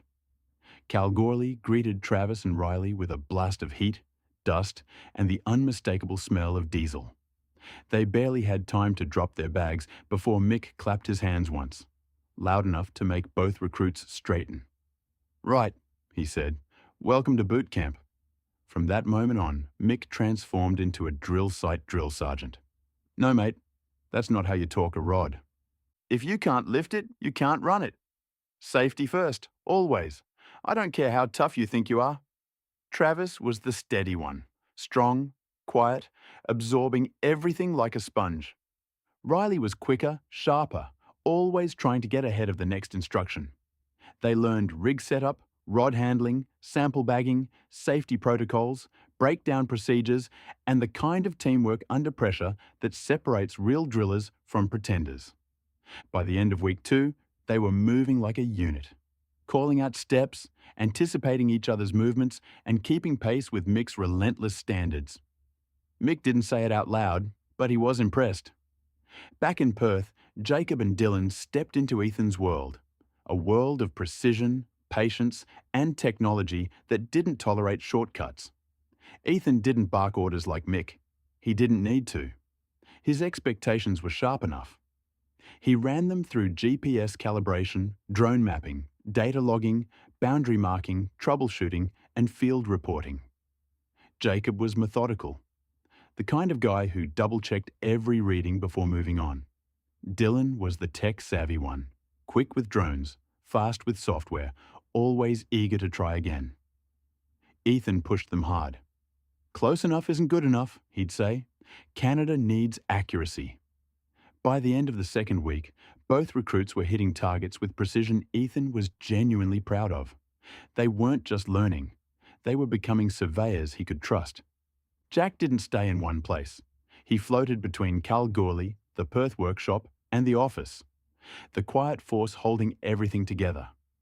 He checked rig safety, reviewed survey data, approved logistics, refined the rotation plan, and coordinated with the Canadians. He didn't raise his voice once. He didn't need to. His presence alone sharpened everyone's focus. He was the standard, and everyone rose to meet it. The month had flown by, and Kalgoorlie's red dirt clung to everything Mick owned. Boots, shirts, the inside of his ute, even his mood. But he was satisfied. Travis and Riley had gone from green recruits to proper drill site operators, and now it was time to bring them back to Perth. Mick loaded the last of his gear into the back of the ute, then turned to the 2 young blokes standing beside him.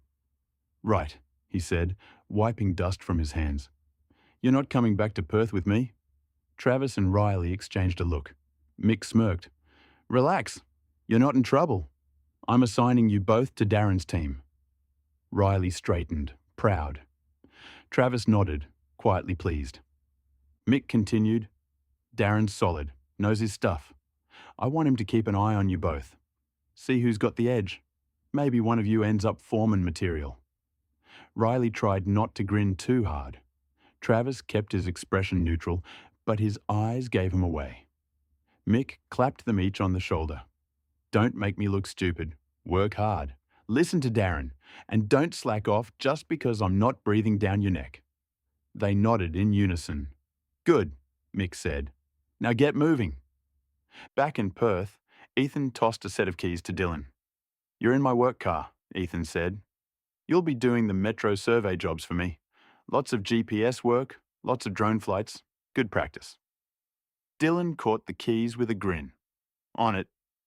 Ethan turned to Jacob, who was already loading gear into the back of Mick's work car. "You sure you're good to drive back to Cal?"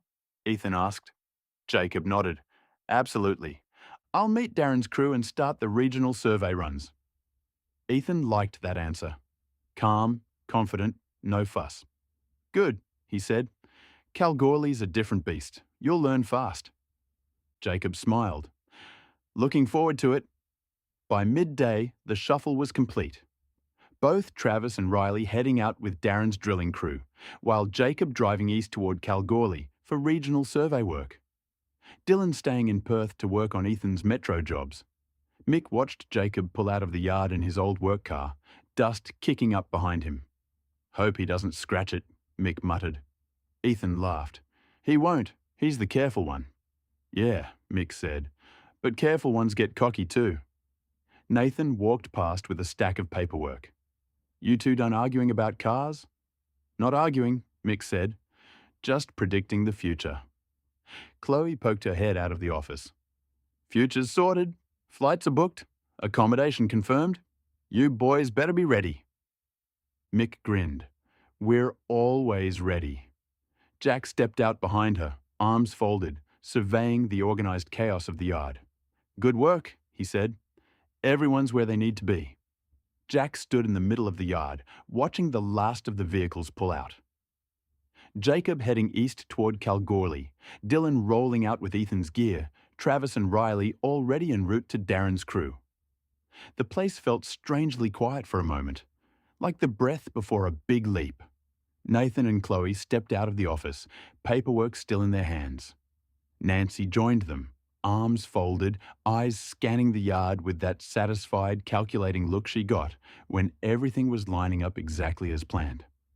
Jack exhaled slowly.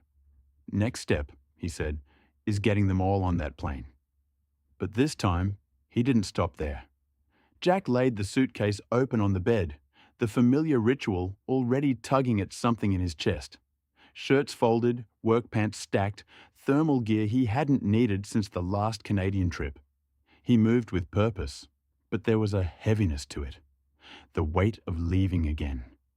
Charlotte stepped into the room quietly, carrying a small pile of freshly washed clothes. She didn't say anything at first. She just placed them beside the suitcase and started folding one of his shirts the way he never quite managed to. "You don't have to do that," Jack murmured. "I know," she said, smoothing the fabric with her hand. "But I want to." There was no resentment in her voice, no frustration, just understanding. The kind that comes from loving someone who carries big responsibilities. Jade burst into the room a moment later, dragging her favorite stuffed kangaroo by the arm. "Daddy, are you packing for Canada again?" Jack crouched down so he was eye level with her. "Yes, sweetheart, just for a little while." Jade frowned, thinking hard. "Is it cold there?" "Very cold."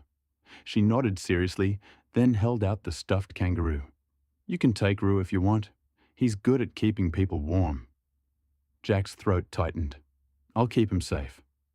Charlotte watched the exchange with a soft smile, then sat beside Jack on the edge of the bed. "You're doing the right thing," she said quietly. "They need you there, and I get it. This is big for the company." Jack looked at her, grateful. "I hate leaving you both." Charlotte reached out, brushing her thumb along his cheek. "You're not leaving us. You're building something for us, for all of us." Jade climbed onto Jack's lap, wrapping her arms around his neck. "Can we call you every day?" "Every day," Jack promised. Charlotte leaned her head against his shoulder. "We'll be right here when you get back." For a moment, the three of them sat together, Jack holding Jade, Charlotte leaning into him, the half-packed suitcase forgotten. It wasn't dramatic. It wasn't tearful. It was steady, warm, and full of quiet strength. Charlotte understood why Jack needed to go. And because she understood, Jack felt ready to face whatever waited for him on the other side of the world. The afternoon was busy. Jack looked at Nancy, then at Nathan and Chloe, then out toward the horizon, the direction of Canada, the direction of everything they'd built. They all saw Jack's suitcase. Nathan blinked. Chloe's eyebrows shot up. Nancy and Jack already had a meeting. It was the smarter option. Jack continued, voice steady and certain. "I'm not sending a brand new international team across the world without being there to settle them in. We've worked too hard to wing it. I'll get them set up, make sure the Canadians know exactly who they're dealing with, and get the operation running the way we designed it." Nathan nodded, relief flickering across his face. Chloe grinned. "Good. They'll need you there." Nancy added, "And it sends the right message to the Canadians and to our own people. Jack folded his arms, the decision now solid, anchored. StrataForge is stepping onto the world stage. I'm not watching that from a desk. The team exchanged looks, proud, excited, a little nervous, but ready. With the teams now split, trained, assigned, and Jack committing to lead the charge overseas, StrataForge wasn't just in motion. It was launching. The final pieces had fallen into place. The next chapter wasn't waiting anymore. It was calling. The terminal buzzed with the usual early morning chaos. Rolling suitcases, coffee queues, boarding calls echoing overhead. But for Jack, everything felt strangely still. The team was already checking in their gear, Mick arguing with a kiosk machine, Ethan double-checking documents with Chloe, Nathan pacing with nervous energy. But Jack only saw Charlotte and Jade. Charlotte walked beside him, fingers laced with his, her calm presence grounding him even as the weight of the trip pressed on his shoulders. Jade skipped ahead. Rue, the stuffed kangaroo, tucked under her arm, her little backpack bouncing with each step. When they reached the departure gate, Jack crouched down and opened his arms. Jade didn't hesitate. She launched herself at him with all the force her tiny body could muster, wrapping her arms around his neck and burying her face into his shoulder. Jack held her tight, tighter than he meant to, lifting her off the ground in a hug that said everything he couldn't put into words. "I'm going to miss you, Daddy," she whispered, voice small and wobbly. Jack swallowed hard. "I'm going to miss you too, sweetheart, more than you know." He kissed the top of her head, breathing in the scent of her shampoo, the warmth of her little arms clinging to him like she never wanted to let go. When he finally set her down, Jade wiped her eyes with the back of her hand, then looked up at him with a seriousness far beyond her years. "You have to give Mummy a big hug now," she declared. "A proper one." Charlotte laughed softly, stepping forward, and Jack pulled her into his arms. It wasn't a quick hug. It wasn't polite. It was full, deep, and lingering, the kind of embrace that comes from love, trust, and the ache of parting. Charlotte rested her forehead against his. "Come back safe," she whispered. "I will," Jack murmured. "I promise." Jade watched them, hands on her hips, and announced loudly enough for half the terminal to hear. "Wow, that's a big hug." A few people nearby chuckled. Nathan grinned. Chloe's heart melted. Even Mick paused mid-argument with the kiosk to smile. Charlotte pulled back, cheeks warm, and Jade added with a proud little nod. "Daddy loves Mummy so much." Jack ruffled her hair, laughing despite the lump in his throat. "Yeah, I do." The boarding call sounded. Jack kissed Charlotte once more, then knelt to Jade's level. "I'll call you as soon as I land." "You better," she said, poking his chest with a tiny finger. He stood, took one last look at his girls, and then turned toward the gate where his team waited. Mick, Ethan, Nathan, Chloe, with Charlotte, Nancy, and Jade waving goodbye. A family behind him, a family ahead of him, and a journey that would change everything. Charlotte waved. Jade waved harder. Jack lifted his hand in return. Then he walked forward, toward Canada, toward new responsibility, toward the next chapter of StrataForge, carrying the warmth of that goodbye with him. After what felt like a lifetime of flights, Perth to Sydney, Sydney to Vancouver, Vancouver to Toronto, the StrataForge crew stepped off the final plane with stiff backs, dry eyes, and the unmistakable buzz of, "We actually made it." The cold hit them first. A sharp, crisp Canadian winter chill that cut straight through their jackets. Chloe swore under her breath, but wide-eyed, taking it all in. Jack adjusted his bag on his shoulder and motioned for the team to follow him toward the arrivals hall. "Right," he said. "Let's make a good first impression." But he already had a plan for that. Tucked into his carry-on were a handful of small plush kangaroos. Jade's idea, of course. She'd insisted. "Daddy, Canadians don't have kangaroos. You should take them some." So he did. James, David, and Marianne were waiting near the baggage claim, bundled in heavy coats, scanning the crowd for the Australians. When they spotted Jack, their faces lit up. But the moment they saw the size of the team behind him, their expressions shifted from polite welcome to genuine surprise. James stepped forward first. "Jack, you made it." Jack shook his hand firmly. "Good to be back." David looked over the group, eyebrows raised. "You brought everyone." Jack grinned. "Told you we were serious." He reached into his bag and pulled out the plush kangaroos. "One more thing," he said, handing one to each of the Canadians. "A little something from home. My daughter insisted." Marianne actually laughed, a warm, delighted sound. James held the kangaroo up like it was a trophy. David squeezed its belly and grinned. "This is fantastic." Behind Jack, the StrataForge crew watched the exchange, amused and proud. Mick muttered to Ethan, "Bloody hell, he's charming them already." Ethan smirked. "That's why he's the boss." James finally addressed the group. "So, this is the team?" The Canadians shook hands with each of them, impressed by the professionalism, the confidence, the sheer presence of the group. David leaned toward Jack. "You weren't kidding. This is a proper operation." Jack shrugged lightly. "We don't do things halfway." As they walked toward the exit, snow drifting outside the glass doors, Jack looked over his shoulder at his team. Tired, jet-lagged, but standing tall. The Canadians nodded, clutching their little kangaroos, smiling like kids who'd just been handed a piece of Australia. And just like that, StrataForge officially arrived in Canada. Not as visitors, not as contractors, but as a force ready to make its mark.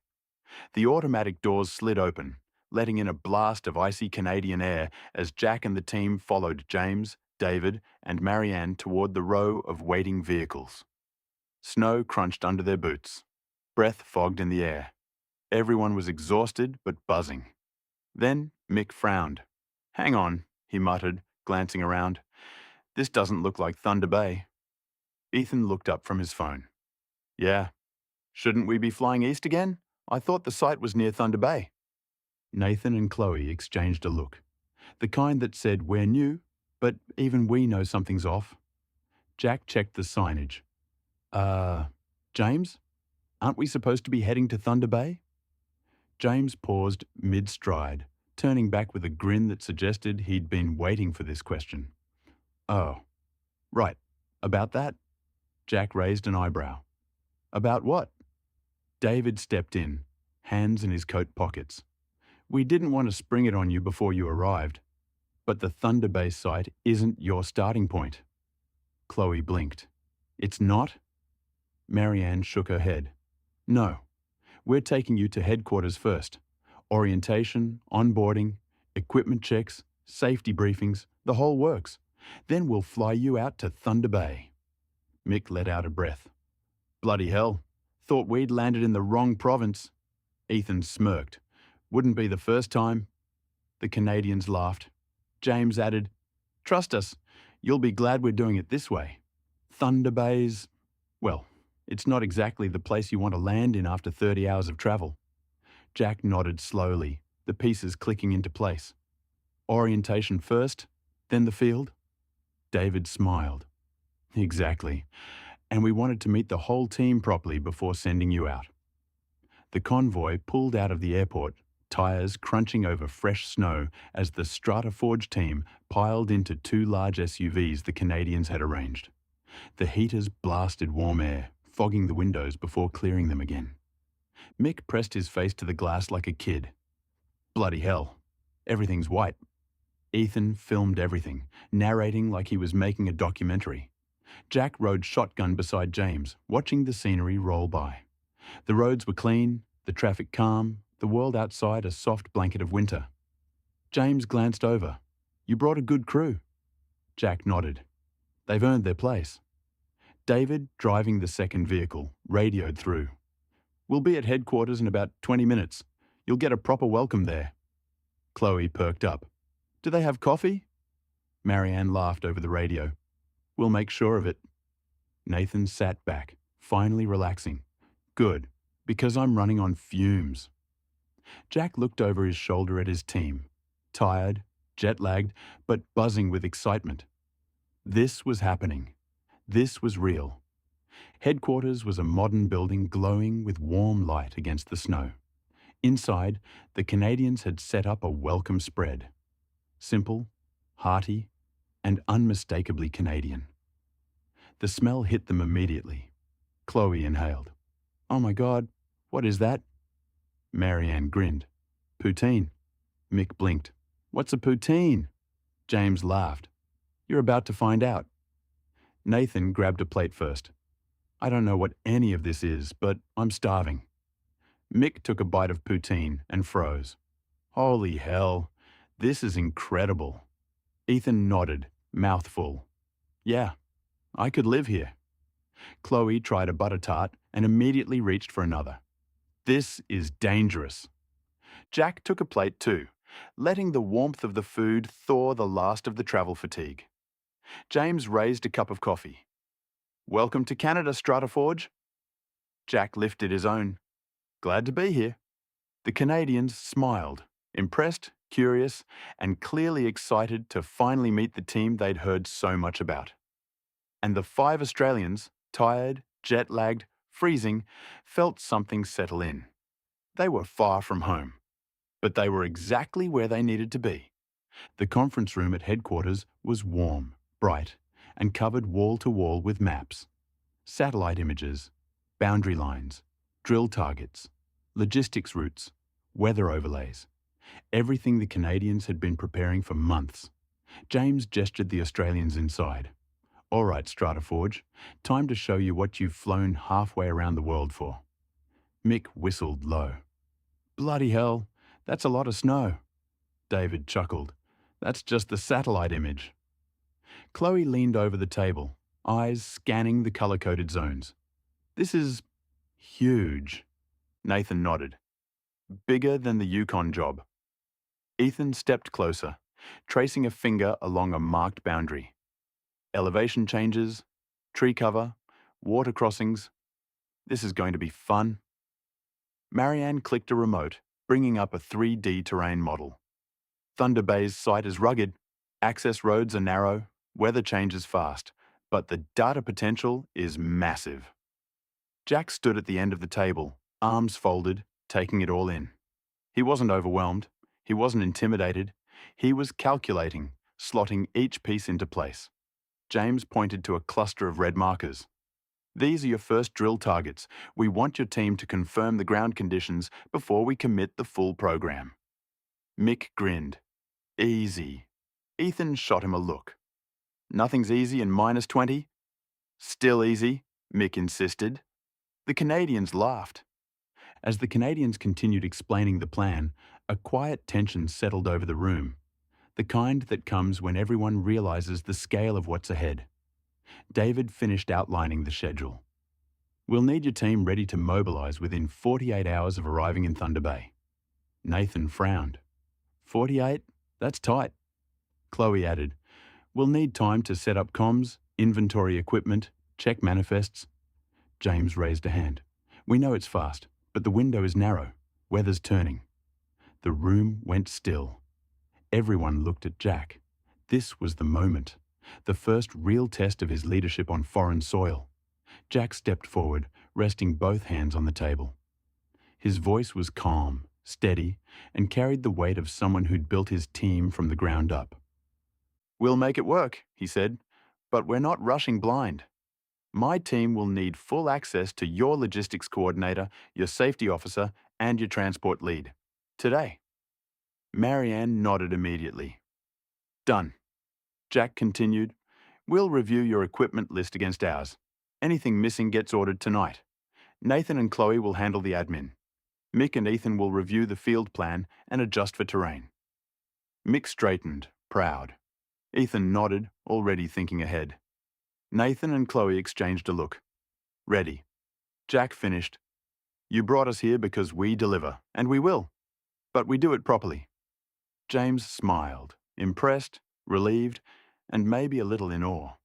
"That," he said, "is exactly why we wanted StrataForge." The tension broke.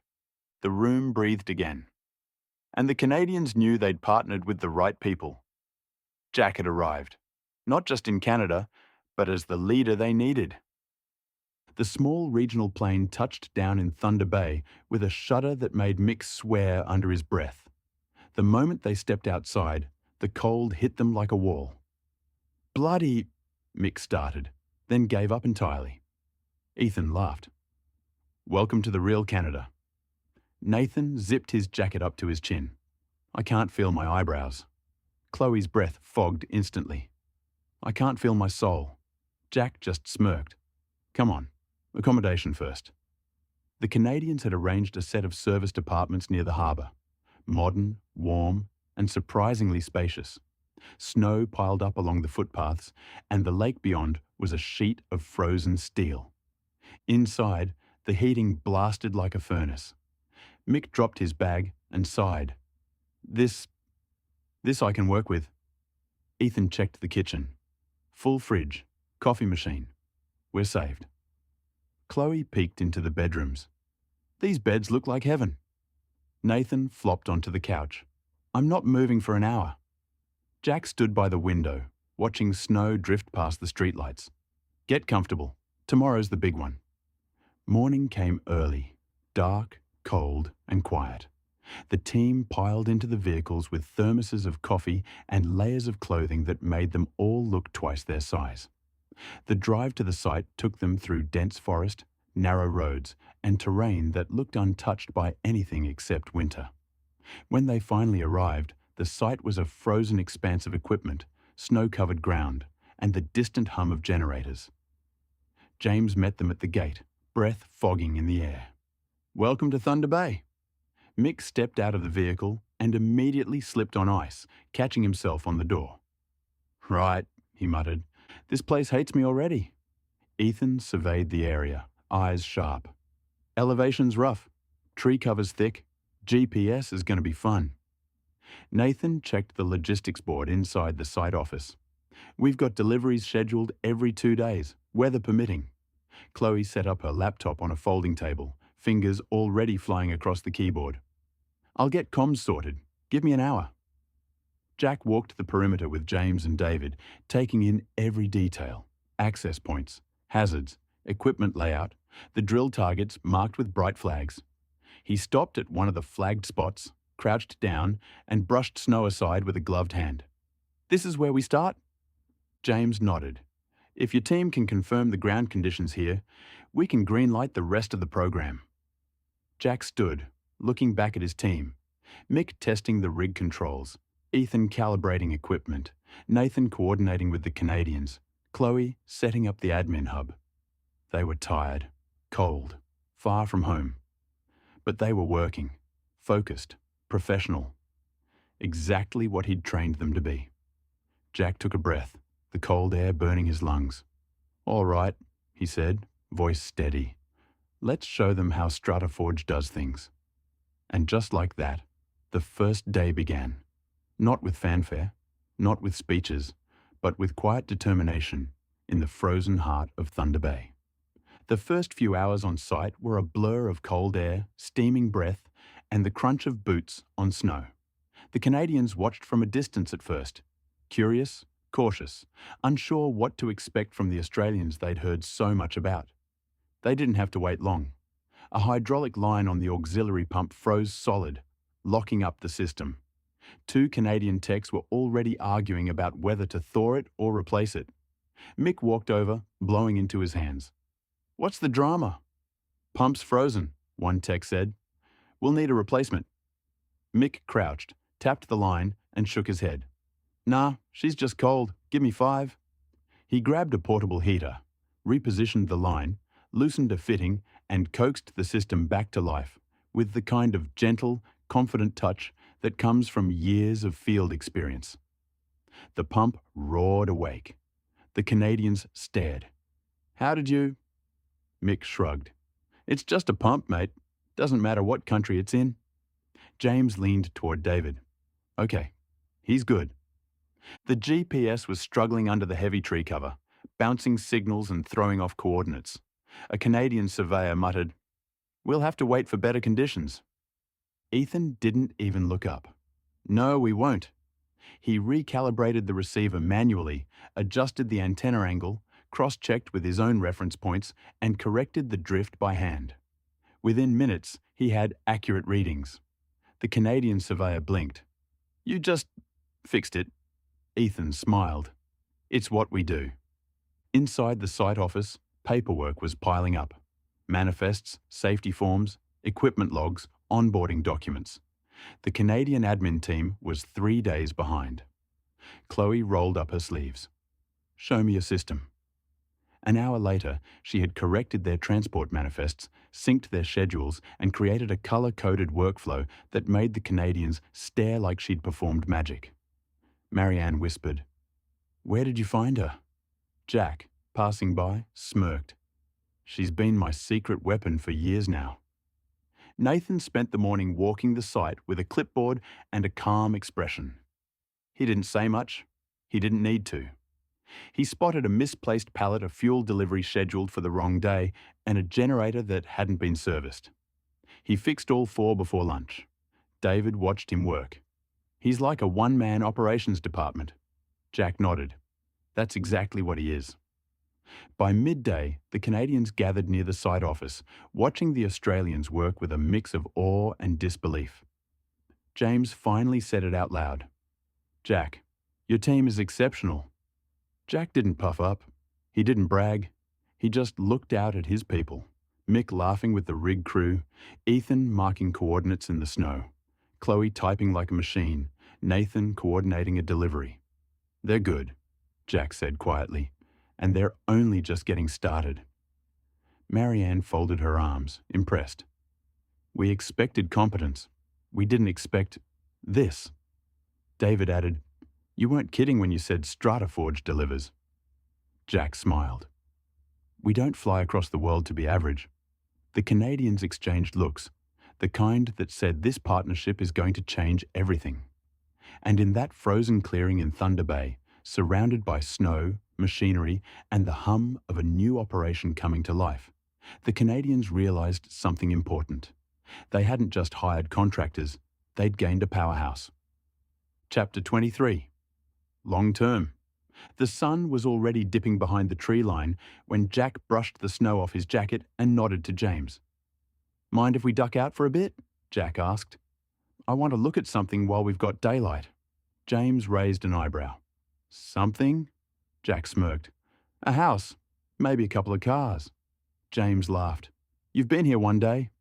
"Exactly," Jack said. "No point wasting time." They climbed into James's truck, the heater blasting as they pulled away from the site. The forest thinned, giving way to the outskirts of Thunder Bay. Quiet streets, snow-covered roofs, and the kind of stillness Jack wasn't used to. James glanced over. "So, you're thinking long-term?" Jack nodded. "If this project grows the way we expect, I'll need a base here. Somewhere the team can use when they rotate in. Somewhere I can stay without living out of a suitcase." James smiled. "I like the way you think." They drove through a few neighborhoods, some older, some newer, all blanketed in snow. Jack watched the houses pass by, assessing them the same way he assessed drill sites: structure, access, practicality. James slowed in front of a 2-story timber home with a wide driveway and a view of the frozen lake.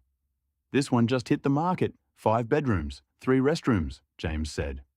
"Good insulation, big garage, close to the main road, and the neighbours don't complain about noise." Jack raised an eyebrow. "Why would they?" James grinned. "Because you're bringing Australians." Jack laughed. "Fair enough." He stepped out, boots crunching on the snow, and took a slow walk around the property. The cold bit at his face, but he barely noticed. He was picturing the team here. Mick complaining about the cold, Ethan setting up gear in the garage, Nathan organising supplies, Chloe turning the spare room into a mobile office. It felt right. "Let's put it on the list," Jack said. James nodded. "Thought you'd say that." Next stop was a local dealership, trucks lined up in neat rows, each one dusted with snow. Jack scanned the lot. "I'll need something reliable, something that won't die in -30. James chuckled. "So, not your ute from home." Jack said, "Hey, she's a good ute." "In Australia," James replied. Jack smirked. Fair. They walked past a row of heavy-duty pickups, F-150s, Silverados, Rams, the kind of vehicles built for Canadian winters. James tapped the hood of a dark blue F-150. This one's a beast. Heated everything. Remote start. Winter tires. You could drive through a snowstorm and not notice. Jack opened the door, sat inside, and nodded. Yeah, this'll do. And maybe a second one? James asked. For the team when they rotate in? Jack didn't hesitate. Yeah, we'll need it. James grinned. You're not messing around. Jack looked out across the snowy lot, the cold air fogging as he exhaled. No, he said quietly. We're building something here. Might as well do it properly. As they drove back toward the accommodation, the sky turning pink with the last light of day, James glanced over. You know, he said, most contractors don't think this far ahead. Jack shrugged. Most contractors aren't StrataForge. James smiled. And most leaders don't plan like you do. Jack didn't respond right away. He just watched the snow drift across the road, thinking of Charlotte, Jade, and the life waiting for him back home. And the one he was building here. Thunder Bay wasn't just a job. It was becoming a second home. Jack returned to the Thunder Bay accommodation just after sunset, snow still clinging to his jacket. Mick and Ethan were arguing over who got the shower first, but Nathan and Chloe were at the dining table, laptops open, sorting through the day's admin. Chloe looked up first. You were gone for ages. Everything all right? Jack hung his coat, brushing off the last of the snow. Yeah, more than all right. I went with James to look at a few things. Nathan leaned back in his chair. Things? Jack nodded. A house and a couple of vehicles. Both of them froze. Chloe blinked. A house? Like a real house? Jack nodded again. If this project grows the way we expect, we'll need a permanent base here. Somewhere for rotations. Somewhere for us to stay when we're in Canada. Somewhere that isn't a hotel room. Nathan stared at him, then let out a slow whistle. Mate, that's huge. Chloe closed her laptop, eyes wide. You're serious. Dead serious, Jack said. This isn't a fly-in, fly-out job anymore. This is long-term, and I want us set up properly, and a house will be an investment. Nathan rubbed the back of his neck, processing it. I mean, I knew this project was big, but a house? That's next level. Chloe's expression softened into something warm and proud. It means you believe in this. In us. In what we're building. Jack shrugged, but there was a quiet certainty in his voice. I wouldn't be here if I didn't. Nathan stood, pacing a little, excitement creeping in. So, what kind of house are we talking? Something small? Something big? Something with a garage? Jack smirked. Big garage. Nathan grinned. Good, because Mick's going to fill it with crap. Chloe laughed. And I'm claiming the spare room for admin. Jack raised an eyebrow. Already? Absolutely, she said. If we're doing this, we're doing it properly. Nathan finally stopped pacing, hands on his hips. Jack, this is massive, like life-changing massive. Jack nodded. That's the idea. Chloe stepped closer, her voice softer. Charlotte knows? Yeah, Jack said. She understands. She's proud. Chloe smiled. Then so are we. Nathan clapped Jack on the shoulder. Canada's not ready for us. Jack looked at the two of them, tired, cold, far from home, but standing tall. No, he said, but they will be. Jack stepped out onto the balcony of the Thunder Bay accommodation, breath fogging in the icy air. He dialed home, already smiling before the call even connected. Charlotte answered almost instantly. Hey you, she said, voice soft and warm. Jack exhaled. Hey, got a minute? For you? Always. There was a rustle, then Jade's excited voice in the background.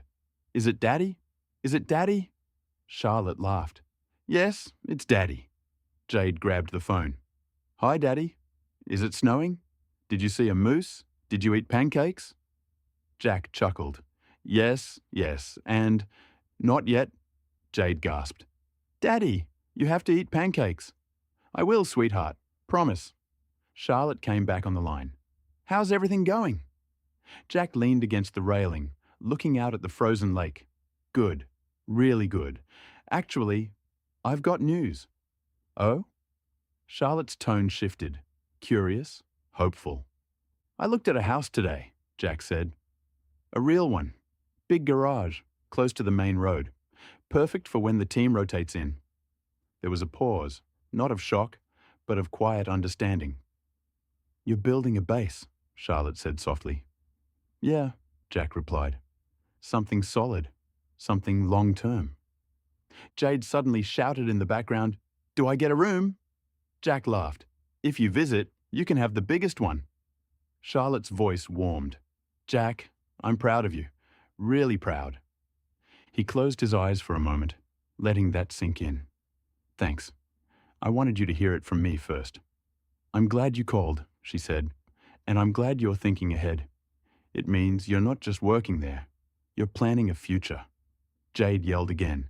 Daddy, can I build a snowman when I come? Jack smiled. We'll build the biggest snowman in Canada. Jade squealed with joy. Charlotte laughed. All right, we'll let you go before she plans the whole trip. Jack's voice softened. I miss you both. We miss you too, Charlotte said. But we're right here, and we're cheering for you. Jack swallowed, heart full. Love you. Love you too, Charlotte said. Love you more, Jade shouted. Jack hung up, breath fogging in the cold, feeling warmer than he had all day. Thunder Bay finally gave them a break. A rare weekend with no site work, no briefings, no freezing cold equipment checks. Just time to breathe. Jack didn't waste it. Come on, he said that morning, jingling a set of keys. I want to show you something. Mick, Ethan, Nathan, and Chloe piled into the rental truck, half awake, coffee in hand. Mick yawned. This better be good, boss. Jack smirked. Oh, it's good. They pulled up to a long driveway lined with snow-covered pines. At the end sat a two-story timber home. Wide, warm, and unmistakably the biggest house on the street. Mick's jaw dropped. Ethan blinked. Nathan let out a low whistle. Chloe covered her mouth. Jack, this is huge. Jack shrugged like it was nothing. Come on, let's have a look. Inside, the heating hummed softly, and the place felt like stepping into a Canadian postcard. They walked through the ground floor first, a sunroom with floor-to-ceiling windows, with a study big enough for a few desks, a huge living room with a stone fireplace, and a second fireplace in the dining area that also heats the top floor and the hot water system. A modern kitchen with a breakfast bar. Mick spun in a slow circle. Mate, this is nicer than my house back home. Ethan nodded. This is nicer than everyone's house back home. Upstairs, Jack showed them the 5 bedrooms and 3 bathrooms. Chloe peeked into one of the en-suites. This is ridiculous. This is like a hotel. Nathan checked the master bedroom. You could fit a small country in here. Jack just smiled. Wait till you see downstairs. They followed him down a wide staircase into a massive open basement, clean, dry, and full of potential. We could turn this into extra rooms, Jack said, or an office space, or both. Nathan nodded slowly. This is a proper base, Jack. Chloe looked around, already imagining layouts. We could run admin from here easily. Ethan clapped his hands. All right, I'm impressed. Mick crossed his arms. Yeah, it's nice. But does it have a shed? Jack's grin widened. He led them out the back door, across the snowy yard, to a massive steel-framed structure, easily the size of a small workshop. Mick stopped dead. Ethan swore under his breath. Nathan laughed. Chloe shook her head in disbelief. Jack folded his arms. There it is. Mick walked forward like he was approaching a holy relic. Jack, this isn't a shed. Ethan nodded. This is a facility. Jack shrugged. It won't come cheap. Nathan turned to him. This is the biggest house on the market, isn't it? Jack didn't even pretend. Yep. Chloe burst out laughing. Of course it is. Mick slapped Jack on the back. Mate, you don't do anything small, do you? Jack looked at the house, the shed, the snow drifting across the yard. No, he said quietly. Not when it matters. And the team stood there, cold, tired, far from home, but suddenly feeling like they were part of something bigger than a job, something theirs. Jack stood in the living room of the house, hands in his pockets, looking around with that quiet, calculating expression he got when he was about to make a big decision. The real estate agent, a cheerful woman in a thick winter coat, was walking him through the final numbers. It's a premium property, she said. Largest on the market right now. High demand. The seller is firm on the price. Jack nodded politely, but he wasn't committing. Not yet. Just then, a familiar truck rolled slowly past the driveway. James. He spotted Jack, hit the brakes, reversed, and pulled in. He hopped out, stamping snow off his boots. Jack, you buying the whole neighborhood or just this one? Jack smirked. Just looking. The agent brightened. Oh, James, hi. Jack raised an eyebrow. You two know each other? James shrugged casually. Thunder Bay's not that big. The agent laughed. James is practically family around here. Jack's eyes narrowed, amused. Is that right? James stepped beside him, lowering his voice. Mind if I take a look at the numbers? The agent hesitated, then handed him the sheet. James scanned it once, then twice, then gave the agent a look only locals can give. Barb, come on, he said. You know that's the tourist price. The agent winced. James? He folded his arms. He's not a tourist. He's working here. He's bringing jobs here. Give him the local rate. A long pause. Then the agent sighed, scribbled something out, and wrote a new number. She handed it to Jack. The difference was enormous. Jack blinked. You're kidding. Nope, James said. That's the real price. Jack let out a low whistle. Mate, I could buy a new F-150 and still have money left over. James grinned. Exactly. The agent smiled sheepishly.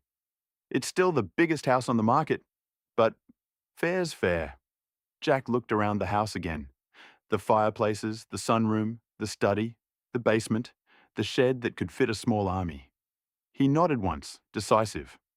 I'll take it. The agent beamed. I'll get the paperwork started. James clapped him on the shoulder. Welcome to Thunder Bay, Jack. Jack smirked. Thanks, buddy. You just saved me a fortune. James shrugged. That's what locals are for. And just like that, the house wasn't just a possibility anymore. It was Jack's. Jack spent the next morning cruising around Thunder Bay in the rental car, heater blasting, snow drifting across the windscreen. Compared to the big cities he'd worked in, Thunder Bay was quiet, almost sleepy. Not much in the way of shopping centres, not many big stores, but the town had charm, and more importantly, it had what he needed. He found a few gems, a local furniture store with solid Canadian timber pieces, while a warehouse outlet with surprisingly good deals. Jack walked through each place with that same calm, decisive energy he brought to site work. He didn't buy junk. He didn't buy cheap. He bought quality, pieces that would last, pieces that would make the house feel like a home for the team. Jack brought a big 8-seat dining table and a heavy timber bed frame, a leather lounge that could survive Mick, a sunroom sofa set, office desks for the study. Jack also brought a few Canadian touches, blankets, lamps, and some artwork. Jack had never seen it before, but he brought an antler chandelier. The staff at each store loved him. He was polite, quick, and he paid up front. By the end of the day, he had receipts stacked in the passenger seat and delivery dates locked in. Every day after work, something new arrived at the house. On Monday, the dining table and chairs. Nathan helped assemble them, muttering about Canadian screws being weirdly polite. Tuesday, the lounge suite. Mick flopped onto it immediately and declared it bloody perfect. By Wednesday, the beds, mattresses, and bedding. Chloe organized the linen like she was running a hotel. Thursday, the desks, office chairs, and storage units. Ethan set up the study with military precision, while on Friday, the sunroom furniture and a stack of boxes labeled decor. Chloe opened them and grinned. "Jack, you bought throw pillows?" Jack shrugged. The room needed something. On Saturday, there was a massive delivery from Home Depot that came for the shed, shelving, tool racks, and a workbench. Mick nearly cried. By the end of the week, the house didn't feel empty anymore. It felt lived in. It felt warm. It felt like a base. A real one. Nathan stood in the living room on Friday night, hands on his hips. "Jack, this place is unreal." Chloe nodded. "It's starting to feel like home." Ethan added, "It's starting to feel like StrataForge." Jack looked around. The furniture, the warmth, the team settling in after long days on site. "Good," he said quietly. "That's exactly what I wanted." The snow crunched under their boots as Jack and Mick walked across the backyard toward the massive shed. The morning was cold enough to sting, but the sun was out, and the shed looked like it was waiting for them. A blank canvas with endless potential. Mick stopped halfway across the yard and just stared. "Jack, this thing is bigger than the drill workshop back home." Jack smirked. "That's the idea." Mick shook his head, grinning. "Bloody hell, you've outdone yourself." Jack unlocked the door, and the two stepped inside. The space echoed. High ceilings, concrete floor, clean walls, and enough room to store equipment, tools, and probably a small helicopter if they tried. Boxes of shelving, tool racks, and workbenches were stacked neatly along one wall, waiting to be assembled. Mick rubbed his hands together. "Right, let's make this place look like a proper shed." Jack grabbed a box cutter. "Start with the shelving?" "Start with the coffee," Mick said, holding up a thermos. "Then the shelving." Jack laughed. "Fair." They worked in comfortable silence at first, the kind that comes from years of knowing each other's rhythms. Jack held the frame steady while Mick bolted the shelves together. Mick tightened a bolt and stepped back. "You know, when you said you bought a house, I thought you meant a house. Not a bloody compound." Jack shrugged. "We needed space." "This isn't space," Mick said. "This is a facility." Jack grinned. "Good." They moved on to the tool racks next. Mick sorted the pieces while Jack read the instructions. Mick snorted. "You reading instructions? That's new." Jack raised an eyebrow. "We're in Canada. I'm trying to be civilized." Mick laughed so hard he had to sit down. By midday, the place was transforming. Shelving lined one wall, while a heavy workbench sat under the window. Tool racks were mounted and ready. A corner was cleared for equipment and storage, and Mick had already claimed a section as his area. Jack stood back, hands on his hips. "Not bad." Mick nodded proudly. "This is going to make life so much easier. No more working out of the back of a truck." Jack looked around the shed. The space, the potential, the future it represented. "This is just the start," he said quietly. Mick glanced at him. "You're building something big here, aren't you?" Jack didn't deny it. "Yeah, I am." Mick clapped him on the shoulder. "Well, you've got the right crew for it." Jack smiled. "I know." As they packed away the empty boxes, Mick looked around one more time. "You know what this shed needs?" Jack raised an eyebrow. "What?" "A fridge." Jack laughed. "We'll get one." "And a sign," Mick added. "Something like StrataForge Canada, workshop." Jack nodded slowly. "Yeah, I like that." Mick grinned. "Told you, I've got ideas." Jack shook his head, amused. "Dangerous ones." "Always," Mick said. And together they stepped back into the cold, leaving behind a shed that finally felt like theirs. The first real piece of StrataForge Canada. The house felt different that night. Warm, lived in, alive. The dining table, the big Canadian timber one Jack bought, was covered in plates of food, takeaway containers, and a few beers. Everyone was tired from the week, but there was a buzz in the air. The kind that comes from knowing you're part of something new. Mick leaned back in his chair. This place is unreal, Jack. Ethan nodded. Feels like a proper base. Nathan raised his glass. Feels like home. Chloe smiled. Feels like we're doing something big. Jack looked around at them, his core team, the people he trusted most, and cleared his throat. All right, guys, quick chat. The table quieted. Jack rested his forearms on the table, voice steady but warm. I'm going to be heading home soon. Back to Perth. But I'll be back for the handover. Mick and Ethan exchanged a look. Not surprised, but listening closely. Jack continued. I need to ask something. When the inductions are done, can you two hang around for an extra week? Help settle things, make sure your replacements are comfortable with what is happening? Mick didn't hesitate. Yeah, mate, no worries. Ethan nodded. Of course, we've got you. Jack smiled. Good. I knew I could count on you. Dinner carried on. Laughter, stories, the kind of easy camaraderie that only comes from long days and shared purpose. But when the plates were cleared and the others drifted off to claim bedrooms or explore the house, Jack caught Nathan's eye. Nate. Chloe. Quick word? They followed him into the sunroom, the soft glow of the lamps reflecting off the snow outside. Jack turned to them, hands in his pockets. I need to know something. Would you two be happy to stay on here? Longer term. Keep things running while I'm back home. Build the admin, the logistics, the operations. Make this place solid. Nathan didn't even blink. Absolutely. Chloe nodded immediately. I'm in, no question. Jack exhaled, not in relief, but in gratitude. Good, he said quietly, because this place, it's going to be big, and I want you two at the heart of it. But any hesitation, call me, and you can return home. I'll figure it out. Nathan smiled. We're with you, Jack, Chloe added, all the way. Jack looked out at the snow drifting past the windows, the house humming with life behind them. StrataForge Canada wasn't just an idea anymore. It was real. It was happening. And he had the right people in the right place. The future felt big. And for the first time, it felt close. The last few days in Thunder Bay moved fast. The house was furnished. The shed was set up. The site was running smoothly.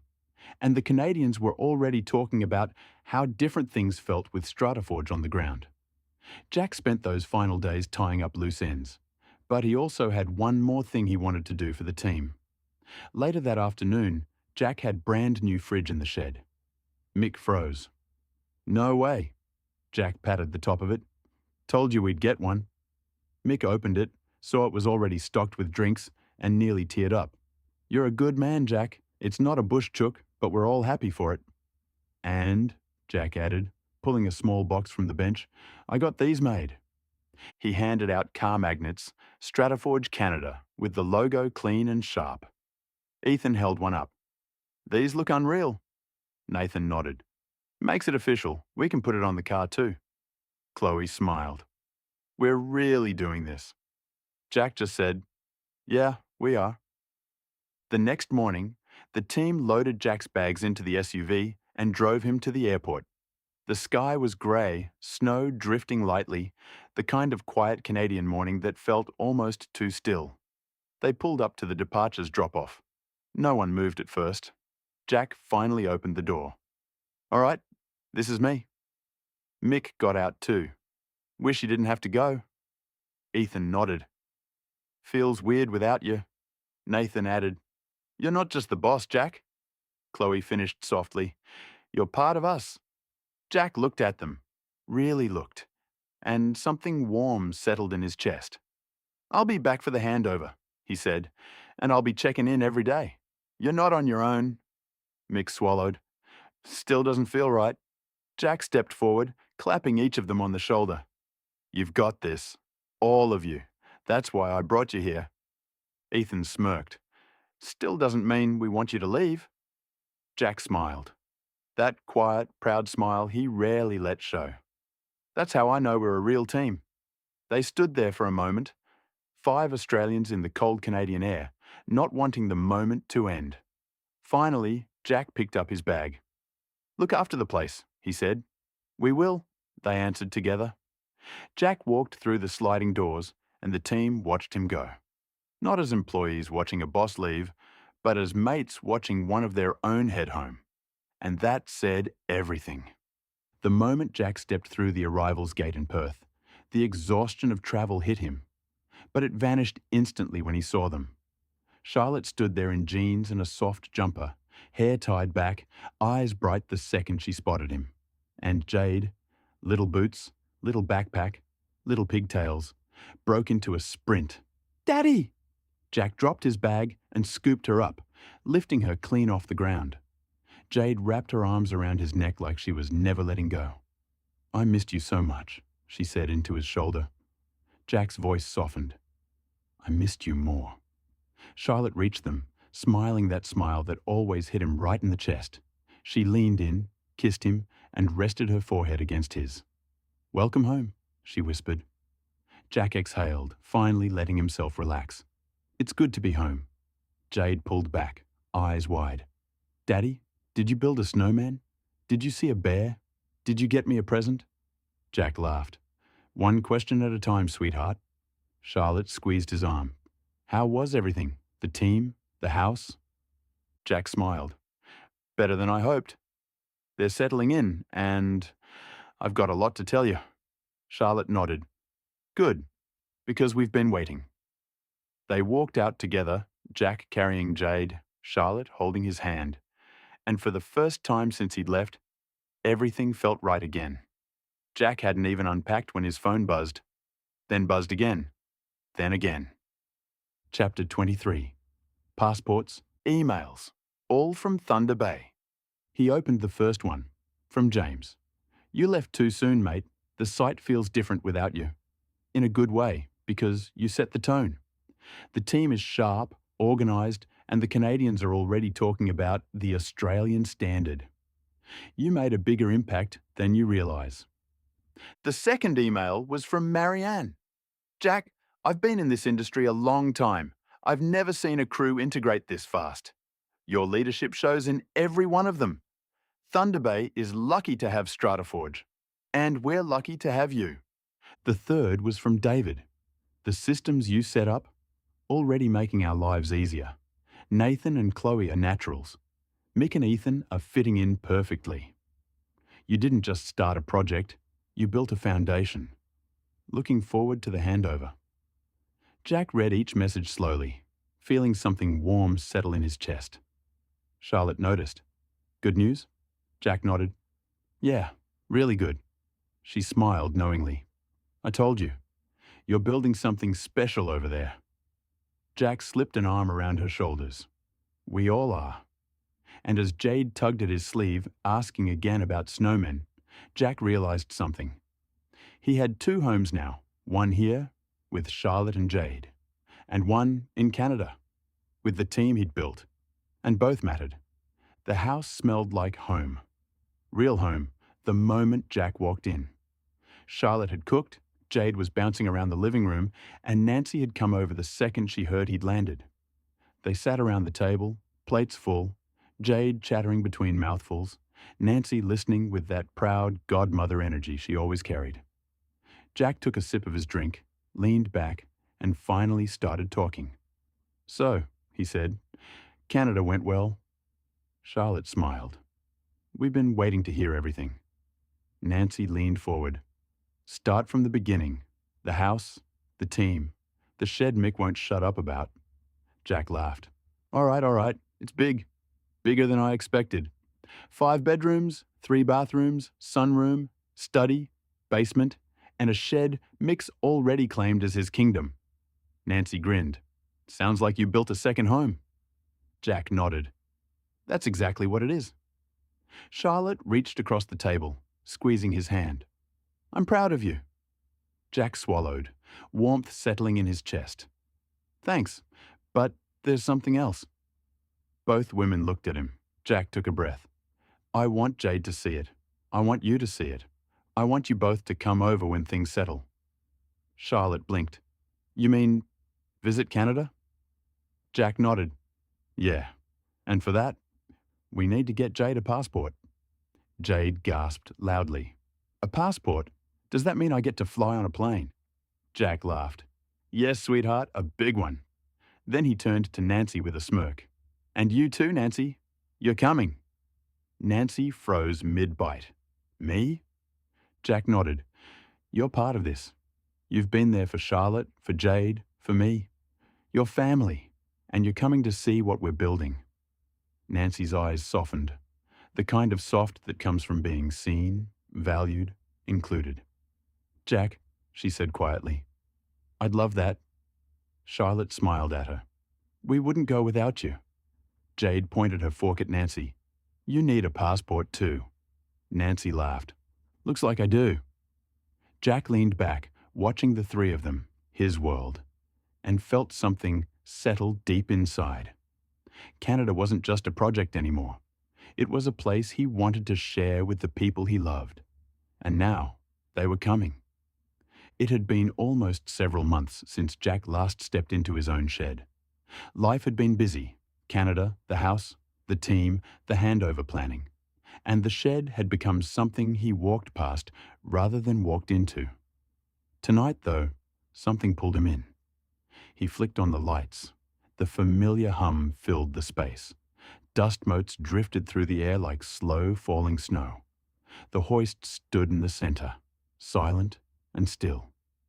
The same hoist where, once upon a time, a massive gold nugget had hidden from the world, the one that changed everything. Jack rested a hand on the cold metal, memories washing over him. Long nights. Hard work. The moment StrataForge stopped being a dream and became a future.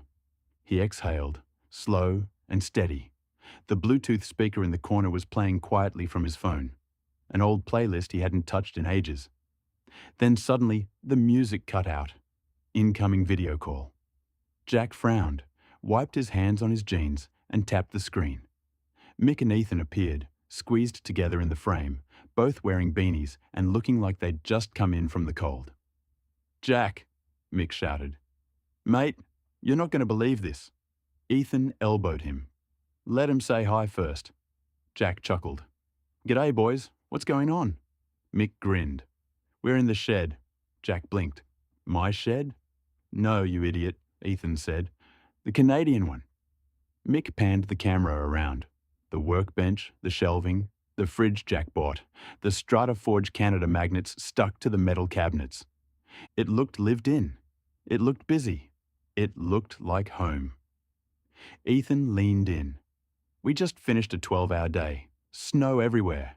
Canadians losing their minds. But the site's running smooth, real smooth.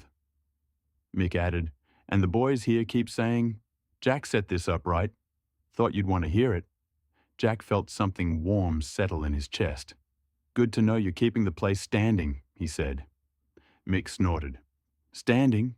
Mate, we've improved it. Ethan nodded. Nathan and Chloe are killing it. Canadians love them. And James said, and I quote, this is the best run project we've had in years. Jack looked down for a moment, letting that sink in. Then he glanced back at the hoist behind him. You know, he said quietly, I'm standing in my shed too. Mick squinted. Oh yeah? How's the old girl look? Jack turned the camera, showing the hoist, the tools, the space that had once been the heart of everything. Ethan smiled. Looks good, Jack. Looks like where it all started. Jack nodded. Yeah, it is. Jack stared at the screen long after the laughter faded. Mick and Ethan were smiling, joking, giving him the usual rundown of the day. Snow up to their knees, Canadians panicking about a frozen valve, Nathan saving the day, Chloe reorganizing the office again. But Jack could read people, especially his people. Something was off. Their smiles were a little too tight and their jokes a little too forced. He leaned against the hoist, the cold steel grounding him. You boys all right? He asked quietly. Mick and Ethan exchanged a look, the kind that lasted half a second, but said everything. Ethan cleared his throat. Yeah, all good here. Mick nodded too quickly. Just checking in, boss. Jack didn't blink. Cut the small talk. What's going on? Silence. the kind that fills a room even through a screen. Finally, Mick sighed, a long, heavy exhale that fogged the camera for a moment. "Boss," he said softly, "we don't want to come home." Jack straightened, the words hitting him harder than he expected. Ethan stepped closer to the camera. "Not because we don't miss home, not because we don't miss our families, but this place, this job, this team, it feels right." Mick nodded. "Feels like we're building something real here, something big, and we don't want to walk away from it." Ethan added, "We're not done yet." Jack didn't speak, didn't move, didn't breathe for a moment. He just looked at them. Two men who had followed him across the world, worked in snow and darkness, built a base from nothing, and now stood in a shed on the other side of the planet telling him they wanted to stay. Not because they had to, because they believed in what they were doing. Jack swallowed, voice low. "You sure about this?" Mick nodded. "Dead sure." Ethan added, "We're in, Jack. For the long haul." Jack felt something shift inside him. Pride, responsibility, and the weight of leadership all settling into place. He didn't smile. He didn't joke. He just said the only thing that mattered. "All right," he murmured. "Then we'll make it work." Mick grinned. "Knew you'd say that." Ethan smirked. "We're StrataForge, mate. We don't quit." Jack finally let a small smile break through. "No, we don't." The call ended. The shed fell silent again, and Jack stood there with the hoist behind him, the symbol of where it all began, and the future glowing on the screen in front of him. His team wasn't just surviving in Canada, they were choosing it. And that changed everything. Jack needed the road. He needed the hum of the tyres, the long stretches of red dirt, the familiar pull of the Goldfields. Canada had been incredible, transformative, but it had also been heavy. Big decisions, big responsibilities, big emotions. Kalgoorlie was home turf. Kalgoorlie made sense. He drove with the windows cracked just enough to let in the dry heat, the scent of dust and eucalyptus drifting through the cab. The further he got from Perth, the lighter he felt. Not because he was running from anything, but because he was heading towards something that grounded him. His people. Darren's crew was already gathered when Jack walked into the pub. The kind of old Goldfields place with timber floors, loud laughter, and a bar that had seen more stories than any book ever would. They all looked up at once. A lot of staff, even more personalities, but together, they were a machine. Jack lifted a hand. "All right, boys. Tonight's on me. Pub meal, open bar. You've earned it." A cheer went up that shook the walls. Plates piled high with schnitzels, steaks, chips, gravy. Beers flowed. Stories got louder. Laughter rolled across the table like thunder. Jack didn't sit at the head of the table. He sat in the middle, where he always belonged. Big Kev told a story about a drill rod that nearly took his head off. Sean exaggerated a tale until Tony called him out. Riley and Travis tried to keep up with the older blokes. Jacob listened, wide-eyed, soaking in every word. Darren watched his crew with quiet pride. And Jack? He watched all of them.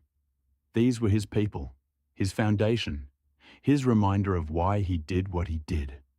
Later, when the noise inside was deafening and the night air was cool, Jack stepped outside for a breather. Darren followed. "You all right, mate?" Darren asked. Jack nodded. "Yeah, just needed this. Needed all of you." Darren leaned against the railing. "Heard things are going well in Canada." Jack exhaled. "Better than I expected. The boys, they want to stay." Darren smiled. "Can't blame them. You build something worth staying for." Jack looked out at the Kalgoorlie night, the stars sharp, the air dry, the pub glowing behind him. "Yeah," he said quietly, "but this will always be home." Darren clapped him on the shoulder. "And we'll always be here." When Jack returned, the table erupted again. Someone shoved a beer into his hand. Someone else pulled him into a story. Jacob asked him a question about drilling technique. Travis tried to get him into a drinking challenge. Big Kev laughed so hard he nearly fell off his chair. It was chaos. It was loud. It was perfect. And Jack realized something. He wasn't just a leader. He wasn't just a boss. He was part of something bigger. A network of crews, friendships, and loyalty that stretched from Kalgoorlie to Thunder Bay and back again. 2 worlds, 1 team, 1 purpose. And he was at the center of it. Not because he demanded it, but because he earned it. Later that night, after the pub had emptied and the Goldfields air had cooled, Jack sat alone in the StrataForge house. The laughter of Darren's crew still echoed faintly in his head. Big Kev's booming voice, Sean's cheeky jokes, Jacob trying to keep up with the older blokes. It grounded him. It reminded him who he was, and it reminded him what he was responsible for. But the call from Mick and Ethan, that sat differently. They weren't just checking in. They weren't just giving updates. They were telling him something real. They didn't want to come home. Jack stared at the ceiling for a long moment. Jack sat in the empty StrataForge house, the early Kalgoorlie sun creeping through the curtains. He'd read James's message twice, maybe 3 times. The meaning was clear. The Canadians were impressed, the project was growing, and the crew had made their mark. But now it was time to stop dancing around it. Jack opened a new email and started typing. James, my current crew in Thunder Bay doesn't want to return home. They want to stay on long term. Before I make any decisions here, I need to know what you want. Do you require further staff? Do you want a Yukon crew as well? Let me know what you need and I'll organize it. He read it once. It was clean, direct, professional, and it put the responsibility exactly where it needed to be. On the Canadians to say what they wanted next. Jack, if your crew wants to stay, we want them to stay. They've proven themselves, and they've set a standard we don't want to lose. Yes, we want further staff. And yes, we want a Yukon crew. Thunder Bay is only the beginning. There's more work coming than we can handle with 1 team. If StrataForge can supply the people, we'll take them.